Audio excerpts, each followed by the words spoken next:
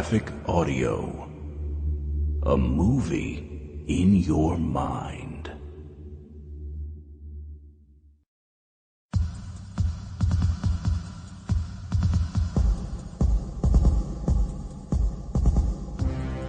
Graphic Audio presents Don Pendleton's Mack, Bolan. Narrated by Jeff Baker. With performances by Terence Aselford, Nanette Savard, Christopher Graybill, Thomas Penny, David Coyne, and Mort Shelby.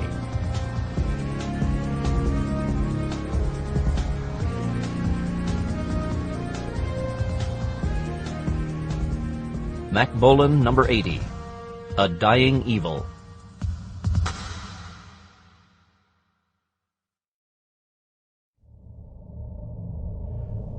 Odessa, Ukraine. The house was unremarkable, resembling any other in the run-down neighborhood. A casual observer wouldn't have surmised that anything significant had ever taken place within its dirty off-white stucco walls. It wouldn't be presumed that this drab house held anything worth murdering or dying for. The casual observer would be wrong. The neighborhood might be run down, but it couldn't be called low rent. Nothing was cheap these days in Odessa, third largest city in Ukraine. A decade of freedom from the former Soviet Union had failed to shake off the dead weight of crushing economic problems, with Ukraine still dependent on failing Russia for 40% of its foreign trade. Inflation was rampant, and even seedy neighborhoods such as this one, well removed from the Black Sea waterfronts and beaches, still commanded relatively exorbitant prices. In Odessa, nothing came cheap, except, perhaps, human life. Mack Bolan, a.k.a. the Executioner, crouched in darkness, waiting for the others to reach their positions before he made his move against the house. If his allies weren't in place in another 57 seconds, he would have to rock and roll without them. Either way, the hit was going down at 4 a.m. It was the time of night, or morning, when most people were fast asleep, while those required to stay awake by duty to a job or something else almost inevitably felt their spirits and their eyelids start to sag. It was the hour when guards were lowered, when watchmen went for badly needed coffee, when some sentries dozed off for the last time in their lives. Bolan had taken out one guard already as a prelude to the main event. It had been wise of his enemies to plant a man across the street, but they hadn't been wise or generous enough to spring for two. If they had doubled up the guard, it would have been more difficult for him to approach. If nothing else, those dwelling in the target house might have been warned that death was on its way. Too late. He hoped the other guards would be as easy to dispose of as the young man stretched out in the darkness, 3 long paces to his rear. He had no great concern for Jacob Geller at the moment, confident that the Israeli agent could hold his own, would do whatever was required to see the mission through. As for the young Ukrainian, Grisha something or other, Bolan knew nothing more than he was a sometime contract agent for Mossad, supposedly an expert on the movements and motives of neo-fascist groups within his native land. Crouched in the darkness, running down the doomsday numbers in his head, Bolan hoped Grisha something lived up to his reputation. If he didn't, all of them could easily be dead within the next few moments. They had found their first target on schedule, posted sentries telling Bolan that his enemies believed someone or something inside the house was worth guarding. He didn't care particularly who or what it was, since he already knew who it wasn't. Closure would have to wait a while. This strike was Bolan's first stop in a brand-new hunting ground. He thought it only proper to check in and introduce himself. The weapons the soldier and his comrades carried were of Russian manufacture for the most part, AKSU assault rifles, the stubby bullet hose model that was basically a shrunken version of the standard-issue AK-74, chambered in 5.45 millimeter, with apple green RGD-5 anti-personnel grenades for backup, just in case. Their sidearms, while not of Russian manufacture, were still Sov-Block classics, the AT-2000 version of the Czech-manufactured CZ-75 autoloader, exceptionally accurate, with ambidextrous controls and a finish superior to that of the parent weapon, sporting a 15-round box magazine in 9mm parabellum. Bolan checked his watch again. 12 seconds. Rising from his crouch, he slipped the AKSU off its shoulder sling and double-checked the safety. There was no need to confirm the live round in the weapons chamber, or to check the pistols slung beneath his left arm in a horizontal fast-draw harness. The grenades, spare magazines, and the stiletto he had used to kill the sentry were distributed about his person with an eye toward balance, comfort, and convenience. The last thing any soldier needed in the middle of a firefight was to wind up sitting on his frag grenades or groping for a spare clip that he couldn't find. 9 seconds. Bolan left the comfort of the shadows, moving toward his final jumping-off point. If the target house had other guards out front, he couldn't spot them. He would have to deal with them when they saw him and opened fire, assuming he was still alive and able to respond. He pictured Geller and the young Ukrainian in motion, hoped that they were on their marks and hadn't stumbled into danger prematurely. There had been no sounds of gunfire, no alarms, but Bolan knew his enemies wouldn't be anxious to rouse the neighborhood. The sentry he had killed was carrying a Chinese Type 64 submachine gun, muzzle-heavy, with its 18-inch combination sound suppressor and flash hider, shrouding the weapon's 9.5-inch barrel. It was an assassin's weapon, accurate only at close range, but quiet enough to kill without drawing attention. Bolan had considered taking the SMG with him, but settled for pulling the curved 30-round magazine, tossing it into some nearby bushes. He wasn't concerned about noise from this point forward. In fact, a bit of racket might be beneficial to the cause. He crossed the street, thankful that street lights in this quarter of Odessa were few and far between. He watched the windows, ready with his AKSU as he closed the gap with his target, moving boldly toward the front door of the house. No lights were showing through the drapes in front. With any luck, a burst of automatic gunfire resounded from the middle distance, somewhere at the rear of the house. Bolan steeled himself, prepared to rush the door. So much for luck. Sven was a disappointment to his parents. They had both been raised on stories of the brutal Nazi occupation of Ukraine during the Great Patriotic War of 1941 through 1945, and they would never understand his allegiance to a cause they deemed traitorous and depraved. He believed that they would never forgive him for joining the Temple of the Black Hundred, Ukrainian youth wing of the Temple of the Nordic Covenant, and he didn't expect them to. Still, things could have been worse. At least they weren't Jews. The news that Gerhard Steuben, founder of the temple, would be visiting Ukraine this week had spread like wildfire through the ranks, although it wasn't public knowledge. So far, Sven hadn't seen his leader, couldn't even swear that Steuben was in town, but all troops had been placed on full alert for the duration of his stay, wherever he might be. There had been trouble, Zhenechka understood, although if asked he couldn't have provided any details. Killing, certainly. That much was known among his fellow skinheads. As to where the killing had occurred, reports were vague and contradictory. Some said in Germany, while others named Croatia, Bosnia. One rumor even mentioned Moscow. More important than location was the identity of those who had been targeted for death. The Temple of the Nordic Covenant was under siege. The image of his comrades dying for their cause aroused conflicting emotions in the man. While he was furious, outraged at the arrogance of their enemies, another part of him felt pride at the bold sacrifice of his Aryan kinsmen, and yet another part of him felt pure, visceral excitement at the prospect of battle.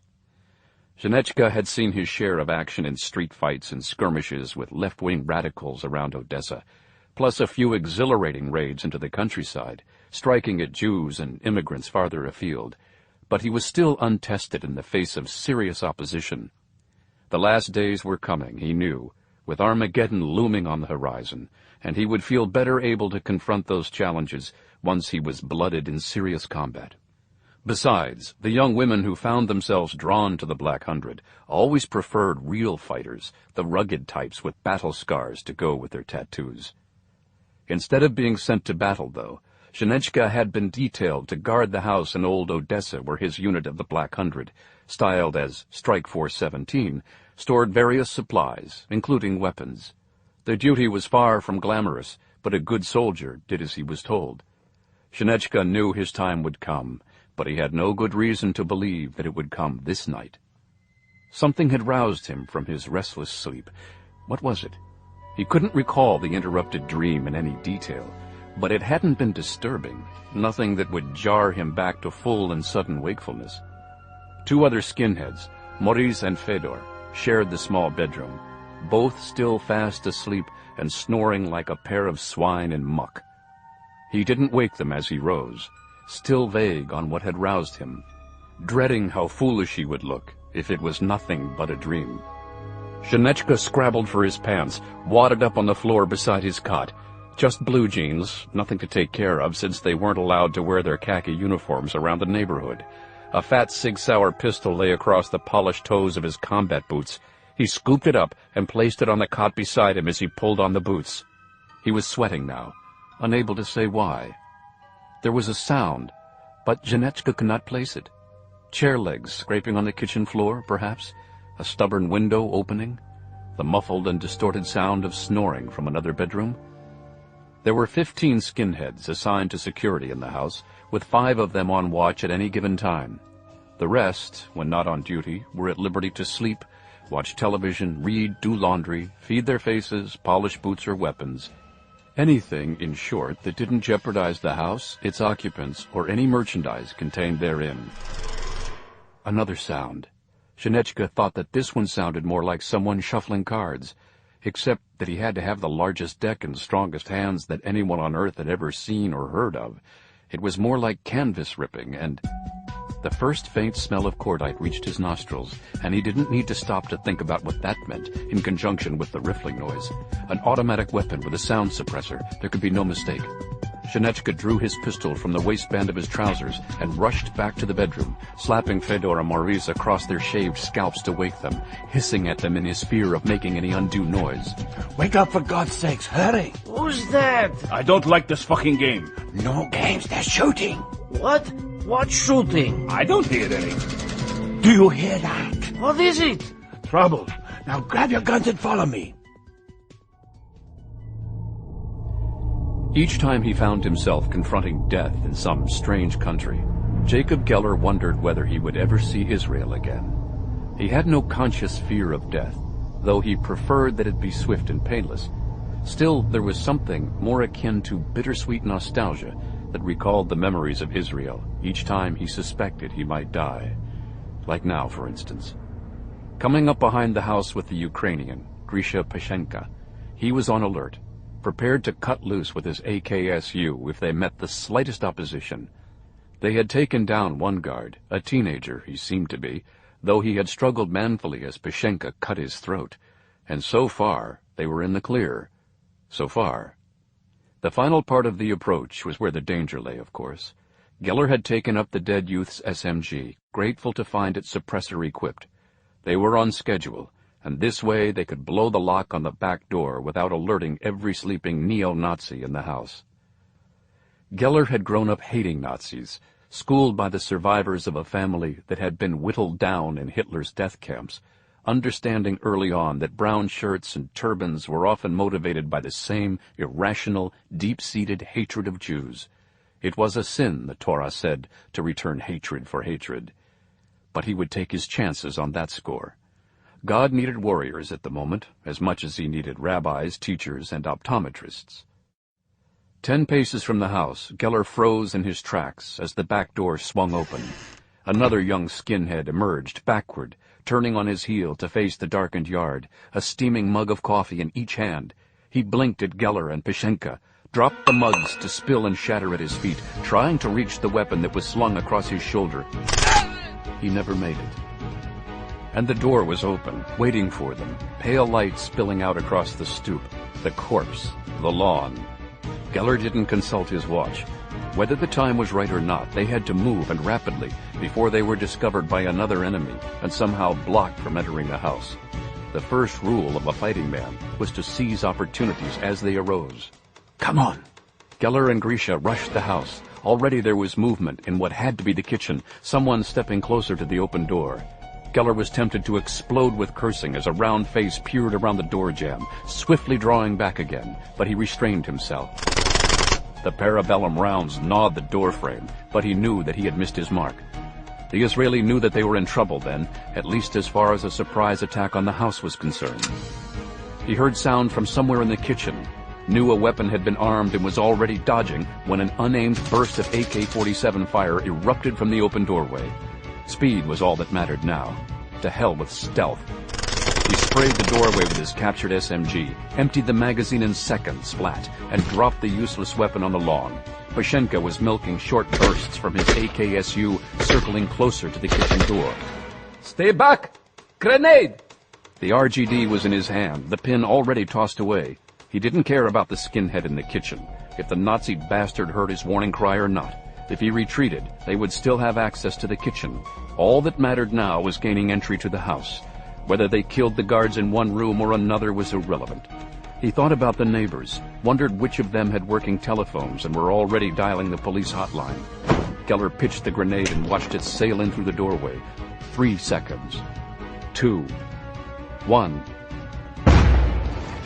Geller was crouching when the RGD went off, leery of shrapnel coming through the stucco walls, and Pashenka beat him to the smoky doorway, moving with the reckless zeal of youth. A short burst from Pashenka's AKSU told Geller the skinhead hadn't managed to escape. He didn't bother checking out the corpse as he went in, scanning instead for any adversaries who were still alive and fit for battle. Gunfire from another quarter of the house told Geller that his traveling companion and partner in crime, Mike Belasco, was fighting his way inside. The Israeli swallowed an impulse to help him, concentrating instead on the primary mission, annihilate defenders in the house and destroy whatever they had been assigned to protect. One small step for Geller and Belasco. With any luck, one giant loss for Nazi kind. There was a single exit from the kitchen to the interior rooms of the house. No door, per se, but simply an open arch, with darkness lurking where the kitchen lights couldn't reach. Geller sensed danger there, but they had no alternative approach. Come on!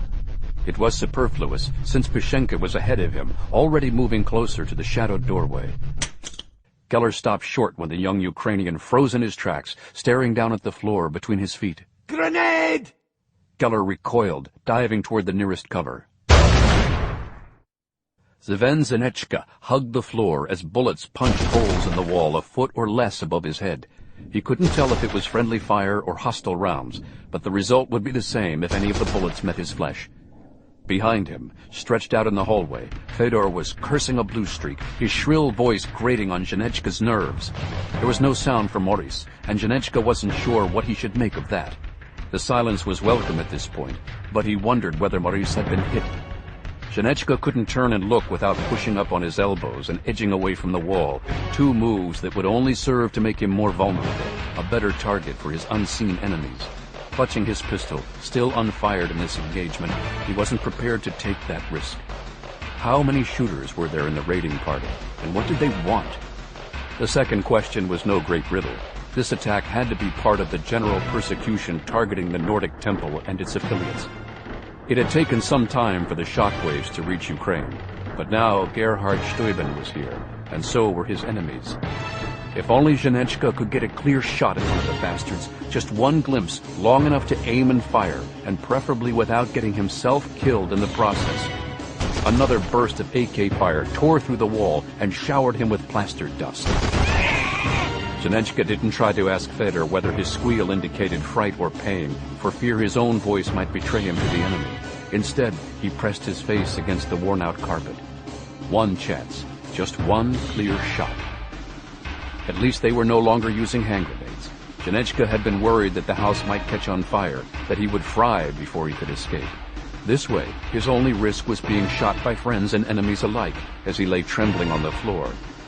It shamed him lying there, his jaws clenched to keep his teeth from chattering like castanets. If Kirill, the commander of their team, could see him now, he would be furious. What kind of soldier would Janechka make if he was terrified the first time guns went off? He had to do something, and soon, before it was too late. When in doubt, attack. It was a slogan popular among his fellow fighters of the Black Hundred, and while it was more commonly heard in bars over drinks than in actual combat, it still seemed to capture the essence of the moment. But whom should he attack, and how? Where were his enemies? Were they inside the house, or... Suddenly, as if in answer to his question, One of his comrades staggered backward through a door that served what some would call the family room, some 15 feet ahead of where Zhenechka hugged the floor. He recognized Edek, another of his comrades, and a sometime drinking friend, although his face was torn and smeared with blood. Zhenechka watched as Edek took another burst of automatic fire, dead center in the chest. The impact slammed him against the nearest wall, pinning him there for a moment, until gravity took over and dragged him slithering downward. That tore it. One of his enemies was just beyond that threshold, murdering his friends and comrades. All Zhenechka had to do was walk or crawl another 15 feet, and he would have his clear shot at his foe. Why was it, then, that when he urged his arms and legs to move, they stubbornly defied him? Cursing, feeling hot tears in his eyes, Zhenechka struggled to his hands and knees, bruising the knuckles of his right hand as he kept a firm grip on the automatic, lurching toward the open doorway like some oversized child in a playpen. He was tempted to look back and see if either Fedor or Maurice would follow him, but then he pictured both men dead, lying in blood, and knew that if he saw it in the flesh, his will would break. He paused outside the doorway, awkwardly working himself into a crouch, his legs folded under him, his back against the wall. At any moment, the Ukrainian feared, another burst of automatic fire would rip the plaster, dump him sprawling, lifeless on his face. If he was going to attack, he had to do it now. Zhenechka checked the safety on his pistol one last time, thumbed back the hammer, wincing at the loud metallic sound it made, and bolted to his feet. The sudden move made him feel giddy, like a vodka buzz, with bright spots swarming for a moment in his field of vision. He lunged around the corner, the Sig Sauer braced in both hands, sighting instinctively on a tall, dark man who occupied the center of the room, surrounded by chaos and carnage. The stranger seemed to be expecting him, made no real effort to raise the weapon he held at waist level, its stubby muzzle angled toward the door. Zhenechka squeezed off 2 quick shots and saw a window shatter, well behind the stranger. Then he saw brass spewing from his adversary's weapon, felt the impact of a giant fist beneath his sternum, and was conscious of a weightless moment as he vaulted backward, tumbling through the air. And by the time he landed, he knew nothing anymore. If Bolan had been called upon to grade the skinheads, he would probably have ranked their overall preparedness around C or D, while giving them a B for effort once the hit went down. They were determined but disorganized, gung-ho but poorly trained, or maybe they had simply never faced a challenge where the lives at stake turned out to be their own. The young neo-Nazis scattered around him, sprawled in awkward attitudes of death, had failed the only test that mattered for a fighting man. There was no make-up test, no second chance, no extra credit work that they could do at home in their spare time. This night, their time had all run out. In combat, barring miracles or flukes, a soldier got one chance to prove himself, and only one. Confronted with the enemy, he either lived or died, and living meant that he had spilled the blood of others, stolen lives from others like himself who followed orders, did as they were told, and paid the price for failure in an unforgiving world. 6 dead so far, and Bolan heard more firing from the back part of the house, where Geller and his local contact had engaged the enemy. How many more skinheads were left inside the house? How long before police arrived with flashing lights and whooping sirens? Where was the material, arms cache, supplies, whatever they had come here to destroy? He pulled the AKSU's nearly empty magazine, replaced it with a fresh one, moving cautiously but swiftly toward the door. Along the way, he chose the youngest and thinnest of his recent kills and dragged the skinhead after him. Bolan propelled the body through the open doorway with a straight-arm shove that sent it tumbling right across the hall to slump atop a fallen comrade. The corpse had drawn no fire, and while that didn't prove the corridor was safe, at least it indicated he would have a fighting chance. Bolan went through the doorway in a shoulder roll and came up on one knee, his AKSU tracking, seeking targets. There were 2 more skinheads in the corridor, both lying prone and making no attempt to bring him under fire. One of them twitched and moaned, the other lay deathly still, and both of them were leaking blood into the mouse-gray carpet. Rising, moving closer, Bolan gave each one of them a headshot to make sure, then moved on toward the sound of firing from the back part of the house. He estimated he was halfway there, when suddenly a door flew open, and 2 nude figures spilled out into the corridor. One of them was a girl, not bad, a little thin for Bolan's taste. The other was a skinhead with a pimply face and various tattoos. the body art and blemishes ignored as Bolan focused on the shotgun in his hands. He shot the naked skinhead 3 rounds in the chest from something close to point-blank range. The kid went down without a whimper. Bolan, covering the girl, was surprised when she bent down to take the shotgun from her lover's grasp. Get! She snarled, then she had the shotgun, swinging it around to aim the sawed-off muzzle at his chest. No time, no choice. The girl slumped over backward, into a pose that could have been alluring if you took away the gun, the background, and the blood. Bolan stepped around her, scooped up the shotgun, and pitched it left-handed down to the end of the hallway. Anybody else? Who wants to die for the half-assed master race? She started kicking doors and checking rooms. Inside the third one, he found guns, lots of them, racked and stacked, some of them crated, all with extra magazines and ammunition, hand grenades, and high explosives. Neo-Nazi toys. A scuffling footstep brought his AKSU back around to pin 2 figures in the hallway. Geller and his contact, Grisha something, waited for his eyes and brain to catch up with the combat reflex, making the ID. All done? The Mossad agent nodded. Have you found something? The candy store. Bolan stepped back and let the other men examine the Black Hundred's arsenal. It is convenient that they have plastique. Before we blow it, we should maybe take some ammunition for ourselves. Sounds fair. We earned it. 4 metal boxes filled with loaded AK magazines were set aside before Bolan and Geller began distributing the plastic explosive, seething detonators found in a separate box on a high shelf away from the plastique. The timers were simple but effective. How much time? Make it 5. It should blow before the cops pile in. 3 minutes later, they were in the car and rolling, no one looking back. They slowed at the sight of squad cars rushing toward the recent firefight scene, letting the lights and sirens pass them by. The plastique blew while officers were scrambling from their cars and double-checking weapons, talking over entry routes and plans. All gone. That wasn't bad, all things considered. What now? We keep on going. The long chase had begun in the United States, where one-eyed Gary Stevens, better known to his neo-Nazi disciples in the Temple of the Nordic Covenant as Gerhard Steuben, reincarnation of an SS captain killed on the Eastern Front in World War II, had been linked to an escalating series of terrorist incidents. The Temple was considered more extreme than its various fascist competitors, based on Steuben's apocalyptic vision of a war to end all wars that would enthrone the proud blonde remnant of the master race to rule humankind. It was considered more dangerous than other neo-Nazi cliques because of its size and scope, with active tentacles or hardcore allies in countries ranging from Europe to the Mideast and South Africa.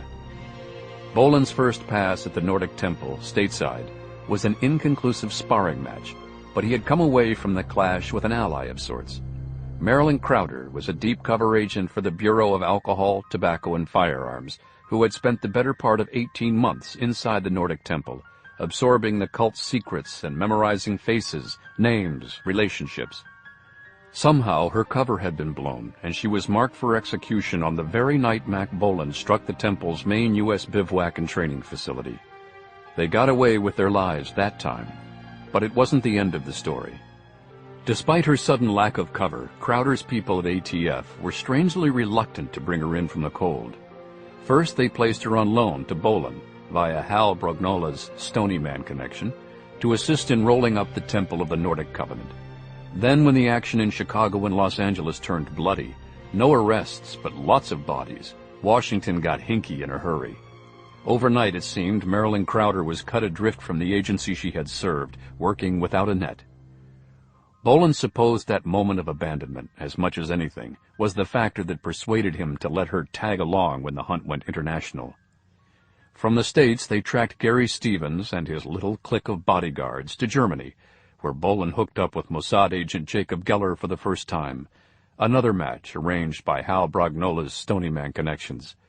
Together they took down some Nazi players, frustrating the would-be Führer's plan to launch another Kristallnacht attack on German Jews and to retrieve an alleged holy relic, the so-called Spear of Destiny, that was supposed to render its owner invincible in combat.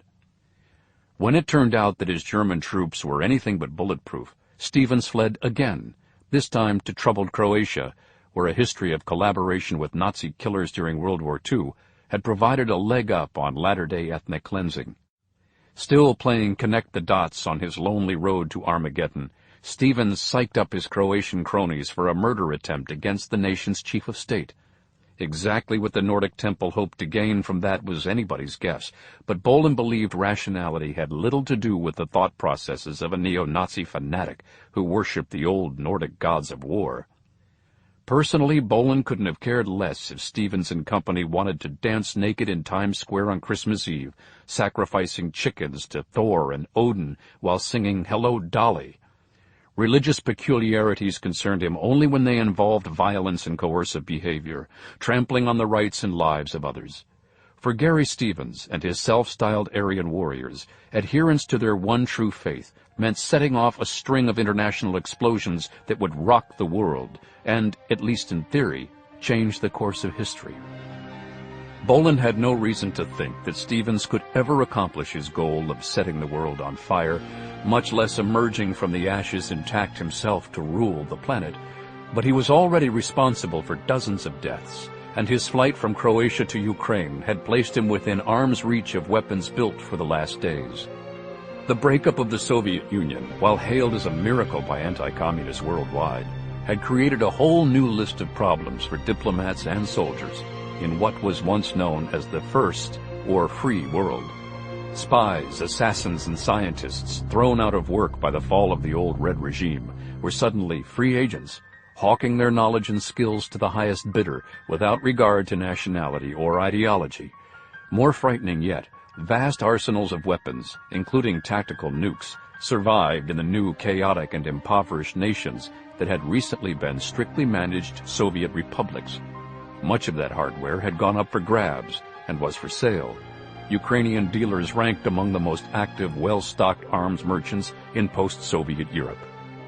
All of which meant trouble if a group of die-hard fanatics like the Temple of the Nordic Covenant should come into possession of a nuclear device.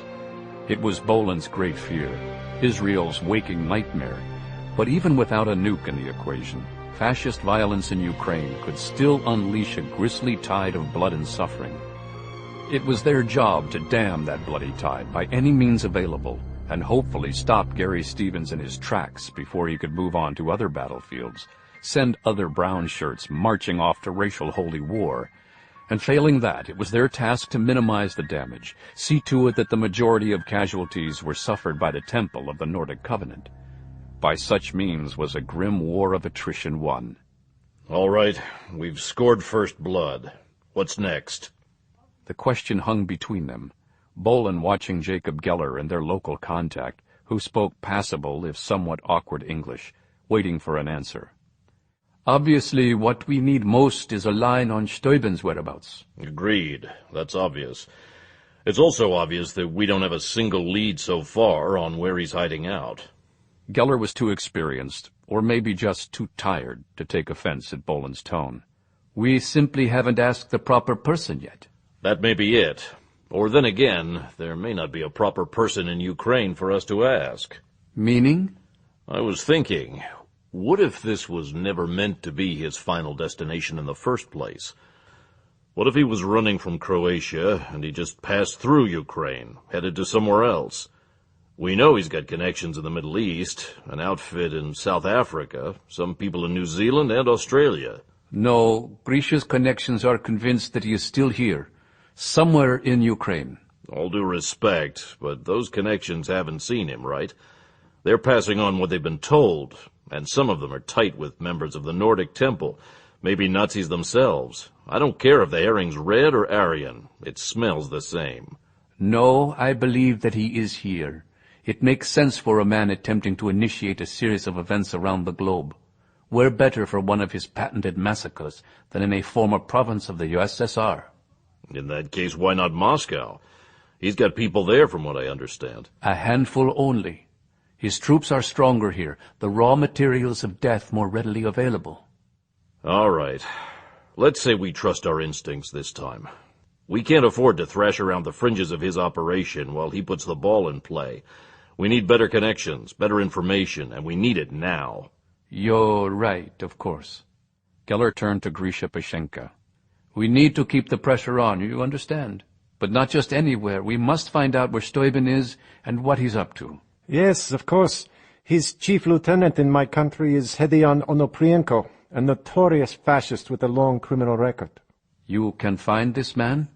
Possibly, though finding him and reaching him may be two very different things.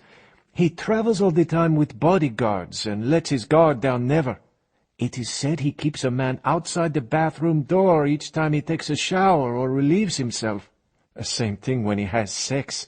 At least one man outside the door to listen in and make sure there are no surprises. We can deal with bodyguards. Onoprienko has no regular, what do you say in English, fixed address. To often move, he thinks, is making him secure. It may be true, since he is still alive and free. He'd be the one to know where Stevens is, if anybody does. "But if we go for him directly, the odds are good that someone else will tip off our rabbit and give him time to run before we find his lair." Somebody else, then. Stevens would have guards, support troops, maybe somebody to feed him, maybe a chauffeur. It's hard to keep that kind of duty quiet when the big boss comes to town. "We need an intermediary." A quartermaster. Find someone midway up the ladder of command who handles the logistics details. Maybe someone from the Nordic Temple, or an officer from the Black Hundred, if they spread the work around. "We could try both." What we can't do is waste any time. The sooner we run Stevens down, the better chance we have of ending this before he can arrange another fireworks show. "Agreed." Geller turned back to their Ukrainian associate. "You understand what we require, Grisha." Someone who may know where Steuben hides and who may disappear without the big alarms. "Exactly. Can you locate someone like that?" I have my sources. "Right. There's no time like the present, then?" Grisha rose to leave. I used the public telephone outside. That's my cue. I need to check on Marilyn and maybe touch base with the States. "I'll be here." Geller prepared to clean his weapons one more time. Marilyn Crowder took the semi-auto pistol with her when she went to answer the door. It would be no problem firing through the hotel's wooden door if she should find a hostile-looking stranger in the corridor outside. The peephole was old-fashioned, like a tiny trap door that you had to open from the inside, peering through a metal mini-grate. There was a certain risk involved, since any shooter on the far side of the door could have his weapon pressed against the grate and ready when you offered him your eyeball as a target. So she took a chance and stepped off to one side of the door. "Who is it?" Mike Belasco. She could feel herself relaxing at the sound of his familiar voice, and tingling, too, damn it. But she still checked the peephole, leaning into it, the muzzle of her sidearm held a slim inch from the door, so any recoil would not sprain or snap her wrist. It was Belasco, and seemingly alone. "Nice you could make it, Guy." Even as she spoke the words, Crowder wondered if they sounded as ridiculous to him as they did to her. We had some business. Bolan waited while she checked out the corridor from force of habit. "Right. No problems, then?" No problems with the hit. Crowder could smell the cordite on him, maybe in his hair or on his clothes. The smell was too familiar to arouse her, but it got her ticking all the same. We're still no closer to the target, though. "You're sure he's in the country?" We're pretty sure. Bolan sat in one of the room's two available chairs. The bed looked big and empty up against the wall behind him. We're pursuing angles, trying to find out. She didn't ask if there was anything that she could do to help. It would have been an idiotic question. What could she do in a country where she didn't speak the language, didn't know a living soul, most likely couldn't find her way across town if her life depended on it? "What angles would those be, if you don't mind my asking?" I suppose Grisha will find some locals he can bribe or squeeze. There's not much I can do from here on out until we find a target. "It's rough, the waiting. I know all about that end of things." We have to wait, we wait. He didn't seem upset or agitated. Neither was he bored, as far as Crowder could tell. She had the sense that he was used to waiting, in between the bouts of bloody action where he so excelled. It was a hunter's trait, she realized. The best cops had it down. Stone killers, too, apparently.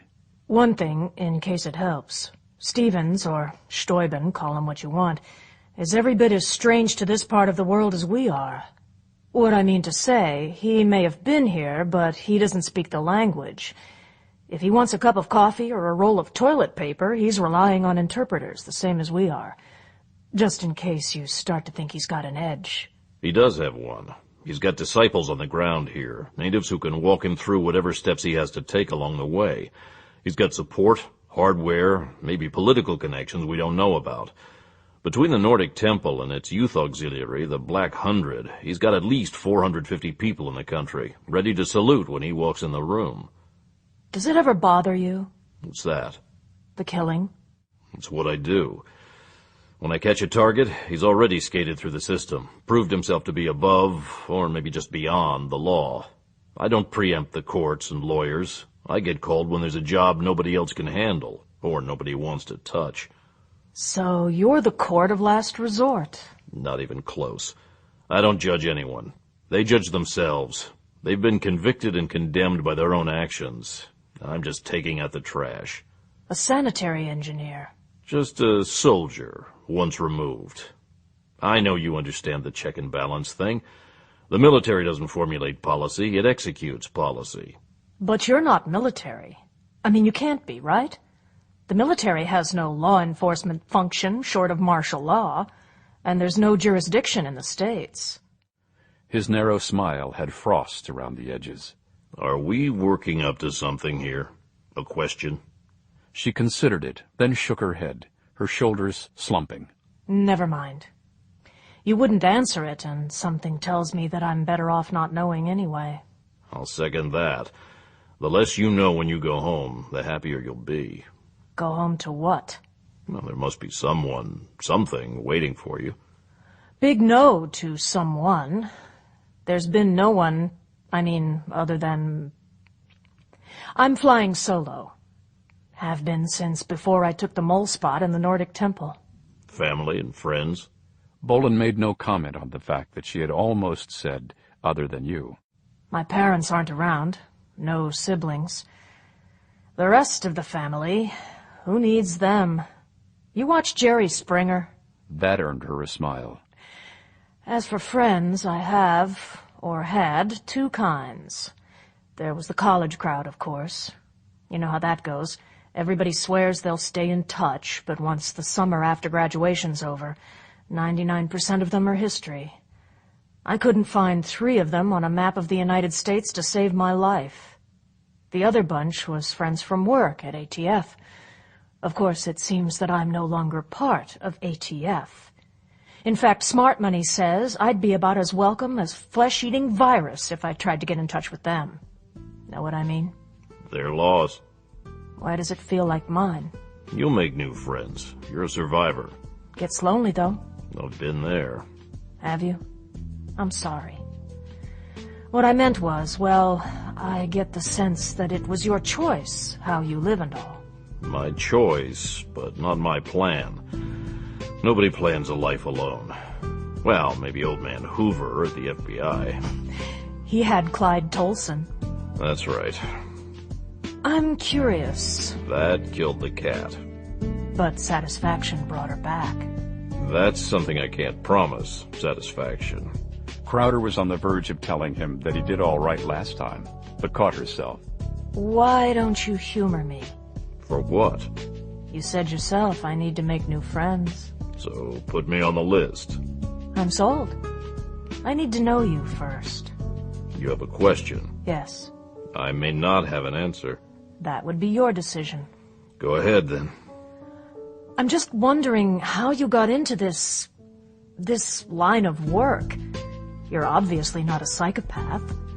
Or what's the PC term these days? Antisocial personality disorder? It amazes me the things you do and how you came to this. Bolan thought about it for a moment. No details.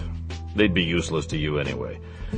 Long story short, I was a soldier, like I said. I went to war and did my job. Somewhere along the way, an obstacle was placed in front of me that couldn't be removed by any ordinary means. There's no more uniform, but I can't seem to shake the war. You ever think of going AWOL? Just once. It didn't help. I'm sorry. Don't be. Like I said, we all make choices. Bolan glanced at his watch. And now I need to make a call. She rose and intercepted him before he reached the door. Right now? It couldn't wait 5 minutes? Maybe 10? He stared into her eyes. Maybe 15. Who knows? Washington, D.C. The 10-hour time difference meant Hal Brognola was starting on his second cup of morning coffee when the black telephone rang.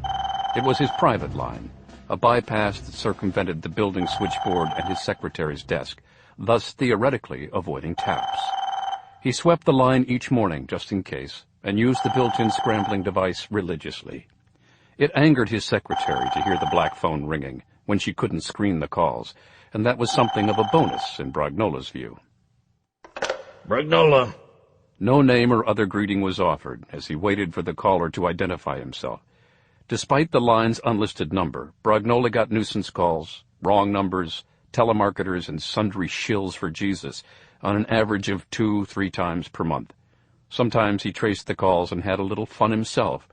2 sleazy telemarketers had suffered audits by the IRS this year alone for interrupting Brognola at lunch, and one prank caller, dialing random numbers from his house while playing hooky from a D.C. junior high school, was surprised to find a pair of burly G-men on his doorstep. This time, the caller was legit. It's me. Just that, and the big Fed immediately recognized the deep voice of a man who ranked among his best and oldest living friends. Not that the guy was old per se. Brognola's friends involved in heavy field work simply had a tendency to die before their time. But not this guy. Thank God. Stryker, I'm scrambling now. Right with you.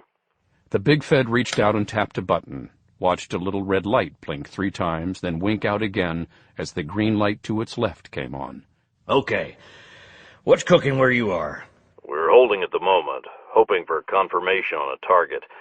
In the meantime, I was hoping that you might have turned up something on the reason why we're here.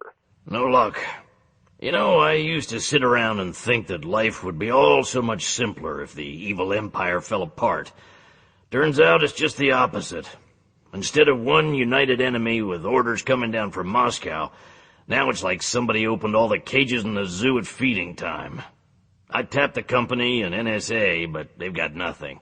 Or at least, they're not inclined to share. Strike 3 with Interpol. They're nowhere close to getting any kind of decent hookup with the former Soviet bloc countries. Bottom line, I wouldn't know where you were if you didn't tell me. As for Adolf Jr., hell, it's anybody's guess. I was afraid of that. Did you come up with anything at all about that other thing? The nukes, he meant. Brognola felt a tight knot forming in his stomach, tried to wash it clear with coffee, but it didn't help. Officially they're clean. Have been for years. You know the party line. No pun intended. Still, we keep on hearing stories about dealers from Ukraine, Georgia, Azerbaijan. I wouldn't want to say it's smoke without a spark or two behind it. But we can't confirm delivery of a package from your end. Nothing solid. Sorry. We picked up rumors that some of your basic Nazi types are shopping for the ultimate in fireworks, but you hear that about every crackpot east of Belfast. Last July, one of the local spotters swore he'd seen a clone of Tim McVeigh shopping for warheads in an arms bazaar in Kazakhstan. The guy he picked out of the photo lineup was a 50-year-old G-man from Des Moines, who had a fairly decent alibi, in case you're wondering. I hear you. We'll have to work it from this end and see what floats when we turn up the heat. For what it's worth, remember that the players where you are have been a little schizo since the Kremlin cut them loose. Besides the economic problems and the old boys club that wants to resurrect Joe Stalin, you've got zealots, kooks, and crazies everywhere you turn. It's like a bug house with the inmates in control. I think we've got an extra straitjacket. One other thing, about your friend. What's that? With the Mossad. Well, you know what I'm getting at.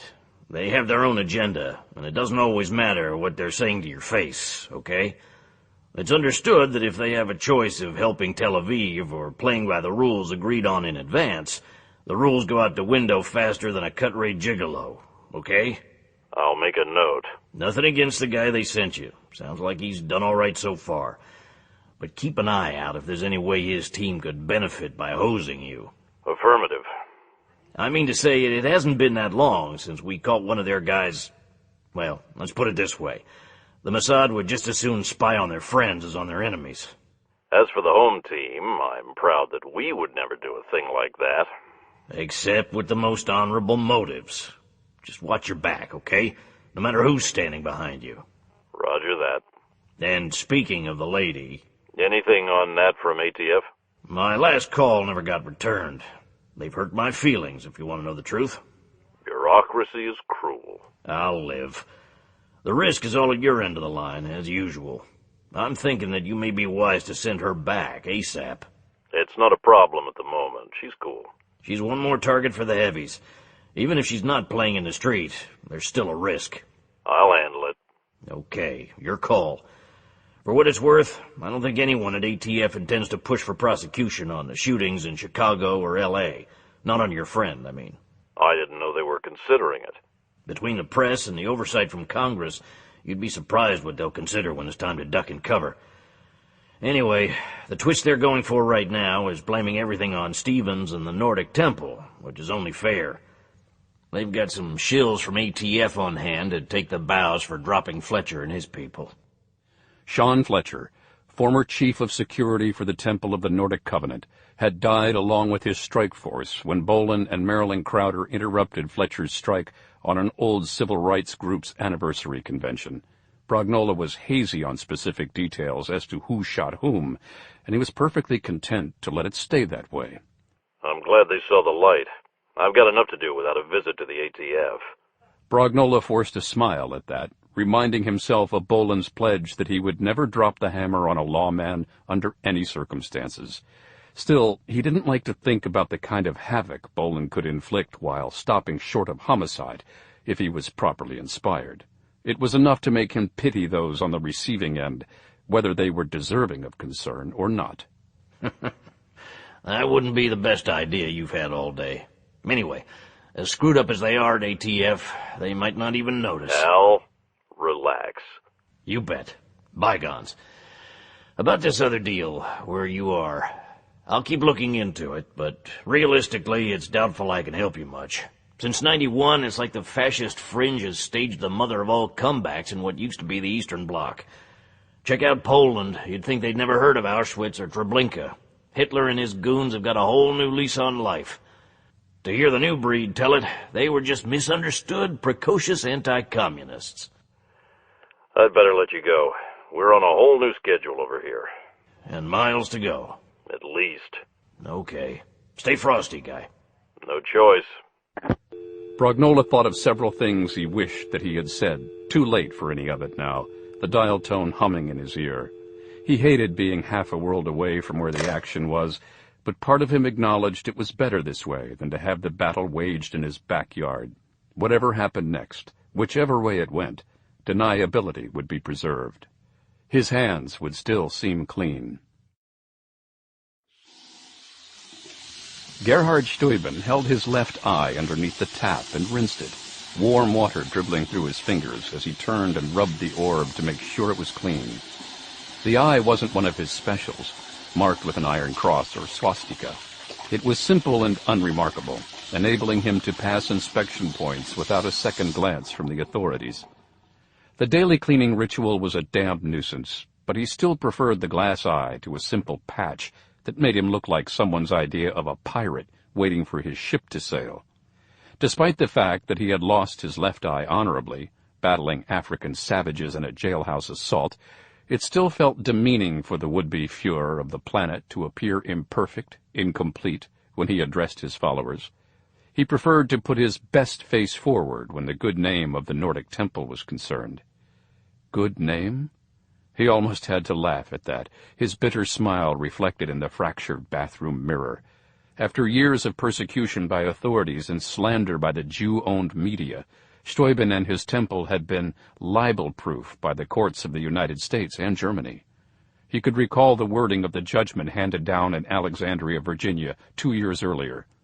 With views so odious, outlandish, and inflammatory, plaintiffs' claims of malice on the part of those who criticize said published views must be dismissed as frivolous and insupportable. Not that it mattered. Gerhard Steuben and his temple thrived on calumny and condemnation from the Jew-run government and the Jew-deluded sheep who were facetiously described as journalists. Had Hitler been deterred by criticism or imprisonment? Far from it. Had his shock troops been afraid of scathing editorials when they were fighting Jews and Bolsheviks in the streets of Berlin? Ridiculous. Heroes were made of sterner stuff than that. When he was satisfied with the condition of his glassy orb, Steuben replaced it, still damp in his empty left eye socket. Another moment to adjust it, seating it just so, and he washed his hands again, the water nearly scalding now. His hands felt almost feverish as Steuben dried them on a threadbare towel and went to greet his waiting guest. Hedyan Onoprienko was tall for a Ukrainian peasant, fully 6 feet, tipping the scales at 210 pounds. Most of that was muscle from the look of him, and none of it was hair, his buzz cut a concession to the onset of male-pattern baldness. The zigzag scar that ran between his right ear and the corner of his thin-lipped mouth resembled a pale lightning bolt, as if he had branded himself with the dreaded emblem of Hitler's SS. Hedyan Onoprienko was Steuben's chief lieutenant in Ukraine, commander of the Nordic Temple's forces there, liaison with the Black Hundred's youthful skinhead auxiliary. Like Steuben, he had earned his disfigurement in combat, though the details were vague and had a tendency to change somewhat between one telling of the legend and another. No matter, Steuben thought. If the man could rally troops and lead them on to victory, so be it. If he could deliver on his promise of a weapon that would make the enemy take notice, he was worth his weight in platinum. Steuben came directly to the point. You have the merchandise? Not yet, sir. I'm meeting the supplier in 2 hours and 15 minutes. Are you confident that he has what I want, what we need? If not, he can procure it. And the expense? Will be considerable, sir. Such articles are rare and in great demand. It is what the Americans would call a seller's market, yes? Our resources are not unlimited, as you know well enough. Of course. We have, however, made certain preparations. Extra cash has been obtained, and there is still the possibility we may not be required to pay in full. Oh? Steuben frowned, uncertain of Onoprienko's meaning. A display of ignorance wouldn't be helpful at this juncture. The dealer I've contacted is a former communist. He's an outlaw, also Jewish. It's unlikely anyone will miss him if he disappears. As far as the authorities can say, in fact, he vanished years ago. His people aren't the sort to file complaints or protests. But they may retaliate in kind. Let them try. We've dealt through cutouts until now. I'm meeting the supplier for the first time this morning. I shall use a cover name, of course. But if he finds out who I am, what can he do? Increase the price, perhaps? What of it, sir? I simply promise anything he wants upon delivery. It doesn't matter if he wants the moon and stars. He'll get a bullet for his trouble. In the meantime, if he tries to squeeze me for a larger cash deposit than we've already agreed upon, I simply threaten to go elsewhere. Is there somewhere else to go? Undoubtedly, but it won't come to that. This pig would rather get his money now, perhaps inflate the final payment on delivery, than see the whole thing slip away. I hope you are correct in your assessment of this Jew. The schedule won't allow us to go searching for a second source. I can assure you, there's nothing to concern yourself about. You're right, of course. If anything goes wrong, it is not I who will be held accountable. If you are fully satisfied with the arrangements as they stand... He let the silent threat hang there between them, like a dangling blade, enjoying the expression on his subordinate's face.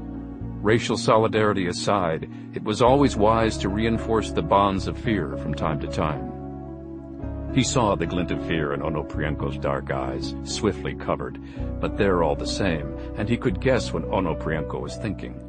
He would be calculating odds and numbers, gauging the reaction of his men should anything occur to spoil the blueprint of their master plan. He would know, those men, how swiftly they could turn upon a comrade who was branded as a traitor to the temple and the master race. I pledge my life that nothing will go wrong. We understand each other, then? Yes, sir. How much are we required to give this Jew as a down payment on the merchandise? 1 million hryvnias, sir. That equals roughly 200,000 US dollars at the current rate of exchange. And you obtained this money from the membership? Onoprienko seemed as if he were about to laugh before he realized that it would be a terrible idea. He closed his mouth instead, wiped the expression from his face, and tried again. No, sir. We were required to raise the money elsewhere on short notice. And this was accomplished how? A tax on certain Jewish shops raised some of it. We offered them security. The bastards always think they can buy friends no matter where they are. Throw money at the problem and it goes away. And for the rest? Steuben already knew the money had been raised by some illegal means. He didn't care what methods had been used, particularly. He was simply curious. There was a bank in Dubno, Führer. It is owned by Jews, I'm fairly certain. Or at least by those who gladly deal with Jews. It makes no difference. I commend you for displaying such initiative. You have done well. Onoprienko smiled, his eyes glittering. So far. The smile lost something on one side, began to sag. Onoprienko felt it going and retrieved it, saved the moment. Yes, sir. Thank you, sir. You should be going now, I think. We mustn't keep the Jew boy waiting, huh? No, sir. All will be well. You'll see. Of course. You have my utmost confidence. I'll just stay here and have a brief word with your second-in-command while you arrange for the delivery. Grisha Pashenka didn't relish undercover work, where religious or political fanatics were concerned. He much preferred to deal with honest criminals whose motives could be ascertained and understood by anyone with basic common sense. Greed, sex, revenge, these were the motives that provoked most criminal activity, with greed by far the favorite of hoodlums everywhere. It was a universal constant, common to all thieves and racketeers, whether in Odessa, London, or Las Vegas. Thieves stole because they wanted things that they couldn't afford, and suffered from an allergy to honest toil. So had it been since time began, so would it always be. Fanatics were another breed entirely. They were irrational by definition, fixated on strange creeds and theories, marching to a tune that only true believers ever heard. Grisha Pashenka wasn't sure if he feared the religious zealots or political fanatics more, but he was certain of one thing. The very worst of all were those who mixed religion with their crazy politics and managed to convince themselves that God or some bizarre equivalent had given them their marching orders. All things considered, Ukraine wasn't a likely haven for religious fanatics. Controlled by Russia from 1654 until August 1991, Ukrainians had been ordered to worship the god of their Tsar for 263 years, and were then officially barred from worshiping any god at all for the next 3/4 of a century.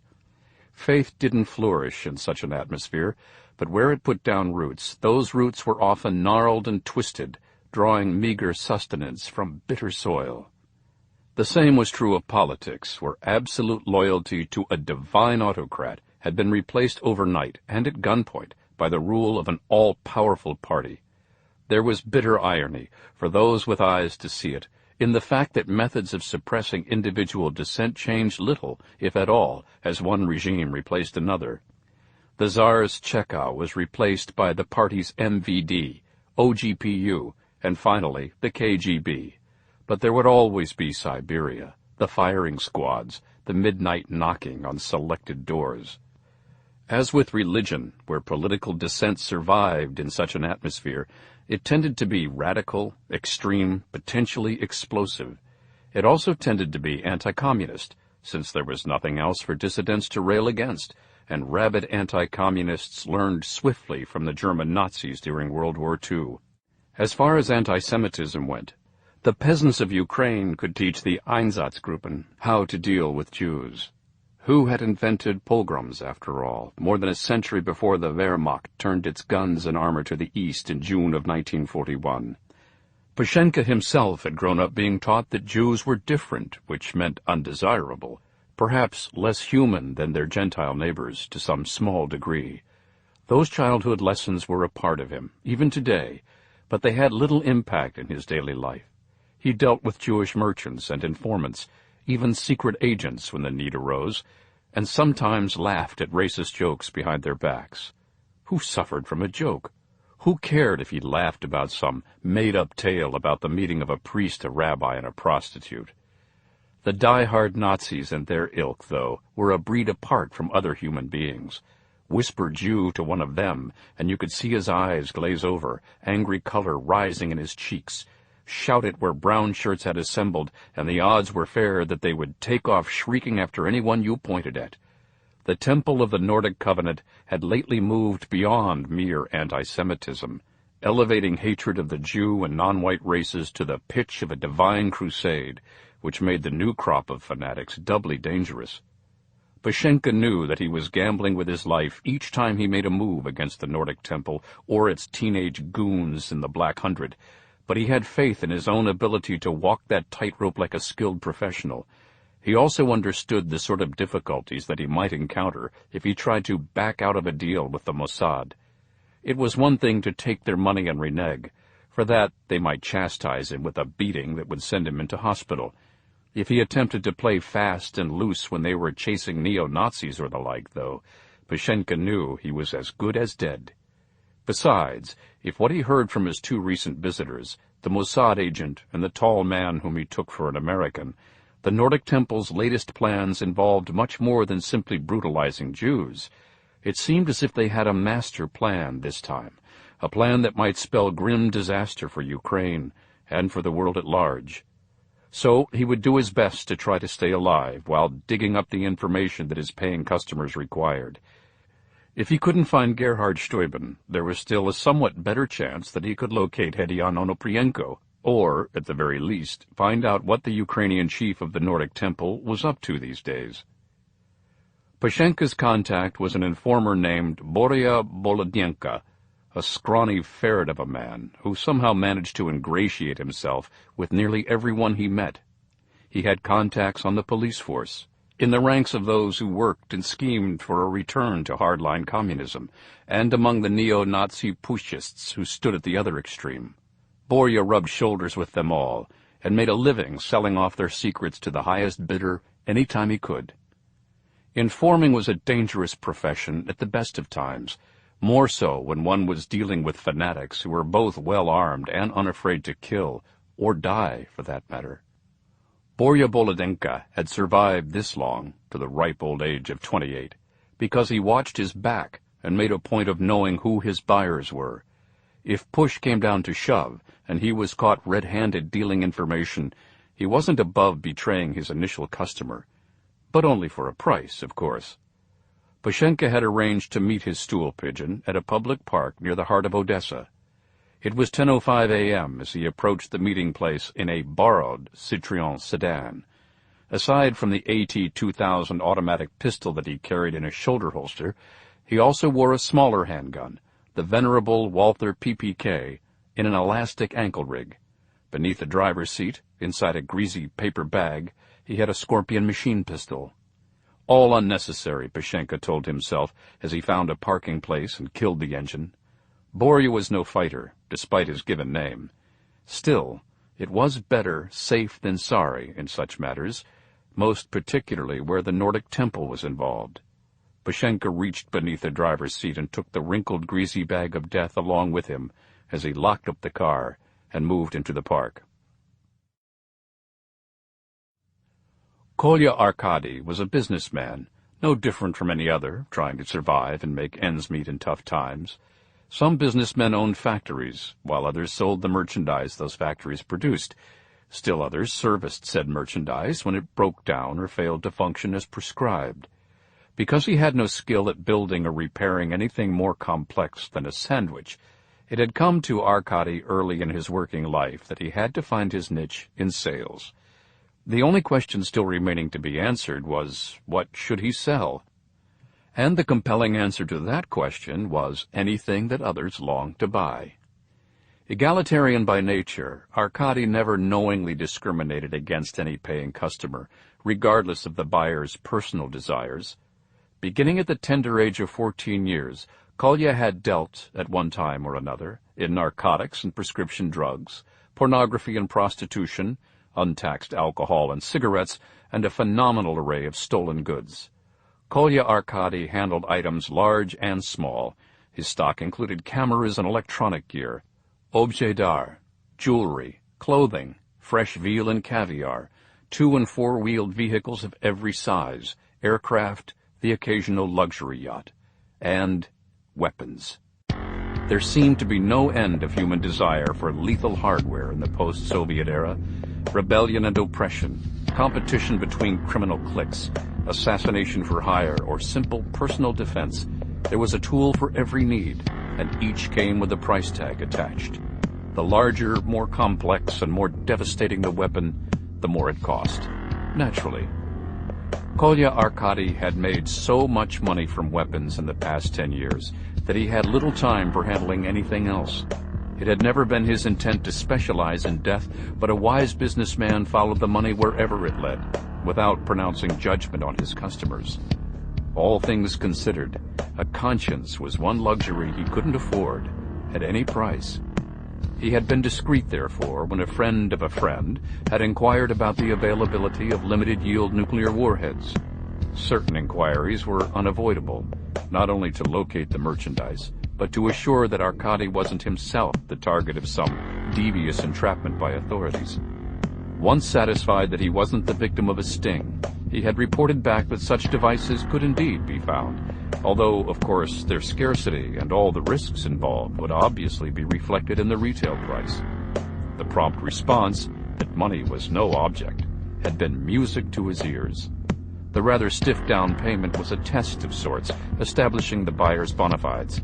In the United States, they would have called it earnest money, to be forfeited, of course, in the event that Arkady's customer should have a change of heart. The nuclear device wouldn't go begging either way, not in these interesting times. That morning's meeting was a simple matter of collection. Arkady would collect his money and arrange for the delivery, at which time he would take receipt of the outstanding balance. Low yield for them, Arkady thought. High yield for him. He saw the black Mercedes-Benz approaching, nearly glanced around to make sure that his shooters were in place, then stopped himself. The gunmen wouldn't get their pay until the meet was over, and they would earn nothing whatsoever if he died, or suffered so much as a flesh wound for that matter. There was no percentage in their skipping out on him. Arkady trusted them to serve their own best interest and remain on duty, watching over him through telescopic sights attached to SVD Dragunov sniper rifles. He didn't recognize the man who stepped out of the black Mercedes on the passenger side, but that wasn't important. As the snipers covered him, a third employee would be snapping photos with a telephoto lens, recording the buyer's face for posterity and future research. They hadn't met so far because no money had changed hands. Indeed, this scar-faced man might not be, probably wasn't, the principal buyer. But he was further up the food chain than the small-time go-between who had been carrying his messages so far. The scar-faced man was carrying a small suitcase. He approached the bench where Kolya Arkady sat, standing before the dealer with his shadow blotting out the morning sun.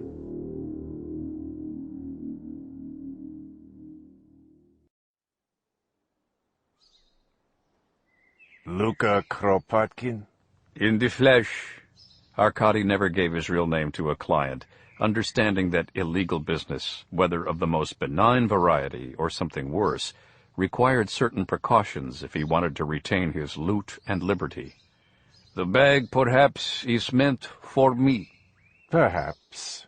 The scar-faced man sat down beside him, with the suitcase to his right, where Arkady would be forced to reach across the other's body if he tried to grab it.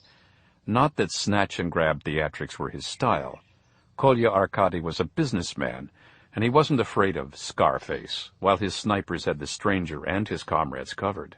To receive the bag, you must tell me what I want to hear. A challenge. It crossed Arkady's mind that this could be a sting, the scar-faced buyer a policeman, tricked out in more stylish clothes than most Ukrainian detectives could afford, but he dismissed the notion for two reasons. First, he knew the go-between who had arranged this meeting, had done business with him in the past, and there had never been a problem with the law, no hint that his connection was a turncoat or informer. Second, Kolya Arkady had chosen the meeting place himself, in Kiev's largest public park, for its view of surrounding streets, and he could see no vehicles resembling police cars within 2 long blocks. If Scarface and the others were policemen, they would all be dead before they snapped the handcuffs on his wrists, and Arkady would be gone before the echo of the gunshots died away. A challenge, if you like. Very well. You have an interest in pyrotechnics, yes? Please, stop me if I'm wrong. You want fireworks, but not just any fireworks. You require the best, the biggest for the celebration you have planned. Am I correct so far? Go on. You want to throw a party that will make your friends and enemies alike take notice and remember you for always, yes? You want, I think, to fire a shot heard round the world. You can supply the merchandise I need. I've already told your boy Nikita that it will not be a problem. I require 1 million hryvnias in advance for my contacts. You pay the rest upon delivery. No credit, no discounts, and no delays. Scarface reached down, picked up the bag, and handed it to Arkady. It was heavy, in a pleasant way. He placed the suitcase on his lap and cracked the lid, enough to see the stacks of notes inside. He riffled one stack with his thumb, then closed the bag again. I take for granted that the full amount is here. It is.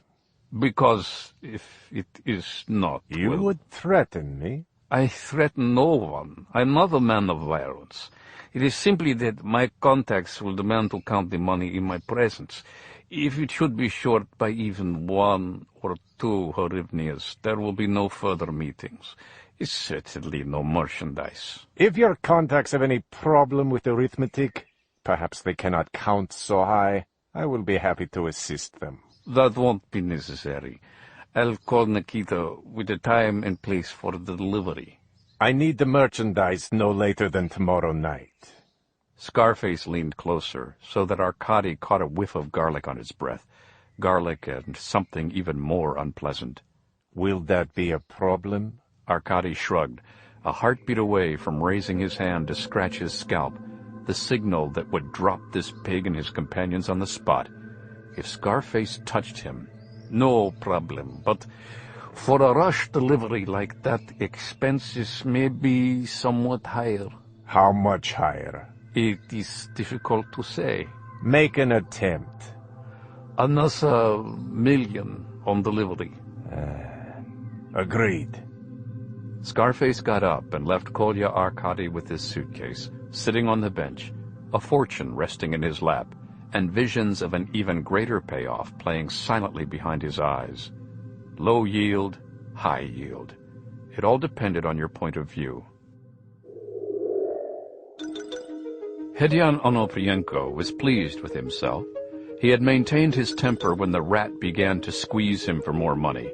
And why not, since he didn't intend to pay another penny for the merchandise? The 1 million he had just delivered might be lost. No realistic hope of ever seeing it again. But it was mostly stolen money anyway. There was a saying in America that he had heard of. Easy came and easy went, or words to that effect. He had good news to help his Führer's mood now, and he only hoped that it would be enough. The difficulties Steuben had endured for the past few weeks, the losses suffered by the Nordic Temple, had put him on edge. Anyone could see that, and who would deny him the right to be upset? Still, a leader of such stature, one who hoped to rule the world within a year or less, should probably be made of sterner stuff. It wouldn't do to let the Jews or any of their other enemies detect a sign of weakness in the Führer. Something had to be done to demonstrate his courage and resolve. Something spectacular. Onoprienko was doing his best to bring that about. Steuben was waiting for him when Onoprienko returned to the safe house outside Kiev. With Steuben in the den was the American whom he had introduced on arrival as his new chief of security, a hulk of a man named Eric Glass. The two of them stood with their backs to the cold fireplace, an arm's length apart, both watching Onoprienko as he let himself into the room. He ignored Glass. It's all arranged, sir. You have a time and place for delivery? Well, no, sir. They will call and make arrangements later in the day. You left the money, and you didn't even set another meet? The question came from Glass. He looked amused, although his tone was cold. Onoprienko ignored him, addressing his answer to Steuben. We know where to find the man, Führer. Should he attempt to cheat us... Then the money will be lost and you'll have shit to show for it. Reluctantly, stiffly, Onoprienko turned to face the stranger. This is my country. These are my people. I know how they think and how to deal with them. We gain nothing by imagining betrayals that do not exist in fact. The American's smile was fading by degrees. We gain preparedness, mister. We gain a chance to salvage something if it starts to fall apart. Onoprienko addressed Steuben once again. I have anticipated any difficulties. If I don't hear from the supplier by 1 o'clock this afternoon, he will have visitors and much to answer for. Will that get us the bomb? I think it will, yes, sir. You think?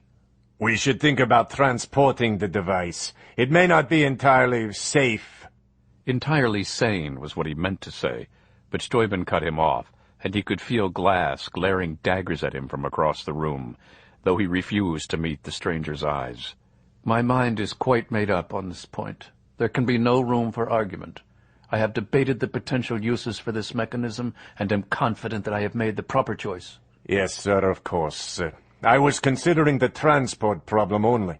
It's such a long way to the target destination, after all. There are so many closer targets all along the way where this device could deal our enemies a grievous wound. I simply thought... The Führer said no arguments! Glass took one step closer before Steuben reached out and caught him by the arm, drawing him back to the hearth. Eric, we're all comrades and brothers here. Hedyon has served us well, brought us this far. He has some understandable concerns and wishes nothing but complete success. Is that not true, Hedyon? Yes, sir. Exactly, sir. Onoprienko despised the tremor in his voice, hated the hulk named Glass for putting it there. If it were just the two of them, and Glass without the Führer's shadow to protect him. What you fail to understand is the condition of our combat forces. There's no reason you should know the details since they don't concern you in your local work. For now, it is enough to say that all of our recruiting has not managed to inflate our fighting ranks enough for us to face even the smallest army on the planet. Think of it, Hedyon. For the legions of the master race to be defeated by some inferior rabble, it's intolerable. You agree? Yes, sir, but I thought... I was told... the Spear of Destiny... is lost to us, at least for now. Our enemies were too resourceful and more daring than I gave them credit for. The blame, of course, must be entirely mine. No, Führer, with the Jews. Thank you, I'm sure. My point, Hedyon, is that we shall be needing reinforcements. It is not enough to simply smite our enemies, unless we have the strength to knock them down and keep them down. You would agree? Yes, sir. Of course. That's why I've made my choice and shall remain unshakable in my resolve.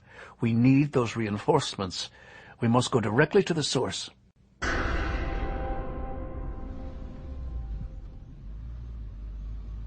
Why are the Carpathians familiar to me? They were more than halfway to the mountains, visible ahead of them as hulking shadows on the skyline. Bolan answered Geller's question. It's Bram Stoker, Count Dracula, the Children of the Night, Dark Mojo working. How can that be? Dracula was found in Transylvania, yes? And Transylvania is a district of Romania, if I am not mistaken. That's today. The Carpathian Mountains cross the border up ahead. The northern half of them has been Ukrainian for going on 100 years. What happens to tradition, eh? The big battalions draw new maps. I'm more concerned with Nazis than I am with zombies at the moment. Pashenka grinned back at Bolan from the rearview mirror. A silver bullet stops the werewolf, yes? If anyone gets close enough to bite you, you're in trouble. Grisha Pashenka's contact had produced coordinates for the meeting point. An alleged meeting point, anyway, where a certain neutral dealer was supposed to be delivering a low-yield nuclear device to members of the Nordic Temple around sundown that day.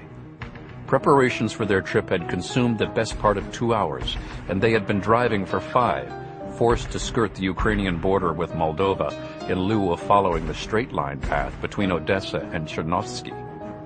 They would still be well ahead of schedule for the meet, Bolan thought, and he could only hope that one or both sides of the deal were not so paranoid that they turned out long hours ahead of schedule, staking out the high ground for themselves. It wouldn't suit his purposes if he was forced to kill the dealers, or the buyers for that matter, before all the parties were present and accounted for.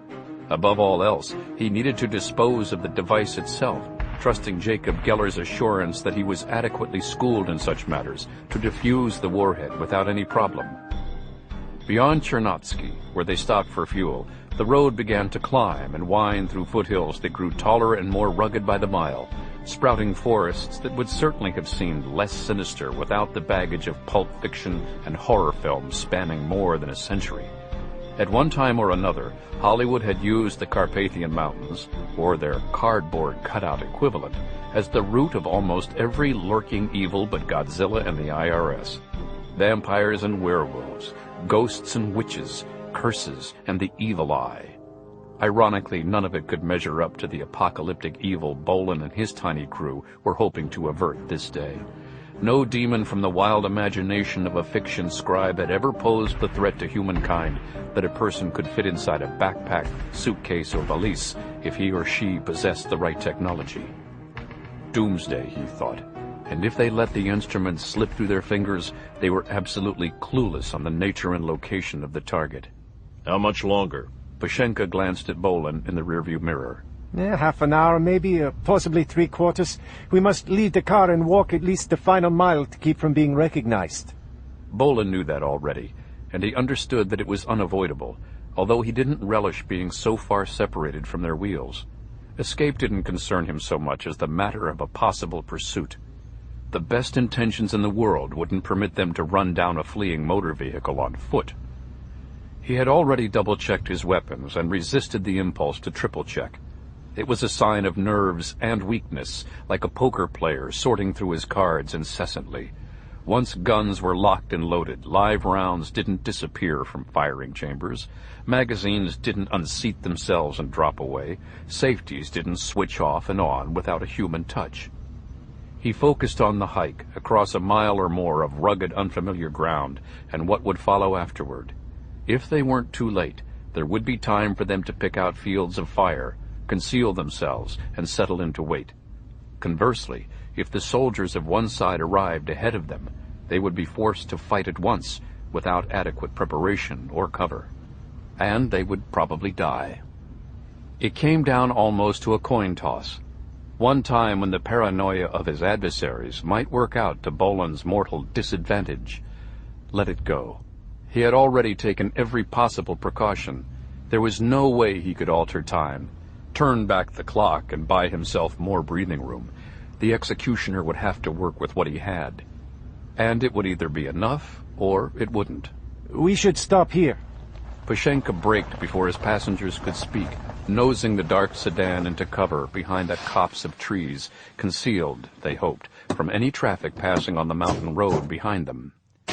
Piling out and changing into forest camouflage, strapping on their guns and gear, the three hunters used up more precious minutes, the doomsday clock ticking loud and clear in Bolan's head.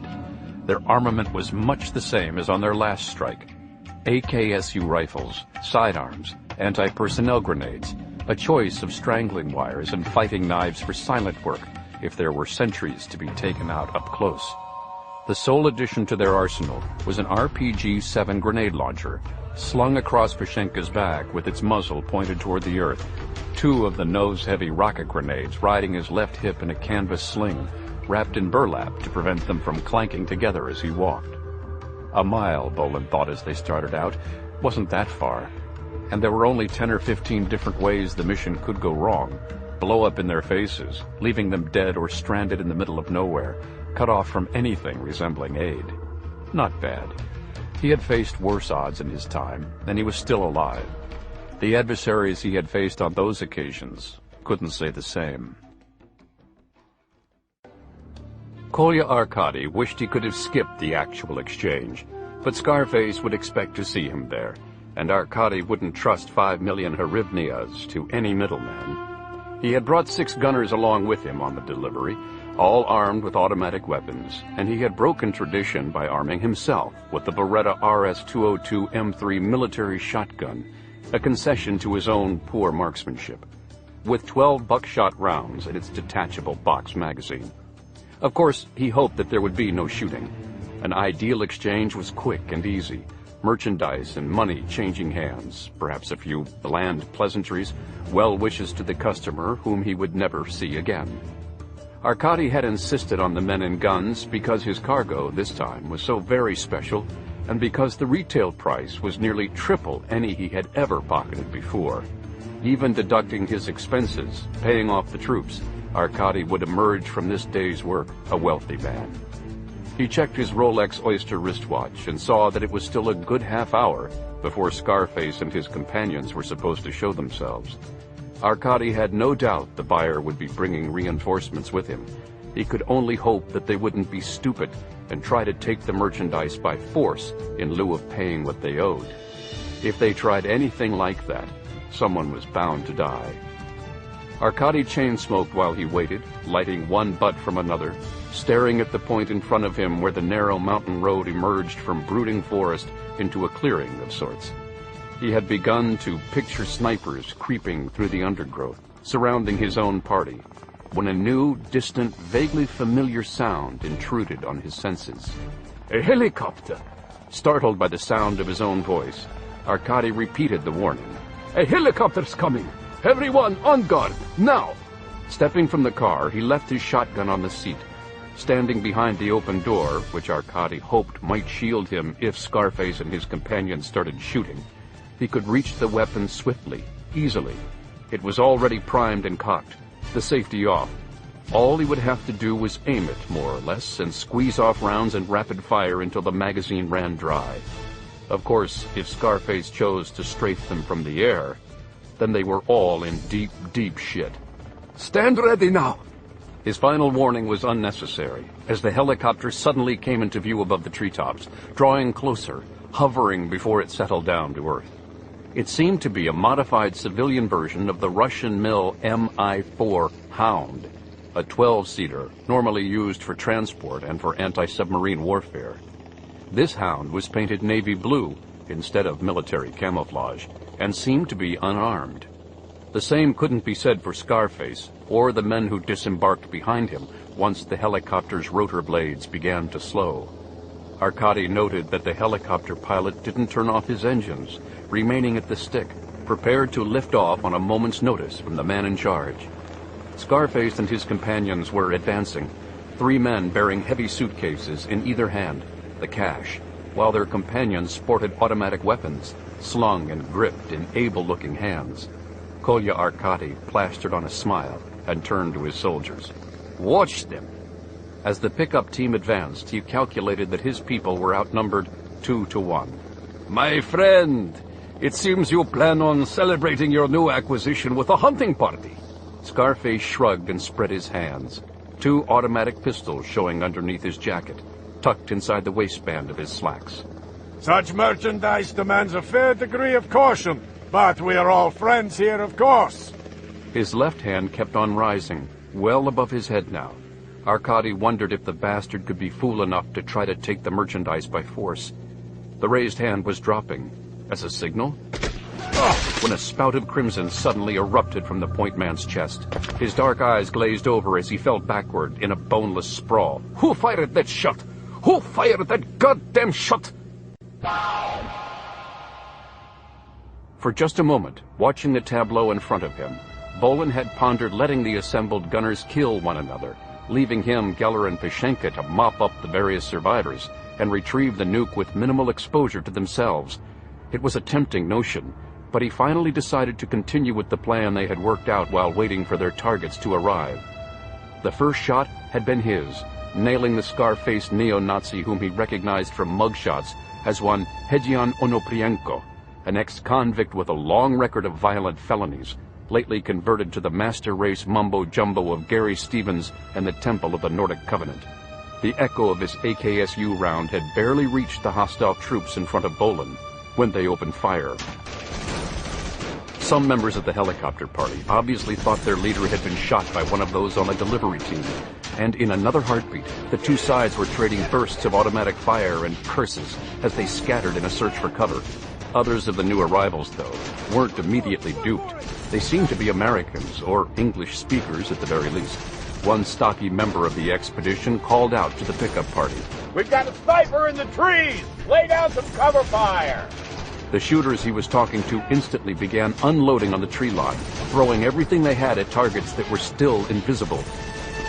It was impressive even so, with bullets from the first wild fusillade passing within a foot of Bolan's head. He couldn't tell if Geller and Pashenka were returning fire, enveloped as he was by sounds of combat, but he took for granted that the two would hold their own. The milling chaos of the firefight would help cover them to some extent, but he didn't delude himself about the skill of those escorts who had determined his position, at least vaguely, on the basis of a single shot. Their leader was a pro. That much was obvious. The question was, could he manage to control Onoprienko's troops, or even speak their language in a pinch? The answer seemed to be a major negative, the burly soldier concentrating on his own men, barking orders at them, more or less ignoring the Ukrainians, who were still dueling with their fellow countrymen. The cars were taking hits downrange, a pair of 4x4s that had been stylish and expensive-looking moments earlier, before the shooting started.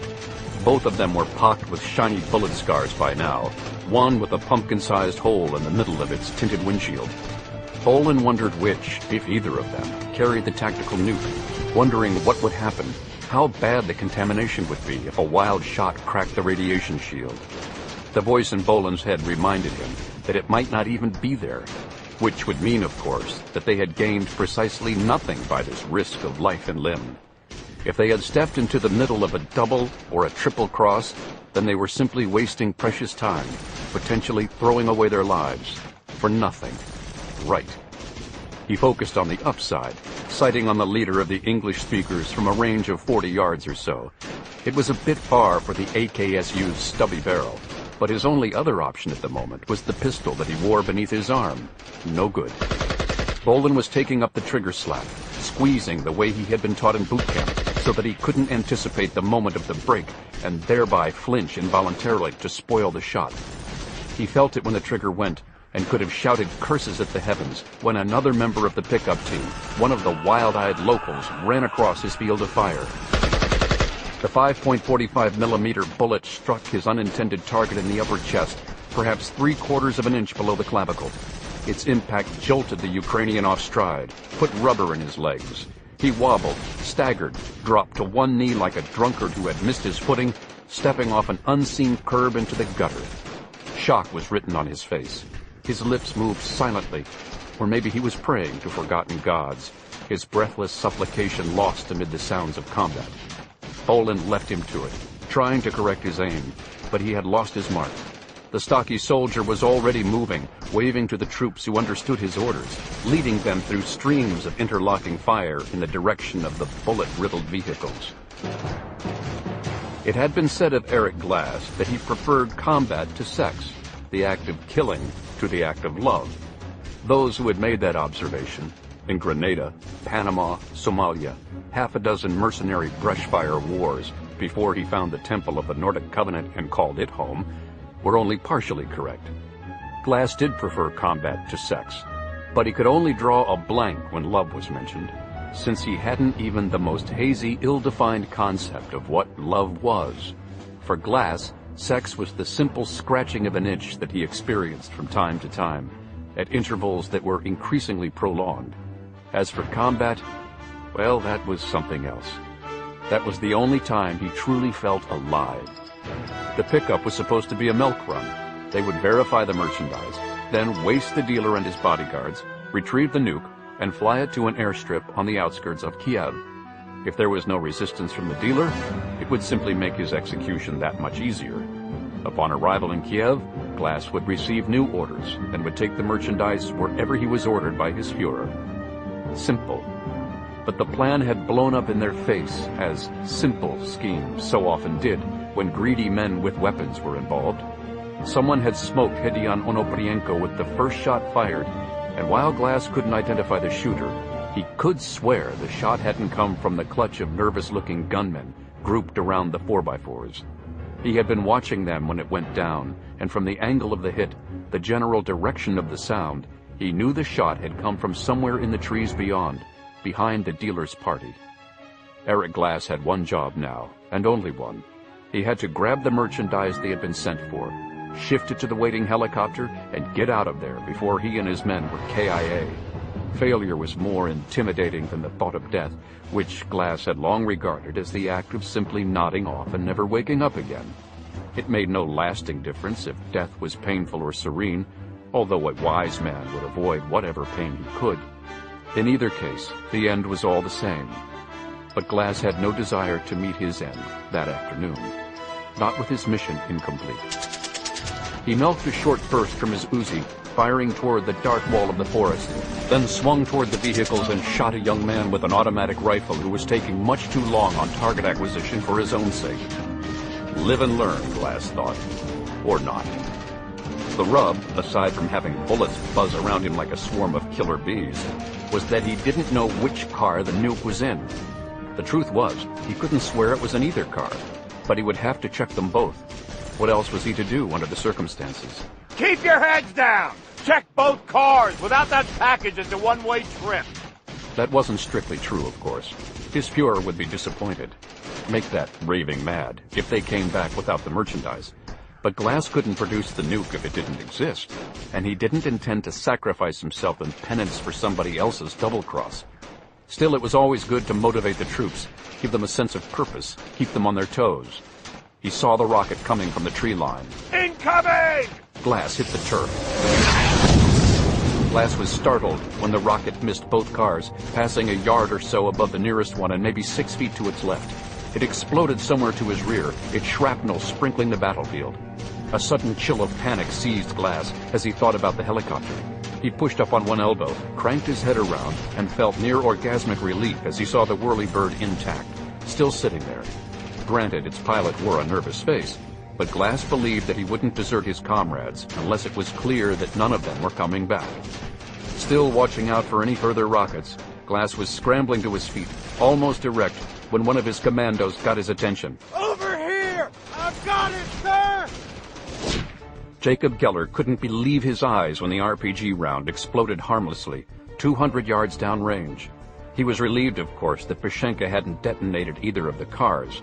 Their goal was to retrieve the nuclear device, not rupture it and scatter its contaminants across the countryside. But it amazed and mortified him that the helicopter still survived. What was the damned boy playing at? Geller would cheerfully have snatched the RPG from Pashenka, taken out the helicopter on his own, except that they had separated to avoid giving the enemy an easy target. He couldn't see the Ukrainian now, had no clear fix on his location, and couldn't afford the time to go and search for him, while Belasco fought their adversaries all alone. Damn it. He understood the young Ukrainians' confusion to a point, since they hadn't discussed the possibility of taking out a helicopter. Who could know the Nordic Temple would dispatch its pickup team by air? Still, from a combat veteran's point of view, it should have been a simple choice, what the Americans like to call a no-brainer. When in doubt, disable any means of transportation that might let your enemy escape with what you hope to steal. Simple. He lined up on a moving target, one of those employed to guard the shipment prior to its delivery, and dropped the gunner with a short burst from behind. It would have looked bad in the movies, but in real-life combat situations, there was no such thing as chivalry. You didn't warn an enemy that he was in your sights, and you most certainly didn't allow him the first shot, unless, of course, you had a death wish and were anxious to explore the next plane of existence. Not this day, Geller thought, lining up another shot. Playing no favorites, he chose as his next mark a member of the pickup team. A patriarch of Geller's family once had told him he should never miss an opportunity to kill a Nazi, and he heeded that advice, firing a 3 or 4 round burst of 5.45mm rounds into the skinhead's chest, snuffing his life as one might pinch a candle's wick to kill the flame. He felt nothing. That was the worst of it, in fact, that he had learned to kill without compunction on the orders of his government, or even on a private whim. Sometimes, in brooding private moments, Geller wondered how he differed from his enemies, a question always answered when he told himself that he was in the right, while they were in the wrong. Of course, these neo-Nazi bastards would have said the same. It was a matter of perspective when he thought about it at his desk in Tel Aviv or in some foreign hotel room. Here on the firing line, it was a simple matter of necessity. Geller avoided firing at the cars directly, though he seemed to be the only one who gave the nuclear device and its lead shields even a passing thought. The 4x4s kept taking hits, tires flattened, windows shattered, paint jobs decorated by bright shiny holes, as if some madman with a railroad spike had run amok and stabbed them both repeatedly. Still, they had a bit of luck. He saw the raiders separate, 3 men rushing one car, 4 sprinting toward the other, cutting down the scattered opposition they encountered on their way. Before he had a chance to open fire on them, they had 2 doors open, leaning in and pawing through the vehicles, 2 men to a car, while their comrades stood watch and kept off the jackals. Over here! I've got it, sir! A moment later, one of them called out in English, words lost in the swirl of battle, but the others cheered him, 2 of them wrestling a shiny metal suitcase from the back seat of the 4x4, farther from Geller's position. They had it. He would have to stop them now, if possible, before they reached the helicopter. That meant firing at the men who carried the device, but it couldn't be helped. They were obscured from his view for a moment, moving between the 2 cars, shielded. But Geller was waiting for them when their leader emerged, his eyes everywhere at once as he scanned the killing field, intent on reaching their destination with the cargo intact. The second RPG round seemed to come from nowhere, and it didn't miss its mark this time. The closer 4x4 stood on its nose, riding a spout of smoke and flame that instantly obscured Jacob Geller's field of fire. He squeezed the AKSU's trigger anyway. Better to fire blindly sometimes than not at all. But even as the weapon bucked and rattled in his grip, he had a sinking sense that he was already too late. Bolan cursed as the rocket found its mark and the 4x4 exploded. Roiling smoke obscured his view of the retrieval team, made it impossible for him to tell if they were down and out or beating a swift retreat to the waiting helicopter. Was the metal suitcase with the nuclear device inside it breached by shrapnel? Was it leaking radiation even now? Were the runners as good as dead from fallout, sprinting for the whirlybird? He almost fired into the smokescreen, then restrained himself at the last moment with his AKSU's trigger more than halfway to the brake. This wasn't the same thing as dealing with some kind of wild-ass charge when the enemy came storming at you through the choking mist of battle, and you had to cut them down at any cost to save yourself. Bolan had been there, done that, and he recognized the crucial difference. This called for more precise and cautious work, at least until he found out whether it was already too late for caution to do any good. His mind made up, he broke from cover, moving from the shadowed tree line toward the smoky, corpse-littered battlefield. At least half the original gunners were already down, and Bolan cut another's legs from under him as he advanced. The squealing target silenced in another instant as he fell across the AKSU's line of fire. It was so easy when you had the proper tools. A finger twitched, and someone died. The trick was making sure you had the right someone, and that you didn't trespass into wasteful, potentially disastrous overkill. That wasn't always quite as easy as it sounded, even for the executioner. A wounded gunman staggered toward him. He spotted Bolan, did a groggy double-take and raised an automatic weapon with his one good arm. Too late. A burst from Bolan's own Kalashnikov produced tiny crimson holes across the shooter's chest and slapped him over backward, tangled legs assisting with the drop. Bolan couldn't be sure that he was dead, nor did he care. Disabled was as good as dead right now, his focus on the package and its whereabouts. Heat from the burning 4x4 baked into the soldier's face and body as he circled toward the shattered vehicle. If anyone had been inside the car, they had to be toast. His interest lay beyond the wreckage, on the killing field, still blocked from view by twisted metal, leaping flames and drifting smoke. He found one member of the armed retrieval team curled on his side, still breathing, though it didn't look as if he would last much longer. The close-range explosion had scorched one whole side of his body, and he was bleeding from several ragged shrapnel wounds that the fire hadn't managed to cauterize. Alive or dead, he was out of the action, no visible weapon within reach of his blackened hand. The rest of the team, however, had nearly reached the helicopter, making good time across the field of battle. Bolan moved in that direction as he saw one of them scramble aboard the chopper, quickly reaching back to snare the shiny metal suitcase from the grasp of a companion. He squeezed off a burst toward the chopper without really aiming and tagged the last shooter in line, waiting to climb aboard. The guy went down without a whimper, as far as Bolan could tell, although the combination of gunfire and revving helicopter engines made such things impossible to tell. 2 other members of the boarding party saw him fall and turned on Bolan at once, laying down cover fire from their own automatic weapons. One of them was the team's apparent leader, the American, firing what could have been a Spectre SMG or possibly a Heckler & Koch MP5K. In any case, the bullets came too close for comfort, making Bolan hit the deck, spoiling his aim, while the last two shooters leaped aboard the Hound. It rose before the sliding door on its port side was fully closed, some kind of giant prehistoric dragonfly retreating from a lily pad where predators lurked in the shadows. Bolan rose and charged the aircraft as it banked and turned, firing off the rest of his AKSU's magazine in a futile attempt to breach the armored undercarriage. In his fury, he wasn't surprised or startled by the familiar voice behind him.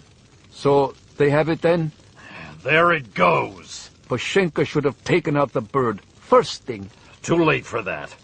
We need to know their destination now, the target, and we're running out of time. Behind him in the forest clearing, all was silent death, except for the rustling sound of hungry flames devouring the blasted 4x4. How long, he asked himself, before some major city looked that way? How long, and where? I don't know how they tracked us, but the shooters were in place when we arrived. Their first shot nailed on a Prienko, and it pretty much went to hell after that. I lost 2 of my people before we pulled out. Steuben kept his priorities in proper order. But you did get the device. Yes, sir. It's secured downstairs. About the ambush... I'll miss Hedion, of course. He could be headstrong, almost insubordinate at times, but he knew the people here, how to control them, get things done. He won't be easy to replace. Is that something you need to think about right now? There is no time like the present. With all respect, sir, we need to consider what just happened at the pickup. We were ambushed, we lost personnel, and someone very nearly intercepted the delivery. Could it have been an effort by the dealer to collect his money without giving up the merchandise? What addicts call a rip-off, I believe? I doubt it, sir. Truth is, the dealer's bodyguards all looked surprised when the first shot went off. They weren't ready, you know? Then, of course, Onoprienko's people started shooting at them, and the whole set went to hell. You're blaming a third party for the interference, then? Coupled with the hit on the Black 100 earlier, and the attacks we've suffered in the past 2 weeks, I'd say the odds were 90-10 against the dealer pulling this himself. On top of which, he could have minimized his risk and left the merchandise at home if he was out to bag the cash without delivering. It all made sense, of course. Steuben was still pursued by demons he couldn't identify, couldn't escape, couldn't destroy. The ferocious, relentless pursuit almost made him suspect it was the hand of destiny at work. Almost. Fortunately, the would-be Führer had already glimpsed his destiny and knew that it wasn't a lonely death. Shot down by faceless men who sought to stop him short of his preordained greatness. The bastards were an obstacle, a challenge to be overcome, but he could still emerge victorious and save the dying world for members of the blessed master race. In order to achieve that goal, he simply had to persevere, stay strong, and use his wits to keep the hunters guessing, scrambling, as they tried to run him down. It's clear what we must do, Eric. Sir? I'm not sure You must deliver the device as planned, on schedule. Nothing must be allowed to interfere with the timetable. Sir. While I must proceed to the next destination on my list, also as planned. But, sir... Eric, our enemies defeat us only if they frustrate our design and thereby block fulfillment of the final prophecy. They may disrupt our progress, even keep us from the spear of destiny for now, but if we persevere until the end, we shall emerge victorious. You understand? With all due respect, sir, it appears to me that if these bastards get a halfway decent shot at you, there'll be no prophecy and no fulfillment. They're efficient, ruthless, and professional. In other words, just like Mossad or the Israeli Peres. They won't stop until you're dead, or they are. And I can't protect you properly if we split up this way. My men... Are trained and blooded, yes? Surely you aren't about to tell me that you chose less than the very best we have for this most critical assignment? No, sir. What I'm saying is that in the present circumstances, sir, our best may not be good enough. Be cautious, Eric. If someone other than myself should hear you voice such sentiments, denigrating your own elite troops, it could be catastrophic for morale. If we don't trust ourselves to win the fight for Wotan's sake, how can we ever get new converts to the cause? I didn't mean... I know exactly what you meant. And your concern for my welfare is commendable, Eric. You must remember, though, that nothing takes priority over our duty to the planet and the master race. The only way in which we can fulfill that duty is to forge ahead without regard to fears or personal concerns. Yes, sir. The stratagem I've planned will put us in the lead, Eric. Our enemies will not expect it, much less the result. In the vernacular, they'll never know it hit them. No, sir. Your role is critical, however. You're aware of that, Eric? Yes, sir. You must not hesitate or question orders. You must do as you are told and see your mission through. I will. Yes, sir. Good man. I knew that we could count on you. As for the other matter, if I leave today, I'll buy some time. I may evade them altogether, but it seems unlikely given their persistence. Still, as long as they are tracking me, they won't be after you, once they lose track of the device. He left the sentence dangling, spread his hands in a gesture that left Glass to draw his own conclusions, and his chief of security was nodding, still grim-faced, but going along. It was enough. Steuben needed compliance at the moment, not good cheer. The charter flight has been arranged? Shipping the warhead via a commercial flight would be a risk that he wasn't prepared to take. All done, sir. The pilot should be ready by the time we reach the field. No questions asked. Not at the price we're paying, sir. And he will take you all the way? To meet our connection in Western Australia. Yes, sir. With mandatory rest stops and refueling, we should be there day after tomorrow. Our own pilot will be standing by at Virginia for the last leg of the journey. It appears you've thought of everything. It is my job, sir. We could have changed the route, of course, if I accompanied you as far as Durban. No, we'll have no deviations from the plan agreed upon. But your security is not enhanced by flying with the cargo you will be transporting. We mustn't put all of our eggs in one basket, Eric, yes? You're right, of course, sir. Yes. Besides, if the enemy persists in tracking me, they will defeat their own purpose and lose the device. It works to our advantage, as you see. I understand, sir, but your personal security shall be entrusted to our friends of the Iron Guard. You've spoken to them, I assume? Yes, sir. And you've impressed them with the crucial nature of my mission? They seem anxious to cooperate. It is enough, then. Even with the changes in their government, the Iron Guard still knows how to deal with mud people and Jews. Yes, sir, of course. And I will have the bodyguards you have hand-picked for me. The best, sir. I expect no less. Steuben recalled something that he had meant to say before, deciding it might be his last, best chance. You know what happened to Sean Fletcher, don't you, Eric? He was killed, sir. I mean, why? Well... Because he overestimated his ability to deal with unknown enemies and underestimated their ability to deal with him. You take my meaning, Eric. There will be no carelessness on my part, sir. I don't mean carelessness. It's one thing to believe in prophecy, but it is quite another thing, a fatal error, in fact, to think that our success in this particular attempt is preordained. The prophecy will ultimately be fulfilled, of course. The Jews cannot prevent it, not with all their gold. But they may stop us, postpone the day of glory for another generation, if we fail in any way. I understand, sir. As I knew you would. That settled, Steuben rose to shake his chief enforcer's hand. You will be anxious to depart, I know. Good luck. I'll see you soon. When they had shaken hands, Glass snapped a straight-arm salute. Sieg Heil! Sieg Heil, my friend. The crisp sound of the closing door reminded Steuben of an axe blade biting into wood or bone. Whose neck, he wondered, and how soon? We need to know if Steuben's running, and if so, where he's going. Can you find that out or not? His question was directed to Grisha Pashenka, the only member of their trio who had any hope at all of uncovering the required information. Keller's tone was stern, as he had meant it to be, but without being overly harsh or accusatory. I believe so, yes. They hadn't spoken of Pashenka's failure to destroy the Nordic Temple's helicopter when he had the chance, and thus prevent their enemies from fleeing with what all of them assumed had to be a nuclear device. 2 rockets blasted from the RPG. One shot a total miss, the other wasted on a Land Rover, already riddled with small arms fire, flat tires and all. Grisha Pashenka recognized his error. had approached them with profuse apologies in the immediate aftermath of the firefight, slamming the heel of one palm into his forehead repeatedly with such force that Geller finally grabbed his arm to stop him before their guide concussed himself. Geller believed that there was nothing he could say to make the lad feel worse, certainly nothing that would let them turn the clock back and correct the fatal error.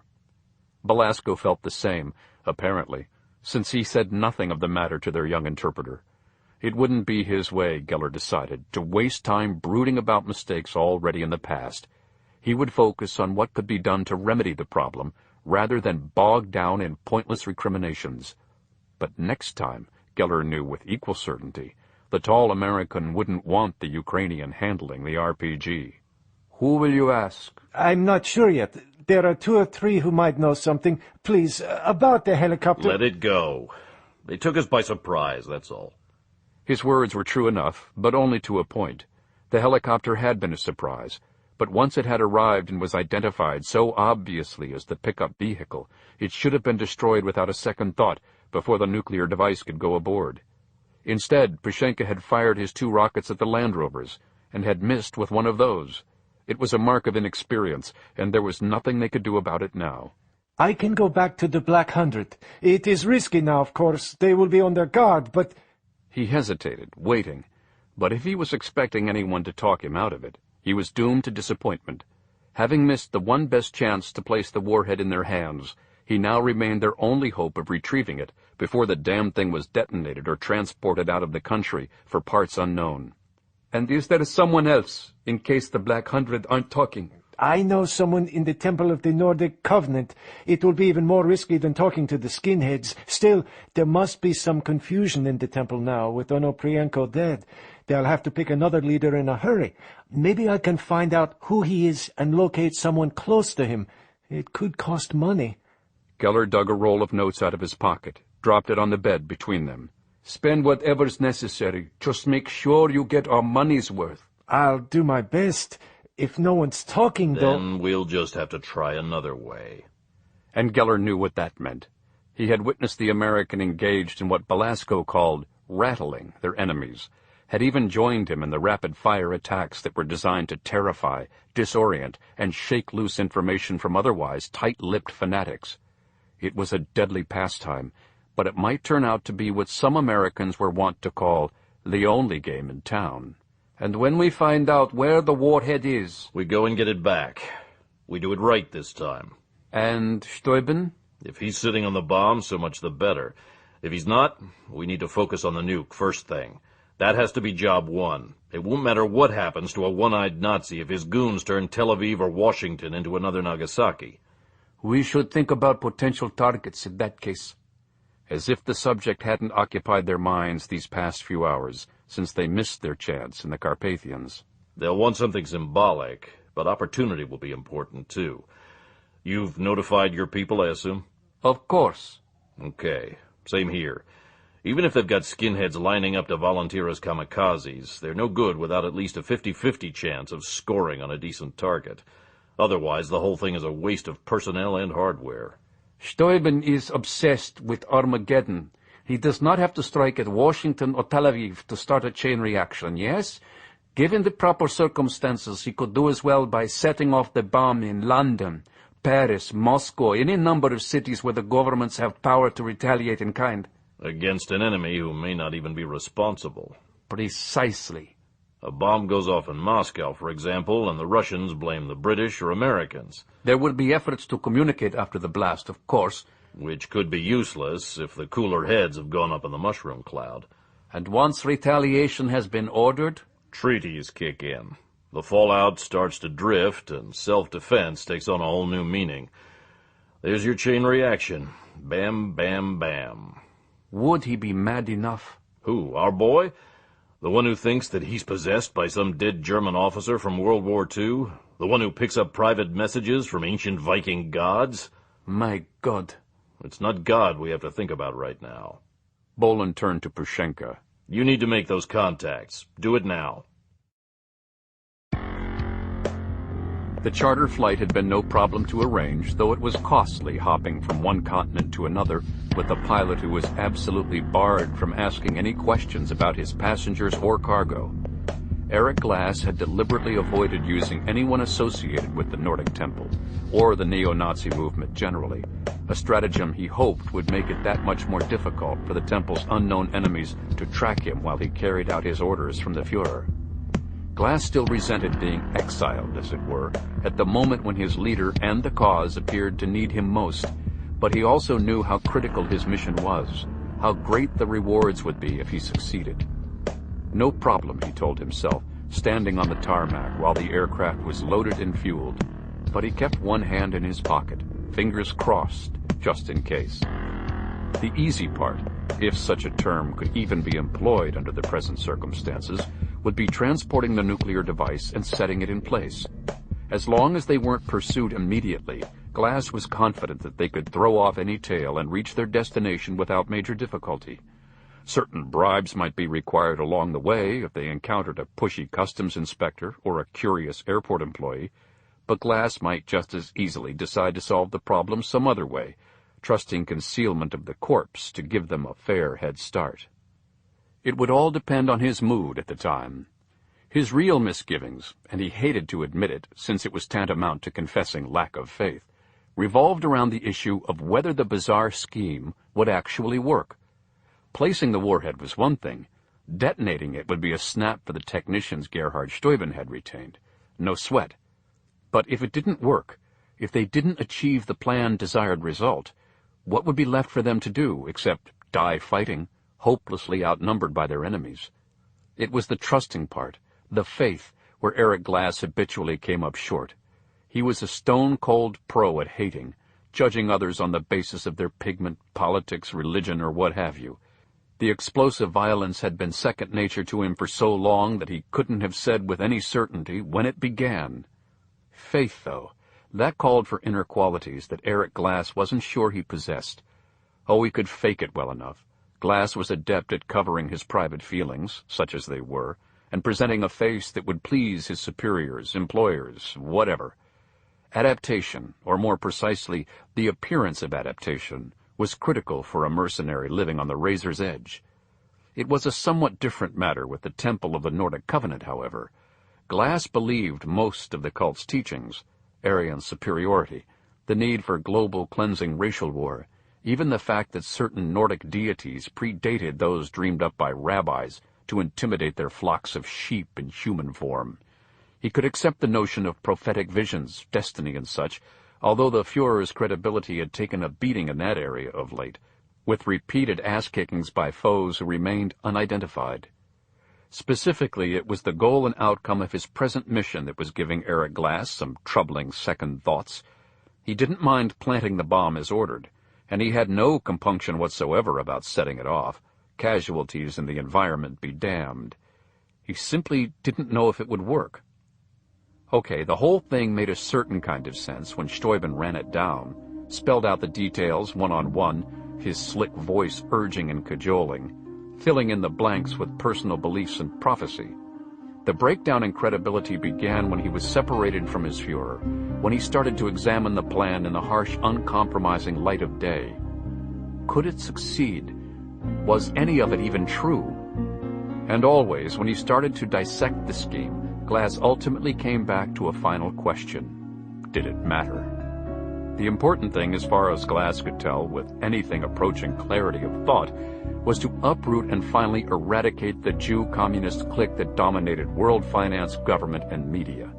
If that could be achieved, regardless of the cost in human life, it scarcely mattered whether some specific point of prophecy was realized in his lifetime. Even if the Führer's present strategy turned out to be predicated on error, it made little difference, so long as the end result was satisfactory. Which meant that Eric Glass had to concentrate, first and foremost, on delivering the warhead to its destination. To that end, he had selected half a dozen of his best men to accompany him, leaving the Führer himself with only 2 English-speaking bodyguards for his own journey southward. The split had been Steuben's idea, and he had insisted that the escort team for the device be armed and ready to deal with any opposition they might meet along the way. That much, at least, was guaranteed. Their mobile arsenal included 4 Beretta AR-70 assault rifles and 3 Kalashnikov AK-74s as primary weapons. Should those somehow fail, there were 5 Uzi submachine guns and 2 of their Spanish clones, the Star Model Z-84s. Each member of the escort team also carried at least 1 sidearm, several of them packing 2, and the private plane was well stocked with surplus ammunition, plus a case of anti-personnel grenades. His troopers each wore Kevlar body armor underneath their street clothes, and the team had walkie-talkies, some of them with hands-off headsets to permit communication at a distance. All things considered, the small group was better equipped than most military units Eric Glass had served with in his time, before or after his unfortunate dishonorable discharge from the United States Marine Corps. They were trained, committed, and professional, armed to the teeth. In short, well able to defend themselves against any hostile force of roughly equivalent size and strength. Which wouldn't help them in the least, of course, if they were blasted from the sky, cut down by long-range snipers, or splattered across the tarmac by rocket-propelled grenades. Suddenly nervous, Glass turned to scan the perimeter of the airstrip, searching for any out-of-place person or object, anything at all that might suggest a threat before or during takeoff.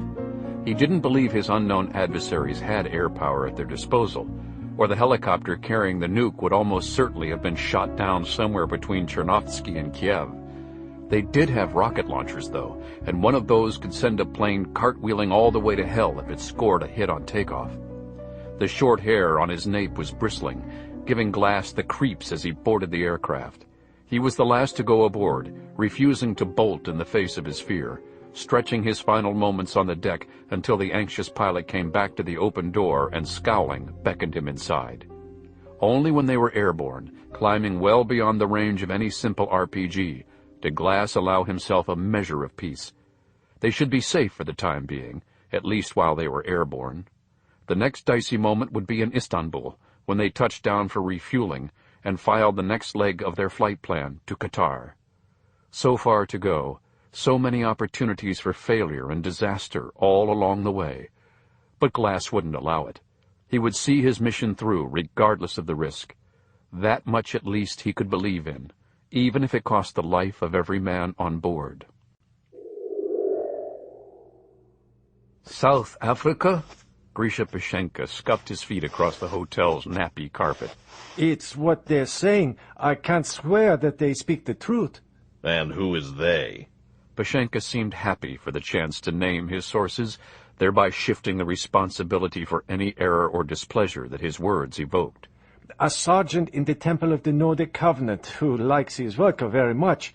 Also 2 members of the Black Hundred. They've all heard the same thing.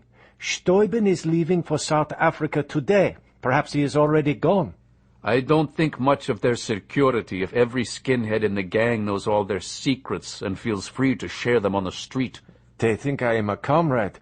We talk about the Jews and Africans, the Holy Day of Reckoning. They want me to enlist, I think. Still... 3 possibilities. They may have poor security, or they may have been misinformed, specifically to throw us off the trail. That's only 2.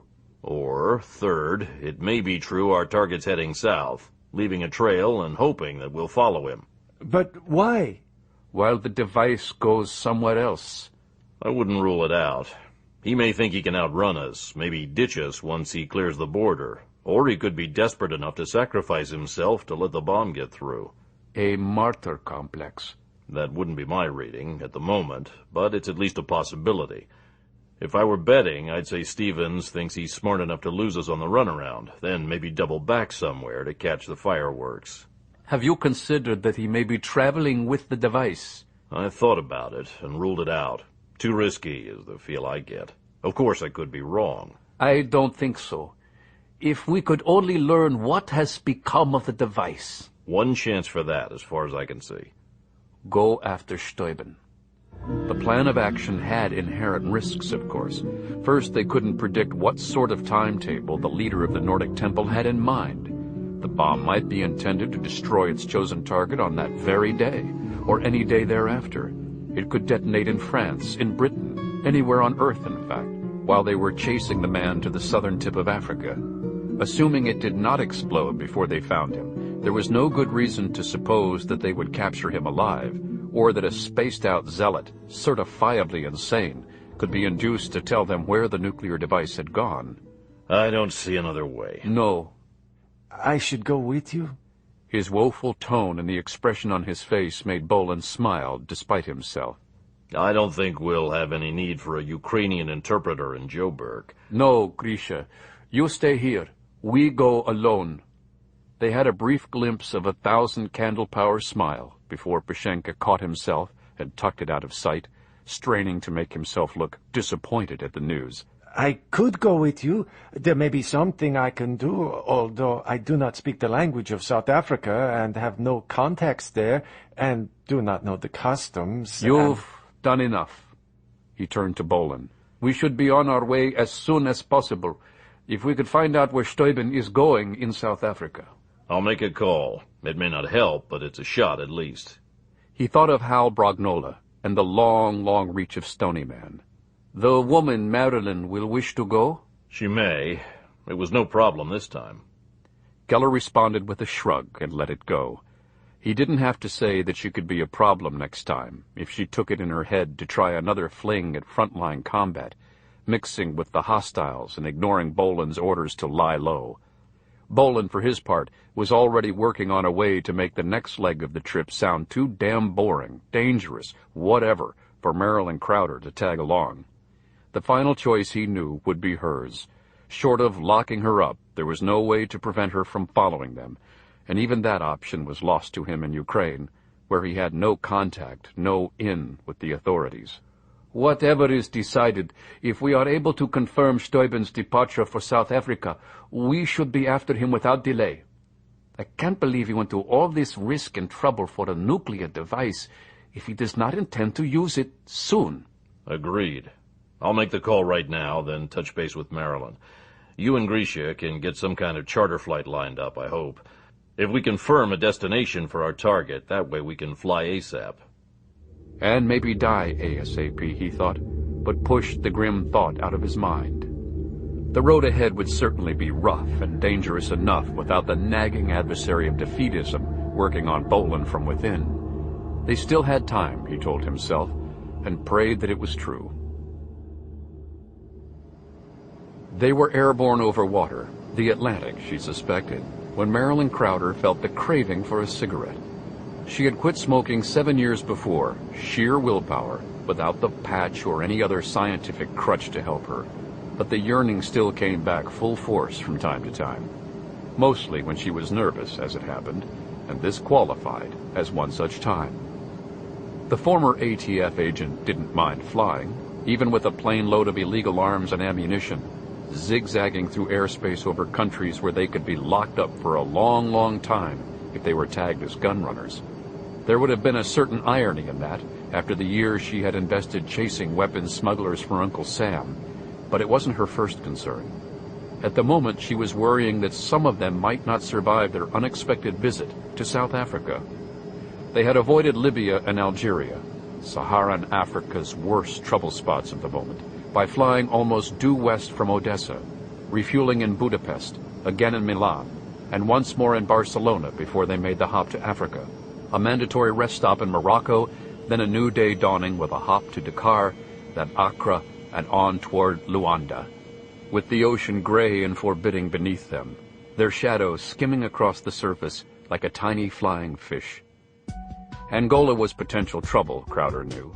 The country had been torn by nearly non-stop civil war for more than a quarter century, since Portuguese colonial forces withdrew in 1975 and left the natives to grapple for control of their homeland. At one time or another, military forces from Cuba, Russia, the United States, and South Africa had been embroiled in the marathon bloodletting, interrupted by a brief UN-supervised ceasefire of sorts in the mid-1990s. Full-scale combat had resumed in early 1999, United Nations troops withdrawing en masse as the National Union for the Total Independence of Angola, UNITA, launched a new offensive against its chief rival, the Marxist Popular Movement for the Liberation of Angola, FNLA. Tourism had basically ceased, and it wasn't unknown for white visitors to run afoul of various unpublished rules, regulations, and decrees. Bribery was one apparent solution, and Jacob Geller had assured them that he knew people in Luanda, and there should be no problem as long as they stayed with the plane, kept Crowder out of sight, refueled and departed from the airport with minimal delays. It should be fine, he said. And still, she found herself craving a hit of nicotine. It was difficult for Crowder to pin down her apprehension, to give the fear a name. She wasn't terribly concerned that they would all be yanked out of the plane upon arrival in Luanda, though it was at least an outside possibility. She didn't think they would wind up in some Angolan dungeon with their plane and weapons confiscated, charged with some bizarre conspiracy against the government. Besides, she thought, and nearly smiled, what could they claim that was more outrageous than the truth? She felt as safe with Mike Belasco, and with Geller too, of course, as she had felt at any time within her recent memory. Their present circumstance was grim, but not life-threatening in any sense that she could grasp. At least, it wouldn't be that way for her. And that, Crowder suspected, was part of the problem. In her years with ATF, she had grown accustomed to living on the edge, surviving by her wits and skill when orders from the brass were garbled in transmission or were simply obviously wrong. She had survived armed raids and undercover work, although, granted, the latter run had nearly finished her before Belasco came along to pull her fat out of the fire, which, looking back, had been the obvious beginning of the change. It was the trusting part that ran against the grain for Crowder. From childhood, growing up in a dysfunctional family, she had developed what the shrinks called issues around trust, responsibility, the whole 9 yards. In recent days, dealing with Belasco, there were times when she believed that she was dealing with a whole new breed of human being, one who meant exactly what he said and always followed through. And that was frightening, all by itself. Promise Keepers got killed in Crowder's world, and she wasn't talking about the Praise Jesus Boys-Only Club that held periodic meetings in sports arenas. She had spent so much time in the world of compromise and sacrifice, delay, disappointment, and double-cross, where the only visible colors were all shades of gray, that she had trouble recognizing any other life. It was ridiculous, of course. She saw where her own thoughts were going, and headed them off at the pass. No way, no sail. She hardly knew the man who called himself Mike Belasco, although they had been to bed several times, and she could vouch for his extreme proficiency in that department. Yes, indeed. Outside the sack, he was apparently some kind of soldier civil servant with top-flight connections in D.C., though she could never pin him down to a specific branch of government, much less to any given agency. He did the dirty work. That much was obvious. He killed without remorse or apparent enjoyment, almost mechanical about it. At least it seemed that way, until you saw him in action so ferociously alive. It was enough to make a lady cringe and tingle all at once. Her concern wasn't with Belasco per se, but with the current status of his mission. It wasn't her mission anymore, since her superiors at ATF had taken umbrage at her handling of events in Chicago and Los Angeles, suggesting, politely of course, but with no room for argument, that she might consider an extended leave of absence, with an eye toward early retirement. They had washed their hands of her, the temple of the Nordic Covenant, the whole damn thing. It had been dumped into Belasco's lap, or the collective lap of whomever he represented, and Crowder was simply along for the ride, a rootless wanderer with nowhere else to go, no real contribution to make. She'd turned into a damned camp follower, Crowder thought, and almost smiled at that. It was not strictly true, of course, but close enough to sting and tickle all at once. There was ambivalence in her concern about the latest convolution in their long pursuit of Gary Stevens and his Temple of the Nordic Covenant. The nuke, of course, made everything 1,000 times more critical, regardless of the target Stevens had in mind. If it went off, wherever it went off, they could expect a catastrophic loss of life and property. So far, she didn't have the faintest clue as to how Belasco and Geller hoped to find the warhead and retrieve it from their enemies. But there was something else as well. It was a trivial concern, admittedly, when she compared it to the possibility of nuclear annihilation, but it stuck with Crowder regardless, haunting her. Quite simply, she had no idea what she would do, where she would go, if they survived the mission and emerged successful on the other side of it. Her job was gone, and you could bet the farm that ATF wouldn't be writing any glowing references when she went hunting for a new position. She could pretty well kiss off any job in the law enforcement field or any other branch of government, unless she found herself some rural backwater where feds were hated like the plague. She had some savings, possibly enough to live on for a year or two if she was frugal to the max. If she took off for someplace cheap and sunny, down in Mexico perhaps, or even farther south. But what about Belasco? What about him? Sneered the mocking voice inside her head. Did she think he was shopping for a soulmate? Maybe looking for that white house with the picket fence? Ridiculous. Forget about it. Just concentrate on getting through the next few hours or days alive, and let the future take care of itself. Assuming that there was a future for the three of them, for anyone at all. Her thoughts were interrupted by the pilot's disembodied voice. Rwanda coming up. We're 30 minutes out and clear to land.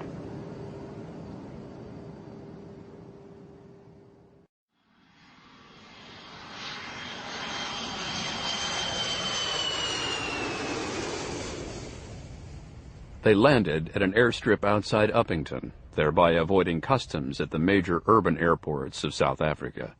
There was an agent in the tiny terminal, of course, but he was easily persuaded that they weren't importing drugs, and pocketed his bribe as if he had been doing it for years, which, Bolan realized, was very probably the case. A handsome black man, decked out in a khaki uniform of sorts, was waiting for them when they left the terminal, a dusty white Range Rover standing by. He introduced himself as Matane Salepa, and loaded their bags on a cart, which he then wheeled to the car for a swift, efficient transfer. They were on the road to Cape Town, Uppington a smudge on the horizon far behind them, when their guide and driver opened up. You hunting Nazis, then? That's sounding good to me, I tell you. Geller confirmed his assumption. You have your share of Nazis in South Africa, I take it. Oh, sure. Nazis are old news in my country. Long time before my father and his father born, the Germans plant their notions in South Africa. The Boers were German to begin with, yes. Come 2 world wars, they friendly-like with Germany. Against the Brits, they hate from 1890-something. Comes the day of victory in Europe, 1945, and all new German faces suddenly are seen around Pretoria, Johannesburg, Durban, Cape Town. Some have a strong resemblance to old faces from the camps, where Jews and other folks be killed. They help the masters in Pretoria stand up to communism and make sure apartheid rules don't be forgot. Come our time, with the changes in South Africa, the sons and grandsons will be hoping that the old days come around again. They like their guns and uniforms even today. The more things change, the more they stay the same. That's true, ma'am. That's for certain sure. You are familiar with the Temple of the Nordic Covenant, I think. That's right. They, one of 6 or 7 groups, would like to turn the clock around and see the old ways back, with passbooks and the rest of it. They call it a religion, but they work right close with the Iron Guard, and everybody know what they about. Which is? Main thing, they kill black folk. They don't care whether it be man or woman, big or small. Kill black, kill brown, make Jews unhappy, so they run, go someplace else besides South Africa. What of the law? Police do what they can most times. Not all, you understand. You know about their Truth and Reconciliation hearings, yes? Much was recorded there about South African police and what they long time do to black folk. You heard maybe about the police commander called Prime Evil, for the way he loved to kill and torture, or the Minister of Justice they called Dr. Death. Some of those same police still on the force today, but mostly not. It's hard to catch the Nazis anyway, when white folk and their money help the bastards hide. Salepa was still smiling as he finished, making Bolan wonder what it took to make him frown. We won't be working with the law, that's understood? Oh, sure. That's fine to me. They don't complain so much, maybe, if we all play the same rules, yes? It's worth a shot. Has there been any word on Gerhard Steuben entering the country? Nothing so far. Good friends I have in immigration keep a watch for him, but there is difficulty. No flights from Ukraine, as you may know, but he would surely come from someplace else, as you have done. He does not use the passport in his given name, of course. We check for German tourists first, then other Europeans, Scandinavian, lastly Americans. Our tourist industry is still not large, but we have some 3,000 names to study for the past 2 days. A few of them are women, maybe 200-300. Take them out unless they travel with a man who could be Steuben in disguise, using a woman as his, how do you say, whiskers? Beard. Okay! Most of the 3,000 will be businessmen, some diplomats, reporters from America and Europe. We have to check them all, of course. The process of elimination is our only tool. Who do you mean when you say we? My friends, have no fear, sir. They hate the Nazis very much. The group you're checking won't have come by private charter flights, will they? Some, but not too many. If the man we seek has come into South Africa illegally, the search will be a waste of time. But Bolan knew there was one they couldn't afford to skip. Bearing in mind that Stevens, Steuben as he calls himself, would probably be traveling with bodyguards, have there been any likely prospects? Groups of 3 or 4 men coming out of Europe, anywhere at all? In that regard, we have 3 prospects. 4 men from Austria arrived this morning and identified themselves as string musicians, yes? There is a concert booked in Durban for tomorrow night, though it could be a ruse, perhaps. Unlikely. They would draw too much damned attention to themselves by canceling. Who else? 3 diamond buyers from the Czech Republic traveling together. One of them is an older man. His passport claims that he is 67 years of age. They landed in Johannesburg 3 days ago. Too old. And the target hadn't left Ukraine when they arrived. Salepa grinned. They are removed from the list. You said 3 prospects. Indeed. A group of 4 men disembarked yesterday evening in Pretoria. Their papers are in order, naming them as sportsmen. In South Africa, we still accommodate the great white hunters on occasion, if their price is right and they do not seek to destroy endangered species. Sportsmen? That means they brought in weapons? I believe that they declared 4 rifles and 4 handguns, plus a quantity of ammunition, sir. That sounds more like it. Their driver's smile appeared to falter for the first time since they had begun their journey. He wasn't quite frowning, but the sunny grin was definitely slipping into shade. We have considered them, of course, but they appeared to be unlikely candidates for Nazis. Oh, why's that? Because they travel on Israeli passports, sir. False modesty aside, Gerhard Steuben thought using Israeli documents had been a stroke of genius. It could have proved inconvenient, granted, if some Palestinian freedom fighter had chosen to hijack their particular flight, but such incidents were rare in modern times, with all the various security devices and precautions that were spawned by the golden years of skyjacking in the early 1970s. Flying commercial had its drawbacks, of course. Steuben and his 3 companions were limited in the type and number of weapons they could check through his cargo, but an inspector in Pretoria had mistaken the Heckler & Koch G3 battle rifles for big-game hunting weapons, a simple error that had left him slightly more affluent than he was before he came to work that morning. Steuben had abandoned the alternative, taking a charter all the way and carrying a heavy-duty arsenal, when he had dozed off briefly in the air, somewhere over the eastern Mediterranean, and dreamed that they were captured with their weapons, jailed with filthy savages who raped them and infected them with AIDS before they could make bail. The would-be Fuhrer had awakened from his nightmare, bathed in clammy sweat, and absolutely certain that he had to change his travel plans if he and his escorts were going to survive. The passports were a relatively simple thing. So many strokes of genius were, in fact, obtained from an Egyptian dealer who had asked no questions and was thus allowed to live. Their South African visas and hunting permits were completely genuine, albeit issued in the names of persons who did not exist. Steuben and his 3 escorts were settling into their hotel suite, waiting for a call back from their contact in Pretoria. Feels weird to be a Jew. A good thing they didn't check my prick. The rabbi's clippers must have missed. The proper term is moil. Steuben watched the childish grins drop from their faces. Sir?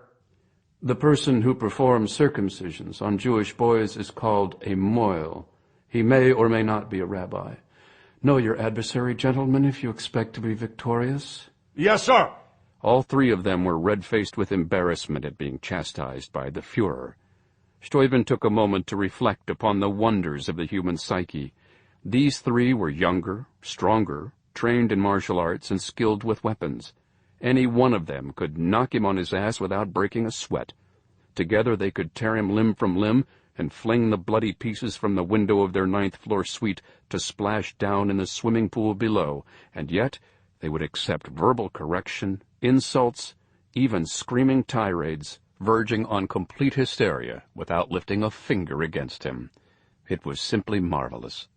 Before he was transmuted into Gerhard Steuben, he had devoted tireless hours to studying the art of command, crowd control, demagoguery. He had watched old newsreels of Hitler, Huey Long, and others, studying their movements, vocal intonations. After weeks of study, he had concluded that whatever he lacked in personal charisma and animal magnetism, he could make up with rehearsal and careful selection of initial converts. Part of a crowd-pleaser's art was selecting the right crowd to please. His followers, for the most part, were sheep. Despite their violent bigotry and the criminal records that were common to many, they were, for the most part, followers.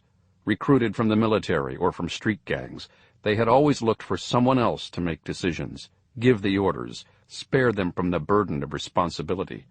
A few, like Eric Glass and the late Sean Fletcher, were qualified leadership material, but they still lacked vision, still fell short when it came to taking the long view.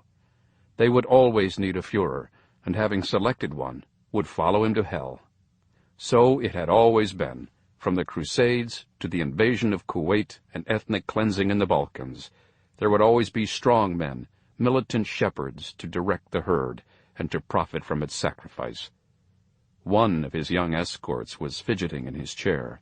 They should have called by now, sir. They should have met us at the airport. They'll be in touch. We're in a different world now, gentlemen.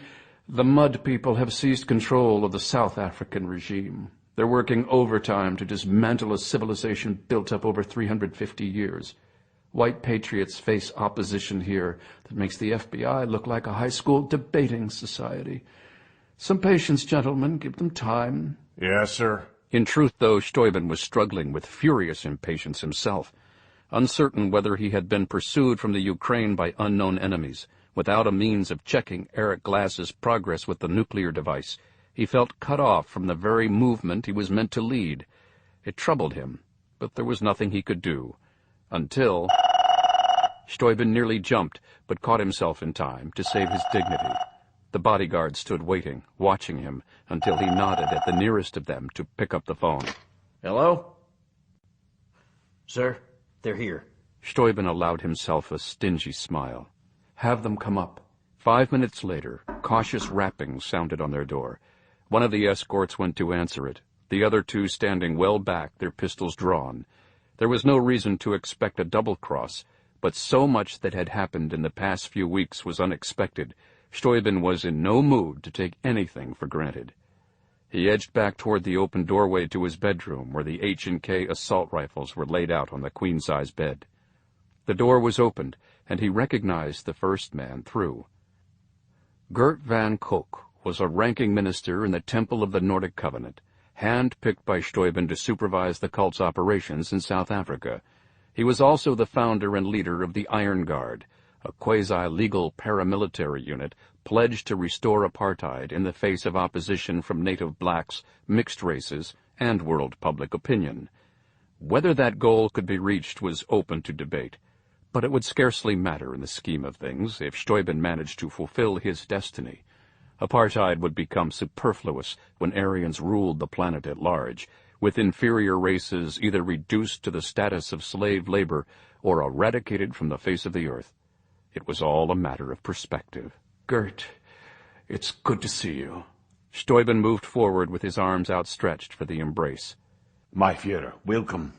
There were concerns that you might have been intercepted. I'm alive and well, as you can see, though not from lack of trying by our enemies. You have in mind a plan to make them pay for their impertinence, I hope? Koch was frowning. His expression mirrored on the faces of the soldiers who accompanied him. Indeed I do. But I require your help. The four Israeli sportsmen had checked out of their hotel before Matane Salepa arrived to get a look at them, or snapped their photo from a distance. He was disappointed by the news, but not especially surprised. His visitors, the real Israeli, and the tall American with graveyard eyes, had already persuaded him that these were probably the neo-Nazi fugitives they sought. The question now was, where could they have gone? The gloomy answer, almost anywhere. That wasn't literally true, of course. He thought it most unlikely, for example, that the men had left South Africa. Why come at all unless they planned to stay at least a little while? Salepa's homeland wasn't geographically convenient in the sense that it wasn't a midway point from anywhere to anywhere. The four Israelis, or as he now was almost entirely convinced, American neo-Nazis, hadn't flown all the way from Eastern Europe to South Africa just to turn around and leave again. A meeting? That was almost guaranteed, Salepa thought, and he had put out feelers with his contacts, seeking the whereabouts of Gert van Kook and other Iron Guard leaders, from Pretoria and Joburg to Durban, Port Elizabeth, and Cape Town. Kook had already turned up missing from his normal haunts around the capital, which also came as no surprise. Within a few more hours, Salepa should be aware of any major movements by members of the country's fascist fringe, which, he reflected sourly, wasn't at all the same thing as knowing what was on their minds or what they intended to do with themselves.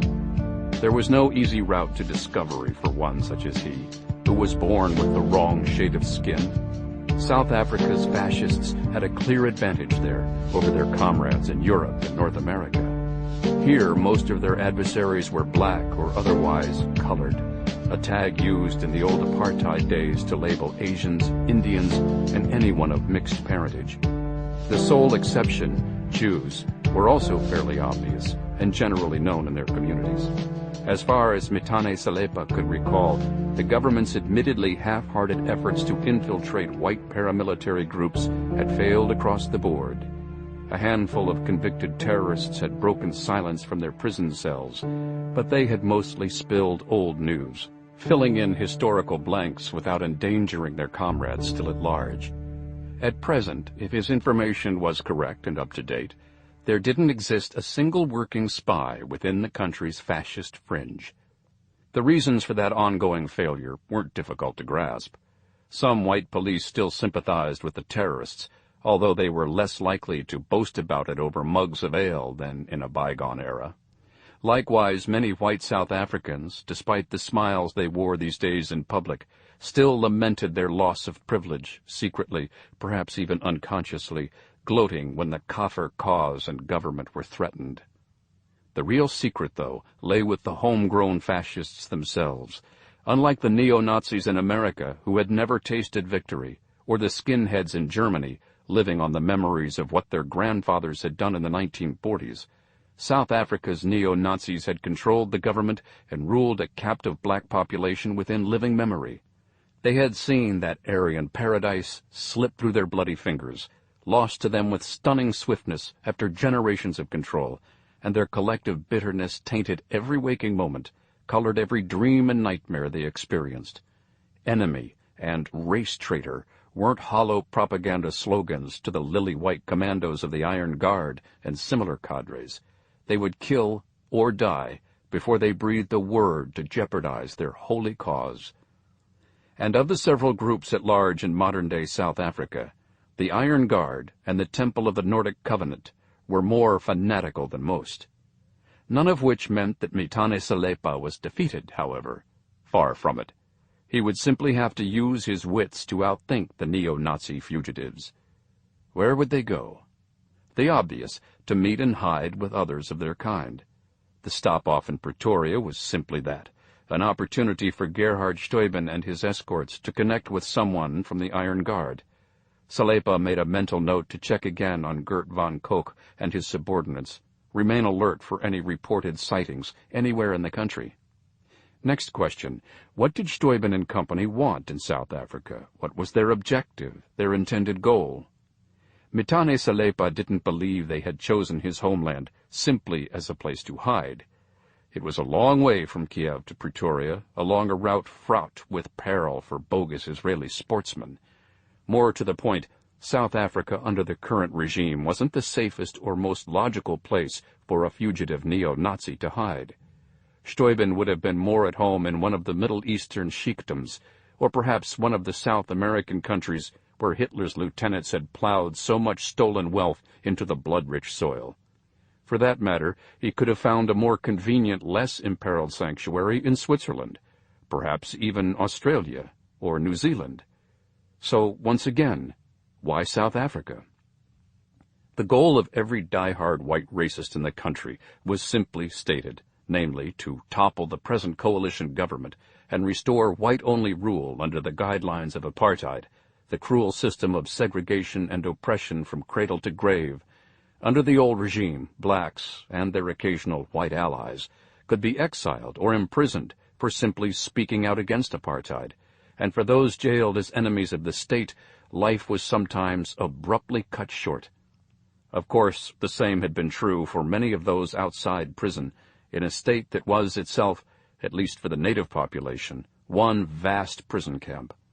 In a land where civil disobedience was met with rifle fire, where torture was routine, and where ministers of state conspired with law enforcement officers to carry out wholesale assassination of their enemies, the only thing missing was the smoking chimneys of Auschwitz. And those indeed might not be far away if die-hard fascists ever succeeded in recapturing control of South Africa. It was imperative, therefore, that Mtane Salepa do anything and everything within his power to find and detain, no, make that find and destroy, Gerhard Steuben and his little group of sportsmen.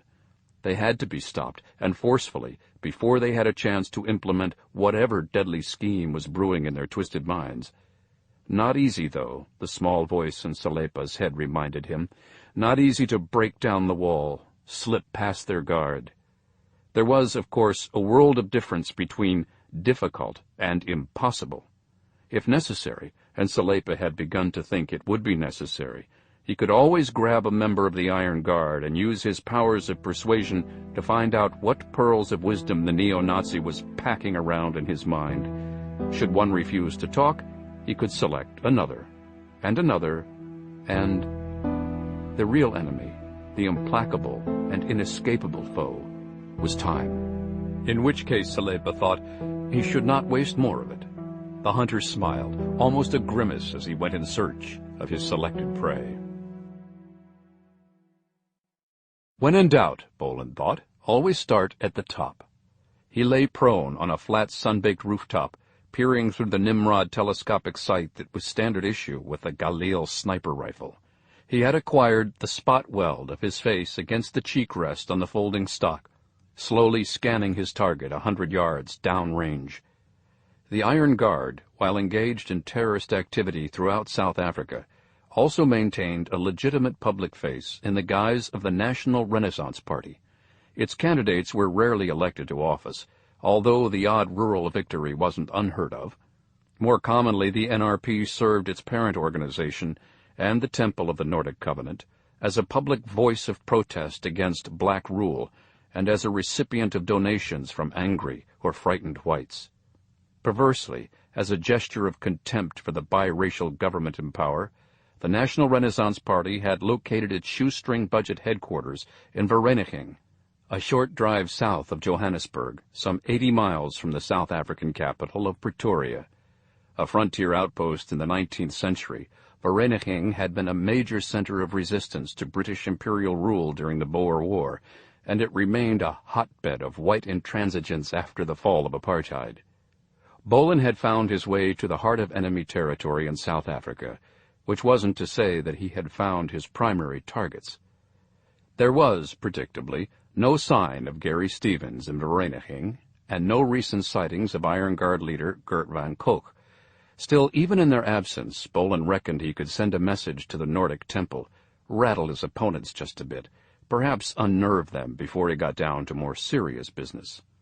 Still peering through the Nimrod telescope, the Galil's muzzle steady on its bipod, Bolan picked up the cell phone that lay beside him and keyed speed dial for the preset number. Downrange, through the plate glass window of the office, he watched a ruddy-faced man with too many chins reach out for his own telephone, still speaking to a group arranged around a large wall-mounted map. Plotting strategy? Some kind of action in the works? A gruff voice answered, speaking Afrikaans.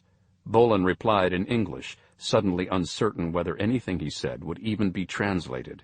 I want Gerhard Steuben. It took the man of many chins a moment to shift gears. Eh? Herr Steuben? I want Gerhard Steuben and the warhead. Have you got that? You wait now, for... Wrong answer. Bolan set down the cell phone, bringing his left hand back to brace the rifle. His first shot took out a fist-sized piece of glass and drilled a brass ashtray off Fat Boy's desk, resembling the base of a sawed-off artillery shell. Round two brought down the window in crashing ruins, punching through the left cheek of a tall, lean neo-Nazi as he turned from the wall map to gape at the wreckage behind him. The others tried to scatter, but they had nowhere to go. Bolan's third 7.62mm round caught a shorter, huskier target as he spun toward the door, lunging headlong for what he thought was safety in the outer corridor or waiting room. He never made it, slapped behind his left ear by a slug that tore through his skull, back to front, spraying the door with blood and gray matter before the dead man got there. His ruined face struck the door jamb, leaving crimson skid marks as he slithered to the floor. That left three still alive in the office, and Fat Boy had dropped the telephone, fumbling for something in the top right-hand drawer of his desk. Bolan left him to it, swinging back to find the others. One of them was crouched behind a filing cabinet, trying to conceal himself, but one of his knees was visible, and Bolan put a bullet through it, round 4 of 20 in the Galil's box magazine, impacting at a speed of some 2,600 feet per second. The effect was devastating, bone and cartilage exploding from a ragged wound, spilling his target in a wriggling, twitching heap of misery. Instead of squeezing off a mercy round just then, he swung around to catch the last man on his feet, midway through a desperate rush for the exit. The door was blocked by a fallen comrade, though, and the neo-Nazi was stooping to grab his good friend by the belt, haul him out of the way like a sack of dirty laundry, when Bolan shot him just above the swell of his left hip. The bullet tore through various internal organs, stomach, liver, lung, and pitched him forward. He sprawled across the dead man who had been his friend, shuddering the final seconds of his life away as their blood mingled and pooled on cheap linoleum. Bolan brought the Nimrod's crosshairs back to Fat Boy, identified the item from his desk drawer as a semi-automatic pistol, and shot it from the neo-Nazi's trembling hand, clipping off his trigger finger in the process. Fat Boy rocked backward in his swivel chair, his squeals audible to Bolan through the phone link still connecting them. Remembering the knee shot target, Bolan found him with the telescope and put round 7 through his open, screaming mouth. The impact snapped his target's head back and brought blessed silence to the office as the echo of his final gunshot rolled across the street and vanished on the breeze. Bolan retrieved his cell phone, speaking sharply into it, aware that he was nearly out of time. Pick up the telephone. Pick up the goddamn telephone! The wounded neo-Nazi heard him that time, blinking at the handset lying on his desk, reaching out to snare it with his undamaged left hand. When it was nestled up against the neo-Nazi's sweat-slick face, Bolan spoke again. I want your Führer and the warhead. Spread the word or die. He stroked the sniper rifle's trigger one more time and blasted the telephone from Fat Boy's desktop, leaving the hit's sole survivor with the handset and dangling cord in one hand, a fistful of blood in the other. It was a start, Bolan thought, as he packed up his gear.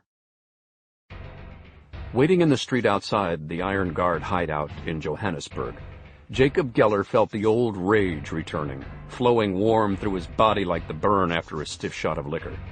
He knew where it came from, the message drilled into him from early childhood, as if it were predestined that he would be here this day, carrying a silencer-equipped MP5 SD submachine gun in a plastic shopping bag. Geller would have preferred to wear the SMG on a shoulder sling, but concealment would have required a jacket, which would have made him stand out like a two-headed freak in the heat of a Joburg afternoon. Rather than blow the operation with a bit of inappropriate attire, which also, incidentally, may well have caused sunstroke, Geller made a show of window shopping as he moved along the small stores facing the sidewalk, with apartments stacked 2 and 3 floors above. The Iron Guard flat was on the 2nd floor, above a sandwich shop whose menu and aroma would have beckoned Geller under other circumstances. As it was, the best that he could do was focus on the job at hand. At least 4 neo-Nazis were in the flat upstairs, and it would be his task to leave one of them breathing, if he could. It ran against his grain and lifelong training, but Geller had questions to ask, and a message to impart, if answers were not forthcoming. Time to go. They had split up for the initial raids to cover more ground in a hurry, Mike Belasco well able to navigate on his own in a city where most inhabitants spoke fluent English, in addition to the native Afrikaans. Mitane Salepa had provided a fair list of targets, and he was out seeking more even now, a kind of insurance against early failures.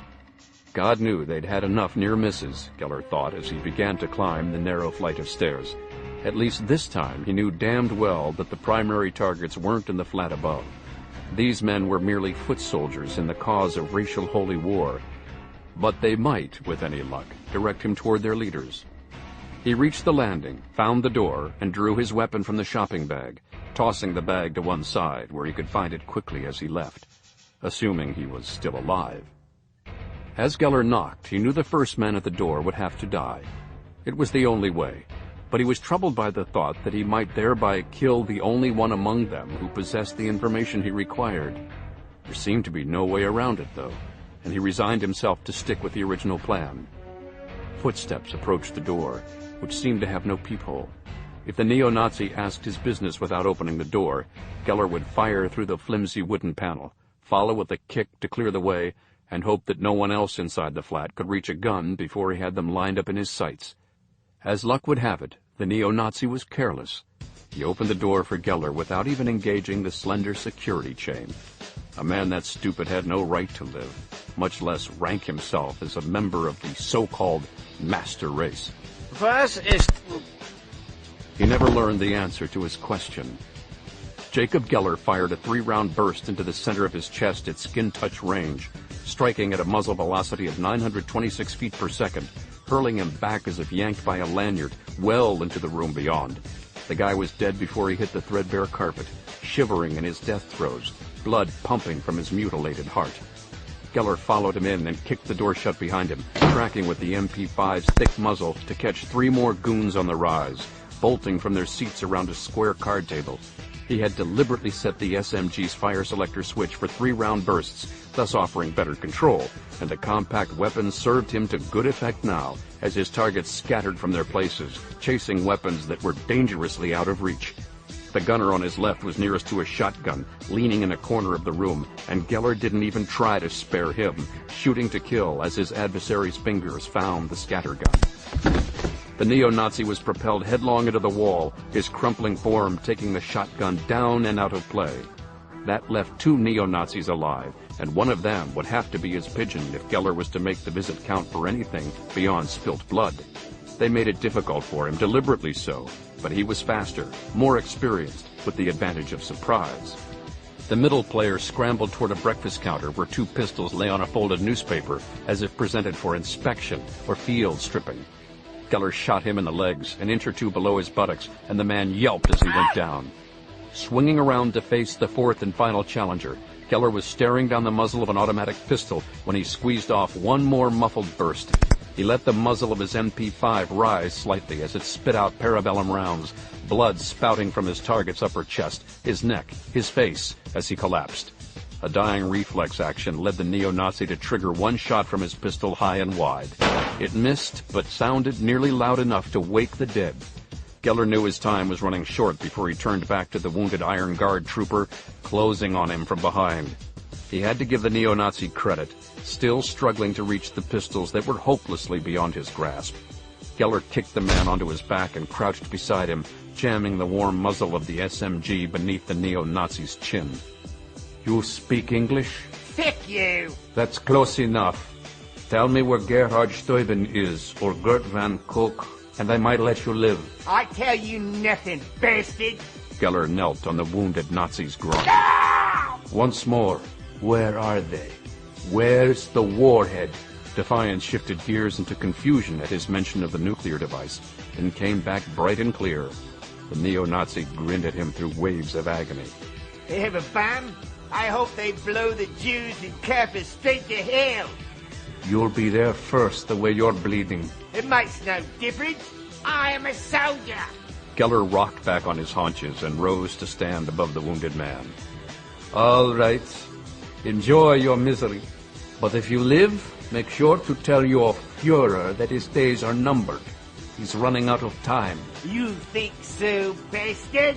He will! Geller made a point of stepping on the neo-Nazi's right hand as he turned to leave. Geller retrieved his shopping bag and tucked the submachine gun out of sight. He was already halfway down the stairs, bright sunshine in his face, before he heard one of the neighbors raising an alarm. Too late for 3 young neo-Nazis in the flat, but Geller hoped the 4th would hang on long enough to spread the word among his comrades. After that, it hardly mattered what became of him. Whether he died or lived to walk again someday, perhaps with canes. By that time, it would all be over, one way or another. Geller and his people would have won or lost the game. And if they lost, he thought, one limping neo-Nazi, more or less, would make no difference in the scheme of things. Kurt Ruyen yawned and checked his watch again, the 3rd time in the past half hour, wondering how time could pass so slowly without lurching to a halt. The midday heat had made him drowsy, even as it baked the perspiration from his pores. His khaki shirt was plastered flush against his back, soaked through, and that despite the shade where he was seated on the warehouse loading dock. Shade never seemed to make much difference on a day like this. Oh, it could buy you time all right if you were trekking in the desert, but it wouldn't really save your life. Without a handy source of water to replace the steady loss through sweat, a white man faced dehydration and death within a day or 2 at most. The fact that Kafirs could survive the desert heat and function normally beneath the broiling sun was further proof, for Ruyen's money, that they were a separate subhuman species after all. Instead of simple water, he had bottled tea to keep him going, sitting frosty in the cooler to his left within arm's reach. Off to his right, out in the open, with no effort toward concealment, lay an R5 assault rifle, South Africa's homegrown modification of the Israeli Galil. There was nothing illegal about his possessing the weapon per se. Indeed, the rapid escalation of violent crime over the past decade had made private security guards and paramilitary weapons almost as common in South Africa as they were in Fortress Israel. The irony in that comparison didn't escape Ruyen, even though the heat had dulled his senses and he wouldn't have been taken for a genius on the best of days. His task, quite simply, was to guard this warehouse on the outskirts of Pretoria, where the Iron Guard maintained a cache of arms, ammunition, and other supplies. Approximately once every hour of his shift, Ruyen would leave his shaded post and make a walking circuit of the warehouse, checking doors and windows to make certain that no saboteurs or Kafir thieves had found a way to circumvent the anti-theft alarms. The walking tour took perhaps 10 minutes, but it always left him feeling like a baked potato by the time he got back to the meager shelter of the loading dock. He could have used someone to talk to, but he didn't really feel like talking, and the boombox radio that sat beside the cooler filled with bottled tea would keep him company. You're tuned into South Africa's hippest radio, 95.8 all hits all the time, sponsored by Pig's Peak Casino. Play at Pig's Peak Casino and bring home the bacon. Now, stay tuned for the local news.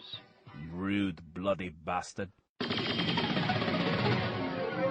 We're continuing to monitor the situation in Vereniging, where sniper fire was reported at the National Resistance Party headquarters less than 2 hours ago. We now know that 3 unidentified staff members have been declared dead. No one else was injured. At this point, officials have identified no suspects. Ruyen could imagine who the gunmen were, black bastards from the African National Congress, not satisfied with Kafirs at the helm of government, determined to harass and murder white men any time they saw the opportunity. Well, if it was bloody war they wanted. No more than half an hour had passed since Ruyen's last walking tour of the warehouse, but he decided then and there to make another, scooping up the R5 carbine as he rose from his folding patio chair. It couldn't hurt to double-check, what with so many savages about. He made the circuit, walking briskly, carrying his rifle with the safety off this time. It was a bit of melodrama, but he didn't feel the least bit silly, not with 3 of his comrades lying dead in Vereniging.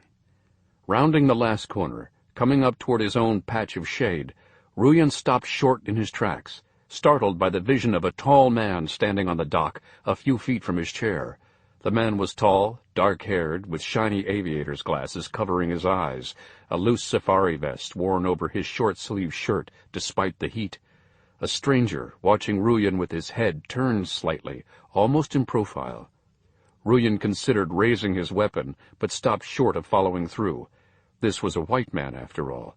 A stranger, yes, but also possibly a comrade, sent to bring him news or simply make sure he was on the job. It would look bad in the reports if he was jumpy, pointing guns for no good reason. Can I help you? The stranger turned to face him, bringing up a pistol with some kind of silencer attached, and it was too late for Ruyin to lift his rifle then, as the first bullet took out one of his knees, another ripping through the shoulder of his gun arm as he fell. The pain was staggering, or would have been if he hadn't already fallen to the ground. A moment later the stranger stood above him, scooping up his R5 carbine from the pavement. Studying Ruyin's ashen face, the stranger spoke to him in English. "You don't know where I can find a certain Gert Van Koch by any chance?" Against his will, Ruyin shook his head. There was no compromise in offering a negative response, he told himself, since it supplied the enemy with nothing in the way of useful information. Only afterward, aghast at his mistake, did it occur to him that he might have signed his own death warrant. But the stranger didn't finish him. "If you should see him, tell him that I'm after Gary Stevens and the Warhead. I want both. It's not an either-or. You follow me?" This time, Ruyin found the strength to nod. "Okay, sit tight. I'll be right back." The stranger took Ruyin's R5 with him, disappeared into the warehouse, which Ruyin realized was somehow magically unlocked. The man was gone for minutes, maybe hours. He couldn't have judged the time with any accuracy, and he couldn't raise his arm to check his watch. At last the dark-haired man returned and took him by the collar of his khaki shirt. Ruyin was dragged across 20 yards of parking lot to the pool of shade beside a garbage container. Ruyin dimly understood that the stranger had placed him behind the garbage bin to protect him from stray rounds as the ammo in the warehouse cooked off. An act of mercy from the enemy? The tall man turned to leave. "Remember what I said. Don't make me visit you again." He wouldn't, Kurt Ruyin thought, uncertain whether he had voiced the words aloud. He really wouldn't. Mitane Salepa liked to think of himself as an easygoing man, and yet it wasn't every day a black man in South Africa, even the new South Africa, had a chance to strike back at his white enemies. Salepa was no racist. He understood that some black Africans hated white people as much as the Iron Guard hated Kaffirs, and while he understood the feeling well enough, his own grandfather had been executed by the white regime for what they called sabotage and subversion in June 1970, still Salepa couldn't bring himself to hate all whites for the harm some members of their race had done. It made no sense to him, and never would.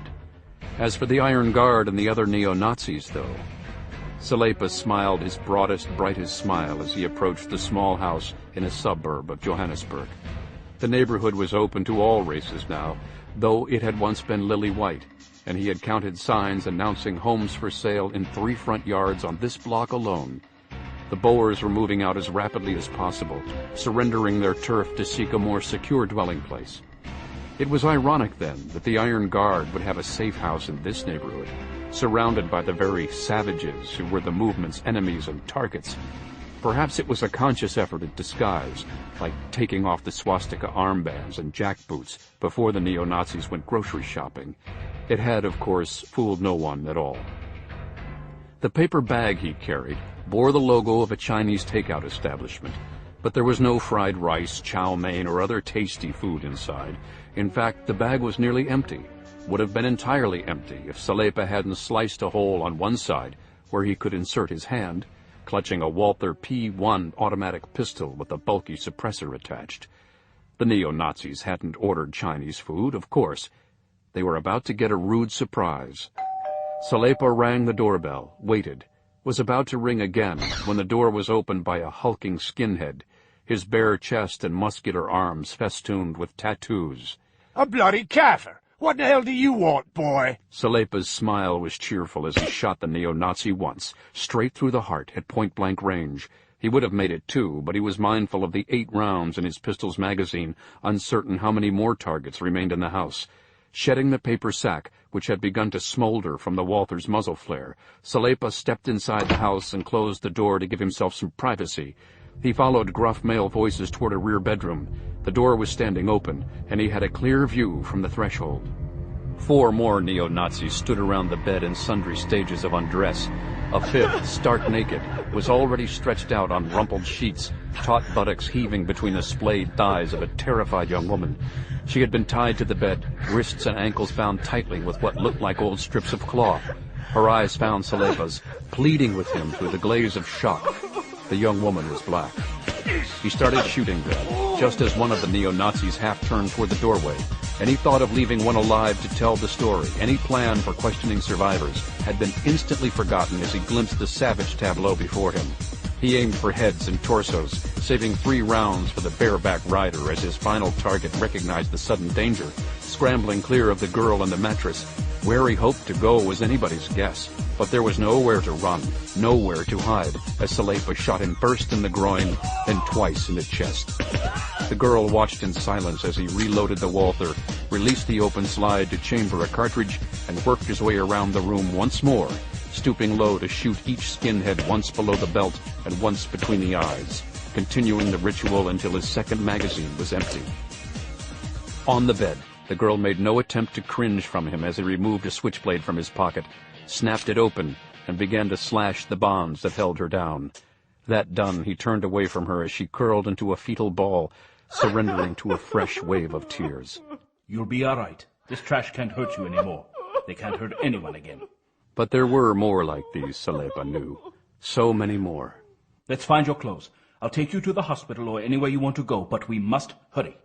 He had men to see, he thought, and questions to ask. After the warehouse strike, Bolan changed clothes to shed the smell of gun smoke, or as much of it as he could lose without a long, hot shower, for which he had no time at all. The clean clothes he put on resembled those he had discarded: sport shirt, slacks, casual shoes. He might have been a Boer, at least until he spoke, and no one, black or white, gave him a second glance as he moved along the Johannesburg sidewalk, homing in on a commercial address in the middle of the block. His blazer was too much for the weather, but it gave him the look of a laid-back businessman while concealing the AT-2000 autoloader in its fast-draw armpit rig. The print shop was ostensibly a normal business open to all comers, though it found various ways to discourage black customers. The 6-inch square NRP decal in the shop's front window was a start, announcing the white management's allegiance to the anti-black, pro-apartheid National Renaissance Party. Any blacks who missed that not-so-subtle message were apt to find themselves patronized, insulted, and grossly overcharged for mediocre service by the crypto-Nazis who owned and managed the establishment. In practice, the shop was a subsidiary of the NRP and the Iron Guard, an organ of the Nordic Temple once removed, where fascist propaganda was cranked out by the case for distribution nationwide. The owner of record was a slope-shouldered troll named Gunter Gross, a name that seemed to fit both his appearance and his chosen lifestyle. Bolan didn't know if Gross and company could put him on the track of Gary Stevens or the missing nuke, but he was bound to ask. Besides, he told himself, where better could he leave a message for the Fuhrer than on the editorial desk of the Iron Guard's very own propaganda mill?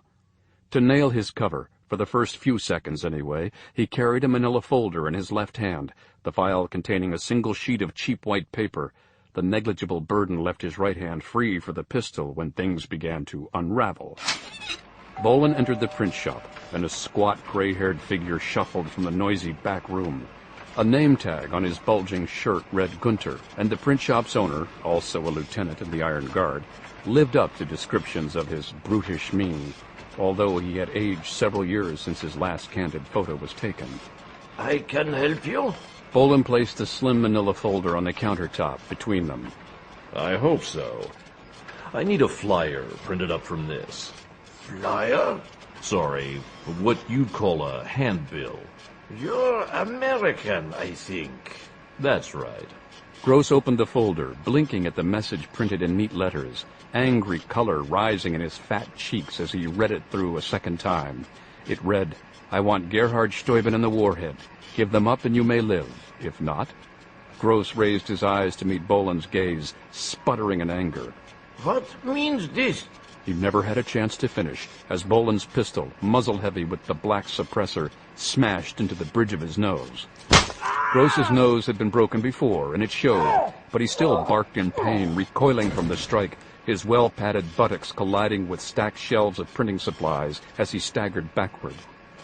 Bolan vaulted the counter, lashing out again before Gross could sound a warning to the employees in back. The clanking of an offset printing press, combined with the groan of busy photocopiers, covered the sound as Gross collapsed to the floor. Bolan entered the back room, checking out the 3 employees briefly. All of them were white, of course. That stood to reason. It wasn't enough to condemn them, but they had stripped down to skimpy T-shirts in the heat of the print shop, all 3 revealing arms and shoulders defaced with swastika and lightning bolt tattoos. It was enough. He shot the first one from behind, dropped him beside a copier that kept on printing and collating copies as if nothing had happened. The other 2 were still oblivious as Bolan lined up his next shot, spattering the one neo-Nazi's profile with the other's blood and brains. That baptism alerted number 3, but it was too late for the man to save himself. He seemed to be unarmed, but you could never tell. So many shelves and cubbyholes, tables and drawers around the workspace. Better safe than sorry. Bolan put a parabellum round between the neo-Nazi's eyes and watched him fold, then doubled back to check on Gross. The neo-Nazi was in dreamland, sniffling blood through flattened nostrils, but in no apparent danger of expiring. Bolan took his message from the countertop, careless of fingerprints that were no longer on file with any law enforcement agency on Earth, and folded it neatly, tucking it into Gross's breast pocket. A little reminder for when he woke up. The message might reach Gary Stevens, or it might be intercepted, censored, somewhere on the way between the print shop's slaughterhouse and its intended destination. Either way, though, it would have an impact on the Iron Guard and the Temple of the Nordic Covenant. It was the best that he could hope for in the present circumstances. Time to go. The executioner was doing well, but he still wasn't finished. As a matter of fact, he was just getting started. Gerhard Steuben washed down 4 pain pills with lukewarm coffee, then reconsidered the dosage and tipped 2 more tablets from the plastic bottle into his palm, sending them to join the rest. The last 2 left a bitter residue on his palate, threatening to gag him and bring back the greasy remains of his meager, deep-fried lunch. He should have seen the migraine coming, Steuben realized, but he had been distracted by the preparations for their big move in South Africa, the masterstroke that would redeem his recent failures. Caught up in the vision of a victory that would erase all those embarrassing defeats and put the Temple of the Nordic Covenant back on track toward the apocalypse, he'd been taken by surprise when a fresh disaster came calling. The migraine had arrived full-blown with the reports of new attacks upon his followers, this time within the very precincts of Johannesburg, Pretoria, and Vereeniging. Their personnel losses were light so far, around a dozen men, none of them personally known to Steuben, but he understood the import of the new assaults. His unknown enemies had followed him southward, some 6,000 miles from the scene of the last attacks in Ukraine, and they had arrived within a day or less of his own touchdown in Pretoria. They hadn't found him yet, but the Israeli passport dodge hadn't deceived them, not if they had tracked him to South Africa, and the attacks upon his followers were clearly damaging morale. His chief lieutenant in the country, Gert van Koch, followed his restless pacing with a pensive look, as if expecting Steuben to produce a miracle from out of thin air. At last he grew impatient with the pacing. What would you have us do, Fuhrer? What can you do that you're not already doing? You are checking the hotels, yes? His lieutenant nodded. It will take some time, but we are helping the police. We have friends there, as you may know. And you are checking all arrivals for the past 2 days, including private charter flights? Yes, sir. Surviving witnesses have been debriefed? Another nod. But as I've told you, sir, there's various descriptions don't agree. We seem to have at least 2 different white men based on height, complexion, and the rest of it. The gunman in Johannesburg was black. Frankly, sir, I'm not convinced that shooting is related to the rest. Because your men were caught raping a black girl. Koch produced a careless shrug that said, "Boys will be boys." It was a stupid thing to do, bringing the bitch back to their house. Doubly stupid at this time when every man's full concentration should be focused on the task at hand. They've paid for their mistakes, sir. Ah, yes. And that removes the problem of publicity, does it? Their stupid deaths somehow turn off the spotlight that is tracking every move our people make today. I'm so relieved, Gert. For a moment I was worried that their goddamned idiocy might have jeopardized the cause. Fuhrer, I didn't mean... Damn what you meant to say. You think it's a coincidence this gunman turns up just in time to kill 5 of your stupid bully boys? Do you believe the Jew press won't connect these incidents and run with it because one of the shooters was a fucking kafir? Sir, I don't suggest... That's right. You don't suggest. You follow orders, Gert, or I'll find someone who can. You understand me? Perfectly, sir. The flush of angry color in his face found no outlet through the Boer's mouth. He was playing it safe. We have a chance to salvage something from the series of disasters that has dogged us for the past few weeks. If we succeed with what we've planned for Saturday, this country will go up in flames, and when the smoke clears, order, racial order, will have been restored. Yes, sir. And if we fail... Stoiber didn't complete the sentence, leaving it to Koch's imagination. One more failure on that scale, and it would all come down to desperate last-ditch tactics with only a marginal hope of final victory. Blind faith aside, Steuben wasn't convinced that even a fulfillment of the last great prophecy could save the cause if he was blocked at each preliminary step along the way, as he had been so far by meddling bastards who were still faceless, nameless, visible only when they chose to be. How goes the preparation, then? It goes well, sir. My men are ready for both phases, and the recent, unpleasantries haven't affected those chosen for the assault teams. Barring any more serious complications, Phase 1 shall be carried out tomorrow night, on schedule. Let us have no further complications, then. No, sir. Phase 2 is ready to proceed on Saturday, assuming that the target reacts as expected to Phase 1. Have you ever known it to fail? The man's a goddamned glory hound. Give him half a chance and he'd call a press conference to announce that his laundry was done. You're right, of course, sir. And with the nature of the provocation so far from the capital, there'll be no reason for him to increase security. Be ready for an increase just the same. All this other business may put him on the alert, even if it's only white men dying. I'll see to it personally, Fuhrer. As for discovering the men responsible for these attacks, I want no effort spared. You understand me, Gert? It's top priority. They could surprise us yet and ruin everything. Wouldn't be the first time. Right, sir.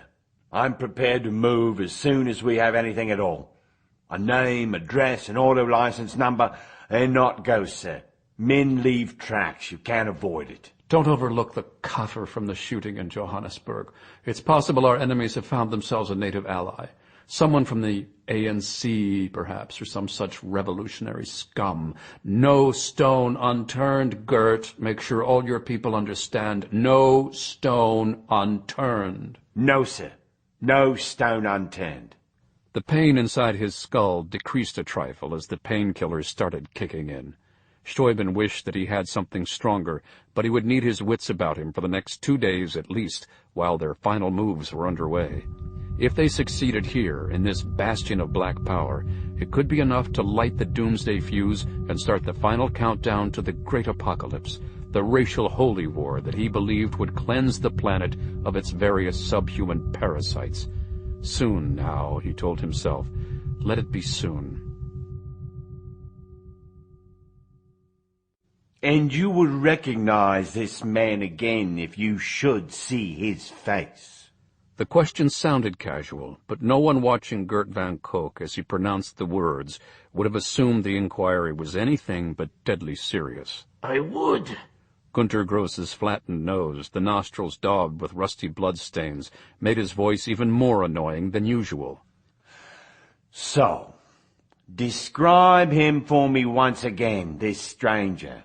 Gross narrowed his blackened eyes to glinting slits, as if the squint would somehow help him see the past more clearly. When he spoke again, he made an effort to control his voice, but without much success.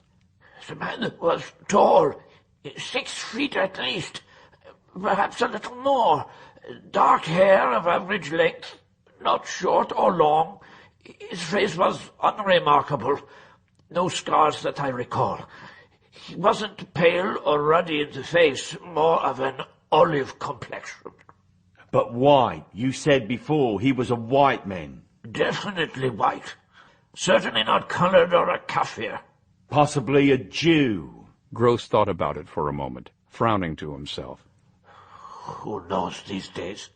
They have black Jews and Chinese Jews. I'll say he didn't have the nose for it. No Star of David showing anywhere. All right, proceed. Where was I? You described his face. About the rest of him. Ah, yes. I'd guess he weighed between 190 and 200 pounds.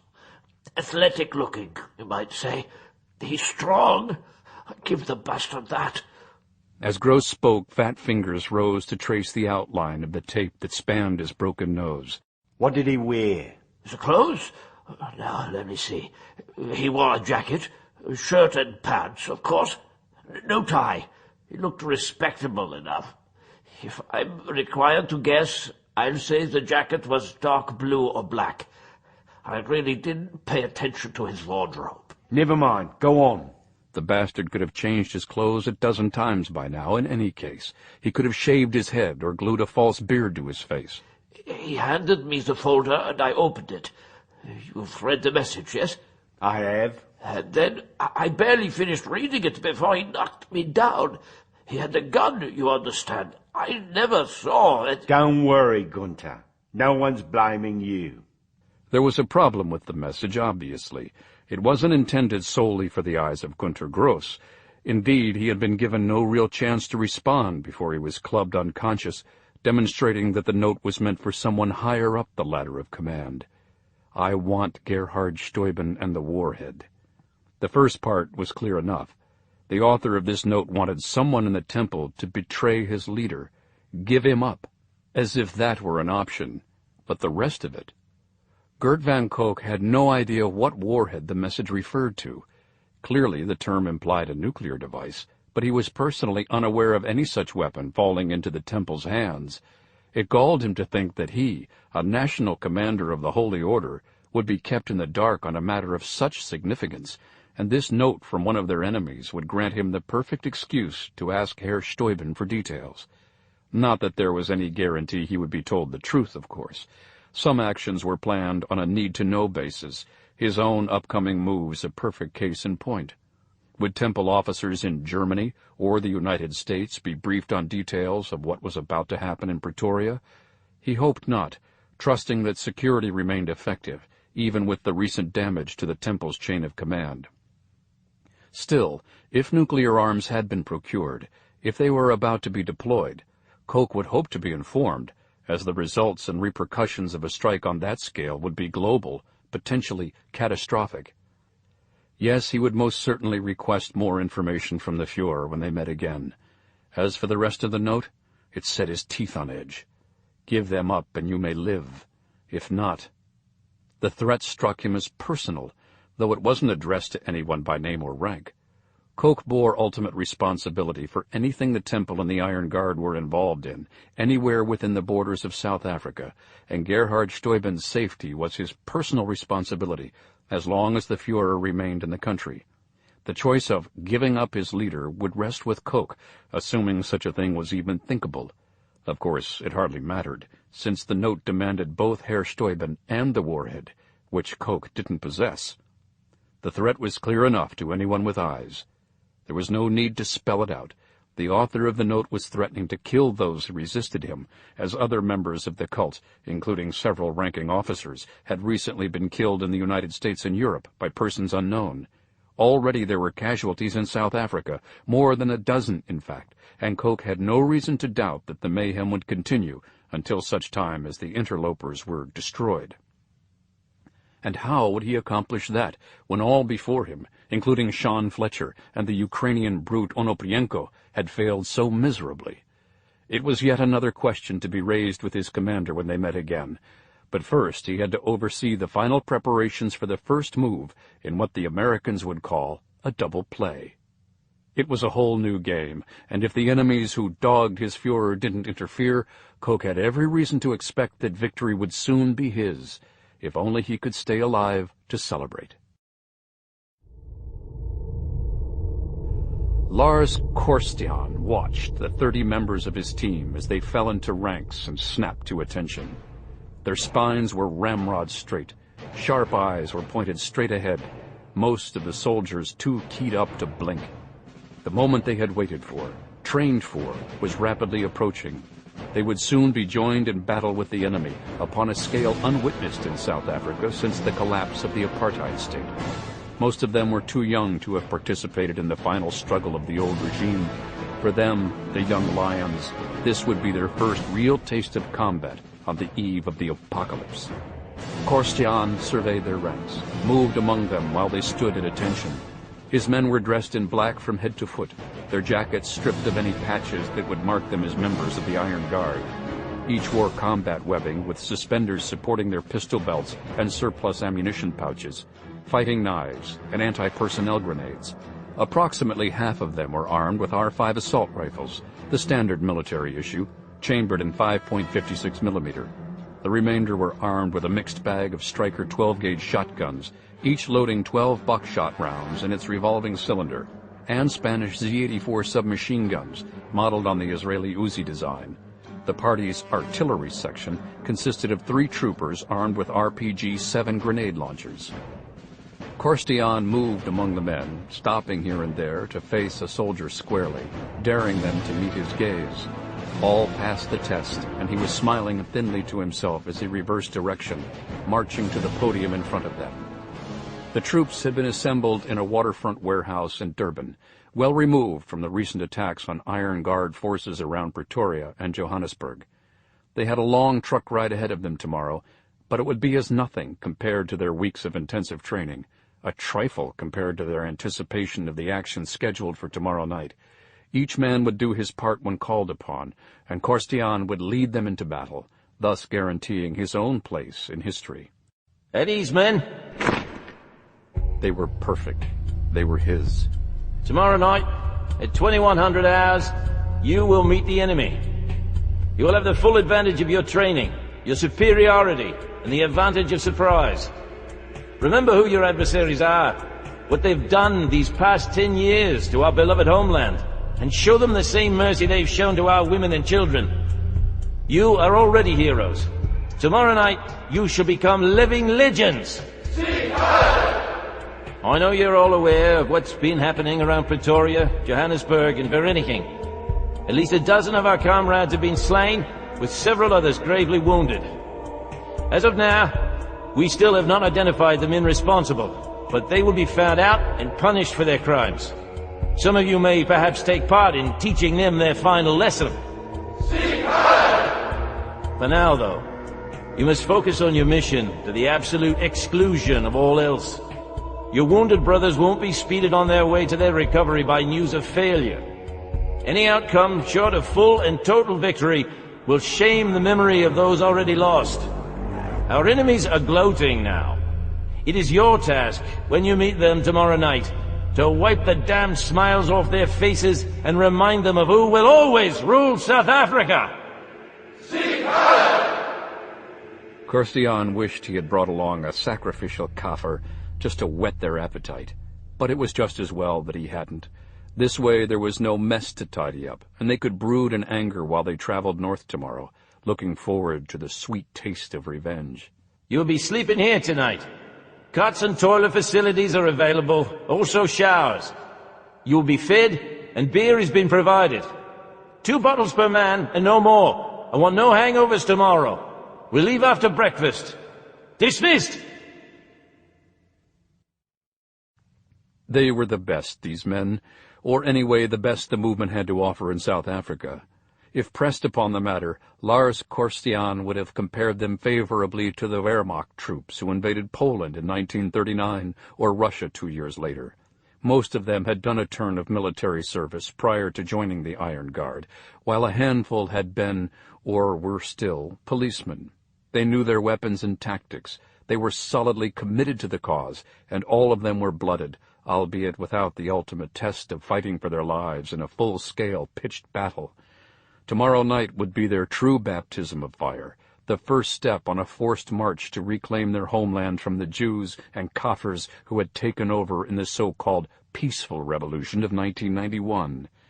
Korstian had a list of race traitors who had been tried in absentia, sentenced to summary punishment upon capture, and he was looking forward to working his way down the list, beginning with the political trash in Pretoria. But first things first.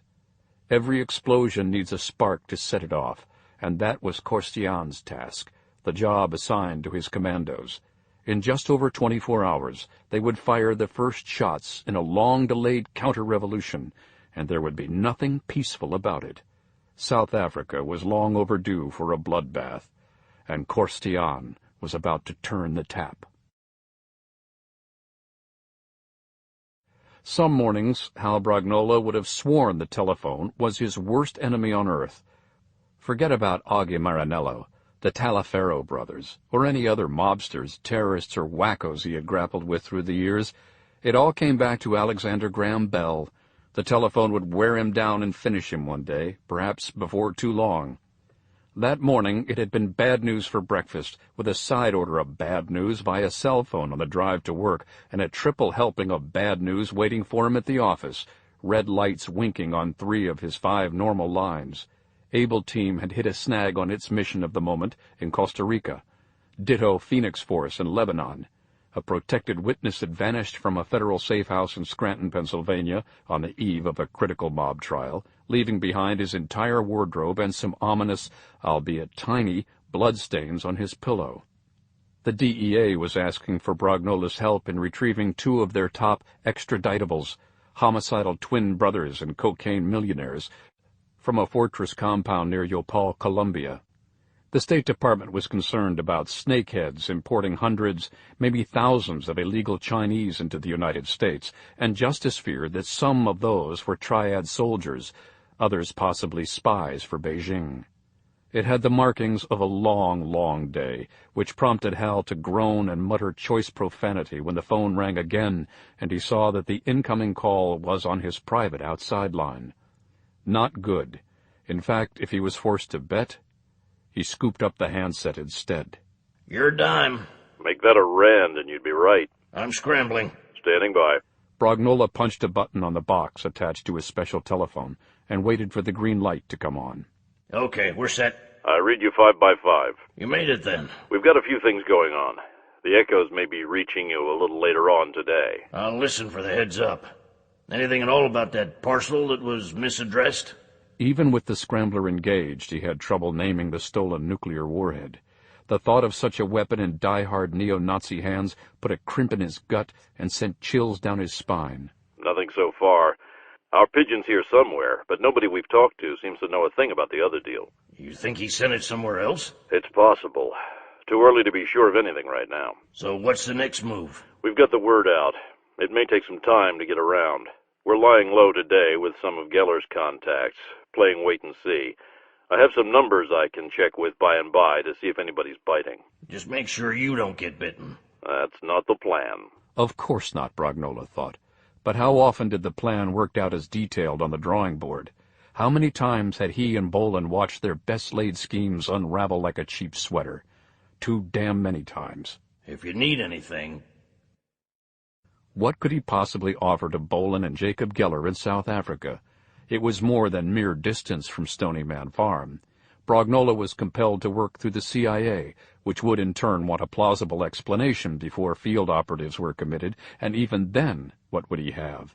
How did he know whom to trust in that troubled land, where the races had been locked in mortal combat for more than 3 centuries?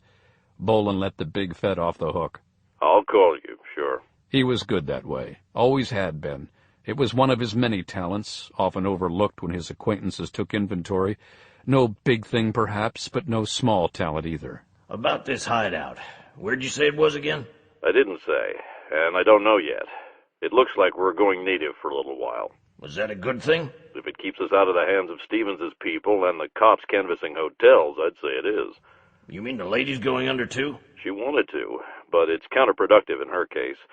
She checked into her hotel alone, with a fairly decent cover, and anyone who might have recognized her is long gone. She'd stand out like that sore thumb everybody talks about, the angle we're pursuing. Whereas you and the dude from Tel Aviv will pass like you've been Afrikaners all your life. Is that the plan?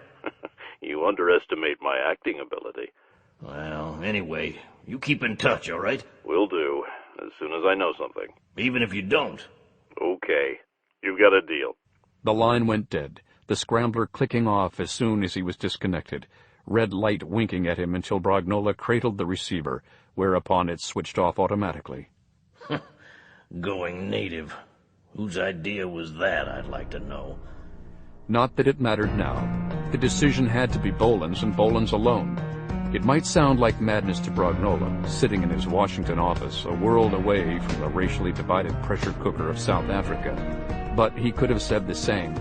Hell, he had said the same, about any number of Bolan's strategic choices through the years. Some of them were merely risky. Others read like a blueprint for suicide the hard way, in the worst of all possible worlds. But the damn guy was still alive, still out there on the firing line, in hot pursuit of yet another predatory scumbag. It had become almost impossible for him to picture Bolan any other way, like in a coffin, for example, rotting in the ground. Almost impossible, except in dreams. You'd better not get wasted over there. You damn well better not.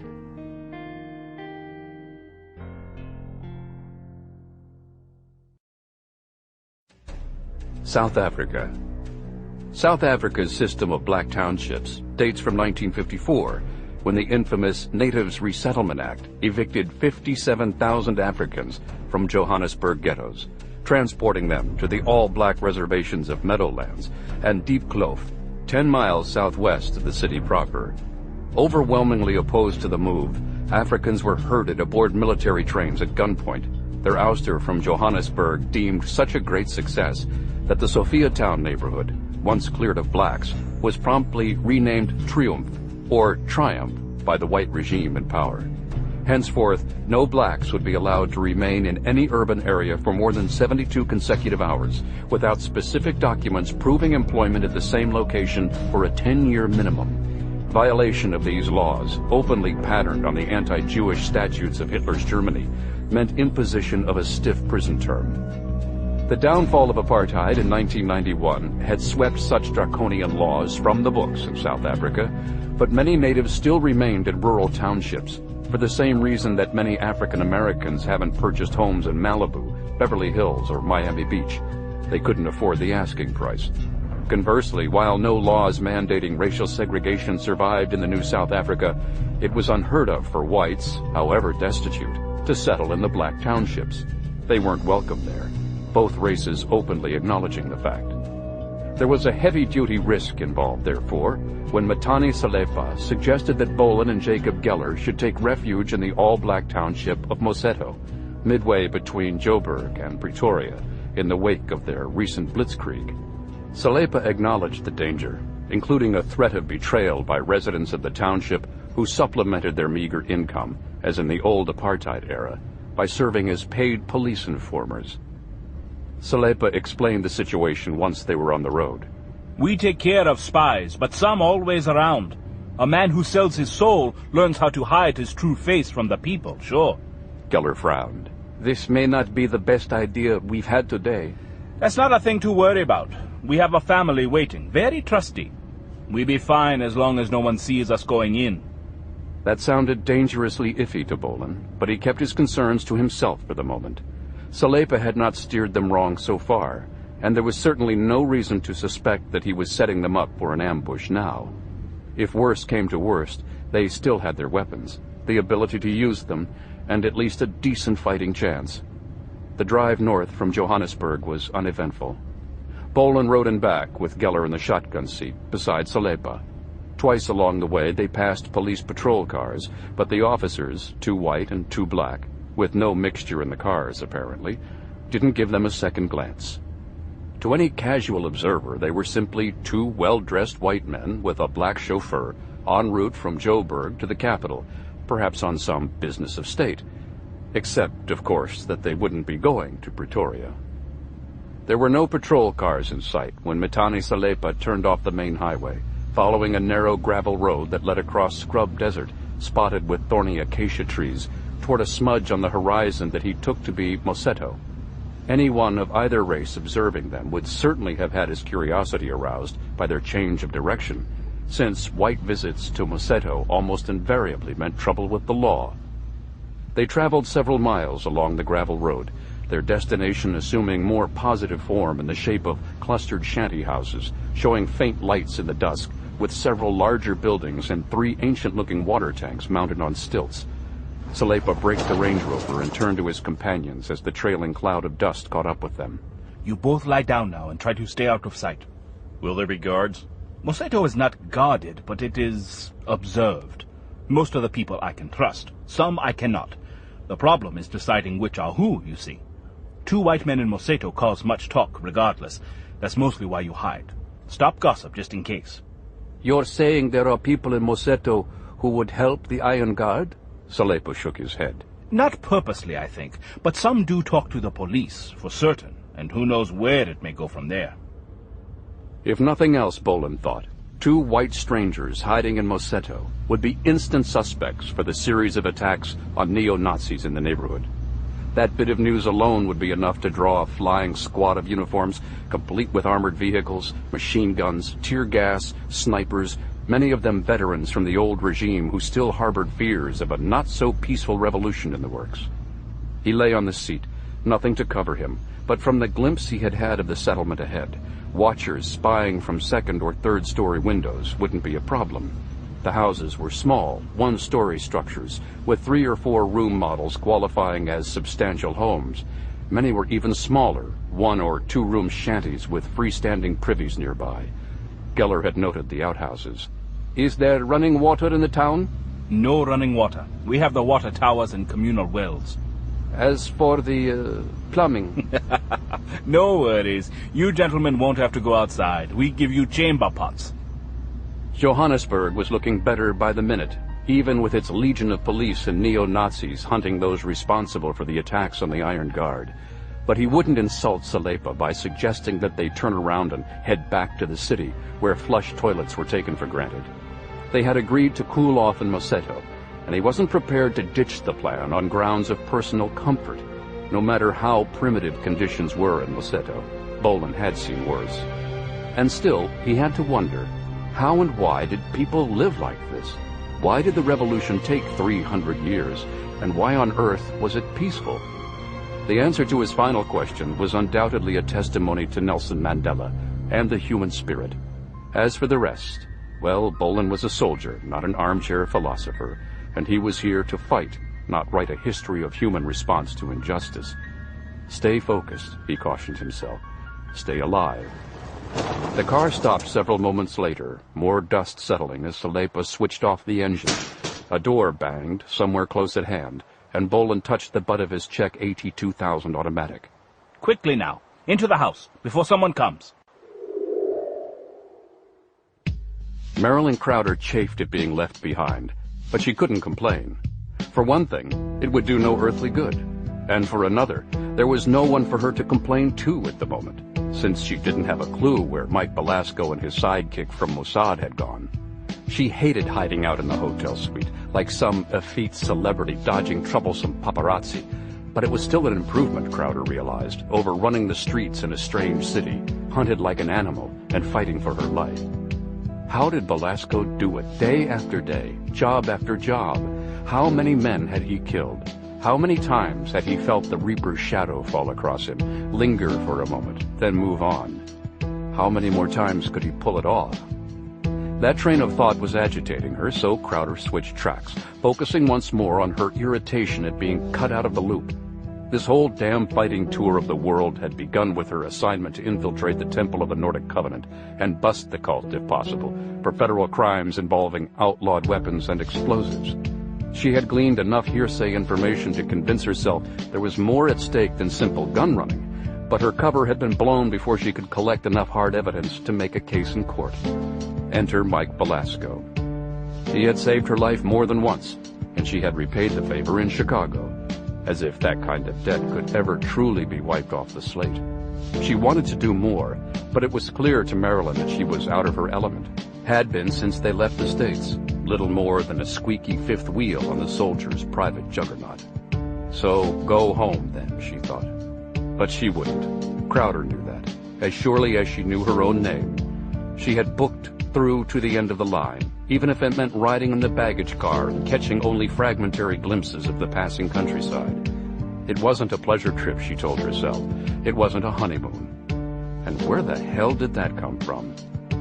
Crowder knew enough of the world and the business of danger to mistrust her present feelings for Belasco, as muddled and confusing as they were.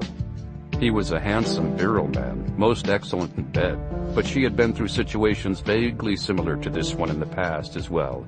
She knew that men and women thrown together in high-pressure situations often sought the quick-fix comfort of meaningless sex. Casual might not be the right word, since the circumstances were typically hectic, even perilous, but no long-term attachment was generally sought or expected. It had nothing to do with love. So what was it she felt for the man who had twice saved her life? There was gratitude, of course, a measure of embarrassment, perhaps, that she, a trained professional, had needed a stranger's help in the first place. There was certainly attraction and arousal at some primitive level that almost reminded her of puberty.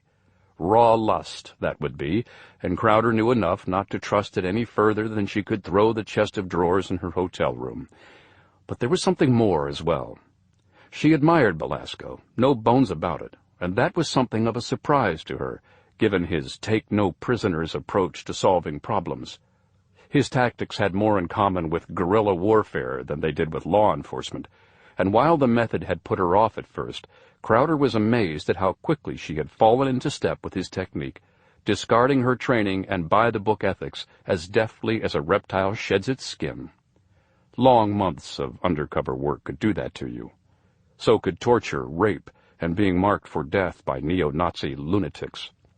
She had done enough, while they were still chasing Gary Stevens and Sean Fletcher in the States, to warrant prosecution for abuse of her lawful authority, perhaps reckless endangerment of civilians, maybe manslaughter, or even murder too. She would plead self-defense, of course, against a charge of homicide, maybe throw in some kind of diminished capacity defense, based on all she had suffered at the hands of Nordic Temple zealots.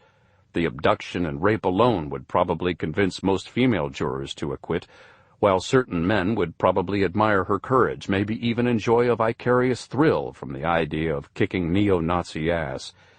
But it would never come to that, she thought. The feds weren't about to charge one of their own in a muddled, blood-stained case like this, if they could help it.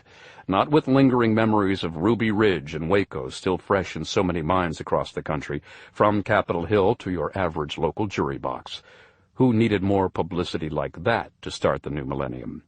Not ATF. That was for damn sure. The prelims would drag on for months. The trial for months longer, with reporters dissecting every line of testimony, filing lawsuits under the Freedom of Information Act to fill in the backstory. It would be a media nightmare for the men who had given her the assignment to start with, then cut her adrift when the whole thing got too hot to handle. So Crowder was covered in that respect, the legal angle pretty well nailed down. Now all she had to do was figure out what to do with the rest of her life once the job was finally done. Not so fast, she cautioned herself. The first thing she would have to do was get back home alive, and at the moment, that was far from being guaranteed. Matani Salepa had considered the risks before he suggested that his white companions seek refuge in Moseto. There was no longer any law against their being there, no penalty for whites cohabiting with Africans, but their presence in the current circumstances would undoubtedly provoke suspicion, and that alone was enough for police to detain and question the strangers. That in turn would mean exposure to their enemies, and almost certain death. Still, Salepa had decided it was worth the risk, and both of his companions had agreed. If they were taken now, it would be his fault as much as anyone else's, at least in his mind, and he would share the burden of guilt. If they were found by the Iron Guard, no doubt Salepa would share the punishment of death as well. But they would have to take him first. He wouldn't go without a fight. As hosts for his companions and himself, Salepa had chosen the Ushante family, consisting of Moses and his wife Niala. They were older folk, 50-something, with 2 grown children off in their own lives, and both had been political in their day. Moses had served 3 years in prison for distributing pamphlets from Nelson Mandela's African National Congress, and he had suffered inside at the hands of white guards and black traders alike. Somehow the experience hadn't embittered him against all whites or humankind in general, but he remained steadfast in opposition to the paramilitary racists who campaigned for restoration of the old regime. Moses Ushante had consulted his wife before agreeing to shelter Salepa and his Caucasian associates. It was, after all, her home as much as it was his. But Nyala had raised no objection. Her children had begun to prosper under the new coalition government, without apartheid's weight to hold them down, and she knew only too well what a return to the bad old days would mean. Even if the Iron Guard and its allies failed in their ultimate objective, there was bound to be blood. And native Africans had always been the first to suffer in such outbreaks, the first to die. Salepa parked his car beside the Ushante home, well back from the dusty street, and checked as best he could to make sure that no one was watching before he gave the signal for his passengers to make their move. They bolted from the car, duffel bags clanking, and slipped in through the back door of the house, where Moses welcomed them with handshakes, an embrace for Salepa. "Welcome, my brother." Nyala joined them in the kitchen, smiling tentatively, seeming a trifle surprised when the white men extended their hands to shake hers. It made her giggle, almost like a schoolgirl, shaking hands first with one, then the other. Jacob Geller then addressed them both. "We appreciate your kindness. However, if you're having second thoughts and you feel there's too much risk..." No, you stay the night, at least. Let the Iron Guard run round in circles yet a while. They need the exercise. Fat bottoms, them. They sit too much and dream about how great the old days were.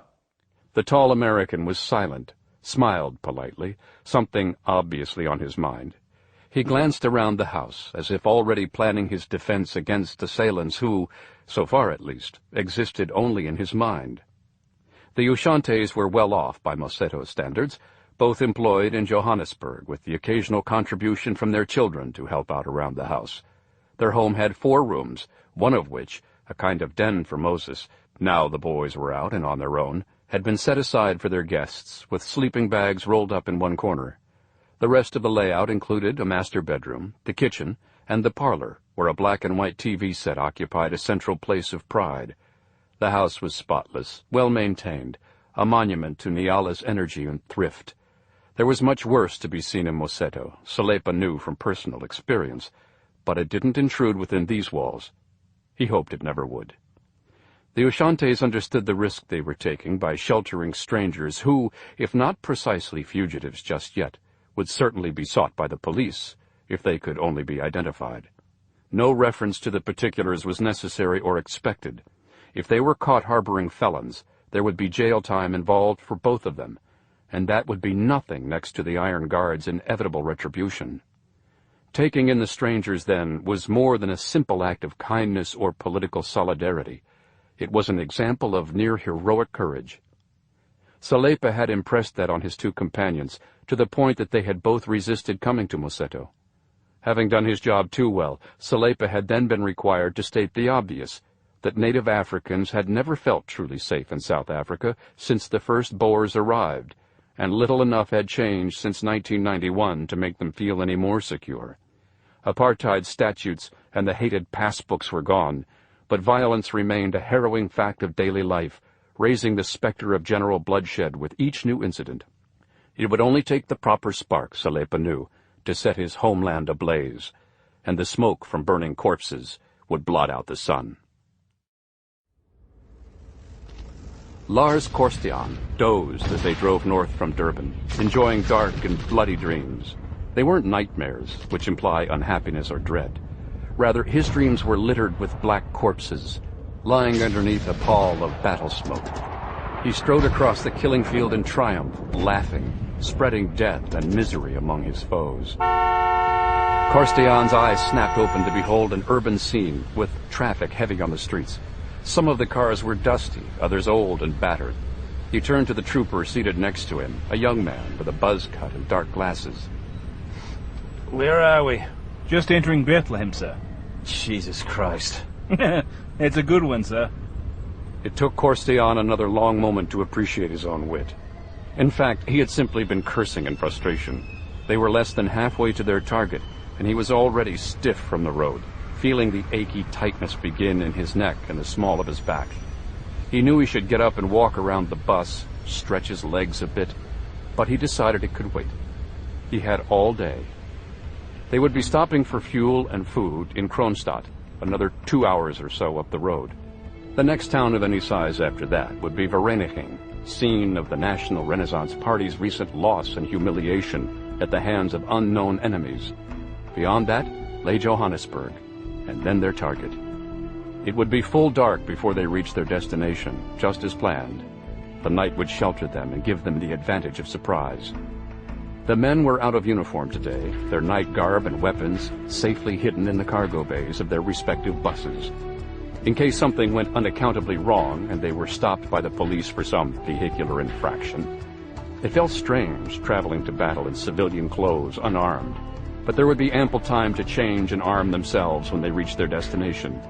Meanwhile, to anyone who asked, they were a group of football fans en route to watch their Durban favorites perform against a team of British wankers in Pretoria. It was a cover story that would stand, because there really was a game that night, with thousands of fans expected from Durban to watch. The story would hold, unless someone got nosy and found their mobile arsenal, in which case, Korstian knew, there would be hell to pay. He respected the police, white officers at least, as much as the next terrorist, but Korstian wasn't about to see this mission fail at the last moment, before he could lead his troops into battle. He wouldn't have that stigma of failure attached to his name. If it came down to the choice of a policeman's life or ultimate success, the choice would be an easy one to make. The strike team leader checked his watch and thought it might be nice to sleep some more if he could recapture the dream that had been so rudely interrupted. Korstian often dreamed of killing blacks, though he had only actually done so twice in waking life. The first time was an accident, drunk driving on the way home from an Iron Guard meeting, though he talked it up and let his comrades think it was deliberate. Despite initial fears, there had been no investigation worthy of the term, which had surprised him with the new regime in power, elevating blacks above their betters when and where it could. The second time Korstian killed a black man, it had been deliberate, a shooting set up as a kind of graduation exercise to test his worthiness for elevation in the ranks. The victim, as they called him in the Jew-owned Kaffir-loving newspaper, had been a lawyer in the African community who sued policemen, bus drivers, and any other whites whom he regarded as behaving disrespectfully toward blacks. Although he lost as many as 3/4 of his cases, he was still a menace and an enemy of every Aryan alive.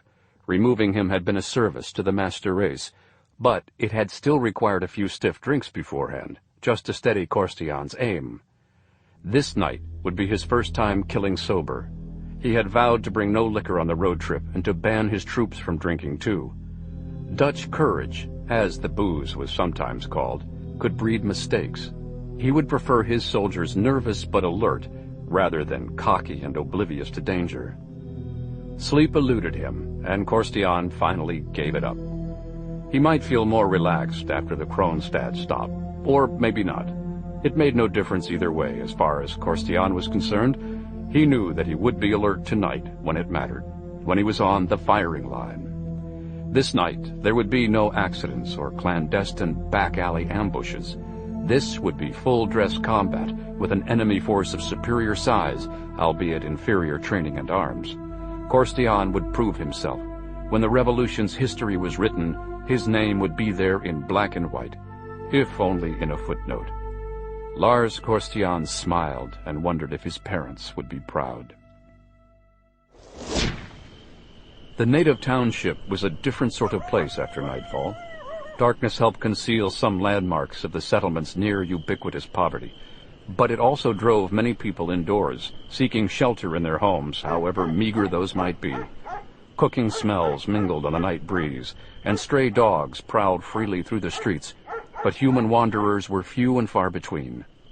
The Vanishing Act confused Jacob Geller, and he decided to ask their hosts about it when they sat down to deep bowls of delicious stew made with meat of indeterminate origin. As it happened, Bolan beat him to it. You roll up the sidewalks around here after dark. Nyala and Moses Ushante seemed confused. Sidewalks? Roll up? He means that it is very quiet in the township after nightfall. I suppose we both expected more in terms of people being out and about on the streets. The Ushantes shared a glance. Tomorrow is another working day for many here. They need their sleep, you understand. And there is the monster. Moses! Nyala looked aghast, raising a spotless napkin to her lips. Monster? The monster of Moseto. Oh, not the kind you see in films from Hollywood. This monster is a man of flesh and blood, though he behaves as if a demon owns his soul. Some kind of criminal? A rapist and a killer of women. He has already 19 victims in the past 2 years. He does fearful damage to the bodies. The authorities will not discuss it, but I have a friend who found... Says... A serial killer. So the police have said. Dr. Pistorius draws profiles of the monster in Pretoria. She talks to agents from the FBI. It makes no difference. Some say that the monster is a witch doctor, practicing muti.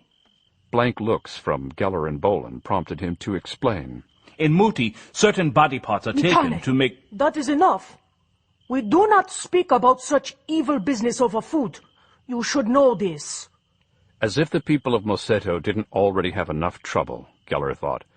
He wanted to hear more about the case, but didn't wish to cause dissension or anger their hostess. This wasn't the first time police had been stymied by a psychopath, particularly in a poor community where some manhunters had little interest in or sympathy for the inhabitants. It was better to forget about the so-called monster and concentrate on their own immediate concerns, like the Iron Guard, for instance, like the Temple of the Nordic Covenant and a missing nuclear warhead. Geller and Bolan instinctively reached for their concealed sidearms, while Matani Salepa bolted to his feet, clutching the knife he had been using to slice a loaf of homemade bread. Moses and Nyala Ashante exchanged another glance. Monster! The scream had come from somewhere close at hand, perhaps from the general direction of the nearby communal showers. Geller was on his feet, one hand on his check autoloader, when Moses Ushante rose before him, stretching out a cautionary hand. You must not show yourselves. There are no white men here. Sounds like someone's in trouble. Moses turned from the dining table. It is our trouble. Ours to live with, ours to solve. Moses, no. Stay here. He brushed past his wife, took a long walking staff or cudgel from the corner where it stood beside their old refrigerator, and moved toward the back door of the house. Salepa rose, apparently to follow Moses outside. What's happening? They hunt the monster. He has struck again. Geller detained Salepa with a strong hand on his arm. One thing, this monster.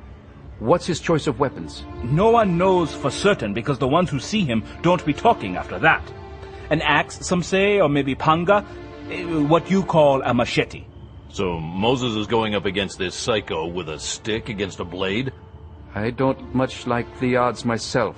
He has help, though. It hasn't done much good so far. We really shouldn't. I totally agree. So, are you coming with me or what? Geller broke into a full-fledged smile. I thought you'd never ask. Lars Korstian stood aside and watched his soldiers finish suiting up. The buses sat with engines idling, bleeding diesel fumes, their lights switched off, shadows bulking in the night. The strike force had stopped a half-mile short of the warren of shacks and shanties to proceed on foot, and thus ensure the critical advantage of surprise that would be lost if they had gone ahead by motorcade. They would be marching over unfamiliar ground, but only to a point. Each member of the team had studied aerial photographs and memorized his own position in the skirmish line that would advance upon Moseto under cover of darkness. There should be no great surprises, no gullies or fences unforeseen, no posted sentries in these days of peace and reconciliation. Korstian moved along the line, reviewing his troops for the last time before they engaged the enemy. Every man alert now. Remember that your only friends from this point on are those who wear this uniform. The rest are targets. Big or small, young or old. All targets. There was no dissent from the ranks. He had expected none. These men were specially chosen, hand-picked for this mission that would finally open the floodgates and unleash the longed-for racial holy war. There would be no forgiveness, no reconciliation with the Kafirs after this night's work was done. And when the other hit team struck the following day, when they scored their coup, the ticking time bomb that had been South Africa these past 10 years would finally explode. And when the smoke cleared, days or weeks from now, the master race would once again be in control. Already then? No answer from the troops as they stood mute, their weapons poised. Advance! Lars Korstian led the way through no man's land. There was no lagging back for him, no hiding with the rear guard, much less waiting with the buses for his point man to report contact. Whatever happened next, he would be there to see it, feel it, smell it, taste it. What happened next, at least initially, turned out to be an uneventful march across the open plain that separated Korstian's troops from the light-speckled mass of Moseto Township. 2 or 3 of his soldiers stumbled on rocks or rat holes along the way, but they resisted the temptation to curse, recovered without breaking ranks. They made no sound beyond the crunch of boot heels on the desert hardpan underfoot, advancing steadily. They were prepared to open fire if challenged, but there was no challenge from the target as they closed the gap. Korstian picked up on the smell of cooking from a quarter mile, a bit surprised to find that there was nothing strange or repugnant about it.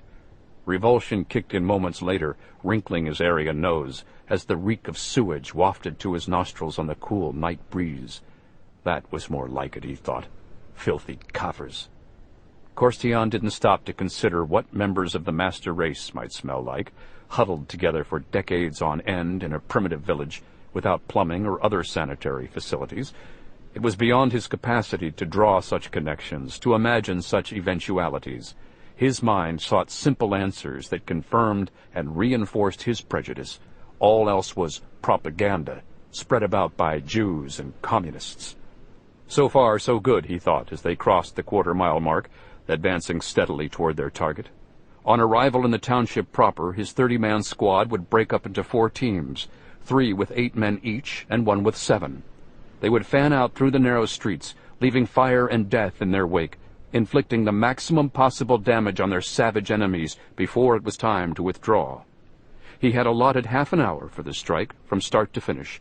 It was ample time, and while they had already dropped the telephone lines that served Moseto, there was still a possibility that someone in the township might possess a 2-way radio, with which they could alert police to the assault in progress.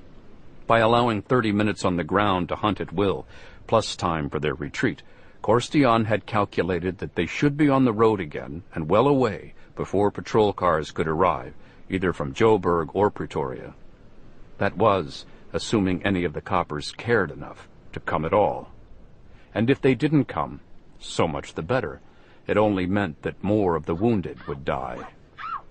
They were 100 yards from contact when a shrill, unearthly scream tore through the nearly silent darkness. Korstian froze in his tracks, holding on point like a trained hunting dog, his troops halting en masse behind him. Lights were coming on in houses that were previously dark. Now, what the hell? Was this some kind of an alert? Or were the Kafirs merely partaking of some heathen ritual, perhaps including human sacrifice? Korstian had read of such things, but understood that proof in modern times remained elusive. All the better, then, if he and his soldiers could catch the Kafirs at it and reveal them for the brutes they truly were. Forward at the double! After me, men! The scream, as it turned out, had issued from a narrow lane behind Moses Ushante's home. Its source, a young woman in her late teens or early 20s, streaked past Bolan and Geller, so frightened that she failed to note the 2 white men as she passed by. This way. Bolan retraced her steps. Geller followed closely behind him, while the racket of what sounded like a lynch mob forming echoed from the next street over, keeping pace in the same general direction. This looks bad. One good look at us, and that lot could decide that we're the monster. I don't plan on meeting them. I hope you're right. I'd rather that we didn't have to open fire on them ourselves. Bolan was blotting out that ugly mental image when he came around a corner, found himself behind a long, low structure built from cinder blocks with a roof of corrugated tin. A water tower loomed above it at the north end, and he recognized the building as a public shower. There, in the building's shadow, that was darker than dark, screened from the meager light of the new moon, he made out 2 human figures. One lay crumpled on the ground. The other hulked above, stooped at first, recoiling and straightening to full height as the newcomers arrived. In one of the upright figure's hands, a long-bladed machete dripped crimson. In the other, a melon-shaped object did likewise, suspended by hair from the mute slayer's fist. At the sight of them, the monster snarled and pitched the severed head of his latest victim overhand. Bolan ducked, felt something wet and warm spatter his cheek in passing, and couldn't suppress a fleeting thought about the prevalence of AIDS in sub-Saharan Africa. He had no time to brood upon the problem, though, because the Pango-wielding hulk was charging at them now, blade raised high to deliver a death blow as soon as he came within range. Bolan and Geller fired together, stopping the hulk in his tracks and dropping him onto his backside, a dazed expression written on his dying face. Bolan and Geller were startled by another sound, recognizing automatic rifle and submachine gun fire. A short block to the west, there were more shouts raised now, but the tone had radically altered. The would-be hunting party had been instantly diverted from its primary object, by the sound of things, and was lapsing rapidly from outrage into something more akin to panic. Can it be? Bolan didn't have to ask what Geller meant by it. Short of an all-out civil war within the township proper, the echo of automatic weapons could only mean an attack from the outside, and that, in turn, would most likely come from one source. The Iron Guard. We need more guns. You read my mind. They left the monster of Mosetto and his victim there together, lying in the shadows, to be found by someone else when the smoke cleared.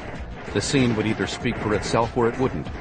In either case, Bolan and Geller had more pressing matters to deal with.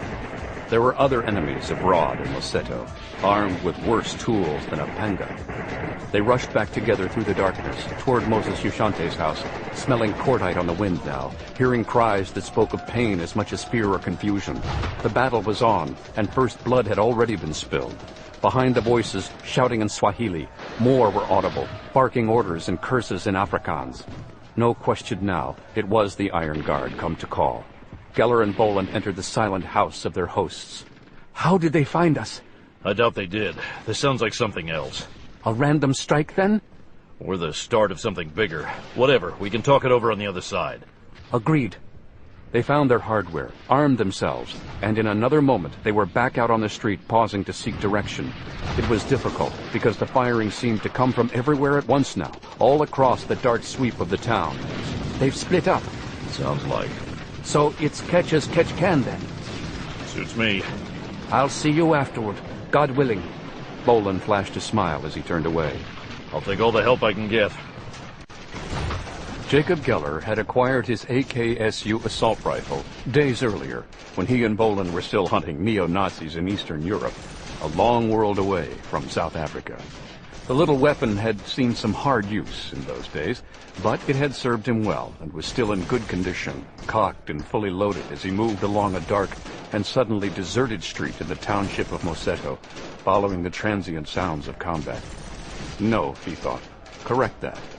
The noises echoing across Mosetto sounded less like battle, with the implication of a two-sided contest, than like the sounds of a massacre in progress.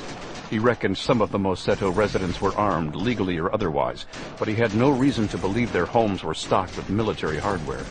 Likewise, all the screams and cries of anguish he had heard so far were torn from native voices, indicating that the mayhem was still distinctly one-sided. Geller meant to balance those odds if he could, as soon as possible.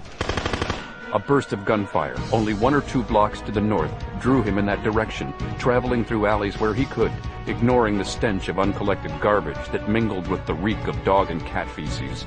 He saw the first squad coming as he cleared the alley, ducking back at once to keep from being seen. He counted 7 of them, all in black except their faces, which were neither painted nor masked. A certain arrogance there, he decided.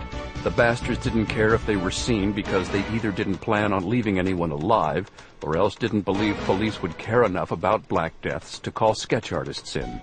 All things considered, they were probably correct on the second count, and that knowledge made Geller bare his teeth in a snarl as he edged back toward the sidewalk, clutching his rifle in white-knuckled hands. 7 soldiers, 5 of them with automatic rifles, the other 2 packing submachine guns that resembled Uzis. He would need a bloody miracle to drop all 7 of them with a single burst, the odds so long against it that he judged it practically impossible. That meant he had to pick and choose his targets, and he marked the nearest pair as the first to go, since their proximity made them more dangerous, and they were walking fairly close together in defiance of normal military discipline. The others would be startled when he opened fire, presumably scattering in search of cover. But if he could drop these two with his first rounds... Geller waited, afraid to lean far out and track their approach, unwilling to expose himself before it was time to cut loose. He counted the seconds, listened to the sound of their approaching footsteps, and offered up a prayer that they wouldn't be joined by any more neo-Nazis before he opened fire. Another second now. One more. He swung around the corner, leveling his weapon at the soldiers who were now no more than 15 paces distant. Geller swung the AKSU's muzzle from left to right, sweeping across his moving targets with a spray of 5.45mm slugs.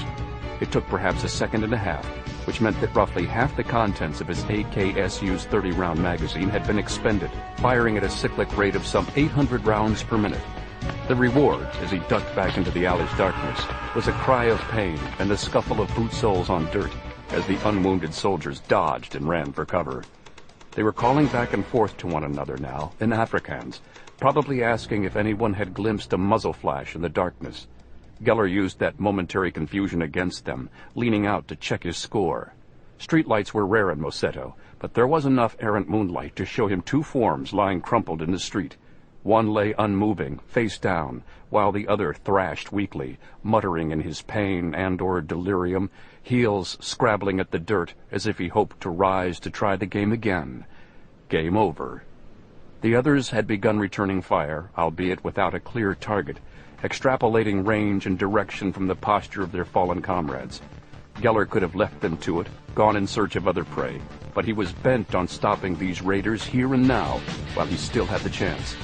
A distraction was required, and he had the perfect thing. Detaching an anti-personnel grenade from his belt, Geller hooked the pin loose with his thumb and sidearmed the lethal green egg into the street downrange. He had no realistic hope of wounding any adversaries with the unaimed pitch, but that wasn't his goal.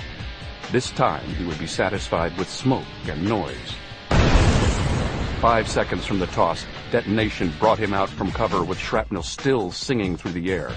There was moonlight enough for Geller to see one of his enemies just struggling erect from where he had fallen prone on the pavement. The neo-Nazi was retrieving his weapon when Geller shot him in the face. A 4-round burst that punched him backward, nearly headless as he hit the deck. That left 4, and Geller was regretting his failure to reload the Kalashnikov as 2 more emerged from the smoky darkness, firing as they came. They had a rough fix on his muzzle flash, but their initial bursts were hasty, high and wide.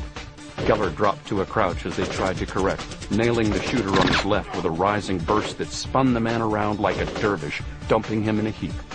The other had his fix now, but self-preservation made the neo-Nazi duck and weave, thereby spoiling his aim.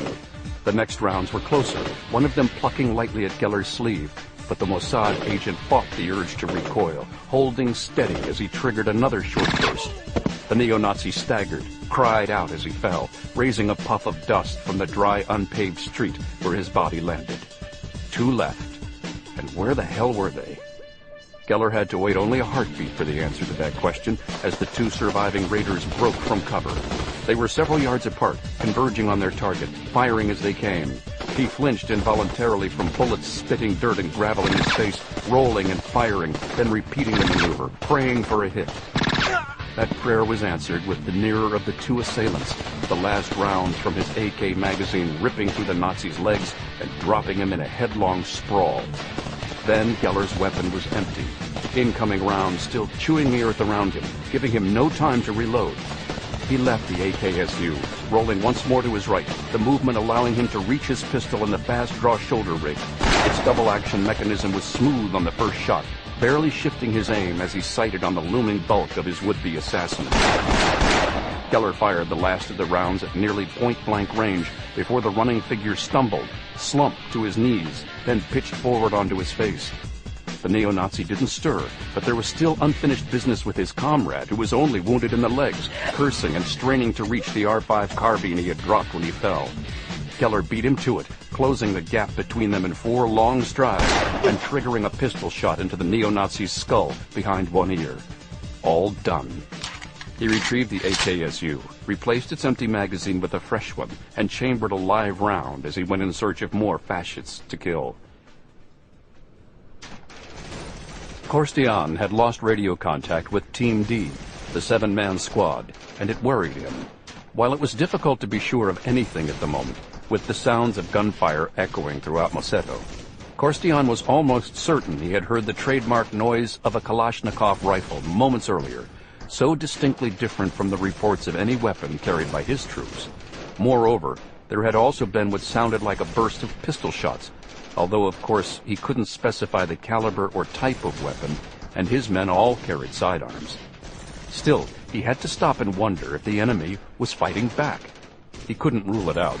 Some South African blacks had been armed for decades, dating back beyond the revolt of the African National Congress, and black possession of firearms per se was no longer a crime. The new rules and increasing self-reliance of blacks under the coalition regime made things difficult, risky for racial patriots like himself, but he still had no reason to believe the Kaffirs in Moseto could resist his crack troops, except for the sudden deathly silence of Team D. Korstian tried the two-way radio again. Team D, report at once. Gregor, respond, damn you! Any member of Team D report, I order it! Each member of the raiding party wore a headset with a single earpiece and a slim stock microphone, allowing them all to keep in touch, receive his orders, and call out for help if anything went wrong. There had been no such call from any member of the missing squad, which made their silence now all the more mysterious and ominous. Team D! Your bully boys can't talk right now. They've had a bit of trouble here. Korstian felt the short hairs prickle on his nape. Who's this? Identify yourself at once! I'd rather do that face-to-face, Adolf. Stay where you are. I'm on my way. Korstian was uncertain for a moment as to how he should react. One of the enemy, a white man by the sound of it, though Korstian couldn't be positive, had managed to locate their radio frequency. In all probability, that meant he had obtained one of the raiding party's headsets, which, in turn, virtually guaranteed that its original wearer was dead. Worse yet, the stranger's mocking words suggested that Team D had been annihilated, and if that were true, the prospect staggered Korstian. Nearly a quarter of his strike force lost within moments of engaging the enemy, and now his every order could presumably be overheard by that same foe. Casualties aside, his secure line of communication with his soldiers had been compromised, and might be worse than useless to him now. His brain hummed with questions, none of which Korstian could answer at the moment. He had no time to ponder the smirking enemy's identity, or wonder what a white man was doing in Moseto this night of all nights. He couldn't waste the time to mourn his soldiers, or even to wonder if all 7 were truly dead. As long as others were alive and fighting, they were his priority. And he had to keep himself alive, of course, to lead them safely home. Without the two-way radio, Korstian had no method of communicating with teams B and C. In order to recall them, form a flying wedge and blast their way out of what seemed to be a cunning trap, he would be forced to trust the airwaves, clinging to his faith that the savage enemy had to still be largely disorganized, despite intervention by one or more race traitors.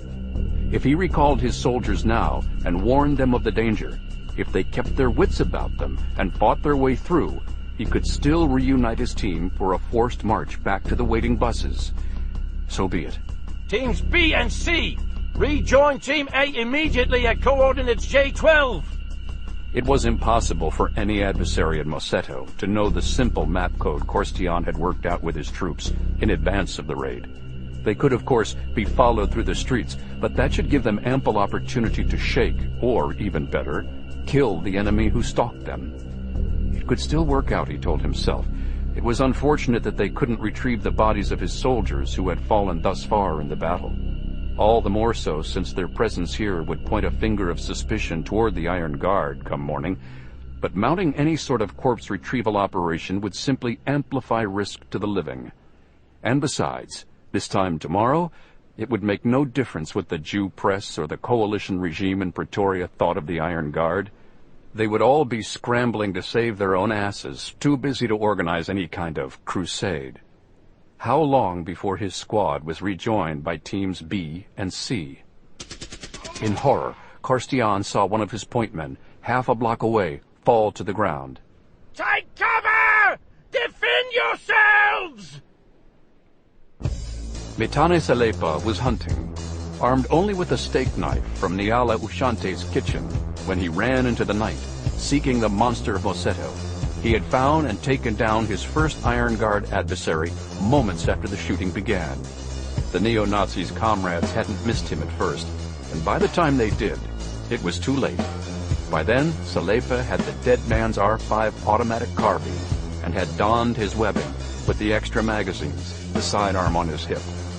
He almost felt a member of the team, except for his pigment, that was, and the abiding hatred that he nurtured for these men who came from nowhere, without reason, to disrupt and massacre a peaceful settlement. Salepa wasted no time on preliminaries once he had the rifle in his hands.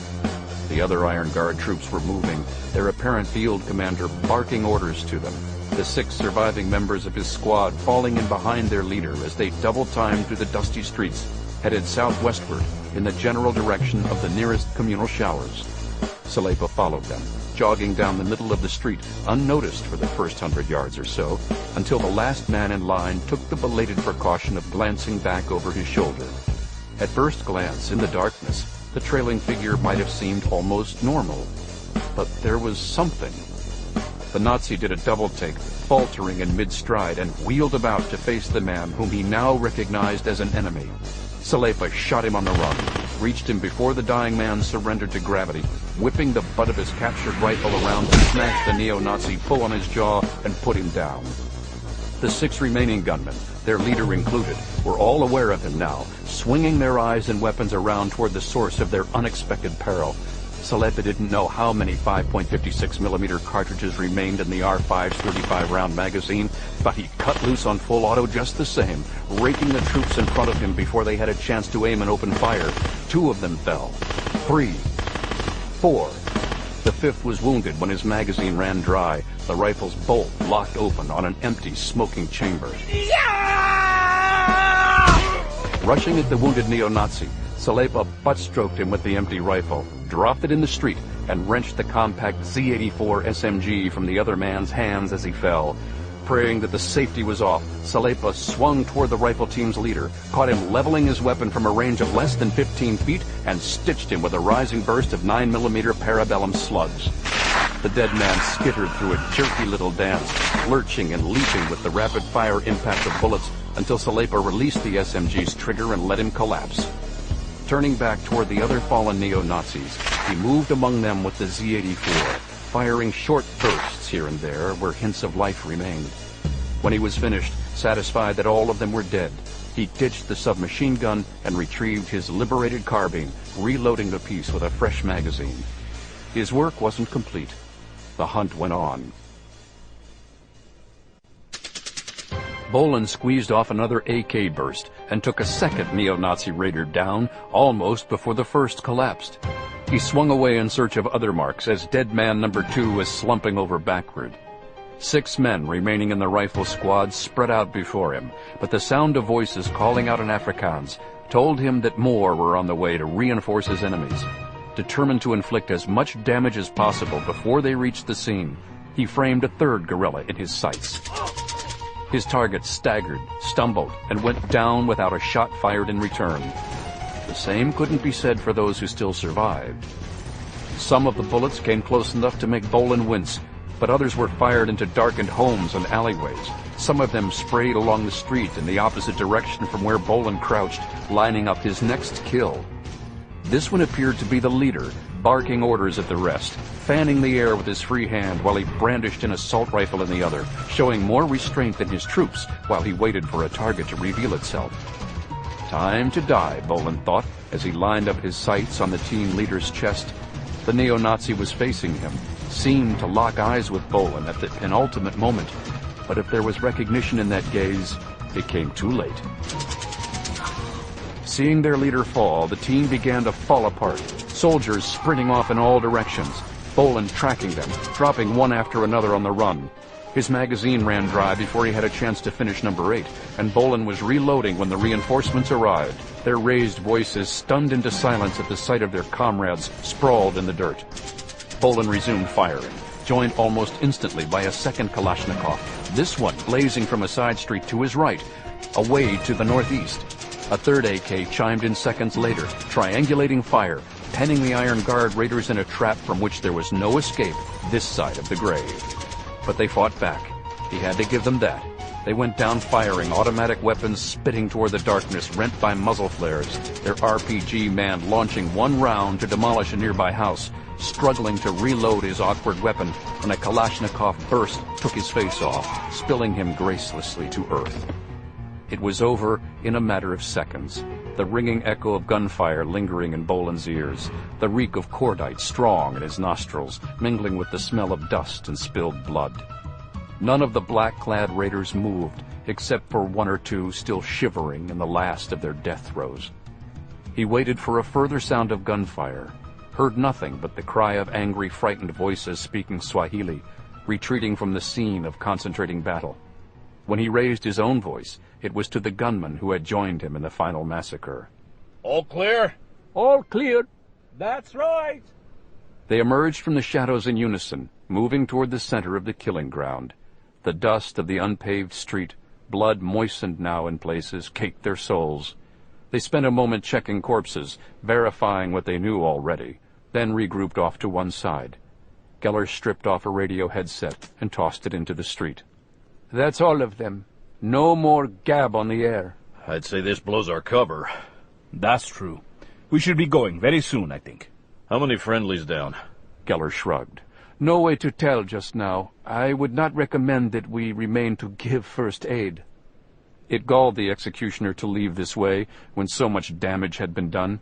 He told himself the raid had almost certainly been planned ahead of time, without knowledge of their presence in Mosetto. But the near certainty failed to pacify him.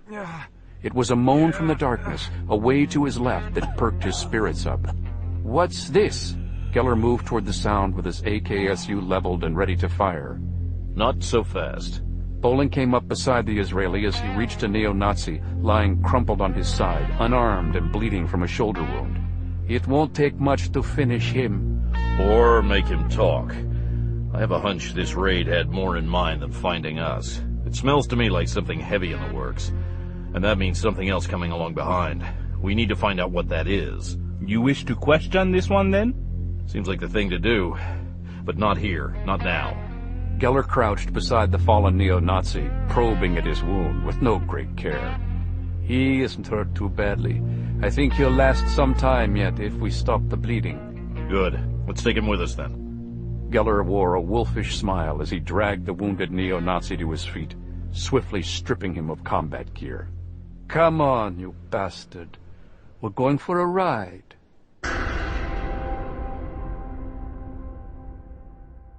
Gerhard Steuben stood, stone-faced, his hands clasped behind his back, one gripping the other so tightly that he half expected to hear his own bones crack. He felt a shriek of fury building up inside him, struggling to break free, but he knew that once giving free rein to his anger, there would be no turning back, and he couldn't afford the sort of chaos that would follow. Not just now. And so, another failure, then? Gert von Koch stood before Steuben, looking miserable, barely able to meet his Fuhrer's smoldering one-eyed gaze. It would appear so, sir. It would appear so.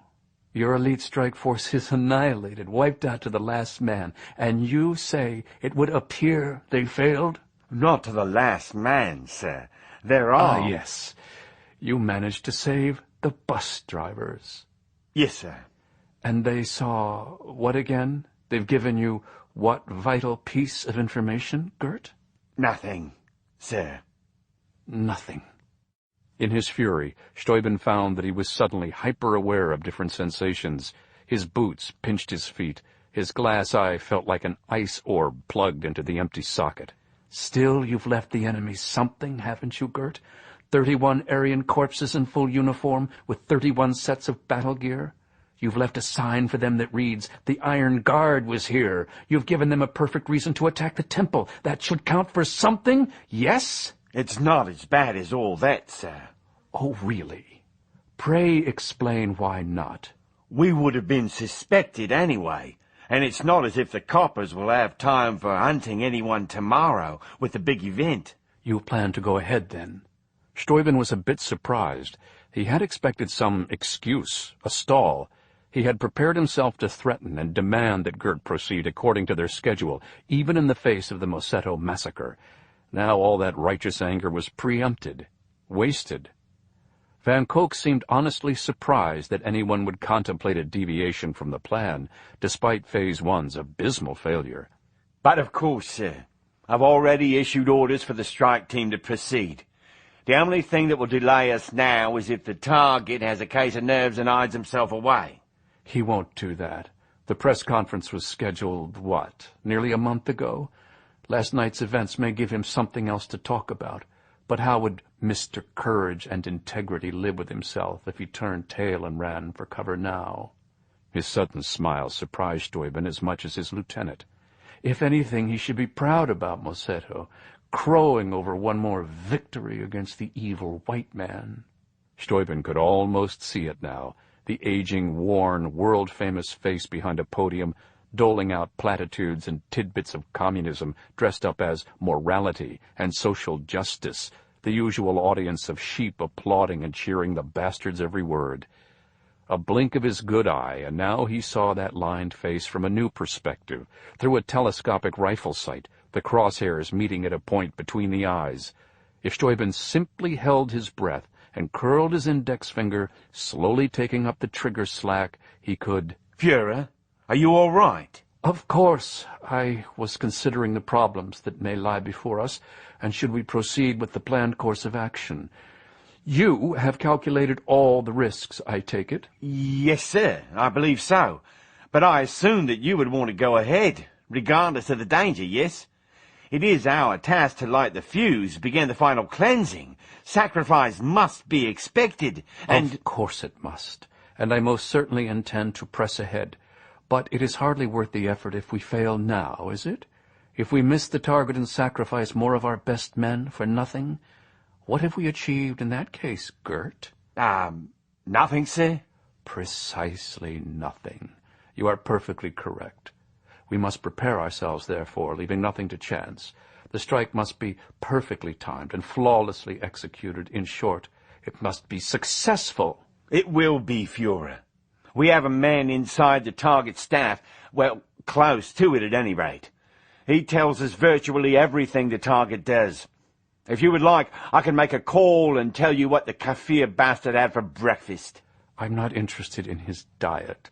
This time tomorrow, I don't expect him to be eating anything at all, ever again. No, sir. As I explained, our very best men are assigned to handle it. That's what you told me yesterday about the action in Mosetto. Your best weren't nearly good enough, as it turns out. The men assigned to this task are a different sort, a different breed, you might say. They've been trained as soldiers, granted, but their true skills lie in simple killing. They're assassins, plain and simple, but devoted to our cause, of course. Of course. And how have they prepared themselves for the event, if I may ask? They've visited the stadium, of course, and we have many photographs. We built a kind of mock-up in the desert on some property one of our brothers owns. They have rehearsed the action time and time again. They're flawless, Führer. Meaning, I assume that they were able to assassinate a melon of a mannequin while suffering no interference from police or members of a huge imaginary audience. Well, sir, they couldn't very well— Of course not. Steuben made a conscious effort to relax, finding it difficult.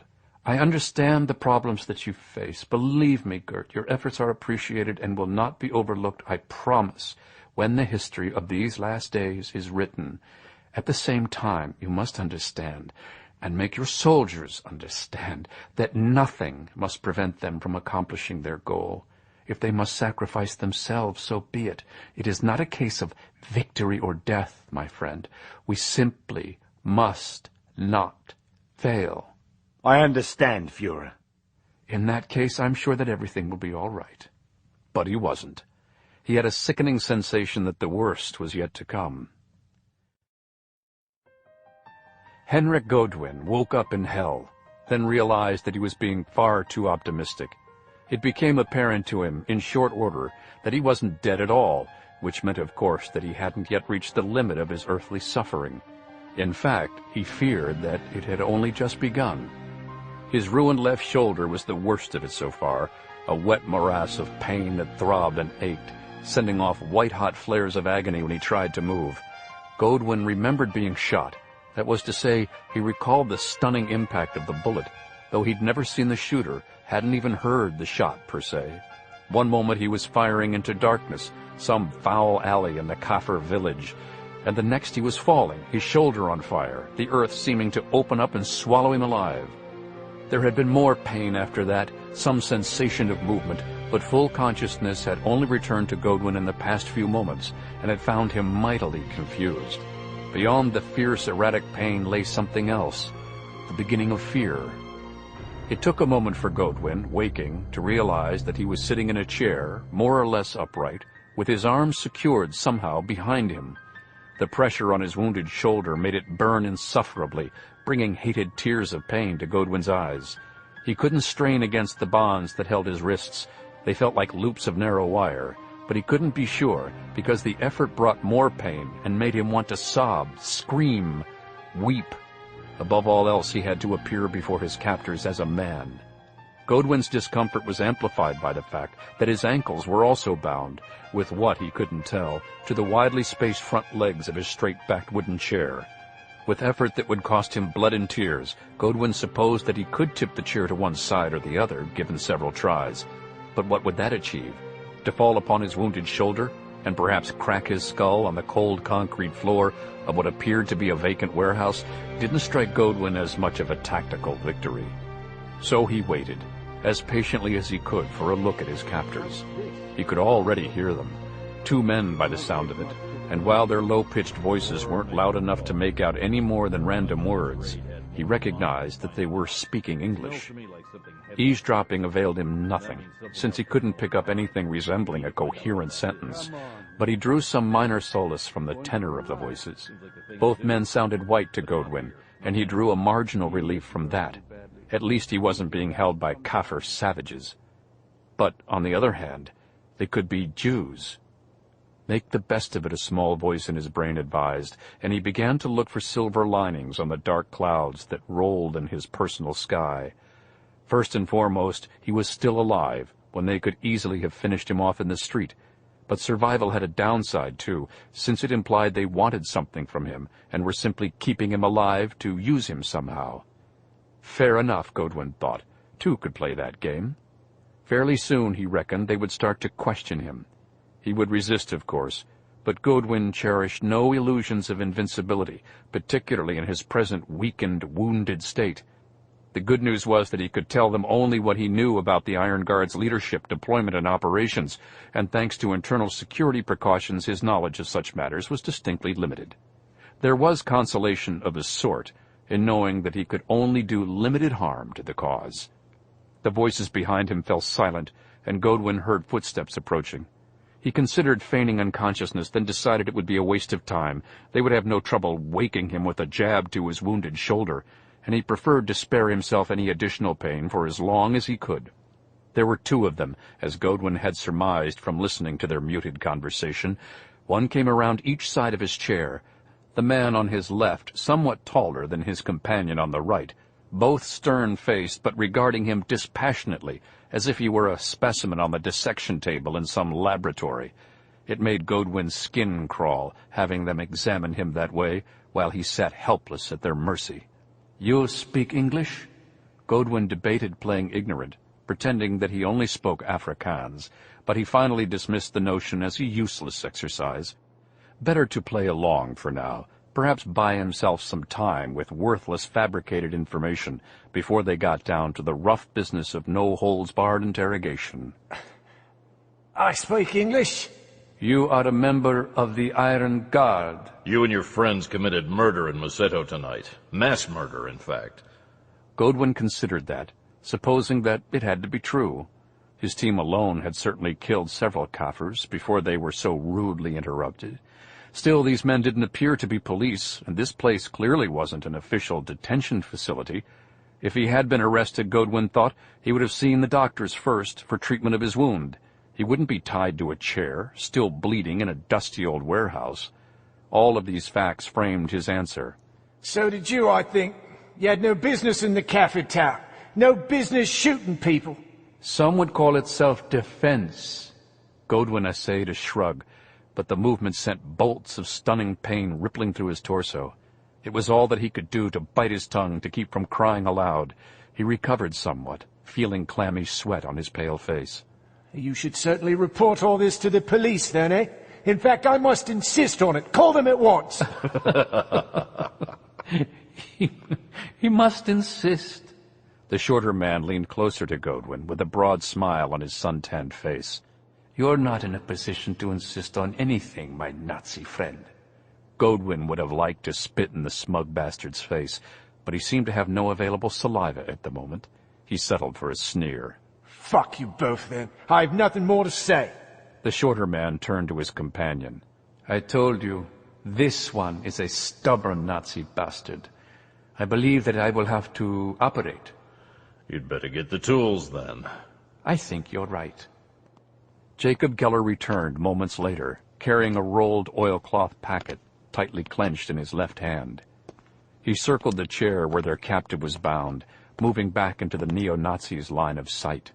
We need to get that bullet out. This boy is losing blood. Infection could be setting in at any time. It's for his own good, really. You're the doctor. Geller smiled at the neo-Nazi. Not quite. But I fancy I can handle this. It's relatively minor surgery, after all. In and out, with any luck. He dropped to one knee, placed the oilcloth bundle on the floor in front of him, and released its Velcro fastener. He spread the bundle wide, revealing an array of shiny surgical instruments inside, each tool slotted into its own narrow pocket. There were scalpels, forceps, probes, hypodermics, curved needles, and surgical thread. A wicked-looking pair of bone shears. Damn! No anesthetic here. That's inconvenient, I must say.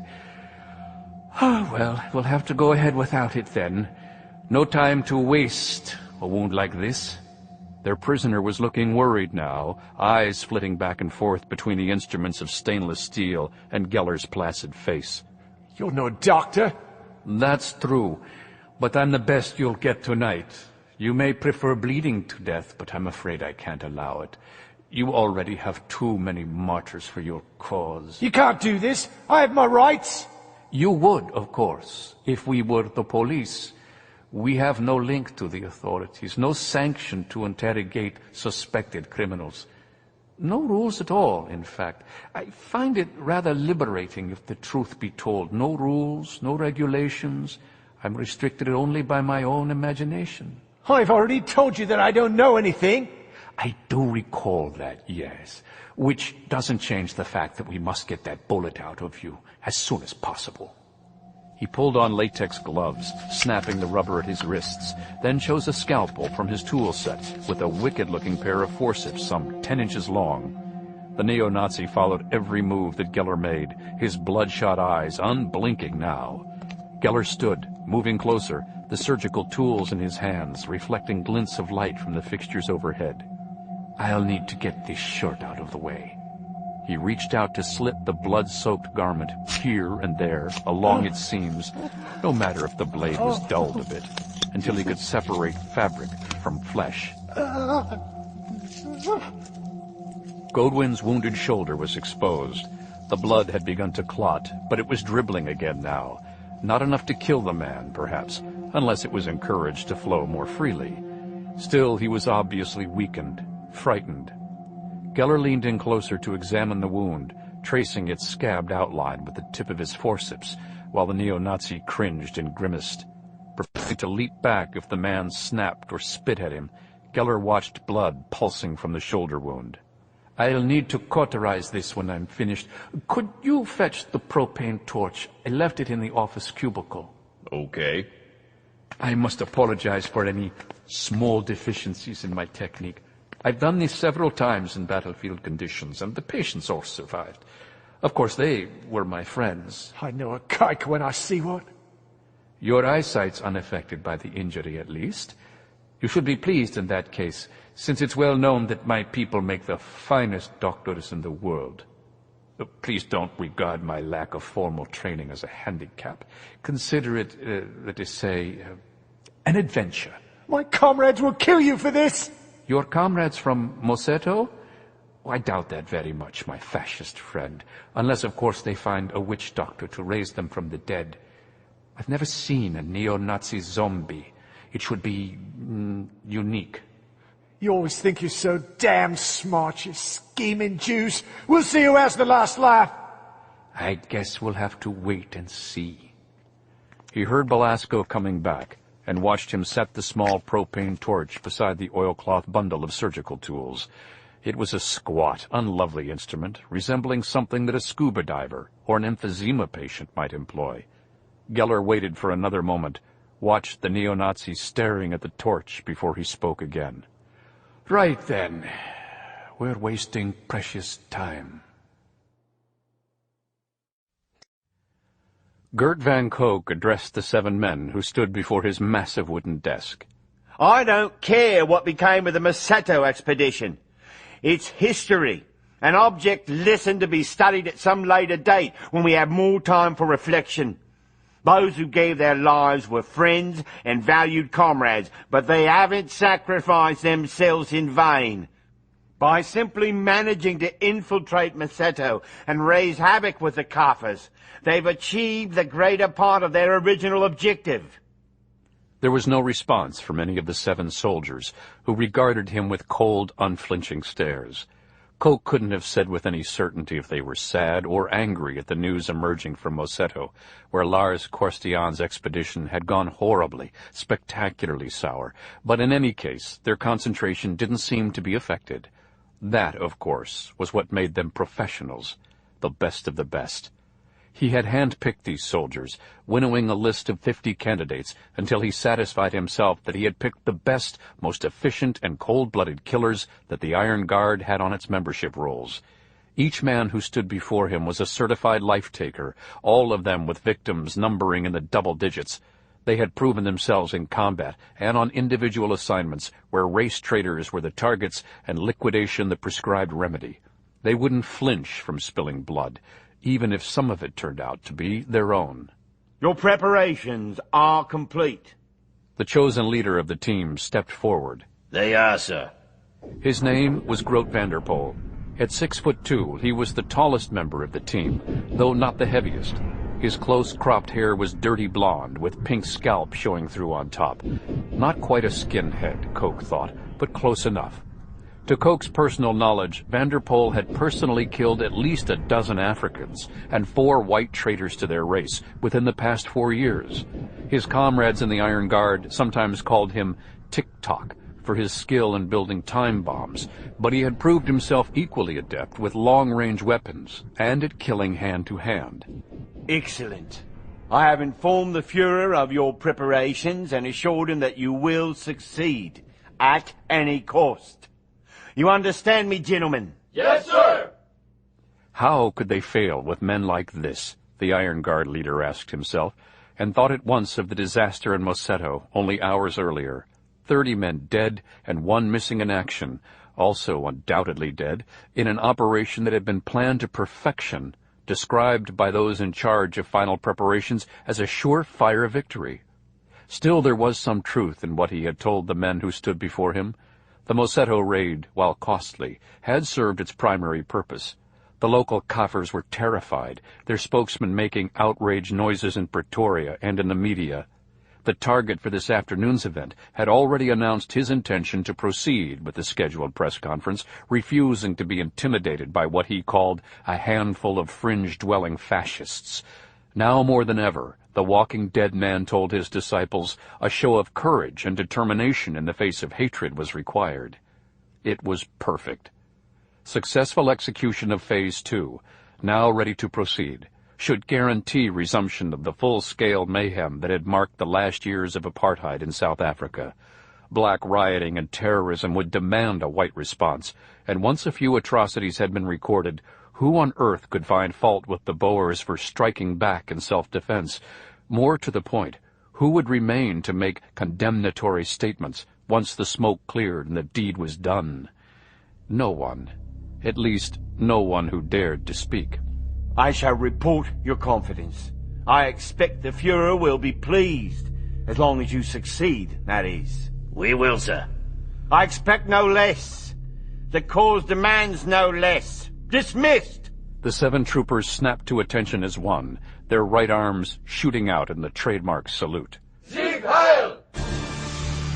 Gert Van Koch returned the salute without rising from his high-backed swivel chair, then watched them turn on a dime and march from his office in single file, the last man out closing the door behind him with a snap of grim finality. Good men, he thought, and hoped that they were good enough. Their preparation would be useless, wasted if anyone or anything prevented them from taking down their target on schedule. A near miss in this case would be worse than useless, only adding to their target's reputation for an almost supernatural ability to duck and dodge his racist enemies. This time, the hunters absolutely had to succeed.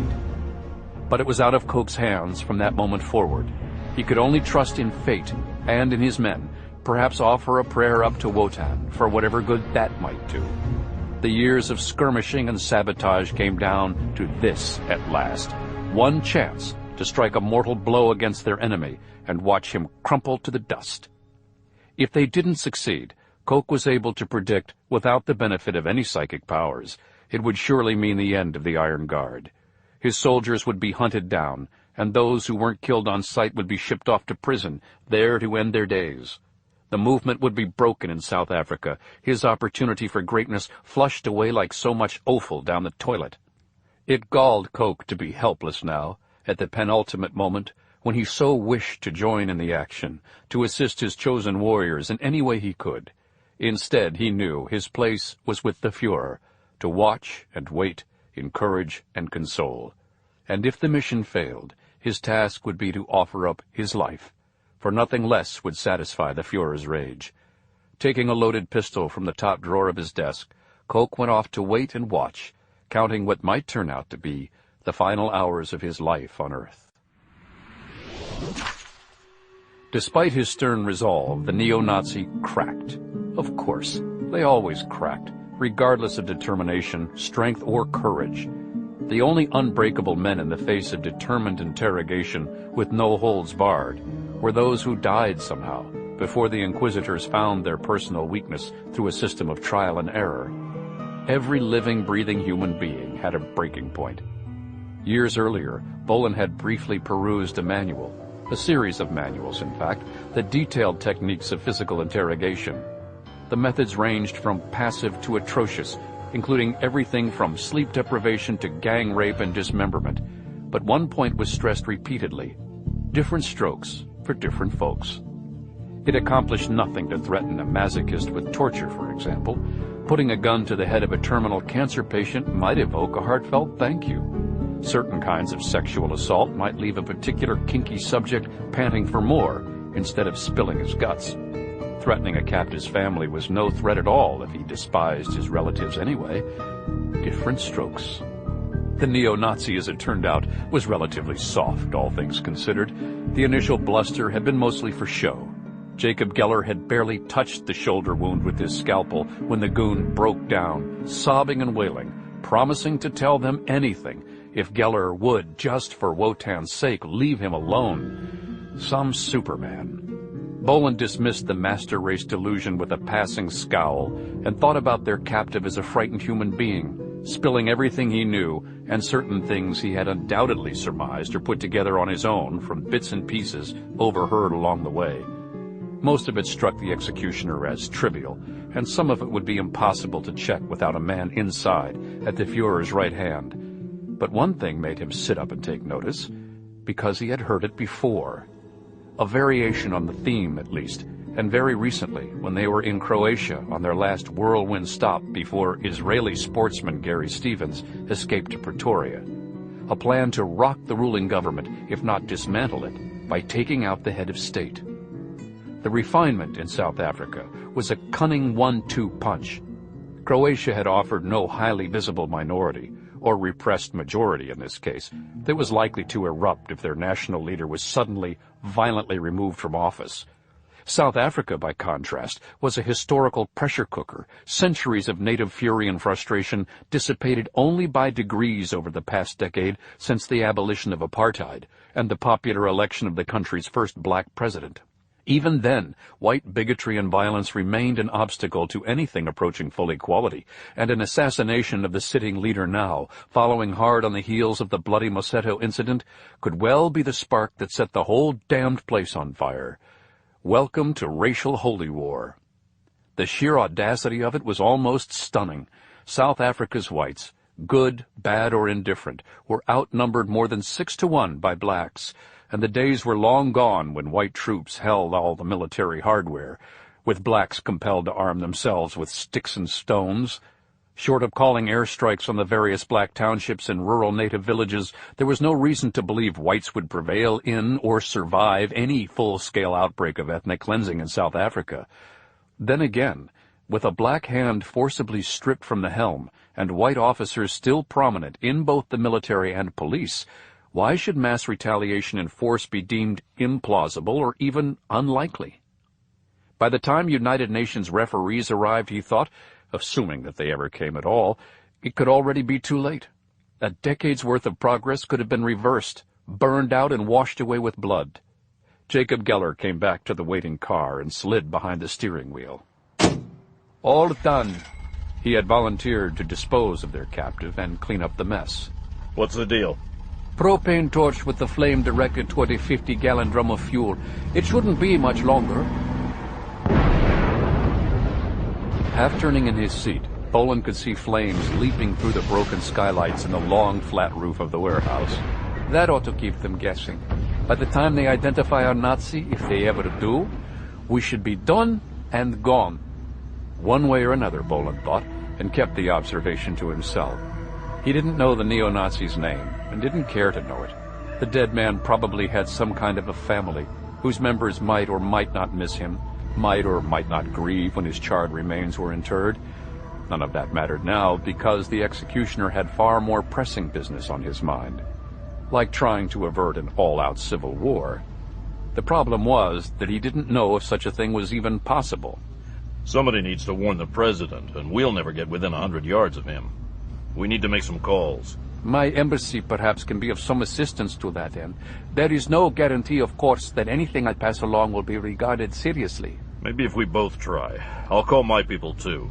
2 warnings may jar someone loose who wouldn't blink at one. The problem, as he saw it, was that South Africa's black president, surrounded by enemies in Pretoria and the nation at large, had to receive death threats from white racists, and undoubtedly from certain disaffected blacks, on a near-daily basis. Given the political climate of the country and the prevalence of arms, at least some of those threats must be regarded as credible and serious. The first immediate problem was that they knew where and when the hit was supposed to take place, but the target had already promised his constituents, in the wake of the Mosetto bloodbath, that he wouldn't be deterred by violent enemies. The speech come press conference was on, come hell or high water, which brought Bolan to his second immediate problem. While he knew the where and when of the attack, he didn't know the who. Iron Guard assassins would presumably be white, but that description was so vague that it amounted to no real description at all. And if a president committed to courageous progress would not hide himself from hostile guns, neither would he segregate his audience by barring white spectators, journalists, or security personnel, any one or more of whom could be the shooters. Beside the calls, we should also be there, I suppose. I can't see any way around it. I was afraid of that. The president? Again? Marilyn Crowder was surprised to feel outrage after all that she had seen, experienced, and felt in the past 18 months. What is this, déjà vu? That's close enough. We're taking care of it the best we can. Okay, why don't I... You stay put. We agreed. He agreed, she felt like telling him, but kept the angry words penned up behind her teeth. Right. You're right. We had a deal. This shouldn't take much longer. One way or another, we'll have it wrapped up in a few more hours. One way or another. She knew what that meant. Please be careful. She knew that was wasted breath. No matter what she said, he was about to put himself at mortal risk. Again. She might just as well have told him to watch out for gravity, sunshine, or oxygen. I will. I'll call you when we're done. Okay, I'll be here. Just take care. He broke the link, No great one for goodbyes. She cradled the receiver and began to pace her lonely hotel room. "I'll be here," she had told him, but she wasn't sure that she could sit the action out this time. They had a deal, of course. She had promised to stay on the distant sidelines, avoiding any repetition of her risky actions in Chicago and Los Angeles. If Crowder broke that promise now, it made her... what? A liar? She could live with that, she told herself. Or maybe someone Mike could never trust again. It wouldn't make any difference if he was dead. She had to laugh at that. The notion that her interference in whatever plan he had cooked up with Jacob Geller would somehow make the difference between success and failure, death and survival, as if she could charge in from left field, play the hero for a change like some modern Joan of Arc, and rescue the two soldiers from their own folly. Imagine. And yet, she knew where the hit was supposed to take place. Bolan hadn't spilled it, but simply naming the target was enough. You couldn't turn a television on today without blundering into another announcement of the president's upcoming speech. Everyone was welcome to the open-air event, broadcasters said. Never mind the previous night's violence in Moseto Township. Come one, come all. If it was going down today, it would be happening there, with the target exposed, a sitting duck, despite the best efforts to impose security. That much was crystal clear. The problem was that she didn't know how many shooters would be working, who they were, or what they looked like, what they would be carrying, or whether any members of the president's security detachment might be hooked up with the other side. That made it tough in terms of heading off the enemy. Damn near impossible, in fact. Or not. Bolan and Geller were laboring under the same handicaps, 2 pairs of eyes, 4 hands, against what might turn out to be a firing squad of trained professionals. They had no more to go on than Crowder did at the moment, but that wouldn't stop them from putting their lives on the line. And why should she do any less? Because it wasn't her fight, the whining little voice inside her head shot back. It wasn't even her country, for God's sake. Shut up. She went to change her clothes. Jeans for this deal, she decided, the black ones. Pick a short-sleeved blouse to match as a concession to the weather, since she had to wear a windbreaker. To hide the pistol. That was something else. She wasn't technically unarmed, but going up against a hit team with a pistol and a single extra magazine, what kind of crazy plan was that? Answer, the only one available. She would have much preferred an M16, even an Uzi, but larger weapons meant more difficulty with concealment, lugging a gym bag or sweating through a longer, heavier coat instead of the lightweight windbreaker. Either choice would make her stand out in the crowd, perhaps attract unwanted attention from the president's own security team. The pistol it was, then. Crowder finished dressing, wedged the Czech AT-2000 automatic into her waistband at the small of her back, and slipped on the jacket to hide it. The windbreaker had an inside pocket above her left breast, and she slotted the spare magazine into its place within easy reach. Still early, she discovered as she checked her watch, and that was fine. She wanted time to look around the killing ground before the party started. Crowder was nervous, but felt strangely upbeat, almost euphoric at the same time as she made her way downstairs to hail a cab. Steuben was waiting when Gert Van Koch returned to the safe house. It was a ranch of sorts outside Johannesburg, patrolled by a dozen armed guards. The single road that served the property was long, straight, unpaved, and totally exposed to watchers from the house. Any vehicle approaching trailed a plume of chalky dust behind it for the best part of 2 miles before it reached the gate, where riflemen would greet all comers, invited or otherwise. The alternate approaches were by air, in which case they were ready with the RPGs, or on foot across the sun-baked desert that surrounded the ranch on all sides. Steuben was up and pacing when Koch entered the library, a room devoid of books, but well stocked with videotapes and nudist magazines. The Führer's rapid back-and-forth scurry didn't suggest a caged panther so much as it did a cornered rat. Koch paused a moment, waiting for the automatic guilt to kick in on the heels of that silent observation. When it didn't come through, he shrugged, plastered a fake smile on his face, and went to join his not-so-fearless leader. All is ready, sir. The speech will go ahead as planned. Steuben frowned as if perplexed. He's speaking to the legislature? No, sir. The legislature sits in Cape Town. I thought Pretoria was the capital. Yes, sir. It's the administrative capital. We are unique, I think, in having 3 capital cities, the extreme version of your own separated powers in America. Cape Town is the legislative capital, while Bloemfontein is the judicial capital. Bizarre. Steuben gave a brisk shake of his head that left his false eye slightly out of line with its mate. How does the president control his legislature and the courts from such a distance? That's the point, of course, sir. He isn't expected or supposed to run the other branches of the government. The people tolerate this? Quite well, in fact. There are local courts, of course, but in the event of major trials, black terrorism, for example, removing the subjects to Bloemfontein from their respective townships also helps disperse the enemy. Still, it's confusing, Gert. We'll have to see about correcting all this afterward. Yes, sir. The strike team is prepared. Its members send their fond regards and solemn promise to succeed. They are good men. The best we have. We live in strange times, Gert. Yes, sir. Strange and perilous times for an Aryan warrior. Steuben had ceased his scurrying, rooted now at a point near the seldom-used fireplace, which had once been painted black to hide soot stains, but was flaking now, showing sporadic glimpses of the red brick underneath. Coke stood facing him, his hands clasped behind his back, and waited for his leader to complete the thought. There have been moments recently when I was moved to doubt my calling, Gert. No, sir. Coke could feign dismay when necessary. Truth be told, he had begun to doubt the Führer's calling, too, and to have major second thoughts about his leadership abilities. It's true. I realize it was ridiculous, of course, but there were several times within the past 2 weeks or so when I have stood and watched our best-laid plans go up in smoke, our fine young soldiers die, and there was absolutely nothing I could do to stop it. Sir. The Führer raised a cautionary hand to silence him. I know what you're about to say. Of course, I know the gods aren't capable of making a mistake. I have been chosen for a purpose, to complete the grand design and save our planet from the demon Jews.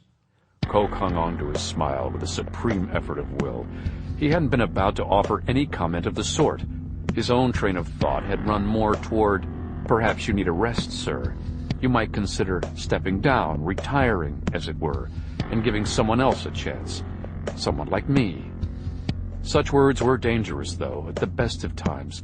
Just now, with Steuben's shooters parked in the television room, no more than 20 feet away, they could be tantamount to suicide. Strange and perilous times for an Aryan warrior. Instead of correcting the Führer's erroneous presumption, Coke merely smiled and nodded, playing along. This was no time to be considering a palace coup. He hadn't even sounded out his own aides on the subject of a change in leadership, much less secured their support for an armed revolt. More to the point, his troops were recently depleted, not to say decimated, and the best shooters he had were embarked on a mission that would, with any luck at all, tumble the nation into chaos. That, Coke suspected, was the time to make his move. Steuben could be dead when the smoke cleared, preferably the victim of a black assassin, while his loyal lieutenant... You agree with my position, Gert? The voice cut through his reverie, jerking Coke rudely back to the present. He blinked, clueless as to what Steuben was saying. And what did it matter? The words, my position, said it all. Yes, sir. Of course I do. Good. Good. You'll see to the arrangements then as soon as possible. Tomorrow, perhaps. I will, sir. What arrangements? Never mind. Steuben wanted arrangements made, and Coke wouldn't disappoint him. He already had a plan in mind, filling the details in. Tomorrow, perhaps? His smile was more sincere now, as he thought, perhaps tonight. The telephone again, his private line. Prognola wished for one of the cigars that he had given up on doctor's orders months ago, and lifted the receiver to his ear. Hello. It's me. Right. Hang on a second. The big Fed went through the scrambling ritual and waited for the green light to come on. It took perhaps 2 seconds, feeling more like 20 minutes as he sat there, sweat welding the phone to his palm. Okay, we're green. What's happening? I don't know if the news where you are has picked up on last night's deal. We're getting bits and pieces coming through on CNN. I can't say it looks good. It looked worse on the ground. You were there? Coincidentally. I told you we were looking for some downtime. This is not what most of us would call low profile, Guy. Agreed. Thing is, the shooters didn't come in looking for us. It was a raid, all right, but targeting native civilians. And the reason is? They're turning up the heat before the main event. I'm listening. Have you got someone you can talk to, maybe from the State Department in Pretoria? You need to do it quickly. What's the rush? And then Brognola listened as his oldest living friend explained the problem, laying out the meager details he possessed. A hit against the black elected president by neo-Nazis, following the slaughter in Moseto by a few short hours. The Big Fed didn't need a working knowledge of Afrikaans to know that that combination spelled deadly trouble in any language. I can find somebody. I'm not sure exactly who. What kind of deadline are we looking at? About 4 hours. The crowd's already gathering, of course. I'm on my way as soon as I get off the line. I don't know how much good a call will do at this point. It couldn't hurt. Mossad is reaching out at the same time. I'm not expecting any miracles, but if they hear it twice... I'll see what I can do. Fair enough. I'm out of here. The line went dead, and Brognola dropped the receiver back into its cradle, green light on the scanner winking out. Fishing inside one of his trouser pockets, he withdrew a key ring and unlocked the upper left-hand drawer of his large, blocky desk. Inside it, tucked beneath a short stack of manila folders, questing fingers found a small leather-bound address book. Here were Brognola's special contacts, those he hadn't committed to his larger card index or to his secretary's computerized files. The men and women named within his little book were secret contacts, covert allies whose careers, whose very lives, would be at risk if their association with Brognola was revealed. The shortlist included diplomats and dealers, politicians and police, with others whose careers defied simple description. Roughly 1 name in 8 had been crossed out over time, the simple red ink X serving as an obituary. Brognola found the name and number he was looking for, dialed out on his private line to avoid the justice switchboard downstairs.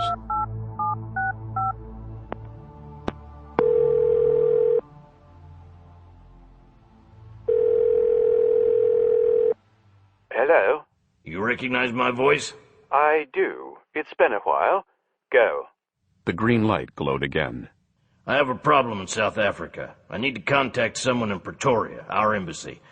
This person needs to be reliable, discreet, and well-connected on the other side, able to reach the president. May I ask why? There's been a threat against his life. Well, that isn't news, my friend. He gets at least a dozen every day before he breaks for lunch. This one is credible. It's in the works. It's going down in just about 4 hours' time. You're sure about this? As can be. Because this guy I have in mind values his contacts and his reputation. He'll have one less contact if the hit goes down. And I'll have one less if this thing turns out to be a false alarm. 3 hours and 58. All right, hold on. You have a pen? Right here. Brognola wrote the name and number in his secret address book, then said his hasty thanks and broke the link. The address book stayed open as he calculated time zones, lifted the receiver one more time, and dialed 11 digits for Pretoria. His final conversation of the day was short, if not so sweet. On the receiving end, a diplomat and sometime freelance asset for the CIA listened to Brognola's report with skepticism, once suggesting that he would have known about a full-scale plot against the president if one were in the works. Of course, the Iron Guard was a problem. There had been another bloody incident the previous night, in fact, with dead on both sides, but security was tight, and, no, he couldn't swear that every member of the president's security detail was loyal, but, all right, damn it, he would pass the word along for what it might be worth, without his personal endorsement. You're a credit to your race. Pompous ass. Now all that he could do was wait and hope that it was good enough, and he would know if it was not. Another name would be crossed out in his address book if the game went sour. Waiting was the worst of it in Bolan's view, anticipating action, standing idly by and watching players take their places, or not watching in this case, because he didn't know whom he was looking for. Once someone started shooting, there was only time to act, to hit your mark and keep on moving. covering the ground and covering your ass until the skirmish ended, whereupon you knew if you were still alive or not. The waiting sucked. Still, it was part of what he did, had always done, and Bolan was a pro. The waiting was a part of him, as it was part of every sniper, every soldier, every hunter. Training and experience had taught him to endure, hang in there, wait for the perfect shot, or settling for the next best if the perfect shot never came along. But while he could perform his task with tactical precision, that didn't mean he enjoyed it, any more than a skilled physician enjoyed diagnosing terminal cancer. And despite his professionalism, of course, there was always a chance that he might fail. There was no way to check if either Brognola's or Geller's warnings to the president through their respective embassies had carried any weight. The speech was going on as scheduled, and he had no frame of reference for judging whether the security force on hand was larger or smaller than usual. Ground Zero was a soccer stadium, where the President of South Africa planned to address his constituents, black and white alike, in just under 1 hour.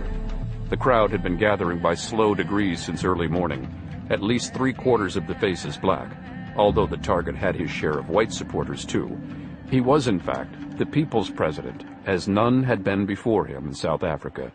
It could be argued that white support for the sitting president was pragmatic or opportunistic, rather than ideological, but such distinctions meant nothing to Bolan at the moment. He simply hoped to keep the man alive for one more day. Bolan wasted no time scanning the crowd for Gerhard Steuben. The would-be Führer might be crazy, but no one had ever mistaken him for an idiot. He would be safely tucked away somewhere, behind the lines, perhaps in Joburg or even further afield, waiting for the news of the assassination to be broadcast. Bolan had suffered a few grim moments at first, considering the possibility that Stevens might use his newly acquired warhead here to take out the crowd, and most of Pretoria along with his personal target. But their neo-Nazi captive had put his mind at ease on that score, at least for the moment. The action was conceived as a conventional hit, albeit with a strike team of unknown size and firepower. Whatever happened here this afternoon, the end result would not turn out to be a mushroom cloud. So where had Stevens stashed the nuke? After spending so much blood and money to obtain it, what was his ultimate target? Where and when did he plan to strike the final spark for Armageddon? Security precautions at the stadium so far struck Bolan as mediocre.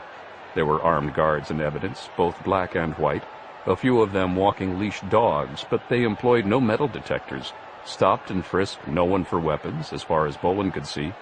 Half the people in the crowd might be packing concealed weapons, sidearms, hand grenades, maybe something larger, and no one would know it unless a clumsy shooter dropped his piece in front of a uniformed officer. Bolan, meanwhile, was dressed in a denim jumpsuit with Vogel embroidered over his heart. Mitane Salepa had liberated 3 outfits from a maintenance locker, tucked away beneath the bleachers, and while the fit was imperfect, oversized, thankfully, helping to conceal his hidden pistol, it provided Bolan with a convenient disguise as he moved through the crowd, carrying a heavy metal toolbox. No one paid attention to maintenance men in Pretoria, it seemed, any more than in New York or L.A. Inside the toolbox, underneath a tray of screwdrivers, wrenches, and pliers, Bolan had concealed a mini Uzi submachine gun and spare magazines. He carried no grenades because of the civilian non-combatants all around him.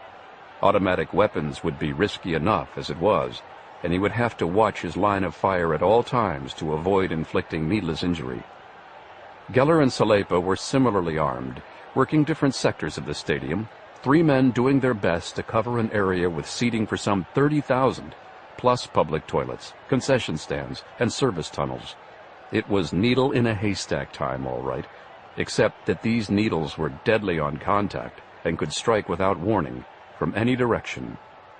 The upside was that Bolan doubted the hit team would make any move before the president arrived and took his place on the dais down below at the north end of the soccer field.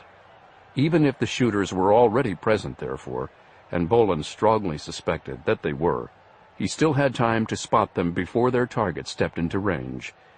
Time and what else? No descriptions beyond the fact that they would obviously be white men. No numbers for the team, which could turn out to be a single man or a much larger firing squad. no clear idea of how the shooters would be armed, whether with rifles, submachine guns, even RPGs. So, watch and wait. The executioner kept moving, searching for the faceless strangers he must find and kill. Looking at the buses lined up in the parking lot outside the soccer stadium, Marilyn Crowder feared that she had set herself a hopeless task. 2 more buses were unloading as she crossed the broad expanse of sun-baked asphalt, feeling its heat through the soles of her shoes. The disembarking passengers were black, many of them dressed for the occasion in traditional African garb, as they fell into line, 2 abreast, and made their way toward the stadium's main entrance. Too damned many people, she thought, shaking her head in disgust. She would be lucky enough just to spot a familiar face in this crowd, Velasco or Geller. Finding a total stranger, black or white, before he had a chance to fire upon the president seemed nearly impossible. The odds against her being close enough to intervene were astronomical. Go back to the hotel then, quitter, if you feel that way. But she wouldn't go back.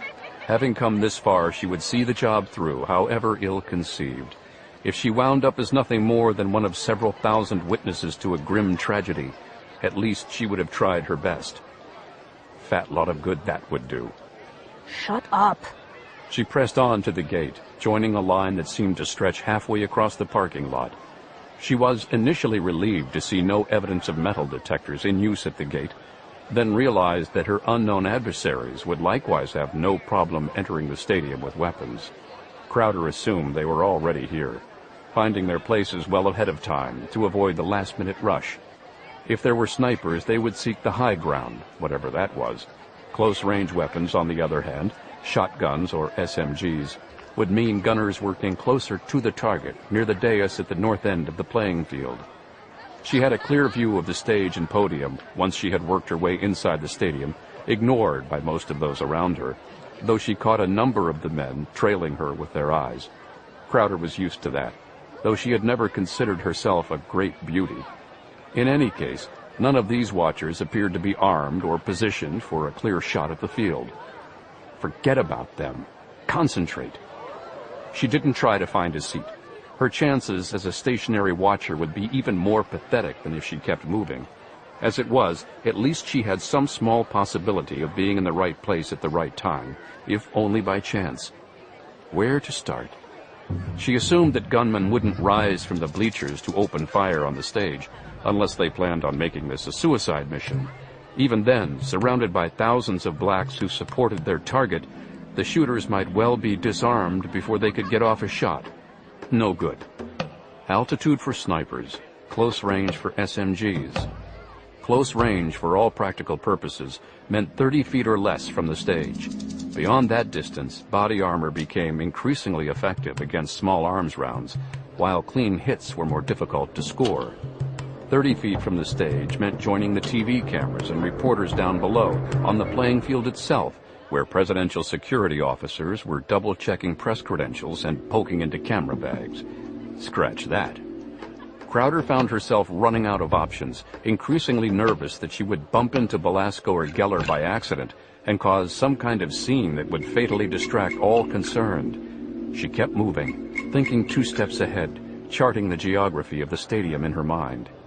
There should be service tunnels underneath the bleachers, she recalled from her collegiate days at USC and football games on Friday nights, but how did that help her? It was one thing to move around the stadium unseen, but assassins still needed a shot at their target, and they wouldn't get it through tons of concrete. Unless... Stupid, she cursed herself. Of course.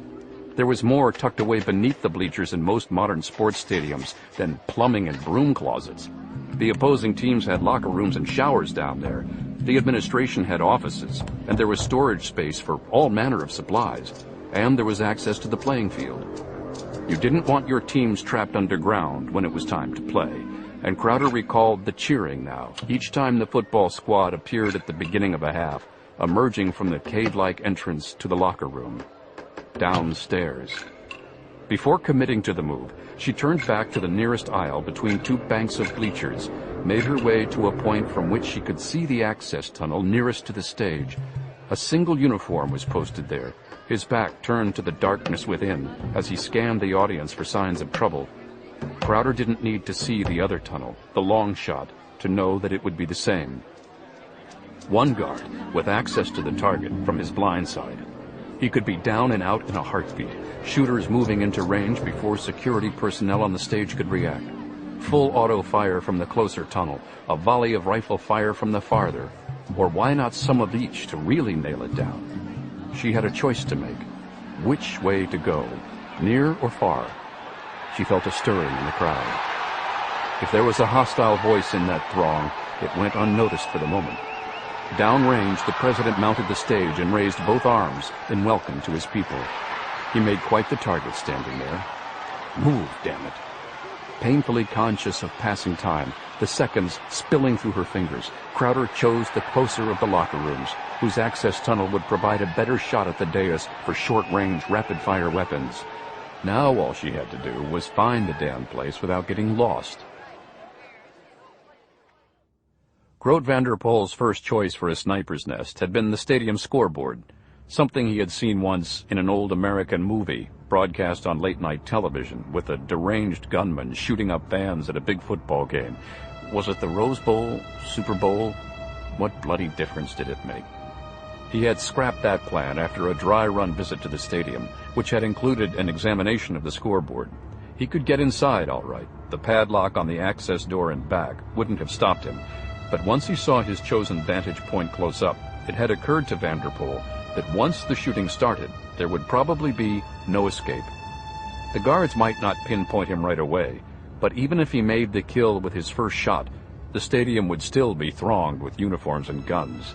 To get away, once he had done the job, meant climbing down a ladder in full view of everyone, then crossing 30 yards or so of open grass to reach the nearest exit from the field. An exit that, he realized, would probably be blocked by presidential bodyguards as soon as the first shots were fired. Vanderpoel was proud to be a warrior for the master race, but he didn't intend to be a martyr. Not if there was any way for him to do the job he had been assigned and make it out alive. He had divided his 7-man team on arrival at the stadium, sending 4 soldiers off to the locker room nearer the target, while Vanderpoel and 2 others proceeded to the opposite end of the structure.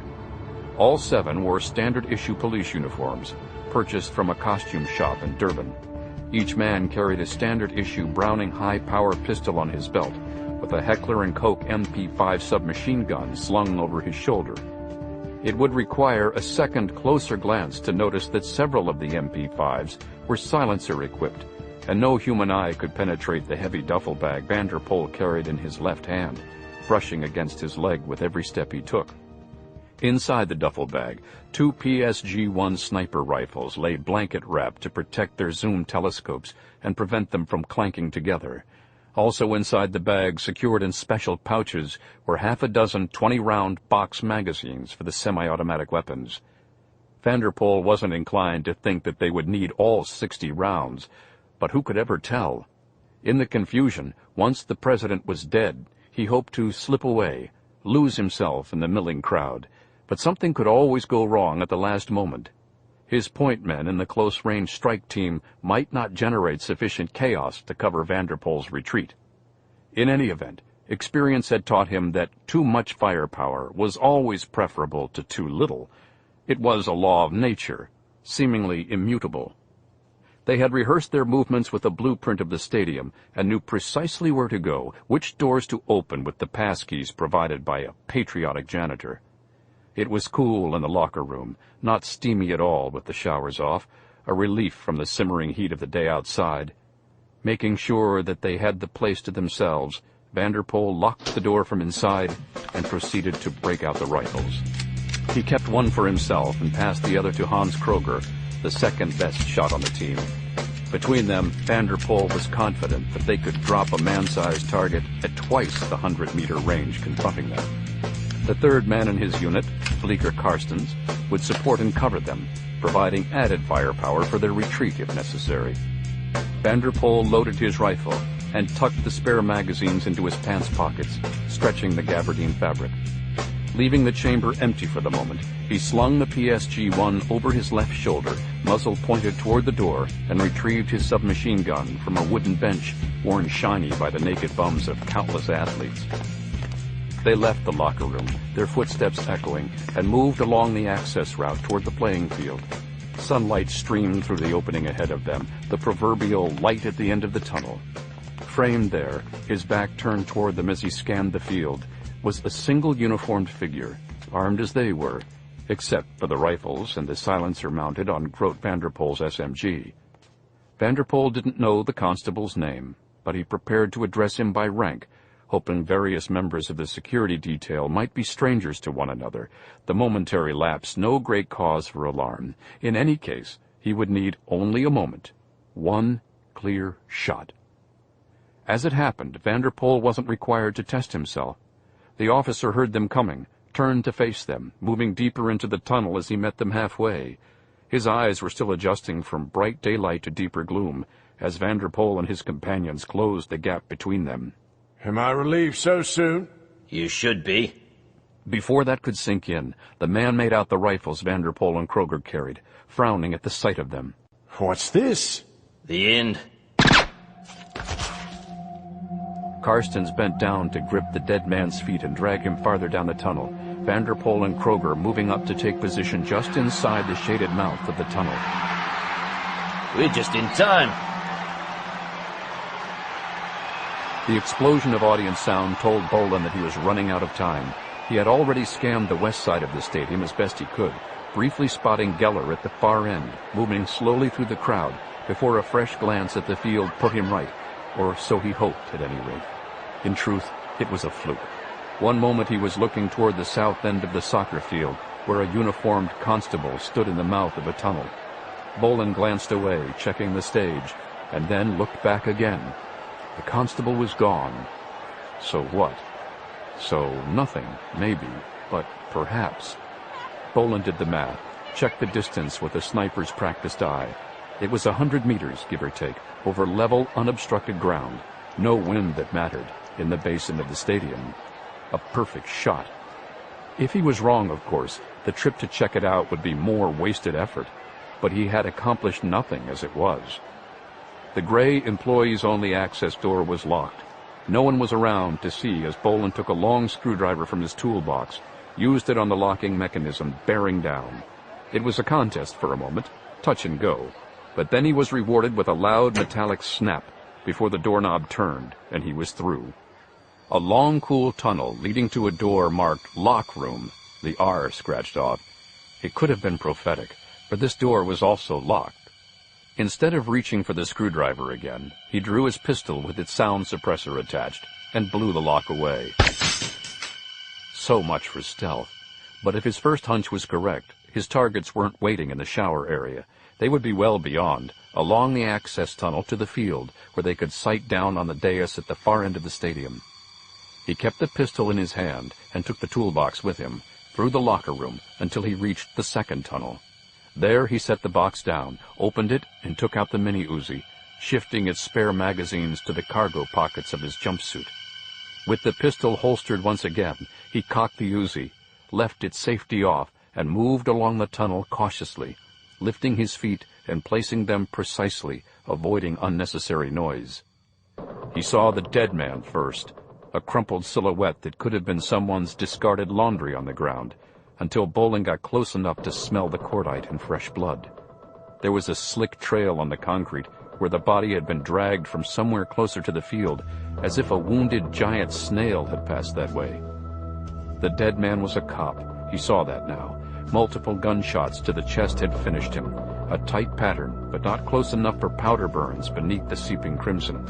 Whoever shot the constable had left his weapons with the body, a holstered automatic and an MP5 bearing a double magazine. Bolan helped himself to the ladder, easing it off the dead man's arm, slinging the backup piece across his own shoulder. You never knew when 60 extra rounds would come in handy in a firefight, and he barely felt the extra 7 pounds. He moved on cautiously toward daylight, following the blood trail, noting where a footprint marked it here and there. Careless, but there had obviously been no reason for the killer to believe he would have company down here. Another moment and he saw them. 3 men huddled near the tunnel's exit, bright daylight beyond to obscure their features. He could tell they were in uniform and armed, a sudden chill enveloping Bolan as he thought they might be police themselves, somehow allied with the Iron Guard. Police membership in right-wing extremist groups wasn't unusual in South Africa or anywhere, and this wouldn't be the first time that an honest cop had paid with his life for opposing corrupt, brutal colleagues. And the executioner, for all the violence in his life, had vowed that he would never drop the hammer on a lawman, regardless of the provocation, even if it meant his life. Were his hands tied against these shooters? There was something wrong with that scenario, and in another heartbeat, Bolan knew what it was. He had no doubt that there were white cops in Pretoria, across South Africa, in fact, who would be pleased to see the present government dismantled, with apartheid reinstated. Some of them were probably affiliated with illegal paramilitary groups, and some of those were doubtless guilty of assorted felonies. The scene before him, though, struck Bolan as a transparent setup, a sham. How difficult would it have been, with neo-Nazis on the Presidential Guard detail, for them to draw the tunnel watch without killing one of their own? And how tough could it be to obtain police uniforms, simulated or genuine, on the eve of an all-or-nothing terrorist strike? Child's play, on both counts. How certain was he? Call it 95%, and that would have to do. Downrange, 2 of the figures shouldered rifles bearing telescopic sights. Their target had to be the dais at the far end of the field. Distract them, damn it. Hey! Is this a private party, or can anybody play? The third man spun to face him, muzzle flashes winking from some kind of automatic weapon, bullets swarming through the air as Bolan hit the deck and pressed his face into the concrete floor. The first staccato sound of gunshots startled Jacob Geller, even though he was expecting it. A moaning started somewhere in the dark heart of the audience and spread in waves, the sound of mortal danger recognized as Geller tried in vain to trace the source of the reports. Below him, on the dais erected in the soccer field's penalty area, uniformed guards were leaping to shield their charge from danger without recognizing its source. Weapons raised, they formed a human screen around the president, prepared to sweep him off the stage and off the field. A second burst of fire erupted, and Geller still couldn't place it. The sound was muffled, as if coming from a distance, or perhaps underground? Geller was trying to fix a direction in his mind, work out an angle of attack, when another burst of automatic fire ripped through the sound of wailing voices. This time it was definitely closer, almost close enough, he thought, to reach out and touch. Spinning back toward the dais, where the president was huddled in the midst of something like a dozen bodyguards, Geller saw muzzle flashes winking in the shadows of a nearby access tunnel built beneath the bleachers. An instant later he saw the first gunman, at least 3 others rushing from the darkness behind, coming into the light. These shooters clearly weren't the source of the original gunfire, but Geller had no time to think about that at the moment. He was too busy setting down his toolbox, ripping it open, and discarding the top tray of tools, removing an MP5K machine pistol from the hidden compartment beneath.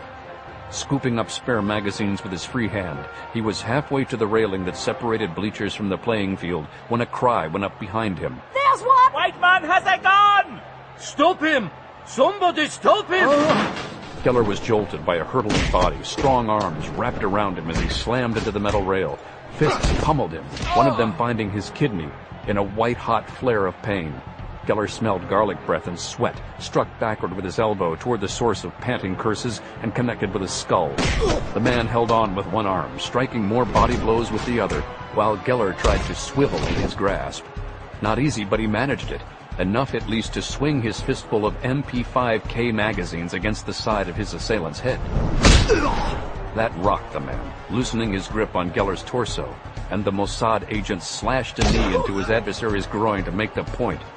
No sooner had the first man fallen back, however, than 6 more surged forward to attack, clawed fingers groping for Geller in defiance of his physical weapon.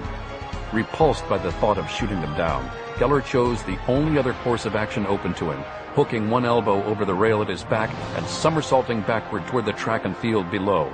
It was an awkward, ill-timed move. Rough contact with the rail igniting another flare of pain from his bruised kidney, and Geller landed badly, twisting his left ankle on touchdown. It hurt like a bitch, and he dropped his spare SMG magazines as he threw out an arm to keep himself from sprawling, tasting red dust that rose from the track as he landed. There was no time to think about the pain, however. No time to worry about the audience members who were already clambering over the rail to pursue him. In front of Geller, less than 50 feet distant, a pitched battle was raging in the soccer field's penalty area, and the attackers seemed to be winning. Several of the presidential guards were down and out of action, either dead or badly wounded, while the survivors, still returning fire from their assailants, tried to force their charge into a crouch behind the dais, maximizing their minimal cover. The attackers, for their part, dressed in identical police uniforms, Geller noted, had thrown themselves prone on the grass and were raking the stage with measured bursts from their machine pistols, apparently coordinating their bursts by some kind of prior arrangement so that no two were forced to reload at the same time. It was an effective technique, and it was taking its toll on the defenders, whittling their ranks with a vengeance. Geller scooped up a couple of his scattered MP5K magazines, firing the machine pistol one-handed as he doubled time toward the gunners disguised as policemen. One of them was hit, his body jackknifing from the impact, before another unarmed adversary slammed into Geller from behind, thrusting him forward and spoiling his aim. A second blocker hit him almost simultaneously, the combined weight of the two bodies dragging him down to his knees. Struggling in the grip of his misguided opponents, Geller tried to bring a second target under fire, but one of them had seized his gun arm, hoisting it skyward away from the shooters. Even as a fist slammed into Geller's head, setting bright-colored pinwheels in chaotic motion behind his eyes, he saw one of the gunmen turning, sneering down the barrel of his submachine gun. It was a truism of battle that a person never heard the shot that killed him or her. Jacob Geller heard these shots, although he felt the bullets first, drumming his torso with the impact of a jackhammer. Some of the parabellum rounds were also striking his two adversaries from the audience, evoking cries of shock and pain. The three of them collapsed together on the grass, with Geller on the bottom of the heap. The last thing he remembered was the crushing weight of someone crawling over him, then slumping into immobility across his head and shoulders, pressing his face into the turf. He couldn't breathe, but Geller didn't panic. It was all irrelevant, he thought, as darkness swallowed him and vanquished conscious thought. The shooting started as Marilyn Crowder entered the large locker room, showers and toilets away to her left, another exit to her right, with the Legend Field painted in green above it. Never trust a jock to know which way he was going, she thought, if he couldn't see the goalposts. The gunfire was coming from that direction, somewhere beyond the access tunnel's yawning mouth, and Crowder picked up her pace, fairly sprinting now, the Czech pistol clenched in a white-knuckled death grip. She had her finger on the double-action trigger, ready to fire at the first sight of a living target, praying that she wasn't already too late. There was a storm of gunfire now as she drew closer to the source. It sounded like a dozen automatic weapons, maybe more, but with the tunnel serving as a kind of echo chamber, she was not prepared to stake her life on any long-shot estimates. Forget the numbers. Any one of them could blow her away. And that was true for members of the Presidential Guard as well, she realized. The cops wouldn't know her from Eve, another strange civilian with a piece, and they would just as likely fire on her as on the Iron Guard assassins. There would be no opportunity for her to plead her case or reason with the white hats now that they were under fire. Back off, the small voice urged, but she ignored it, pressing on. Another moment and she saw daylight ahead of her, green grass, a slice of sky, with bleachers in between the two. No sign of gunmen yet, but from the sounds of combat roaring in her ears, she knew that they couldn't be far away. She hesitated for an instant, just inside the tunnel's shady mouth, then risked a look around the corner to the dais where the president had been about to speak short moments earlier. At first, she was surprised to see policemen firing at one another, some of them already sprawled in blood. But then she understood what she was seeing, recognized the four men lying on the grass and firing toward the dais as assassins in disguise. Go for it. She lined up a target, her index finger taking up the trigger slack. The pistol's hammer was creeping backward toward full cock when her target suddenly convulsed, blood spouting from vents in his shirt.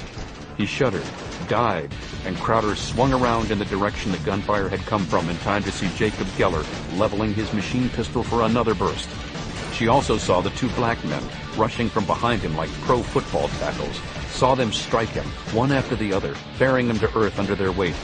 She missed the second neo-Nazi pivoting to bring that awkward trio under fire, But Crowder saw his bullets chomping into them, shredding flesh and fabric, all 3 human targets crashing down into a bloody, writhing heap. She swung back toward the fight and marked the shooter, squeezing off too hastily, and only winged him, crimson mist airborne from a superficial gash across his biceps. Still, it got the killer's attention, and he wriggled through a 45-degree turn to spray the tunnel's mouth with 9mm parabellum rounds. Crowder lurched backward, jagged shards of something, copper or concrete, stinging her face. Her eyes were spared, but she could feel the warm blood on her cheek and dribbling from a cut on the bridge of her nose. Too damned close for comfort. Even as a part of her demanded that she sit and wait the firestorm out, Crowder knew she had no time to spare. Each second that she hesitated left the president in danger, not to mention thousands of civilians in the audience.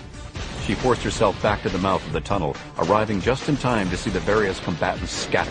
3 surviving members of the hit team were retreating toward the tunnel where she stood, while the remnant of the president's guard detail, still surrounding a slumped, jogging figure, were beating a hasty retreat toward a gate on the far side of the stadium, apparently designed to admit vehicles. Both groups were still exchanging gunfire, and she saw another of the presidential guards collapse, clutching his throat, blood pumping from between his fingers. Crowder took her shot, lining up on the gunner who had tried to kill her, squeezing off a double tap from 40 feet as he turned to face the tunnel, gaining speed. Both bullets struck him in the chest, although a bit off-center, halting his run as his legs turned to pasta and dropped him face down on the turf. Crowder was sweeping toward another target when the other 2 goons opened fire, spraying the tunnel with their SMGs, driving her back under cover. A bullet plucked at her sleeve, another tracing fire along the outside of one thigh as she squeezed off 3 aimless shots in futile counterpoint. They might have killed her then, but as the moments passed, she realized that she had bluffed them, faked them out. Another cautious sweep of the field, and she saw the 2 neo-Nazis sprinting away from the tunnel, toward a flight of concrete steps that served the bleachers. A metal gate barred the steps, padlocked now, but they vaulted it with ease, taking the stairs 2 and 3 at a time. She left the tunnel, running after them, afraid to try a shot on the run as her targets plunged into the milling audience. The combination of confusion, plus their uniforms and weapons, seemed to hold the crowd at bay. If any of the non-combatants in the bleachers had observed these 2 policemen firing on the president, they were apparently prepared to let it slide. Would Crowder receive the same courtesy? She'd know in a minute. She cleared the low metal gate like a gold medal hurdler, then almost ate it when she lost her footing on the steps, skinning a palm as she caught herself and saved her face from a collision with concrete. Above and to her left, the 2 faux constables were making fairly decent time, occasionally glancing back to check for any tails. Stop them! They're not police! They tried to kill the president just now! You must have seen them! No one was listening, and then a tall, dark figure lunged into her path, hands groping for her weapon. Crowder ducked underneath the reaching arms and whipped the muzzle of her pistol hard into his crotch. As he was doubling over with a gasp, she raised a knee to meet him, felt the snap of nasal cartilage. Back off, goddammit! Back the fuck off, now! Between the pistol and her tone, she held the rest of them at bay, charging along behind the disappearing gunmen as they turned hard right along a corridor between the ranks of bleachers, searching for an exit from the stadium. Grote Vanderpool was startled when the guns went off behind him, swiveling to meet the threat, still staring through the sniper rifle's telescope. It was a dizzying experience, and he was forced to lower the weapon, blinking rapidly to regain his equilibrium. He had a brief impression of a man shape diving to the floor as Karsten sprayed the tunnel with his MP5 SMG. Before he could focus on the prostrate form of their opponent, Vanderpool was distracted by a storm of automatic fire from the north end of the field. The other members of his team were right on time, either oblivious to his own failure or tired of waiting for a rifle shot to drop their target. Snapping the PSG-1 rifle back to his shoulder, Vanderpool clenched his teeth against the rush of vertigo and swept the dais, seeking the familiar face. Nothing. A phalanx of guards had already closed around the president, reacting on instinct to the first sounds of gunfire. Enraged, Vanderpool shot one of the big man's civilian hangers-on, a weasel-faced race traitor he recognized from television news reports, and watched the man pitch over backward with a blank expression on his blood-drenched face. He could have fired blindly into the crush of bodies on the dais, but they were already surging away from him, dropping down behind the platform, and his hollow point rounds lacked the penetrating power needed to cut through human shields in search of a secondary target. Vanderpool felt the scream building up inside him as he turned his back on the field in the sunlight, squeezing off 3 rapid-fire rounds toward the shadowy form of his unknown enemy. Ears ringing from the rifle's loud reports, he missed the impact sound this time, but he could see the muzzle flashes of an automatic weapon winking back at him, the adversary still well able to defend himself. Bullets swarmed past his face in the semi-darkness, buzzing like blood-hungry flies. Firing again toward his shadow enemy, retreating toward unfriendly daylight, Vanderpool risked a backward glance. He was in time to see Hans Kroger slumped against the far wall of the tunnel, spilling scarlet from multiple chest wounds as his legs folded, his head and shoulders scraping down the curved concrete wall until he landed in a kneeling posture like some odd religious supplicant. Too late for Kroger, but Karstens was still laying down a stream of cover fire from his MP5, fighting the rear guard action. Vanderpool took advantage of the moment, clearing the tunnel in a rush, ducking instantly to one side for cover. Blinking in the sunlight, he turned, looked upward toward the bleachers, and found a cluster of black faces staring at him, bending over the rail. He brandished his rifle. Clear off, you lot! Police business here! They drew back a few inches, moving almost as one, but they didn't seem overly impressed with Vanderpool's command. He wondered whether he would have to fight his way out through the whole damn crowd, and whether that was even possible. He addressed the dark, suspicious faces ranged above him. We've got some of the shooters cornered here. If you want to help your president and keep yourselves from harm, you'll clear out, now!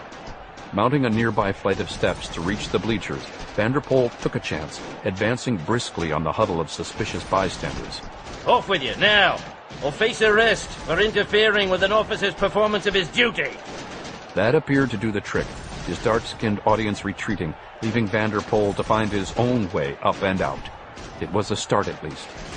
Now all he had to do was slip away before that bastard from the tunnel started after him, or someone with a real badge saw through his disguise.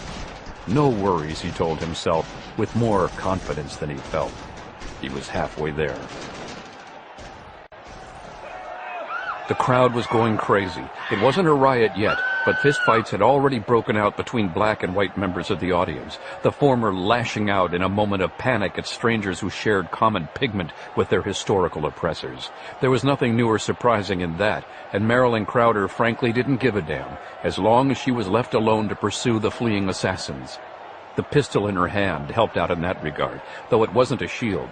Somebody in the bleachers lobbed a bottle at her head and missed, while others screamed and cursed at her in passing. They presumably mistook her for a member of the hit team, having somehow missed the fact that all the shooters had worn uniforms and she was chasing them. It made no difference at the moment, though, since rationality had vanished from the stadium the moment the first shots rang out. Whatever happened in the next few minutes, it occurred to Crowder that Gary Stevens had achieved at least some measure of his goal. The president was still alive, but the attempt upon his life had already sparked racial violence, and more was sure to follow. Unless she missed her guess, there would be rioting tonight, as word of the attack was broadcast nationwide. Black violence would guarantee an armed response from the police, while any outbreak increased white fears and drove more potential recruits into the arms of defensive groups like the Iron Guard. Too late to stop that now, she thought, and focused on the task at hand. She had almost reached the corner where her uniformed quarry had vanished when a large black man lurched into her path, crouching like a wrestler. Something glinted in his hand, a wicked-looking pocket knife, and there was no time to consider options as he moved to intercept her, wild-eyed, flushed with rage. Crowder shot him in the knee from 6 paces, the crack of her pistol sending ripples of shock through the crowd. Around her, some of the combatants separated, diving for cover in fear of a new fusillade. Those among them who had thought of tackling the woman with the gun instead got out of the way. Crowder sprinted for the nearest aisle between bleachers while the mob was unsettled, before anyone dredged up the nerve for another rush. Her quarry had a growing lead, which made her less than cautious as she dashed around the corner, running full tilt. 2 things happened almost simultaneously. First, she glimpsed the 2 retreating figures she was after. Halt! Then she stepped in something, wet and slippery with her right foot. Her legs crossed and scooted out from under her before she even had a chance to fan her arms. She hit the floor as if she'd been dropped from a much higher altitude, and the fall saved her life. Downrange, the uniforms had heard her call, and they turned to face her. The first rounds might have missed her, even if she hadn't fallen, but the extra margin gave her time to thrust the pistol out, lips curling back around a snarl of pain. One of the shots missed. The other slapped into the right thigh of the shooter on her left and cut the leg from under him, dropping him flat on his rear end. He kept firing, though, and his comrade stood fast, still hosing the aisle with his SMG. Crowder had 9 rounds left in the pistol as she scrambled upright. The gunner seemed to stagger, but it could have been a near-miss flinch. No blood in evidence. She saw him rock this time, no doubt about it. There was scarlet splashed across his shirt. No Kevlar then, but he was tough enough to stand his ground and return fire, his bullets slapping concrete on either side of her, chips from the damaged floor stinging her ankles. She hit him in the chest a second time. The prick was going down now, slumping to his knees, but even as he toppled over on his face, the trigger finger clenched enough to empty out his weapon's magazine. The impact spun and stunned her, dropped her on her back. If questioned at that moment, Crowder couldn't have said that she felt pain so much as shock. There was an ache, of course, but overall a certain numbness and a sense of spilling deep inside herself. With a supreme effort of will, Crowder rolled over onto her side, surprised to find the fingers of her right hand still securely wrapped around an automatic pistol. Hers, it seemed to be, although it weighed nearly too much for her to lift. Lift it she had to, though, since the second gunner was approaching her, hobbling on his wounded leg like Chester from Gunsmoke in the prehistoric days of black and white TV. He could have tried to get away, but he was coming back to finish it. So much the better, since she couldn't have pursued him any farther in her present state. Hold on, she told herself, her brain spinning, her vision fading in and out as if someone were passing an old sheet of plexiglass back and forth before her face. He had to get closer. The phony cop was firing now, and she could feel the bullets chopping at her, solid hits, as she unloaded with the pistol. Die, you motherfucker! The slide locked open on her gun, and the last thing Crowder saw through the hazy smoke curling from its chamber was the scuffed sole of a dead man's shoe.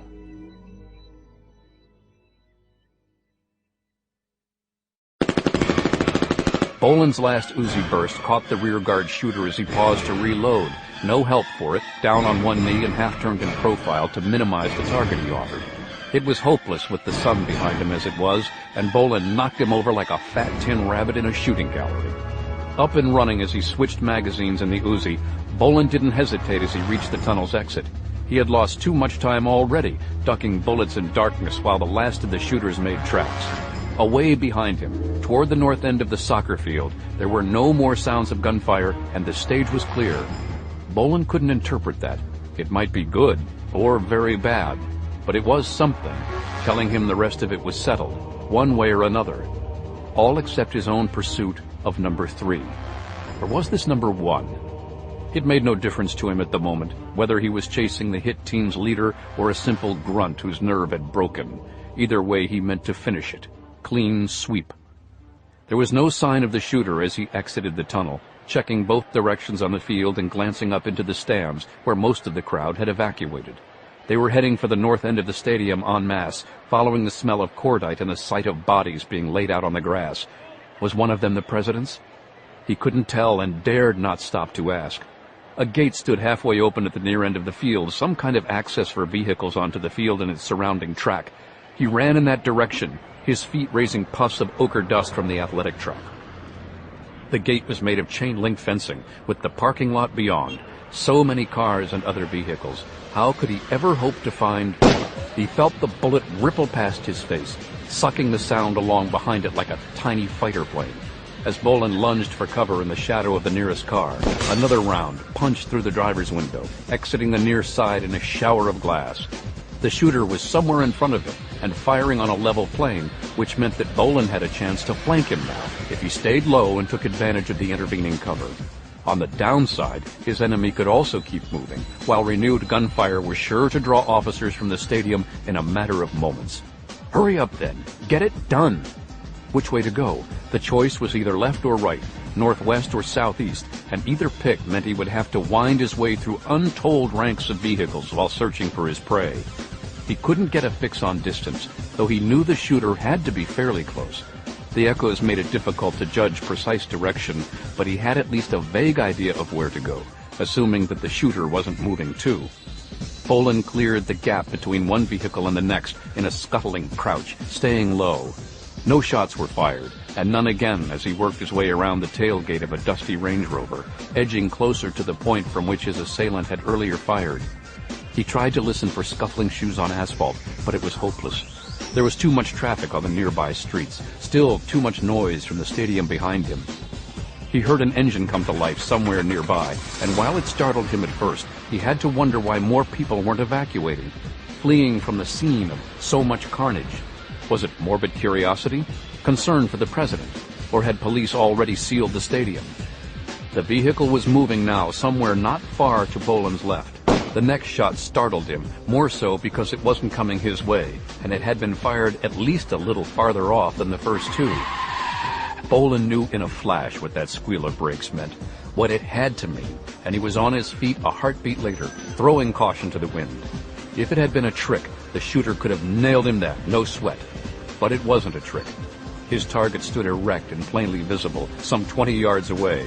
The shooter had stepped out in front of a gray compact car, his warning shot designed to stop the vehicle.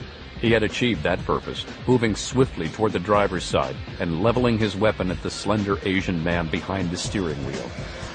The human target fell over to his left and out of sight. The faux policeman reached out for the door handle, gave it a yank, and found it locked. He drew his rifle back, prepared to smash out the remainder of the window glass. No warning preceded the impact that slammed him hard against the driver's door. The corpse behind the compact's wheel chose that moment to slump further, shifting position, dead foot slipping off the brake pedal. The compact started rolling, pulled the dead or dying shooter with it, blood-smeared paint marking his passage as he slithered to the pavement. The compact's right rear tire passed over the shooter's outflung arm and crunched his face as the car veered off course, colliding almost gently with a stationary vehicle. Bolan considered going back to look for Geller and Salepa, but it was a passing thought, a fantasy. They had a rendezvous arranged, taking for granted that they would be separated in the chaos of the moment if a move was made against the president. And so they were. He ditched the Uzi and the MP5 beneath a rusty Morris Minor, knowing he couldn't hope to conceal them on the walk back to the rendezvous point. His pistol would have to do, in terms of personal defense. Ignoring the voices behind him, keeping it casual, Bolan struck off across the parking lot. Mitani Salepa was embarrassed.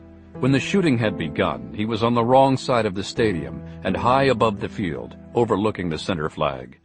His plan had been to spot the shooters from on high, perhaps spot a sniper lining up his shot, but it backfired on him, catching him out of range from the action that broke on the field. Instant confusion in the stadium, with bodies filling up the aisles, kept him from the action until it was too late, the police mopping up. But that wasn't the worst of it. Salepa had seen Jacob Geller die. His mind was racing as he headed for the rendezvous that had been prearranged, in case the three of them were separated. Only two would make the meeting now, at best, and he couldn't be sure about the tall American. Which would be worse, to learn that Mike Belasco had been killed as well, or telling him of Geller's fate? No contest there, at least. He hoped the tall American was still alive. Salepa didn't want to think about the options in that case. No one expected him to carry on alone, of course. He wasn't troubled by that. The thought of failure nagged at him, shamed him. Those men were his responsibility. He was, had been, their contact, guide, interpreter. At some level, however seemingly irrational, Geller's death, and Belasco's too if he was lost, translated into failure and shame for Mitani Salepa. Ridiculous, he told himself. Absurd. And still, he couldn't shake off the feeling. Because he hadn't fired a shot at the stadium, Salepa still carried his toolbox with the Ingram Mack 10 machine pistol and spare magazines hidden inside. It sat unopened on the seat beside him, where any workman might carry his tools on the way home from work. Police at the stadium had ignored him completely, their black-white train of thought working to his advantage for once, since the shooters in this case were white and their target was black. The men inside the uniforms couldn't conceive of paramilitary whites enlisting some black traitor to assist them, even after generations of police corruption in the native African community. This one time, Salepa told himself, it was just as well. He had considered discarding his weapon when the shooting broke out, and it became apparent that he couldn't join the battle.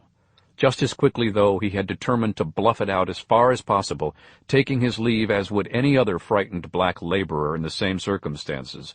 He hadn't been detained or molested, slipping out before officers had the presence of mind to seal off the stadium to contain their witnesses. By the time they started blocking exits, Mitane Salepa was already gone. And he had witnessed something odd along the way, something he hoped the tall American might be able to explain, assuming he was even still alive. The rendezvous point was a small apartment occupied by a friend of Salepa, presently visiting with relatives in Soweto at Salepa's request. He had left keys behind, one each for Salepa and the two white men. Police would have one of them now, from Jacob Geller's corpse, but it would be impossible to trace unless they tested it on every locked door in Pretoria. The fact that Salepa's friend was black compounded the problem, since the dead key holder at the morgue was white, and most police would never think he had connections to a black or mixed-race neighborhood. If he was ever finally identified, the trail would veer even more radically away from Salepa and his friend, all to the good. At the moment, though, Mitane Salepa was more concerned about the American. Was he still alive? If so, had he been captured at the stadium? And if he was arrested, would he talk? The latter possibility seemed so remote that Salepa put it out of his mind. Velasco, or whatever his name was, didn't strike him as a man who would crack easily, even if police forgot themselves and used the techniques they had once reserved for black suspects. More likely, in the heat of the moment, they would simply kill him at the scene if they were able, and declare another job well done. Salepa hoped he would survive and keep their rendezvous, however. He had questions to ask, as well as information to transmit. It was a simple but effective warning system, Salepa thought, as he climbed the ancient, creaking wooden staircase. The noise was audible inside the flat if you weren't asleep, and sometimes even if you were. Outside the door he kept the toolbox in his left hand, fished the key out of a pocket with his right. The room was dark inside, with all the curtains drawn against daylight. He stepped inside and fumbled for the light switch. He knew it was somewhere on his right, but... "Are you alone?" Salepa recognized the voice, and even startled as he was, couldn't suppress the makings of a smile. Relief washed over him, despite the knowledge that a gun was no doubt pointed at his chest. "I am." "All right, then." When he found the switch a moment later, Velasco stood before him, legs and lower body screened behind a large square couch. There was no weapon in his hand, but he had taken off his denim coveralls, the pistol in his shoulder holster readily accessible. Salepa knew that he couldn't have reached his own gun drawn and fired before Velasco cut him down. "I have bad news." "I'm listening." "Your friend is dead." "You saw him?" "I did. A group of gunmen rushed the dais, 4 or 5, I think, and he ran out to meet them. He was shot. Some people from the audience as well. It was confusing there." "The shooters?" "One of them he killed before the rest shot him." Salepa felt a sharp twinge in his chest, below his heart, and recognized the pang of guilt. "I could not reach him. There was nothing I could do. I tried—" "He knew the risks. He chose the game." "There is another thing. Perhaps you find it strange." "What's that?" "After the gunmen killed him, one of them was shot. At first, from where I stood, it seemed police had shot him. Then I saw a woman firing from the tunnel where the gunmen must have come from. She killed one of them and chased the others up into the stands." Bolan's face had paled as he was speaking, but Salepa forged ahead. "I thought it strange to see this. Female police, of course, we recognize, but this one had no uniform. She almost seemed to fear the other officers the way she ducked and ran." "What did she look like?" "White, with yellow hair, I think. Blonde hair. The rest I cannot say. I was a fair way off." "What happened to her? Did you see?" Salepa shook his head. "She was across the stadium, far side. I lost her in the crowd." He blinked at the American's stony face. "Is something wrong?" Running again. The prospect didn't sicken Gerhard Steuben as it had the first time, or the second, and that very fact, that he was getting used to fleeing from his enemies left him disgusted with himself. What good was he to anyone, much less a revolutionary cadre, when his every plan went up in flames and he was always on the run? Could be worse, he told himself, watching the images that shifted, flickered on his muted television set. The president had managed to escape unharmed, but there had been some kind of mini-riot at the soccer stadium, and now police were on patrol throughout Pretoria, expecting further trouble from the outraged blacks. Before he shut the sound off, there had been predictions that unrest would spread into Johannesburg by nightfall, perhaps even farther afield. All police and military leaves of absence had been cancelled in anticipation of more violence. Steuben assumed his men were dead. The televised reports had mentioned several uniformed policemen being killed. They weren't named, no photographs were shown, but Steuben didn't know the shooters his subordinates had chosen for the job in any case. If even one of them had managed to escape, he should have been in touch by now, reporting his view of the hit and why it had gone wrong. Wotan, let them be dead, he thought, and not in custody. The last thing he needed at the moment was a worried soldier locked away, spilling his guts. There would, of course, be raids against the Iron Guard and other patriotic groups once everything was sorted out, but that didn't concern him. He would be long gone by then, safe from the heat. In fact, he would be very, very cool. As cold as ice, he thought, and smiled. His men were almost finished packing, rounding up the bags, making a final check around the hotel suite for anything they might have overlooked. They were a thorough team, this group, and wouldn't let him down. The helicopter would be waiting for them, ready to go when they reached the airport. The first leg of their journey was a relatively short one, 300 miles from Johannesburg to Kimberley, refueling there and on to Cape Town. There a transatlantic charter flight was waiting that would carry them to Buenos Aires, and from there... The irony of fleeing to Argentina wasn't lost on Steuben. How many soldiers of the Third Reich had made that journey in the dark days after World War II? Were any of them still alive after so many years? He knew that some had settled there, also Bolivia and Paraguay, where Dr. Mengele had put down roots. It had been almost 60 years by now. If any of the fugitives remained, they would be doddering old mummies now, most likely senile, prone to babbling incoherently about their glory days in Germany or on the Eastern Front. Some of them had established families and prospered. This was known to be a fact. Their children would be getting on in years, grandchildren off to college now, or raising families of their own. How many cherished the ideals their forefathers had fought so grimly to preserve in France, in Italy, in Russia, in North Africa? How many even recognized their heritage, the proud blood coursing through their veins? Loyal fascists still remained in South America, he knew that for a fact, since some of them had joined the Temple of the Nordic Covenant and pledged their lives to help remake the world. The temple didn't have large numbers there, but they would be enough. Steuben and his companions didn't need much help from this point on, a simple place to stay until their final transit was arranged, protection from their enemies for 2, perhaps 3 days. So little, really, but it could make all the difference in the world. Steuben didn't regard his flight today as cowardice, whatever might be said by fools behind his back. He wasn't running from a fight, but rather racing toward his rendezvous with destiny, a moment that would change the world and, if his calculations were correct, produce a great new age for man on earth. Some men, at least. The Jews and Muds would rue the day when Gerhard Steuben came into his own and brought the full force of his personality to bear upon the problem of a decadent, corrupted race. A few more days, and he would show them all exactly how deluded they had been to shun his message and disparage him. As in the days of Noah, so another prophet would be vindicated and avenged. Except, of course, that Noah hadn't been an Aryan. The leader of his bodyguards approached quietly, as if worried he might spook the Fuhrer otherwise. "All ready, sir." Steuben switched off the television set, dropped the remote control onto the bed. "We should be going, then." "Yes, sir." His men kept weapons handy as they left the hotel through a service entrance at the rear. 2 soldiers from the Iron Guard were on watch there, waiting with the van that would convey them to the airport. Steuben checked both ways along the alley, seeing no one else, no trace of any enemies. But they were out there somewhere, Steuben knew. There was no doubting that.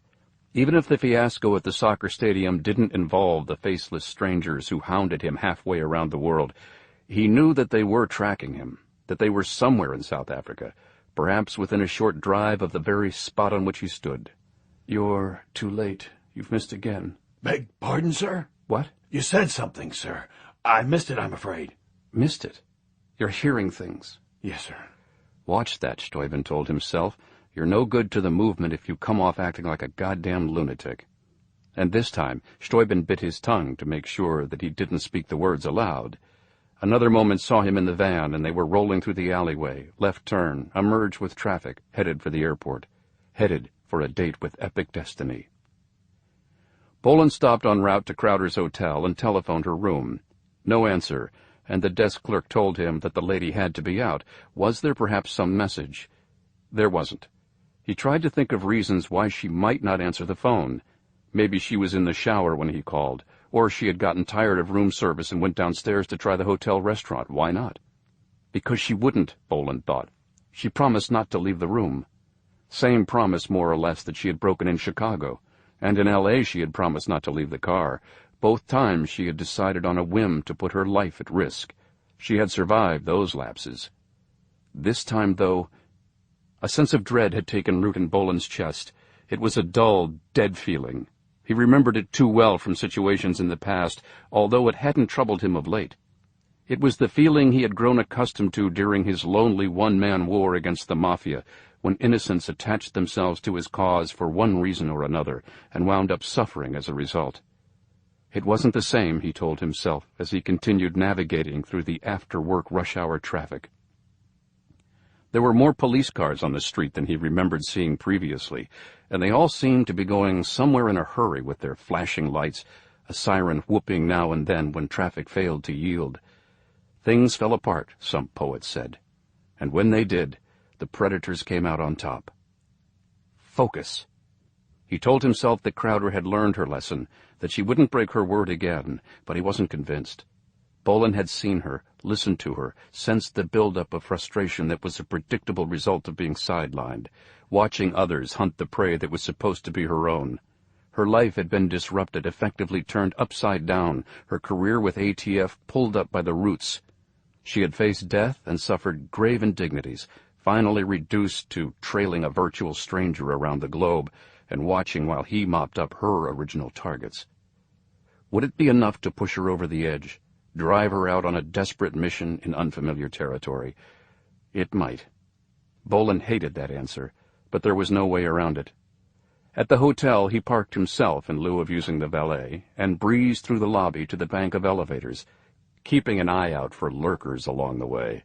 No one appeared to follow him upstairs, and he had the fifth-floor hallway to himself when he stepped from the elevator car. Palming the spare key to Crowder's room, Bolan kept his right hand empty, ready to receive his pistol as he neared the door. "Marilyn? Marilyn?" There was nothing out of place about the room, no evidence of ransacking or any signs of struggle. That would fit with what Salepa had reported from the stadium, assuming that the woman he had seen was Crowder and not some member of the president's security detachment. According to Salepa, the blonde Jane Doe had killed one of the shooters and chased two others out of sight, lost in the crowd on the far side of the stadium. Assuming it was Crowder, that didn't mean she had been harmed. She could have managed to escape the same way he had, slipping out before the stadium was sealed. Where was she then? The voice in Bolan's head demanded. He made another quick search of the suite, as if he might have missed her lying in the bathtub, maybe crouching in a corner of the bedroom closet. Bolan felt absurd and knew that he was wasting time. He switched on the television and flipped around the dial until he found a channel running footage from the stadium. There had been several minicams throughout the audience, it seemed, besides the regular contingent of media gear. The action had been covered from at least 6 different angles, and he stood there, watching Jacob Geller die in instant replay, half a dozen times, like something from a bloody action film. The camera work was unrelenting, as if calculated to inflame. When they were finished killing Geller and the others who had fallen with him, an announcer started reading off the names of dead and wounded constables, together with a short list of civilian casualties. The punchline was a series of still photos, showing lifeless faces that depicted those described as unnamed terrorists involved in the attempt to kill the president. 9 faces, 8 of them male. 1 of them belonged to Jacob Geller. The 9th, a blonde-haired woman who had carried no ID and was reported trading shots before she died with 2 of those disguised in bogus uniforms. The talking heads suggested that there may have been some falling out between assassins, cause unknown, since the police denied a hand in killing any of the 9. Bolan switched off the television set and locked the silent suite as he left. Gert Van Koch didn't know whether he was angry or depressed. The move against the president had cost him 7 more of his best men, and all he had to show for it so far was scattered rioting in several of the native townships, nothing serious enough as yet to warrant calling out the troops. He feared that it would all blow over in another day or 2, leaving the president to launch a hunt for those who schemed against him. And that hunt could only lead investigators back to the Iron Guard. The TV news reports had spoken of 9 terrorists, including a woman, but Koch had long since given up on hearing truth from the Jew media. Assuming that a white woman had died at all, Koch assumed she was some crazy from the audience, one of the kafir-loving race traitors who always flocked to hear the president, applauding every word he spoke as if he were some kind of deity himself. Her death didn't concern the Iron Guard's leader. She wasn't a member of his team, and who else really mattered? It was typical, he thought, that the new enlightened media would paint the lone white female victim of the shooting as a part of the assassination team. Koch recalled a time not very long ago when the Kafirs would have been the instant suspects in her death, and the police wouldn't have rested until at least one of them had confessed. Now blacks were presumed innocent unless a videotape of the crime in progress was produced, at which time leftist lawyers would contend that it was staged, complete with stand-ins and special effects to frame a poor innocent victim. Worst of all, worse even than the failure of his effort at the stadium, was the fact that the Führer had slipped through his fingers. Koch had worked out a plan in his mind to shift the burden of responsibility for the attempted murder. Steuben was responsible. He would confess it in a note, which the police would find beside his lifeless body. Suicide was good enough for Hitler, Goebbels, Himmler. Why not Steuben? Who would think it out of character or question Gert von Koch's capacity, his right to take the Führer's place? Indeed, who else was left? But Steuben had eluded him, his last chance vanishing like smoke. Koch wished he had told the Führer's escorts to detain him, but he had been fearful one of them would let it slip, say something inadvertently to one of the American bodyguards. He had played it safe and thereby lost his golden opportunity. Now it was time for him to run away. He saw no other choice, all things considered. Once the shooters were identified, a matter of hours at most, given the police records 2 or 3 had boasted, raiders would be scouring the landscape for Iron Guard members, plastering his face and those of his surviving officers across every TV screen and front page in the country. South Africa's most wanted, he thought, and nearly choked on bitter laughter.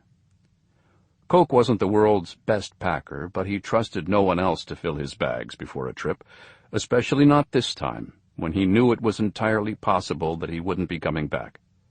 What did it matter if the things he packed were wrinkled, creased, or badly folded?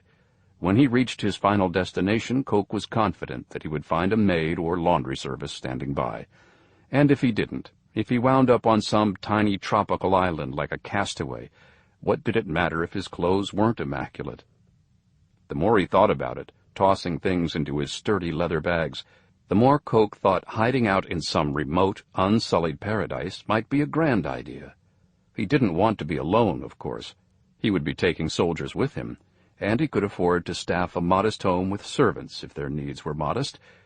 Someplace virginal, he thought, smiling, like 19th century Tahiti when the sailors of the Bounty first arrived.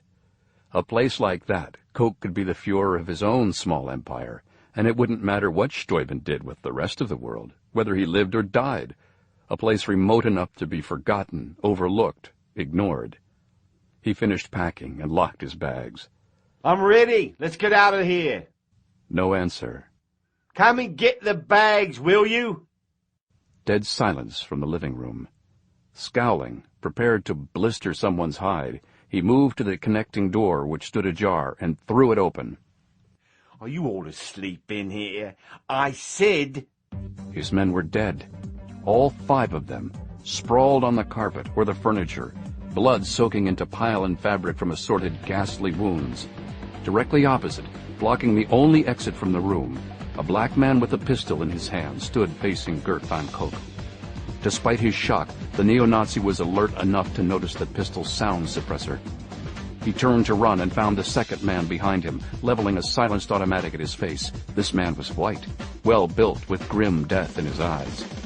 We need a moment of your time. Hal Brognola smiled at recognition of his old friend's voice. You did it, Guy. It's on the tube. The president came through without a scratch. Congrats to all concerned. I'll need a Ouija board to pass it on. Say what? You hear about 9 shooters on the news? That's right.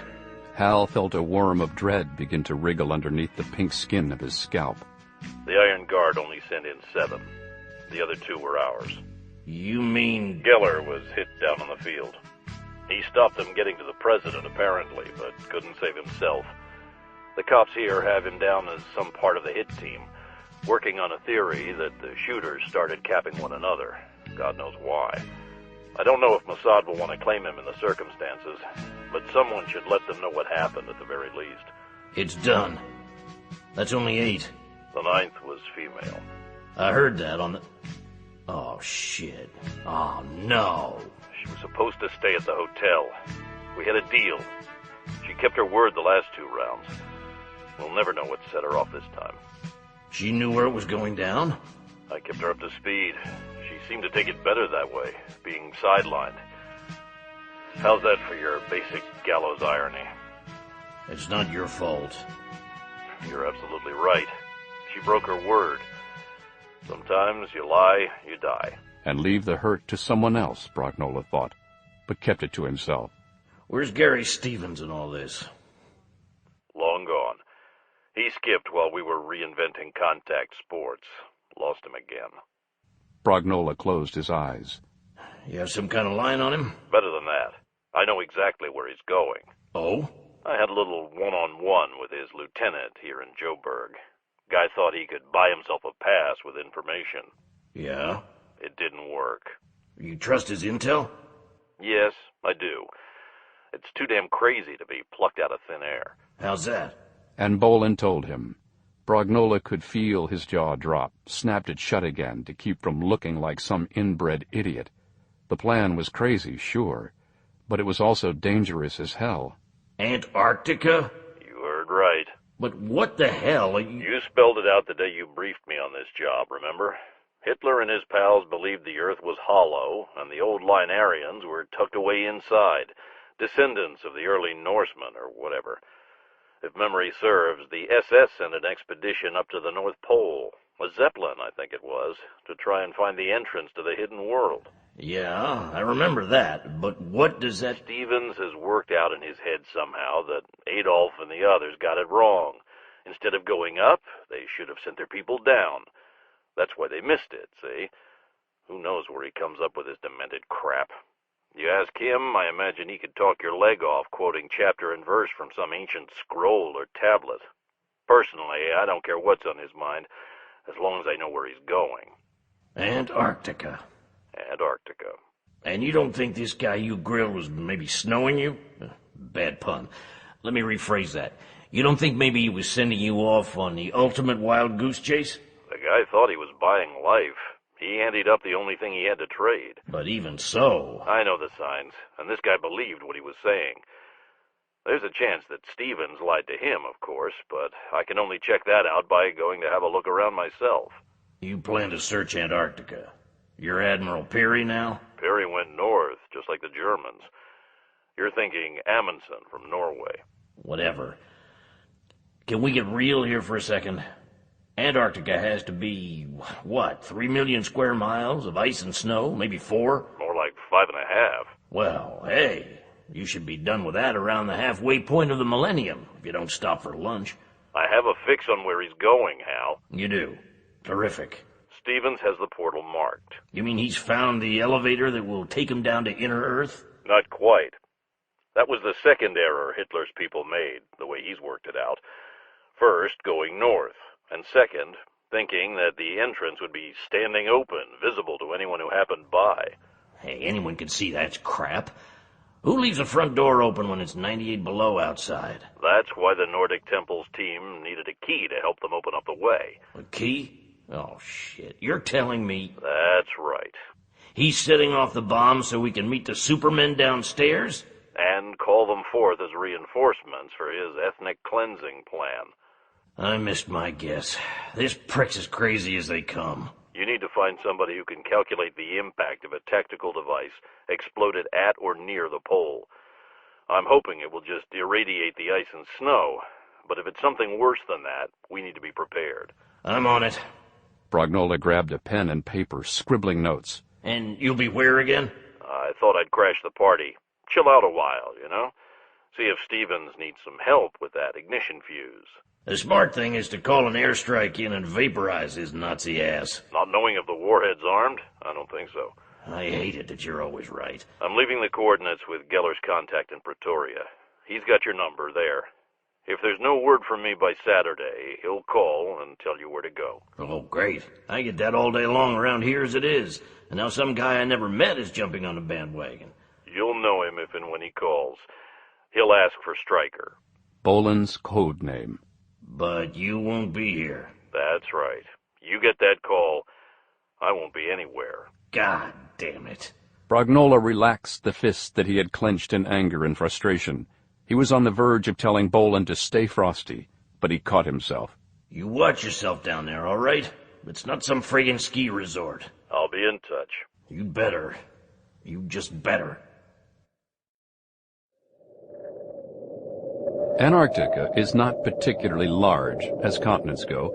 In fact, of the Earth's 7 continents, only Europe and Australia are smaller. In terms of population, the planet's southernmost ice cap loses hands down. It is officially unpopulated, although research teams from several nations are perpetually in residence.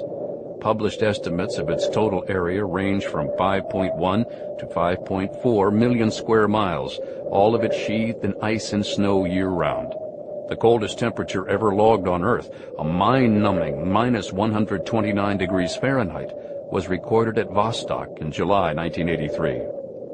Although Antarctica is inhospitable in the extreme, it hasn't been ignored by humankind. The date when some unhappy sailor first laid eyes upon the frozen wasteland is unknown, but British navigator James Cook is named as the first to cross the Antarctic Circle in 1773. American and Russian expeditions made the first tentative explorations of Antarctica in 1820, 1821, while Norwegian Roald Amundsen won the international race to the South Pole in 1911. Politically, Antarctica is open territory, much like Las Vegas and Miami on a mafia map of the United States. The Antarctic Treaty of 1959 barred any military presence on the frozen continent. A new agreement signed in 1988 permits several competing nations to exploit the region's natural resources, including fish and krill, natural gas, iron ore, and offshore oil. Scattered scientific research stations are the only year-round settlements. The only natives of Antarctica are penguins and assorted dwellers of the ice-cold seas. Bolan had borrowed Jack Grimaldi for his hop from Argentina to the bottom of the world.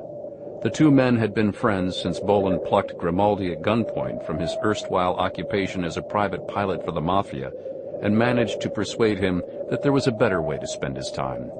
Both men were veterans of combat in their nation's service and of war against domestic predators who lived outside the law. If asked, Grimaldi might have said that he had seen and done it all. At least until the day he dropped his old friend on a barren plain of ice the maps called Queen Maud Land. There's no way I can talk you out of this? Bolan finished packing gear onto his military-issue ATV with a final tug on a strap. No way. We could go back and get some napalm. Maybe use a fuel air bomb instead. Damn Nazis wouldn't know what hit them, and it shouldn't blow the nuke. Can't take the chance. Anyway, I still need confirmation that the warhead's really there. Try talking sense to some people. It's a bitch, I know. I'll call you when I'm ready for the pickup. I'll be standing by. Stiff upper lip. Cold like this? You better know it. Now 60 miles and counting from his drop-off point, Bolan was skimming ice that made the all-terrain vehicle shudder beneath him, rattling his skeleton from head to heels. His four-wheeler was large and sturdy, built to haul a payload that included extra fuel and motor oil, arms and explosives, food and water, plus cold-weather camping gear that might save Bolan's life if he were somehow stranded for any length of time. Exactly how long it would save his life was anybody's guess, but an extended outing on the ice would definitely be the death of him. That much was crystal clear. The ATV was open to the elements, a kind of hulking dune buggy, and even though its speed topped out in the vicinity of 40 miles per hour over ice and snow, the wind chill it produced was fearsome, shaving 84 degrees off the balmy ambient temperature of minus 20 degrees Fahrenheit. Bolan felt the bone-deep cold gnawing at him, despite his head-to-toe layered sub-zero clothing that included thermal underwear and socks, insulated pants, and cleated snow boots, the thickest sweater he had ever seen, a hooded parka, a ski mask and tinted goggles, and knitted gloves under a pair of fur-lined mittens that felt like boxing gloves. Beneath the heavy parka, Bolan wore a new Beretta 93R and a fast-draw shoulder rig, for all the good that it would do. Unzipping and fumbling off the mittens would give an adversary all the time required to take him down, unless he managed to secure the critical advantage of surprise. To that end, Bolan had insisted that Grimaldi drop him off 100 miles from his intended target to defeat, or at the very least confuse, whatever radar might be mounted at the neo-Nazi base camp. Flights across Antarctica weren't uncommon, and while most touchdowns occurred in the vicinity of well-known research stations, random landings on the ice cap weren't so unusual as to excite undue suspicion when the plane came down 100 miles away. Who in his right mind would be coming overland from such a distance to intrude upon the Fuhrer's privacy? Grim death, perhaps. The warrior's other armament included an M16 assault rifle, an M203 40mm grenade launcher, with bandoliers of ammunition for both. The 40mm loads included high explosive, thermite, and flechettes. He also carried C4 charges with a variety of timers and remote-controlled detonators, plus frag and smoke grenades. If all else failed, he had a sturdy K-bar fighting knife and braided wire garrote, together with his knuckles, boots, and teeth. A crash course on disarming Russian warheads had been offered by a nondescript expert, talking over photos and schematic diagrams in Bolan's Rio Gallegos hotel room the night before he jumped off with Grimaldi for the big freeze. Details of the procedure were hazy in his mind just now as he jolted across the frozen landscape, but they would come back to him when they were needed. What would happen to this vast deep freeze if Stevens and his neo-Nazi thugs set off their nuclear device? Would the explosion be a futile gesture, briefly melting ice for several miles around ground zero with no long-term effect? Or would it make for a disaster that would dwarf the fright films of the 1950s by comparison? Did anybody even have a clue? Bolan could only hope it wouldn't matter in the end, that he could reach his target, neutralize all personnel, and render the device inoperative before the point men for the so-called master race did something even more insane than usual. It was the best that he could hope for, and if necessary, he would die in the attempt. The endless snow and ice reminded Gerhard Steuben of home. It was no home that he had ever seen, but more of a psychic flashback, what some anthropologists and shrinks referred to as race memory, that is to say, an image branded on the gray matter and on the genes of prehistoric man, so powerful that even after several 100,000 years of evolution, it could still evoke a primal gut response from certain Homo sapiens. The frozen wasteland spoke to Steuben of Norsemen who had sailed around the world 900 years before Columbus conned Spain's king and queen into providing 3 small ships and a disreputable jailbird crew. The Vikings had been pioneers and warriors, pure of blood and purpose. They had sacked the settlements of those less hardy than themselves and had taken what they wanted, whom they wanted, when they wanted it. If only there had been an opportunity for them to meet the Jews, he thought, the rotten world might be a very different place today. Steuben enjoyed a stroll around the base camp, though he had to dress up like an astronaut prepared to walk in space, and even then couldn't remain outside for more than 20 minutes maximum. He liked to face the cold, relentless wind, lean into it and feel its power, test himself against the boundless might of nature. An environment very much like this, albeit with some mountains, caves, and trees, had spawned the race of which he was a part, and launched the members of that race on a divine crusade to rule the world. It felt like Roots, without the slave ships, Cotton Patch, or Chicken George. He laughed at that, but no one could have heard him 20 feet away. Between the moaning wind and Steuben's thickly insulated mask, the woolen scarf wrapped several times around his head beneath the parka's hood, he could have screamed his lungs out and nobody would hear him, much less any of his soldiers, safe and warm inside the Quonset huts. He had a two-way radio, of course, bulking the right-hand pocket of his parka, but to use it, Steuben knew that he would have to doff at least one glove together with his scarf and mask. Skin froze within minutes in that kind of cold, the damage frequently disfiguring and irreversible. Besides, he thought, if there was an emergency out here, he'd probably be dead before he had a chance to use the radio. That thought struck him as curious, even disturbing. He didn't require a psychoanalyst to help him understand what troubled him. He had been hounded for so long and so relentlessly by unseen enemies that Steuben half expected them to turn up here, rise from the ice itself like elemental demons, and renew their assault. As if in response to that image, he felt a fluttering against the left side of his rib cage, like a sparrow trapped inside his clothing, battering itself against the heavy parka to be free.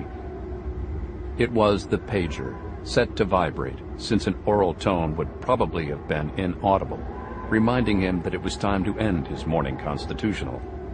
Steuben possessed no wristwatch that would fit around the parka's sleeve, or that would not freeze up at wind chill temperatures of minus 65 degrees, and so one of his soldiers had agreed to page him 20 minutes after he had suited up and gone outside. He started to ignore the signal, certain he could stand another 10 or 15 minutes, but he understood what that would mean. A panic in the ranks, troops scrambling into thermal gear and snatching weapons from the arsenal, rushing to seek him out and drag him back to safety. As arrogant as Steuben was, and he admitted that, the master race had reason to be arrogant, he wouldn't put his soldiers through that kind of trauma on a whim. Perhaps tomorrow, he thought, smiling, as a training exercise. There was an airlock on the east side of the Quonset hut. No coded keypad on the outer wall, since the mechanism would freeze solid in minutes, and no hand inside a heavy mitten could manipulate the buttons anyway. The outer door was locked from the inside, forming an airtight seal, except when someone from the live-in team had work to do outside. As soon as they returned, the door was bolted tight behind them. Warm air filled the airlock, and gloves could be removed to operate the keypad on the second inner door. By that time, though, the person trying to get in was already on camera, and power to the keypad's locking mechanism could be cut with the flip of a switch by the sentry on duty. Intruders were unknown in this part of the world, but it would only take one breach to ruin everything, doom everyone on sight. The airlock system, in addition to providing crucial insulation for the living quarters, also let them trap an uninvited visitor, ask questions via intercom, and open special hidden vents to freeze his ass if any of the answers were unsatisfactory. Steuben believed the system was unbeatable, but he experienced a moment of anxiety each time he came back to the Quonset complex from another of his walks. Suppose the others schemed against him when his back was turned, but lacked the guts to face him, kill him outright. They could simply lock him out and let the frozen desert do their dirty work. They could. The outer door resisted Steuben for a heartbeat, then swung open to admit him. That was half the danger gone right there. He waited for the airlock to warm up a bit, then stripped the mitten and the knitted glove from his right hand, tapping out the 5-digit code. The inner door seemed to sigh with breathless desire. The whole place knew what was coming. It could hardly wait. So you don't know what happens if an A-bomb detonates at the South Pole? Brognola's incredulity must have registered his anger by the NASA physicist who had consumed the past 11 minutes of his day. Well, that is essentially correct. I mean, there's never been a nuclear device exploded on Antarctica before. They aren't allowed to be there, if you follow me. Brognola followed him all right. The trouble with this young man and his multiple degrees from Yale or Princeton was that he had spent his post-grad life imagining how things should work in outer space. He obviously didn't have a clue as to how real-world problems came about, or were resolved. We're talking hypotheticals, all right? Let's just assume there's a nuke on the ice and it happens to blow. Can you give me a working scenario or not? Brognola didn't want to spook this character, much less leak any information that was strictly need to know. He was already skating on thin ice by consulting experts he had never heard of in his life before today.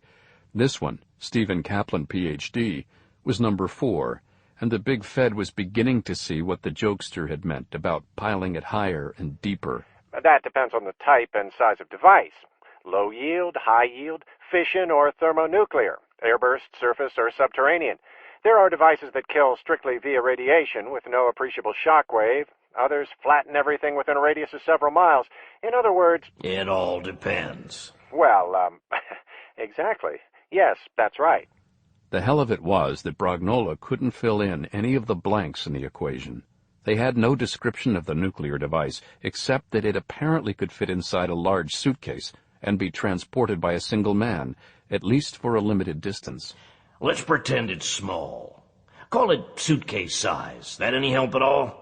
Not terribly. I still don't have a clue as to the nature of the bomb or the material employed to build it. Is the suitcase small, large, or medium? Is it packed full of fissionable material, or... Go for broke. Assume the worst. Well, from the vague dimensions, we can rule out the worst, I think. We know it's not a planet killer. Beyond that, however... Not a what? Sorry? You said we know it's not a what again? Oh, right. A planet killer. Spell that out for me in simple language, will you, Doc? Of course. A planet killer, theoretically at least, is a device so large that it would have a global impact, catastrophic and irreparable, resulting in eradication of humankind, perhaps all life as we know it. A single bomb can do all that? Such things exist? On paper, certainly. As for reality, you'd have to ask the Kremlin and the Pentagon, assuming anybody in the know would give you more than terse no comments or a lot of double talk. Blow up the world, huh?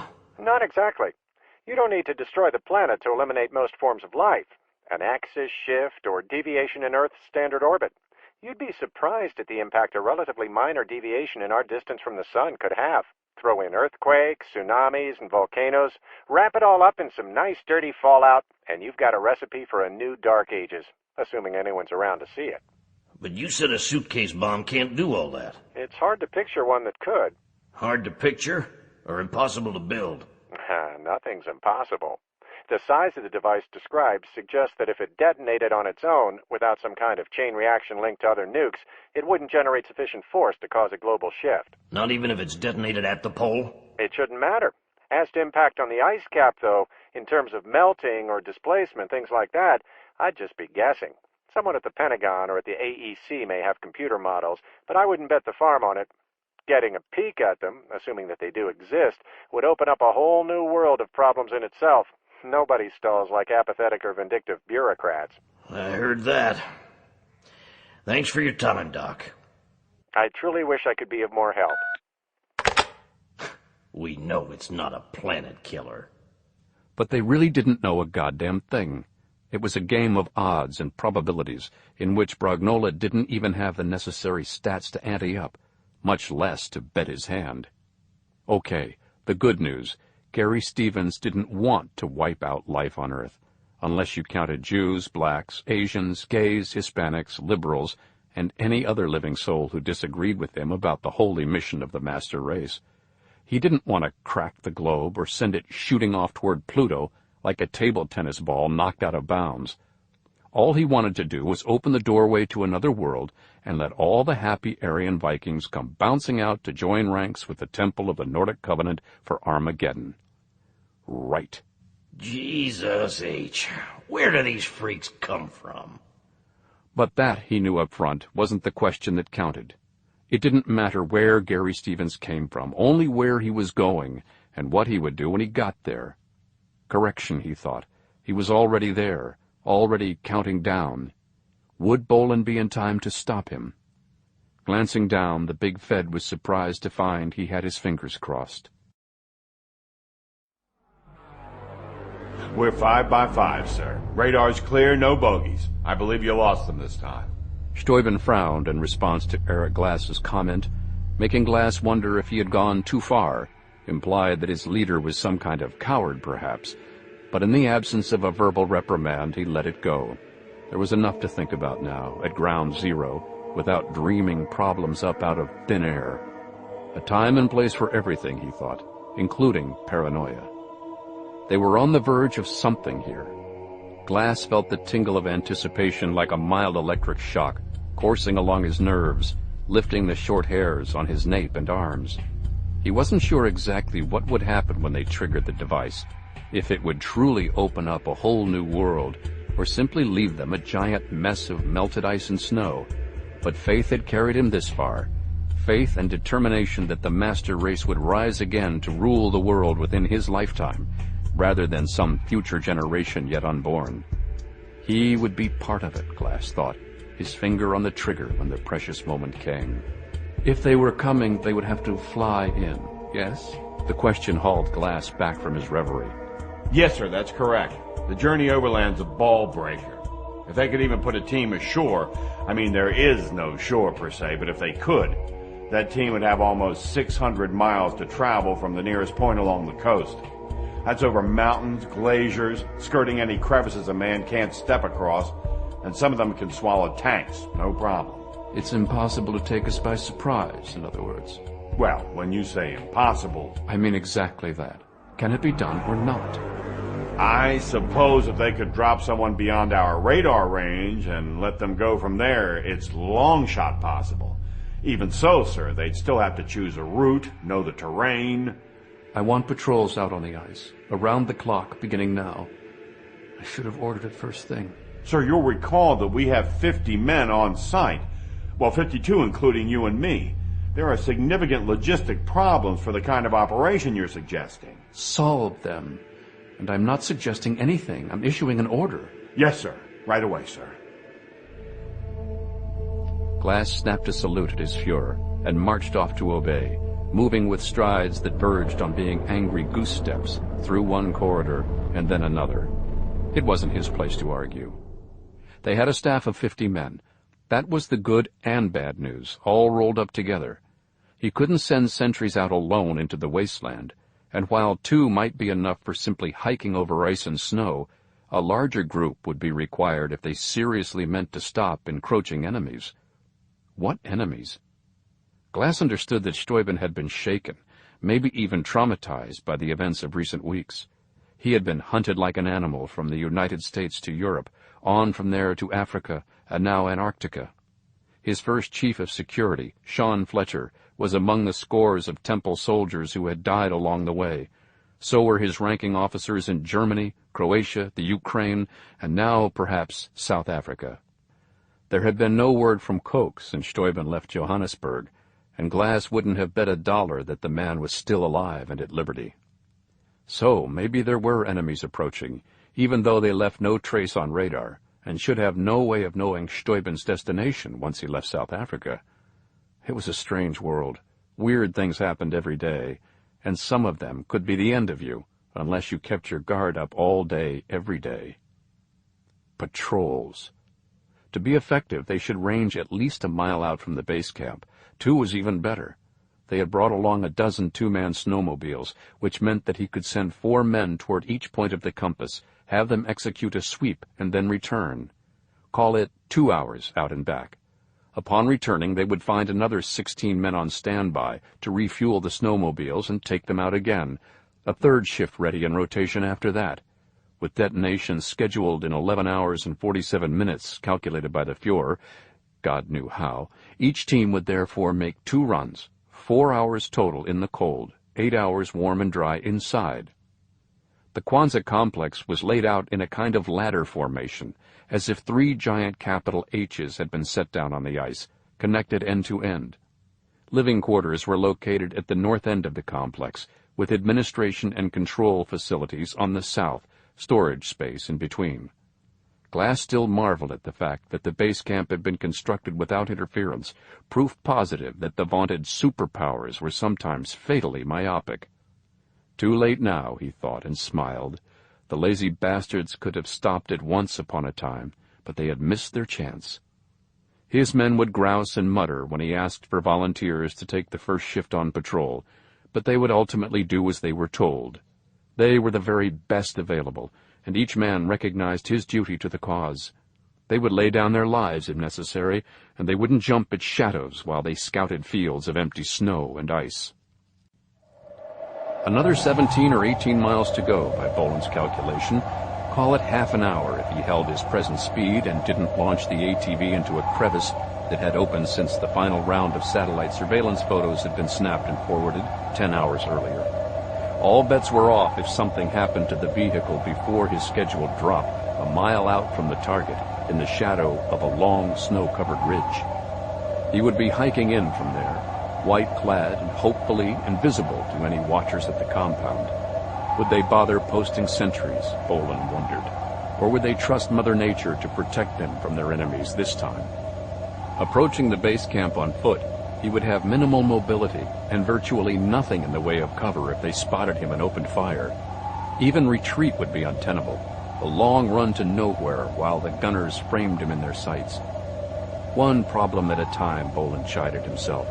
Right now the wind chill was his enemy, despite the layers of thermal clothing. A man could freeze to death in cold like this no matter what he wore, without an independent source of warmth. He had considered ordering one of the sci-fi suits with built-in heating elements, but finally rebelled at the idea of strapping on a battery pack and oxygen tanks, in addition to the mandatory battle gear. He would make do with what he had and somehow manage to survive, at least until he met his enemies. The ATV was making decent time, its fat tires slipping now and then, but mostly hanging on. There had been no way to completely neutralize the engine noise, but heavy-duty mufflers did the best they could in that regard. The wind helped too, staying in Bolan's face and helping carry any noise he made away behind him toward the distant South Atlantic. Would the Nordic Temple's outpost be equipped with seismic gear to herald a vehicle's approach? He doubted it, but there was no way to be sure. For all he knew, there could be mines planted somewhere up ahead. HE to flip him like a turtle on his back, or claymores to obliterate him in a giant shotgun blast. Keep moving. If a soldier fixated on everything that could go wrong about a mission, he would never leave the barracks. Problems should be recognized, identified, and filed away. Obsessing over them was a pathetic, self-defeating waste of time. It played into his adversary's hands and made the enemy more powerful than he had any right to be. The snowy ridge where Bolan planned to leave the ATV was larger, viewed from level ground, than it had seemed in the surveillance photographs. He took this as a hopeful sign, parked on the ridge's leeward side and pocketed the keys. Bolan already wore white combat webbing.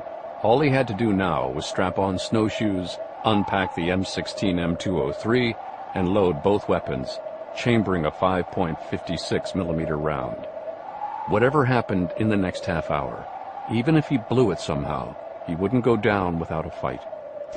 The ridge stretched for a mile or so in each direction, roughly north-south, and since there could be no circumnavigating it, he went over the top, a scramble to the summit, then a long slide down the windward side, snow tumbling down behind him in a mini-avalanche. Once he had shaken off the worst of it and cleared his weapon, Bolan faced due west and started walking. Equipped with a compass but no walking odometer, Bolan could only guesstimate his progress as he slogged across the frozen waste. The snowshoes mostly helped, but there were times he would have gladly traded them for cleats to bite the underlying ice. He didn't fall, but it was close a time or three, Bolan imagining what it would be like if a roving pack of hunters found him here, exposed, nowhere to hide. At first he thought he imagined the distant whine of motors. Another moment passed before he recognized the sound as real and understood that he was hearing two engines, at least, approaching rapidly from somewhere to the south-southwest. Damn it. Resignedly, he kicked off his snowshoes and lay down in the deepest nearby drift that he could find, to watch and wait. 8 hours and counting. All of human history came down to this, the final grueling wait before a hero struck a blow for destiny. Given a choice, Steuben would have preferred to arm the nuclear device and start the final countdown now, without delay. But he wouldn't play fast and loose with prophecy. The hardest part when all was said and done, was simply trusting in himself. Prophecies were tricky items at the best of times, and it was no reflection on his officers that some of them should doubt his calculations, even his interpretation of the sacred texts. He had them on that point, of course, because he was the only member of the temple who could actually read some of the languages in which most of the critical texts had been written. If no one else could translate what was written down, their argument against Steuben's interpretation of the text lost most of its thrust at the outset. And still, the waiting was a problem for his men. Some of them had been cooped up in the Kwanzaa complex for over a month. Rotation and relief had been eliminated when the trouble broke stateside after Chicago and Sean Fletcher's death. From that point on, the core group stationed at what they were pleased to call Fatherland South had been cut off from all but sporadic emergency communication, surviving on their ample stores, uncertain as to if or when they would be liberated from their frozen exile. Soon. A few more hours now, barely a normal workday's stretch between the time they punched a time card coming in and going out again. A soldier who could not wait 8 hours more to win the world was obviously not cut out to rule it in the first place. Steuben's prophecy was vague on what exactly should occur after the war had detonated. Tons of ice would naturally melt, and he expected shock waves, even though the bomb was sunk in ice 3/4 of a mile due west of the complex. It should be nothing catastrophic, but they were prepared for minor damage, double-rigged and battened down. Choosing the perfect place to sink a shaft and plant the warhead was another challenge, every bit as critical as the selection of the date and time for detonation. He presumed that there were many hidden entrances that granted access to the world within. But if a certain portal has been specified in prophecy, no other may be used without dire consequences, a disastrous boomerang effect. Steuben preferred to follow all the rules as they had been revealed to him and pray that he hadn't fucked up. What a pathetic epitaph might still be his. Here lies a man who could have ruled the world if he had only paid attention during 9th grade algebra. Feeling a hyper moment just around the corner, Steuben told himself that he'd made no errors. None. Who was there to dispute his painstaking translation of the ancient texts? Who dared to make a claim of having put in longer hours, studied more obscure material before determining the date and place where a strategic blow would open up the path to inner Earth? Reichsfuhrer Himmler himself had wasted untold money and man-hours trying to find that portal at the North Pole rather than the South. Was it a clumsy error of interpretation, or was Himmler meant to fail, the honor held in trust for someone who would come along behind him generations later, someone like Gerhard Steuben? If a person had no faith in himself, why should anyone else? It was a fact of life, he understood, that small-minded fools often mistook true genius for insanity. Why not when their own thought process was so stunted that they could not grasp the obvious? How could they appreciate a man of boundless vision when they themselves were blind? How could... The shock of the explosion sent a shudder through the Quonset hut. Steuben's first reaction was to check his wristwatch, even though he knew it would be more than 7 hours yet before he joined Glass in the camp command post to set off the nuclear device. A flash of panic told him something had gone wrong. Some fool had keyed the button prematurely, or the weather had done something to the firing mechanism, causing it to trigger on its own. The years of work and planning all were wasted, ruined just because... A blaring fire alarm told Steuben he was wrong, his fear misplaced. The blast a moment earlier hadn't been nuclear. It had occurred within the base camp proper, and some portion of the structure was on fire. A different kind of panic gripped him now. He couldn't guess the source or cause of the explosion. They had gasoline and diesel fuel aplenty, propane for the stoves, conventional explosives, arms and ammunition. But he knew that any major compromise of their man-made environment could be lethal. If they lost their heat and shelter, Steuben and his soldiers faced the prospect of an icy death. And there was something even worse in Steuben's view. If they lost power, if the generators went, they also lost the ability to detonate the warhead on command. What could have... Steuben hesitated, halfway to the exit from his private quarters. What if the explosion hadn't been an accident, he asked himself, feeling a clammy sweat break out beneath his clothes. although the temperature inside the Quonset complex was, so far at least, a constant 70 degrees. What if his nameless enemies had found him once again? Preposterous. Unthinkable. But Steuben thought about it anyway, and doubled back to find the pistol that he kept beneath his pillow on the narrow wall-mounted bunk. Its solid weight provided a measure of comfort as he tucked it into the right-hand pocket of his jumpsuit. Leaving nothing to chance, he removed 2 spare magazines from the top drawer of his small dresser and slipped them into his left-hand pocket. Better safe than sorry, as the old cliché proclaimed. He had been quite sorry enough in recent weeks, and was no longer sure exactly what safe felt like anymore. One thing seemed certain, though. If his relentless enemies had tracked him here, to the very root of the world, it was bound to be the last act of the drama, one way or another. He didn't expect the helicopter pickup for another 7 hours and 50 minutes, well after the warhead had been detonated and its impact judged. There would be no escape, except perhaps across the ice. And how far could he travel on a snowmobile before the hunters ran him down? Determined not to waver this time, Steuben left his quarters and went looking for his second-in-command.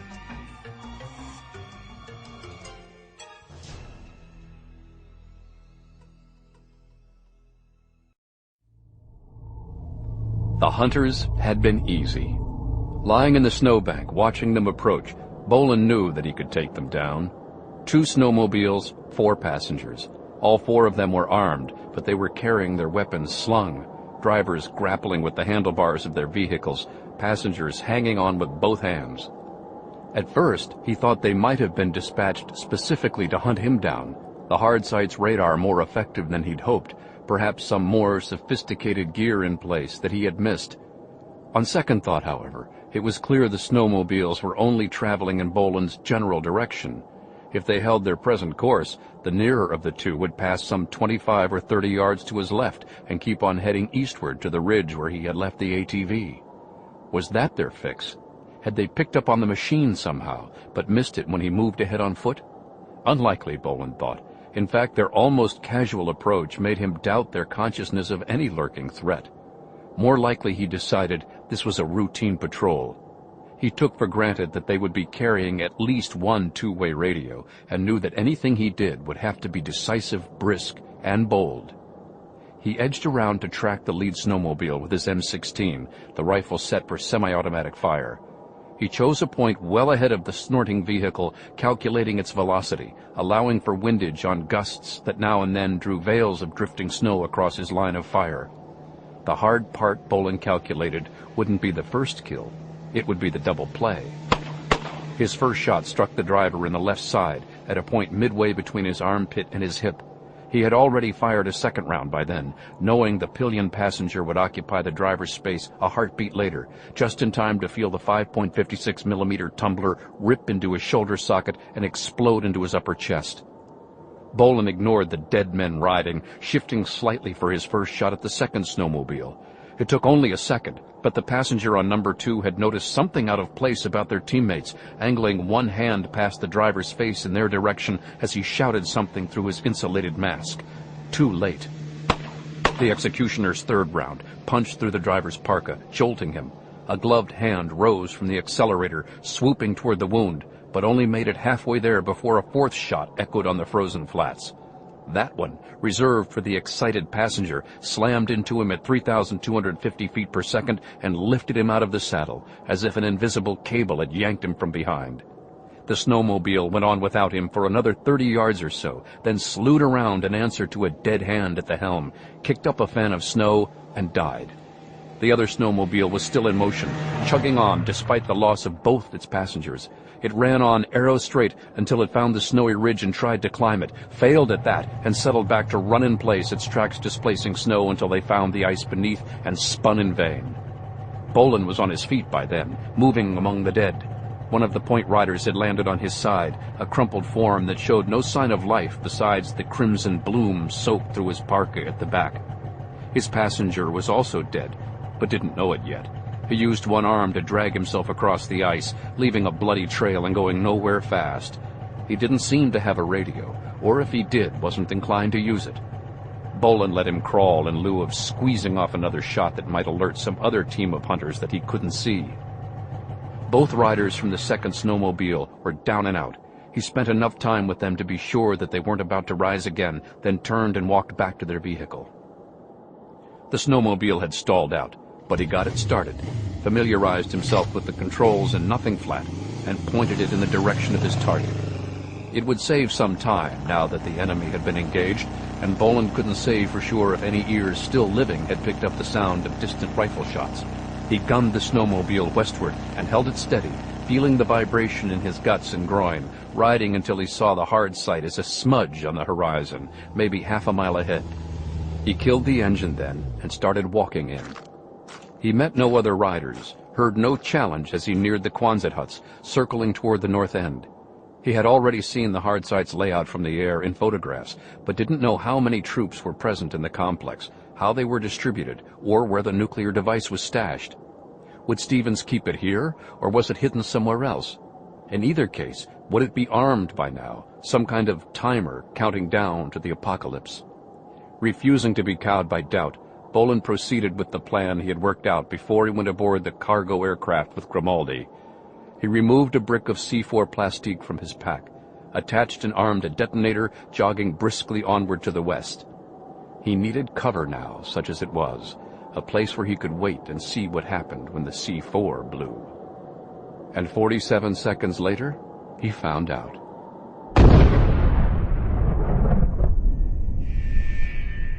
The structure has been compromised by an exterior explosion at the north end of the complex. Source and cause unknown. As Eric Glass pronounced the words, they could spell death for every member of his team. He felt a preview of the chill that would be permeating corridors and rooms within the next half hour. Can you explain that to me, Eric? The expression on his Führer's face would have been comical in other circumstances. Stuyven's features twitched, as if he didn't know whether to laugh or scream. No, sir. At least not yet. I have some people checking out the damage. They can tell the blast occurred outside because the wall and insulation were punched inward. Otherwise... North end, you said. That's living quarters. What is there at that end of the complex to explode? Nothing that I can think of, sir. Glass was grateful for the interruption from the two-way radio. One of his people at the blast site checking back. Go on. Smells like C4 down here. Are you sure? It's fucking hard to miss, sir. Sorry, sir. What can we do about the breach? If we can cut away the ragged edges, throw one of the prefab sections up and get a spot weld going, we can close it, sir. I couldn't tell you how long it'll take. No expertise on that end, sir. I'll get some people on it ASAP. You men stay put and keep an eye out for intruders. You see someone, take them out. But make sure that it's not one of our own patrols returning from the sweep. Affirmative. We won't cap anybody on a snowmobile, sir. Glass turned to Stuyven, wishing he could keep the scowl from dragging down the corners of his mouth. Well, it was apparently a bomb, sir. C4 plastique, planted on the outside of the northern wall. A bomb? How can there be a bomb outside the northern wall, Eric? We're in the middle of Antarctica. You look up nowhere in the dictionary and you'll find a map with arrows pointing here. There's miles and miles of flat-ass nothing all around us. How could anyone get close enough to plant a goddamn bomb? Glass's mind was racing, coming up with more questions than answers. I don't know, sir. You remember we decided not to go all out on the exterior security devices when the site was built. Motion detectors, mines, closed-circuit cameras. The thought was that our radar would pick up on any hostile presence in the neighborhood and give us time to set a trap or bail. Glass didn't mention that the thought was Stuyven's, issuing commands from somewhere in the warm and sunny USA, while miserable frostbitten workers were putting the base camp together. In all fairness, the skimping on security had seemed entirely reasonable at the time. How did you sneak up on an armed camp in the middle of a snow-white frozen wasteland, where cover was restricted to wind-blown snowdrifts and the occasional up-thrust ridge of ice? This can't be happening.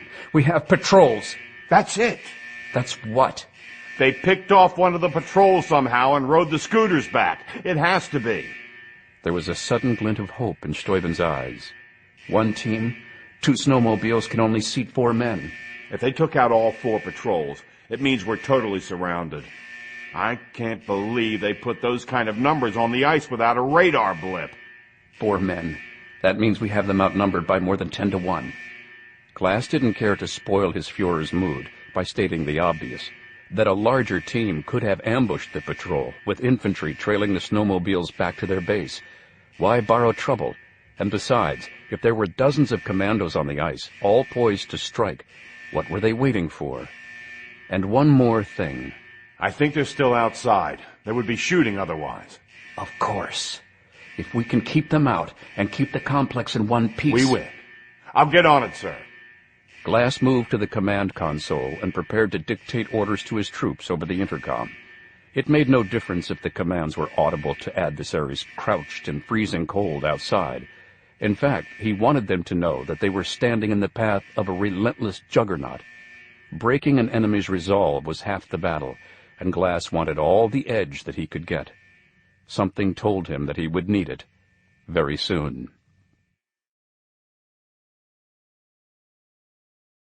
The wait was relatively brief, and Bolan huddled in a relatively wind-free pocket where two Quonset huts were joined to make an elbow, or perhaps a T. He lay in the snow, which was remarkably dry at minus 30 degrees Fahrenheit, like artificial flakes on a Hollywood soundstage. It was the best that he could do in terms of cover, while he waited for his enemies to show themselves. Another way to go would have been planting more C4 and blowing down their house, but Bolan balked at further random demolition of the site, at least until he had some hint of where the stolen nuke was stashed. A C4 charge might not unleash the warhead's blinding light if it was still unarmed, but it could breach the shields and unleash radiation in a lethal dose. A protracted, agonizing death by radiation poisoning wasn't on Bolan's daily list of things to do. He heard the shooters coming, even though they tried to run a stealthy sweep. Given the circumstances, their confusion and excitement, geographic isolation, and a barren landscape, deathly silence in the wake of the C4 explosion, Bolan doubted whether any unit could have pulled it off. Again, there were 4 men, all dressed in white, all armed. They spilled out through a doorway to his left, some 50 yards away. The door east shut behind them, no slam to betray their exit, but it is impossible to walk silently on ice and frozen snow. 4 shooters he could see, but Bolan didn't take for granted that these were the only 4 dispatched to scout around the site's perimeter.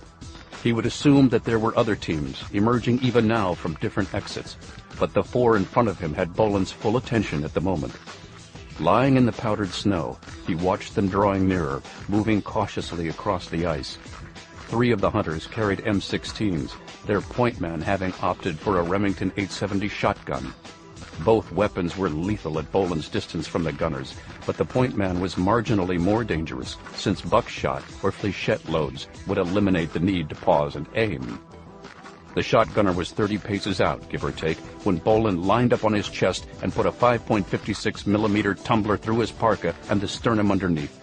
The guy was dead before he knew it, but he had his finger on the shotgun's trigger, squeezing off a blast that fanned the air away to Bolan's right with whistling death.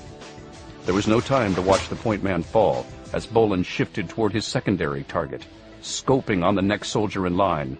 All 3 of the survivors were reacting as if they had trained for such a moment, crouching, falling out of their formation, numbers 2 and 3 breaking to right and left respectively, while number 4 fell back in the direction of their exit from the complex.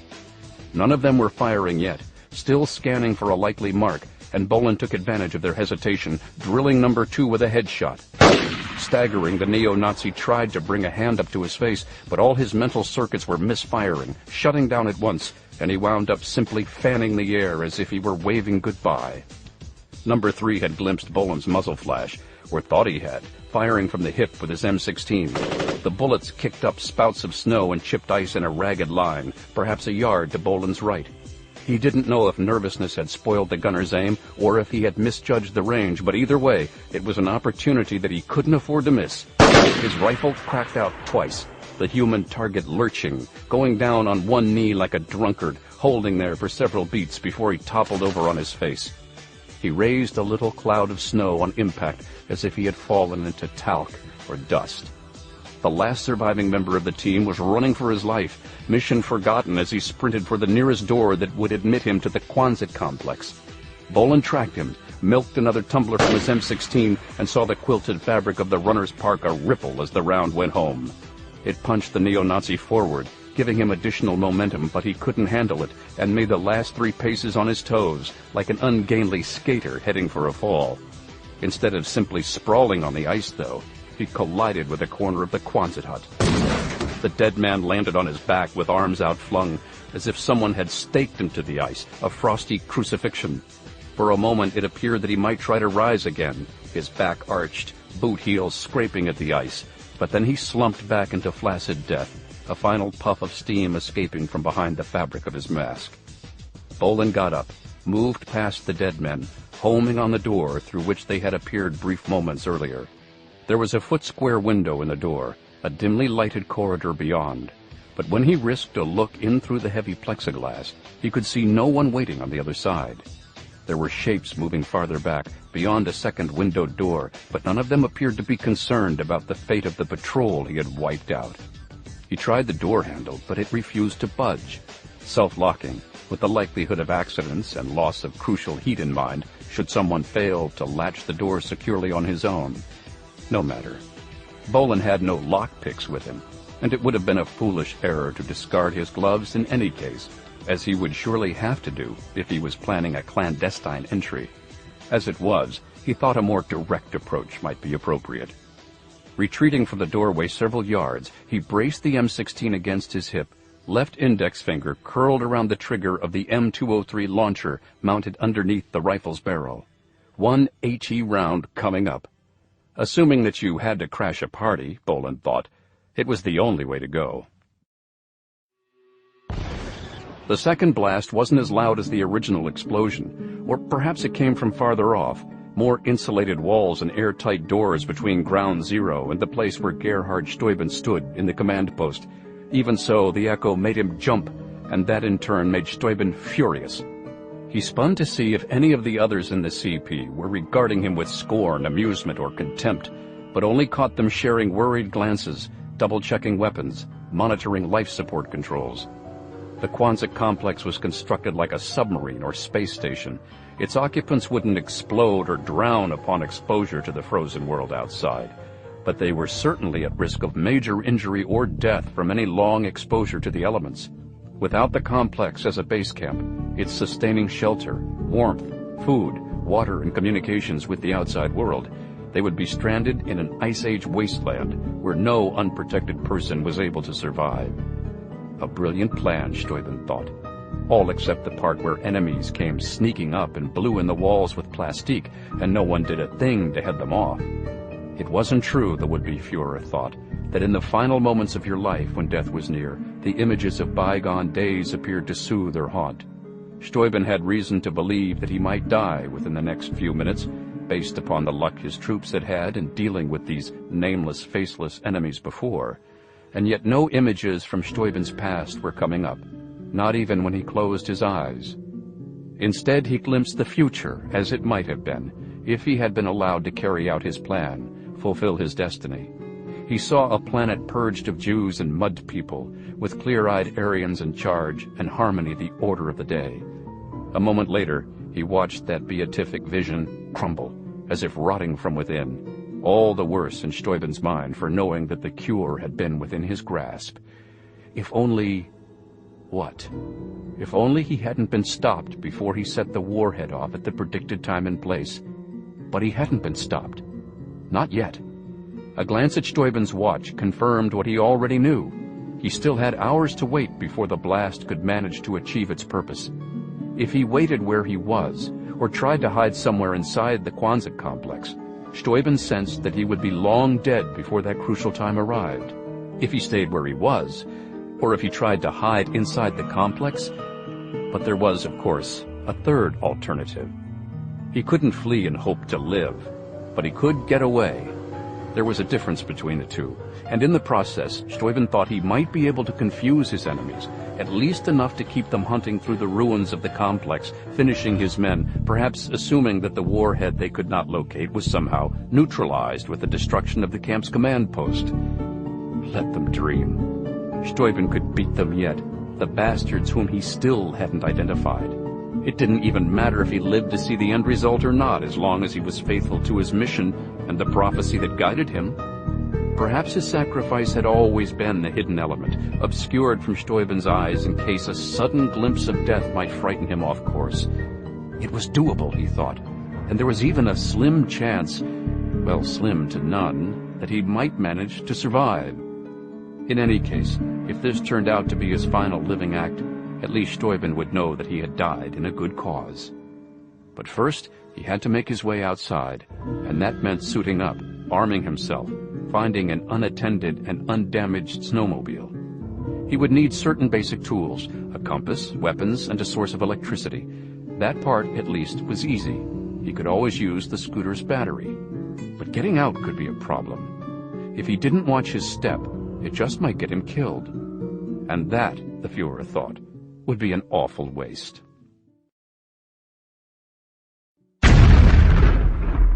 The high-explosive charge took down one door, and its concussion, ripping through the airlock, bowed the other in its frame, springing the lock.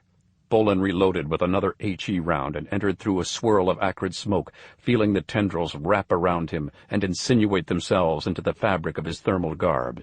It was like going to a bar where everybody smoked but you, and coming home with tobacco reek in your hair and clothes. Except at this time, no one in the place was having any fun. The tinted snow goggles were a hindrance now, and Bolan pushed them well back on his forehead, up under the hood of his parka.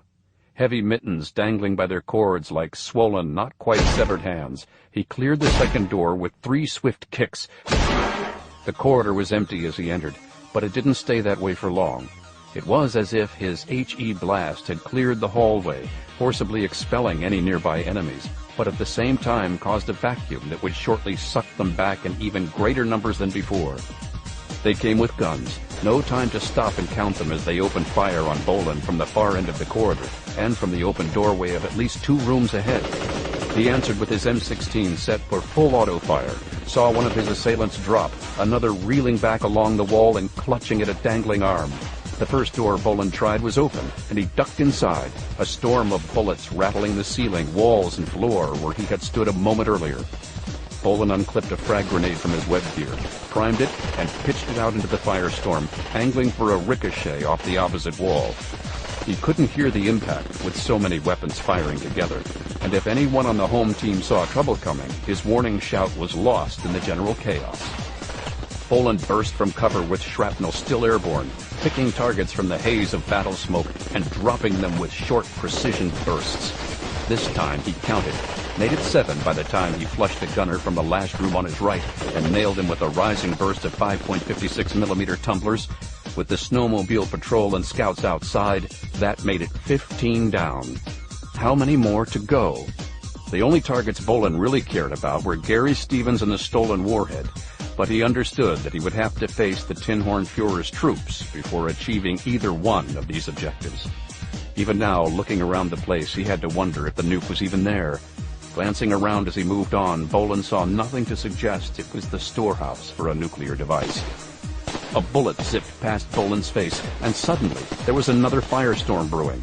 Scattered pop, pop, pops at first, increasing like the tempo of exploding fireworks, building swiftly toward the main event, 4th of July in hell. He had to find cover or die, but the first door he tried, on his right, wouldn't budge. A bullet creased the left sleeve of his parka, spewing eider down, and another stroked his thigh with liquid agony. No penetrating wound, not yet, but he was definitely out of time and borrowing against his next life as he ducked and weaved across the killing floor. He rushed the door directly opposite and threw his weight against it, rebounding from the first solid impact. Another bullet slapped his parka, missing flesh by some minute percentage of an inch. Firing the M16 one-handed, Bolan tried the knob, turned it, and spilled headfirst across the threshold, small arms snapping at his heels. The room was occupied, its tenant juggling pants and pistol, teetering on one leg with a rumpled bunk behind him. Bolan shot him in the chest without a second thought, the reek of loose bowels wafting to compete with those of cordite and fresh blood. Outside, the firing squad was edging closer, yard by yard. Bolan knew what he had to do, ejecting the high-explosive round from his M203 launcher and replacing it with a buckshot cartridge. That done, he hauled the slim, dead neo-Nazi upright, trousers hobbling his ankles, and dragged him to the open doorway. You won't feel a thing. Bolan propelled the flaccid mannequin into the corridor beyond. It would have slumped immediately to the floor if anxious trigger fingers hadn't taken over, hosing it with automatic fire. They held Bolan's fresh kill upright for what seemed an endless moment, waltzing him across the floor, while bloody bits and pieces of himself were blown away and plastered to the walls. It clicked with someone on the hit team, finally. Ceasefire! That's one of ours! God damn it, stop! Bolan's meat puppet collapsed in ruin, half the man he used to be. Bolan was ready, made his move immediately while his enemies were still recovering from shock. He lunged into the corridor, unleashed the 40mm buckshot round, and raked the hallway with full auto fire. 5 startled neo-Nazis tried to save themselves, but it was already too late. The blast of leaden pellets from his M203 launcher cut 3 from the pack, leaving Bolan to pick up a split with shooters to his left and right. The left-hand target was a little closer, Bolan's high-velocity projectiles ripping through him, speckling crimson on the curved, beige-painted wall. His comrade had an MP5 short muzzle sweeping toward Bolan, taking up the trigger slack. Unfortunately for the master race, the piece was empty, its last rounds expended on a dancing corpse. Bolan took a moment to reload the launcher and switch magazines on the M16. The old one wasn't altogether empty yet, but it was getting there. This way he was prepared for anything and wouldn't be caught short. Hunting, the executioner moved on in search of other prey.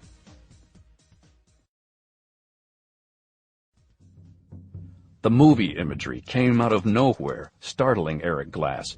Kenneth Tobey in The Thing with James Arness in monster makeup as the veggie vampire from beyond the stars, terrorizing scientists and soldiers at an Arctic research station. One by one, the humans were picked off.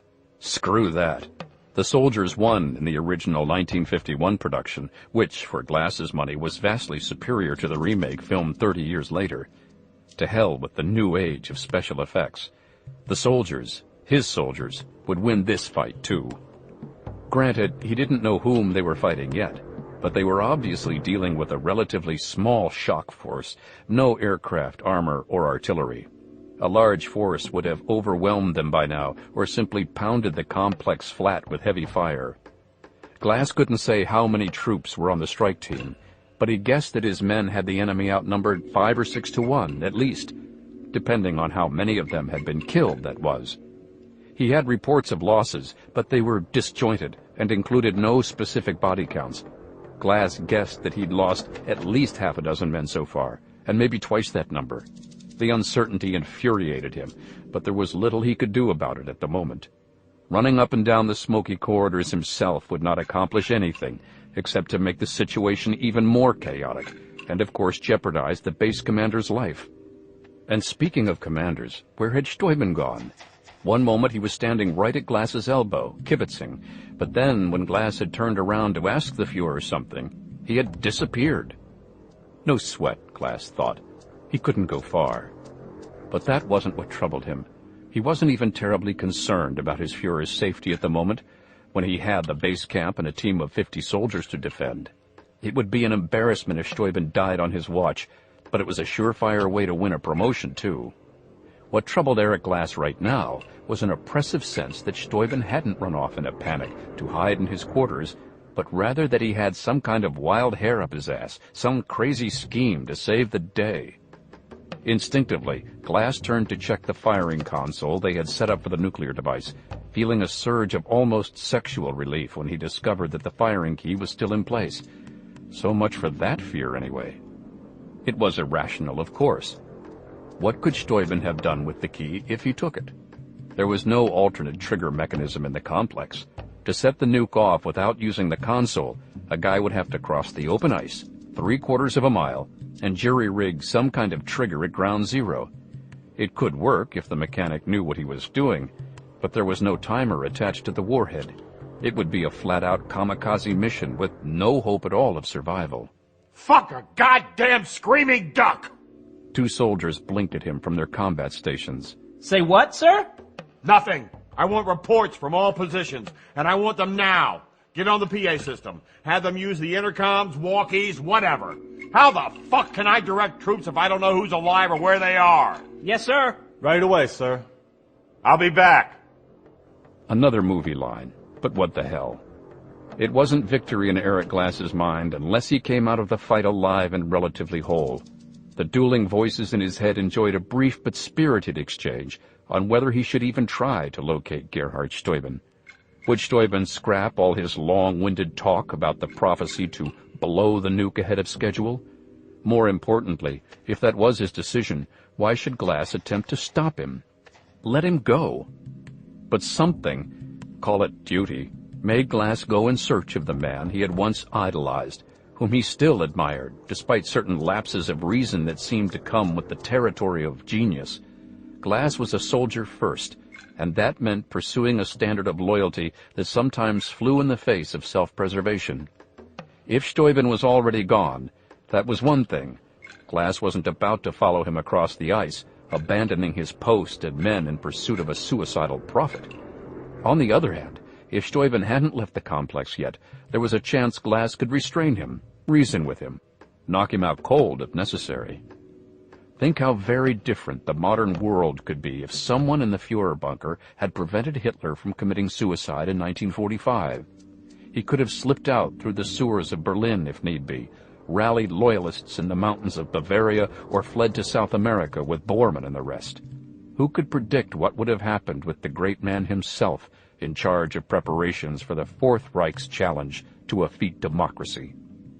Passing the arsenal, its door unlocked and standing open, Glass ducked in and helped himself to an Uzi, loaded and cocked it, shoving spare magazines into his pockets. Glass had no clear use in mind for all that firepower, but he knew it was madness to move through the smoky halls of a compound under siege without some means of self-protection. I'm coming. Just hang on. Footsteps approached Bolan in a rush. Rather than seek a place to hide, he dropped to one knee and fixed his rifle sights on the T-intersection before him. His ears were ringing from incessant gunfire and explosions, but he judged his adversaries were approaching from his left, along the north-south corridor. A moment later, they were visible. Hey! At the sight of Bolan with his weapon leveled, one of them lost traction in a skid that dropped him on his butt. The acrobat's companion was a little more coordinated, lurching to a halt and seeking target acquisition with a silencer-equipped Ingram subgun. The little room broom could shred any man alive at 30 feet, but Bolan's adversary never had a chance to use it, as a 3-round burst of 5.56mm slugs ripped through his chest and hurled him back against the nearest wall. The dead man's friend had dropped his rifle when he fell, a fatal error in the present circumstances. He was rolling over, groping for it, when a sudden burst from Bolan's M16 sheared off the left side of his face, pitching the tattered rag doll over on its back. Based on the aerial surveillance photos and his early walking circuit of the hard site, Bolan estimated he had covered roughly 1/3 of the complex, killing everyone he met along the way, and there was still no trace of Gary Stevens or a recognizable command post. Every moment spent without primary target acquisition felt to Bolan painfully like wasted time, the doomsday numbers thundering inside his skull. It was a short half-second's work to fire the nuke, assuming it was armed for detonation, and he was aware of moving down the smoke-filled hallway with his muscles clenched in grim anticipation of the white-hot supernova that would end his life. Not yet. If it were just that simple, Stevens could have blown the warhead at the first sign of a hostile presence at the hard site. Why had he delayed? Was there some glitch in the technology, or did he have another reason Bolan hadn't fathomed yet? Beyond a vague, generic understanding of the racial and religious hatred that propelled him, it was difficult to grasp the mindset of a man who thought some ancient Nordic deity had handpicked him to rule the world. He was delusional, at least in some respects, but that didn't prevent him from devising battle plans, dictating strategy. Each move he made was leading toward the same apocalyptic goal, and even though he stood no chance at all of conquering the Earth, that built-in limitation didn't make him harmless to the human race or the environment. Brognola's efforts to determine what a nuclear explosion at the pole might mean had been a waste of time as far as a consensus was concerned, but Bolan didn't need a degree in nuclear physics to know that permitting the blast was a lousy idea. But where was the nuke? So far, no clue. Bolan was setting charges as he went, each 100 feet or so, digital timers counting down as he proceeded on his way.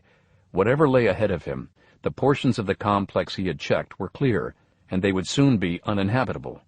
He was shutting down the neo-Nazi base at the South Pole, whatever happened with the missing warhead. In the process, he had whittled down the home team, mopping up resistance where he found it, leaving C4 packages behind and moving on. The neo-Nazis seemed to lack determination now, almost as if their will was broken, and they simply wanted to get out of there by any route available. At one point, he had found an emergency exit propped open, its alarm disabled, tracks of several warriors leading off across the snow outside. He wished them luck and went back to the hunt. As focused as he was, he nearly walked into a trap. The shooters would have nailed him, staking out a major intersection where 4 tunnels met, but one of them was nervous, fidgeting as Bolan came around the corner into range. The movement wasn't much to speak of, just a flicker at the corner of his eye, but it did not belong there, and he hit the deck a fraction of a beat before all hell broke loose. At least 3 automatic weapons were unloading on him, Bolan trying to return fire with his M16 before they pinned him down. It wasn't having the effect he needed, so he tried the 40mm piece, launching a high-explosive round downrange as it retreated with a kind of wriggle in reverse. The blast brought down some ceiling tiles and silenced one of the shooters, his companions laying down erratic cover fire as they tried to withdraw. Before they could accomplish that, however, Bolan heard somebody raging at them. You will not run! You will hold the line or die a fucking coward's death! A glance was all he needed to identify the owner of that voice. Bolan had seen the face ages ago, it seemed, among the mug shots Hal Brognola had displayed for him at Stoneyman. The soldier's name was Eric Glass, heir to the role of security chief for the Nordic Temple after Sean Fletcher was killed in Chicago. This was the first time Bolan had seen him in the flesh, and it occurred to him that they should have a chat about the stolen nuclear device. He fired his second high-explosive round deliberately high. Concussion and debris flattened his human targets, Bolan taking full advantage of the moment as he rushed to cover them. A bitter pang of disappointment stung him as he saw the piece of blackened, twisted steel protruding from Eric Glass's throat. The neo-Nazis' talking days were over. Any information he possessed was going with him to an icy grave. Checking the other 2, he found one breathing and began to slap his face until the young man came around, eyes swimming into focus on a soot and blood-stained mask. You have one chance to live. Not if you'd like to walk away from this. The neo-Nazi hesitated, finally bobbed his head. One question. Where's the warhead? Not here. Outside the complex? Yeah. West. 3/4 of a mile. Fire in the hole. Bolan went through the soldier's pockets in a rush, somewhat surprised to find a billfold with a California driver's license in the plastic window. Alan Grant from Bakersfield, age 23. If I find out you've lied to me, there won't be any place on Earth for you to hide. You understand me, Alan? Yes, sir. Bolan stood, dragged the young neo-Nazi to his feet, and shoved him back in the direction he had come from. Time for you to split. A few more minutes and this place is going up in smoke. Fire in the hole. He backtracked to the open emergency exit and ducked outside.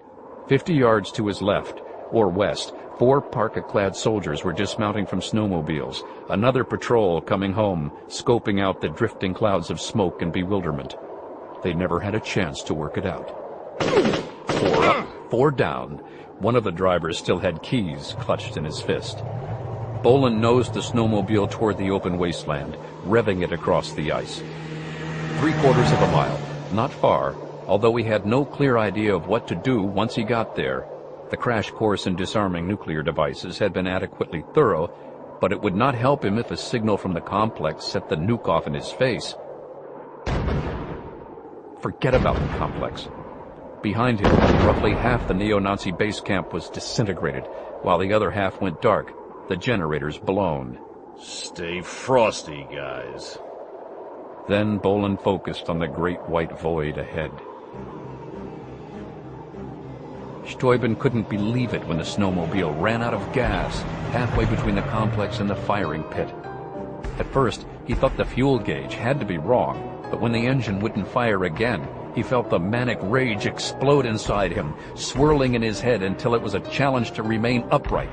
Son of a bitch! Goddamn! The spell broke when he realized that he was shouting curses at a cloud bank looming to the west, its shadow racing toward him like a breaker over sand. He was tempted to sit right there on the ice and simply wait for death, but that would mean defeat. or worse, abandonment of his prophetic mission. Dying in the line of duty was one thing. Surrender, even in the face of overwhelming odds, was something else entirely. It was shameful, a disgrace that will most certainly exclude him from Valhalla. Shrugging off the morbid mood, he walked back to the silent snowmobile and fetched the canvas satchel that contained his tools, electric wire, and a spare battery. He wasn't sure exactly what he would require to do the job. He had no real skill with things electric or mechanical, in fact, but it was all that he could think of as the world came crashing down around him, threatening to crush his dreams. He couldn't see the scaffold yet, but knew approximately where it was. The compass Steuben now extracted from his pocket seemed to function properly. At any rate, if there was something wrong with it, he would know soon enough when he got lost and froze to death. He checked his compass again, turned his back to the dead snowmobile, and began his trek across the ice.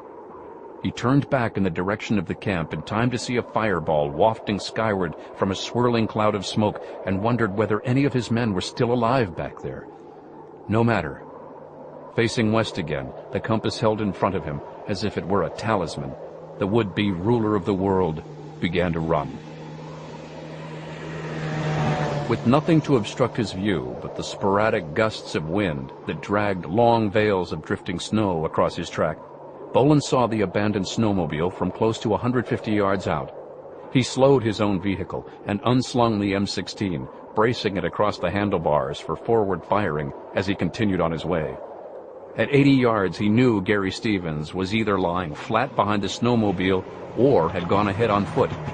Approaching cautiously, he verified that Stevens was gone, noting that the snowmobile's ignition key was still in the on position, the needle on its fuel gauge resting solidly on empty. Best laid plans. Bolan urged his scooter forward, letting the compass and his own sense of direction guide him. There were no tracks to follow, the ice field wind-scoured, its snow shifting like fine desert sand. He wondered briefly whether Stevens had the wherewithal to navigate this wasteland on his own, or if he would collapse and simply freeze to death. In that event, if he was wearing white, Bolan might pass his body on the ice and never even know it. Not important, Bolan told himself. What counted was the warhead. More specifically, disarming and defusing it in such a manner that it couldn't be set off. Eliminating Stevens would be frosting on the cake, but it could wait. The scaffold was a dark speck on the skyline from 300 yards away. At 200, it took on shape and definition, recognizable as something in the shape of a pyramid. 100 yards and Bolan could see through it, as if he were looking at the skeleton of an abandoned teepee.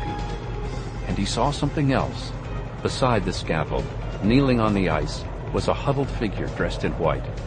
The lurker gave himself away when he moved sideways, blocking out a portion of the scaffold with his body, one leg winking in and out of view. Stevens. Bolan revved up the snowmobile and let the engine wail, announcing his approach. It would give Stevens time to draw and aim a weapon, but if Bolan had a choice, he would prefer to face a bullet rather than a nuclear explosion. He had closed the gap to 80 yards or so before the neo-Nazi heard him coming. Probably distracted, layers of insulated fabric covering his ears, Stevens was slow to recognize the danger closing on his flank. When he woke up to Bolan's presence, though, he demonstrated a remarkable agility, unfolding with a hop that brought him to his feet and left him facing Bolan with a compact submachine gun in his hands. Bolan ducked and gave himself a 3 count before leaping clear, hoping the snowmobile would hold its course. It did, and Stevens concentrated on the scooter, hosing it down with his SMG as it charged him.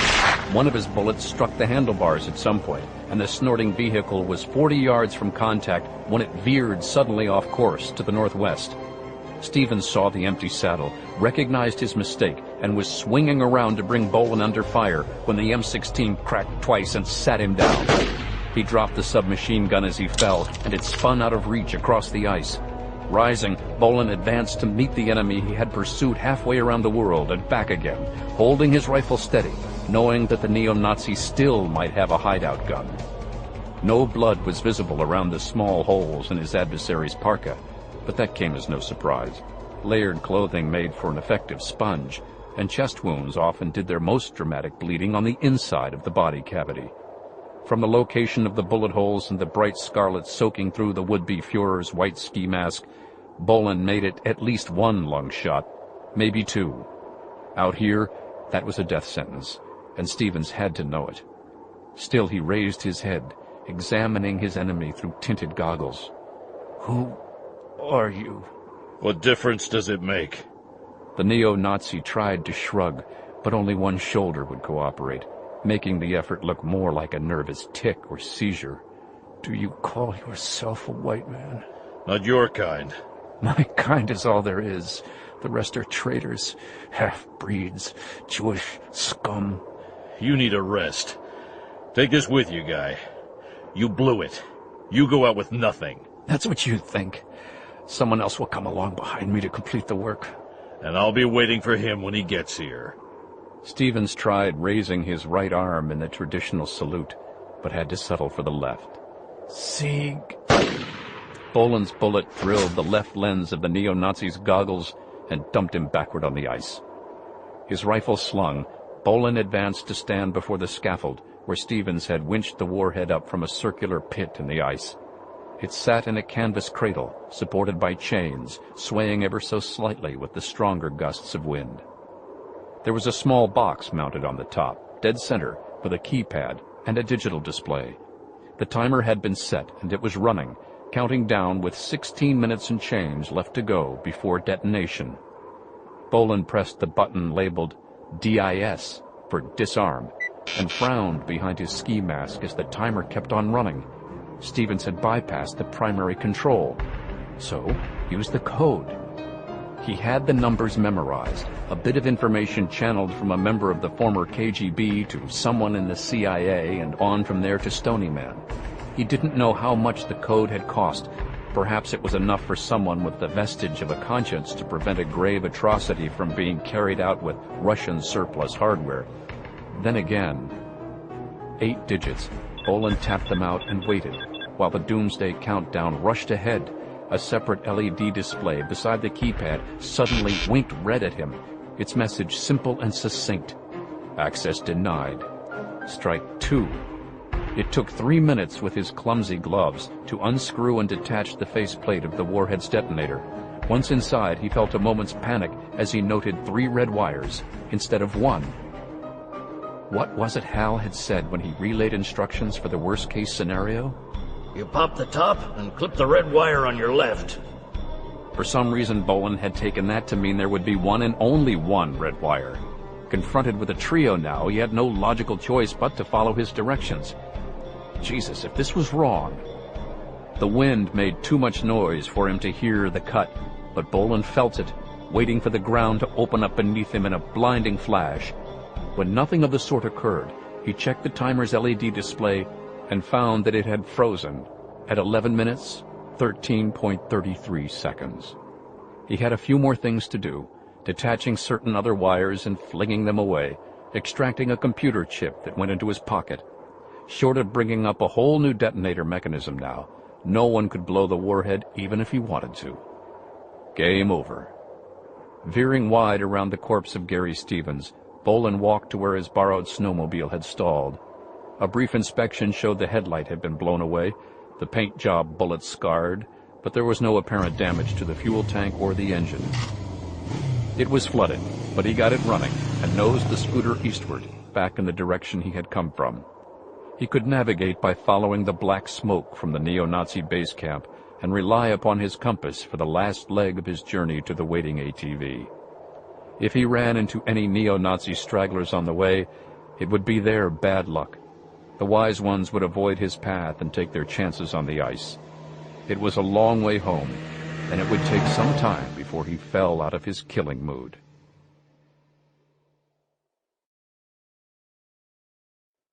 Bolan and Brognola occupied a corner booth in a mom-and-pop bar and grill on the outskirts of Bethesda, Maryland, with Bolan 1 day back, still feeling the effects of freezer burn around the edges. He was warming up, but it would take a while. They're mopping up the rest of Stevens's people as we speak. Besides the FBI and ATF, you've got GSG-9 in Germany, militia in Croatia and Ukraine, and the South African Security Police. It's getting done. Survivors? More than you might expect. Without Stevens at the helm, it seems like most of those remaining on the team would just as soon pack up and split. Fact is, they're rolling over left and right for plea bargains. So many of them singing that the deputy director of the bureau started calling them the Nordic Tabernacle Choir. I didn't know he had a sense of humor. That's it for the millennium. So, was it worth it? I'll leave calls like that to someone else.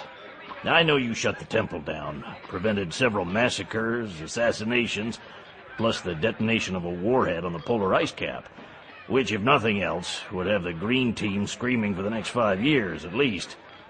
I'd say it was a good day's work. Considering it took the best part of a month and cost some decent lives. Soldiers.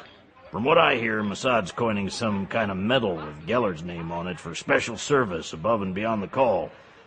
Of course, the guys who win it won't be allowed to wear it in public, or admit it exists. It ought to look nice in the closet, though. And ATF? Are they cutting a medal, too? Those guys. Between the GAO and the OMB, congressional oversight and the internal reviews, the NRA and the Washington Post, it's a wonder they're not all schizophrenic. Or maybe they are. They definitely want to have their cake and eat it, too. But they'll be sweeping this one underneath the nearest rug. Too bad. The lady did her part, but what the hell. She made some bad calls, too. That last bit in Pretoria.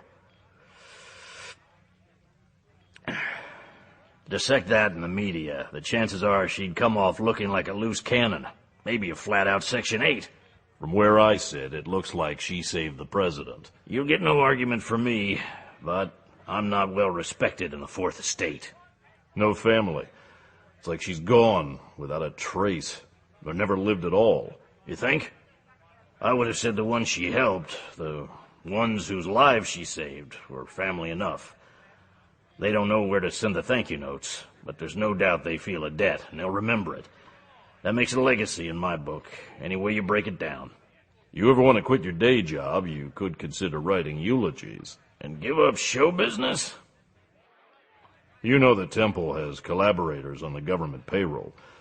Berlin, for sure. They talked about connections in Pretoria as well. I wouldn't hold my breath for racists and reactionaries to be weeded out of law enforcement in this lifetime, over there or here at home. The job's a draw for natural conservatives and some who cross the line big time. Others sign on with good intentions and get sick of paddling around the cesspool every day, hoping a simple answer really works. I'm talking criminal conspirators, not rotten attitudes. I know that. But the past is very much alive for certain people. Take a look at Austria, if you're in need of a reminder, with that joker going on about the decency of the SS. The Germans have been living Hitler down for over 50 years, and lots of them are tired of it. You get the same thing in this country if you bring up the slavery issue. Just let it go, for heaven's sake. South Africa, same thing, except their bad old days are fresh enough that many of the players haven't had a chance to fade away. You want the bitter truth? Some of them never change, and they'll be bragging of their great achievements, trying to convert another generation till the last of them lies down and dies. I'm glad we had this little talk. You've really cheered me up. You want somebody to blow sunshine up your skirt, call up a psychic. She'll tell you everything looks great and you're about to meet a tall, dark stranger. What you won't hear is that he'll be coming up behind you with a meat cleaver. Bearing that in mind, do you ever wonder if we even make a difference? Never once. Hey, I know we'll never change the world, much less the nature of the human race. Nobody will. The only guy I ever heard of who was perfect wound up getting crucified, and there are some who'll tell you he was just a myth to start with. What I do believe is that we hold the line. We clean up where we can and try to keep the mess from getting any worse. You think about it, in the scheme of things, that's not so bad. I guess. It gets old, but we're doing what we can with what we've got. It's not enough. It's all there is. I hate it when you're right. Me too. You need to take some downtime. Grab some R&R. Sounds like a plan. Take all the time you want. I shouldn't need you for another 2-3 days at least. You're all hard, guy. I know. But hey, don't let it get around, all right? Get soft with one, first thing you know, the whole damn crew was asking for an 80-hour week. I'll take it to the grave. But not this day. Right now, this minute, he was standing down. He might be called upon to face another enemy tomorrow or the next day after that, and that was fine. In fact, the executioner wouldn't have had it any other way.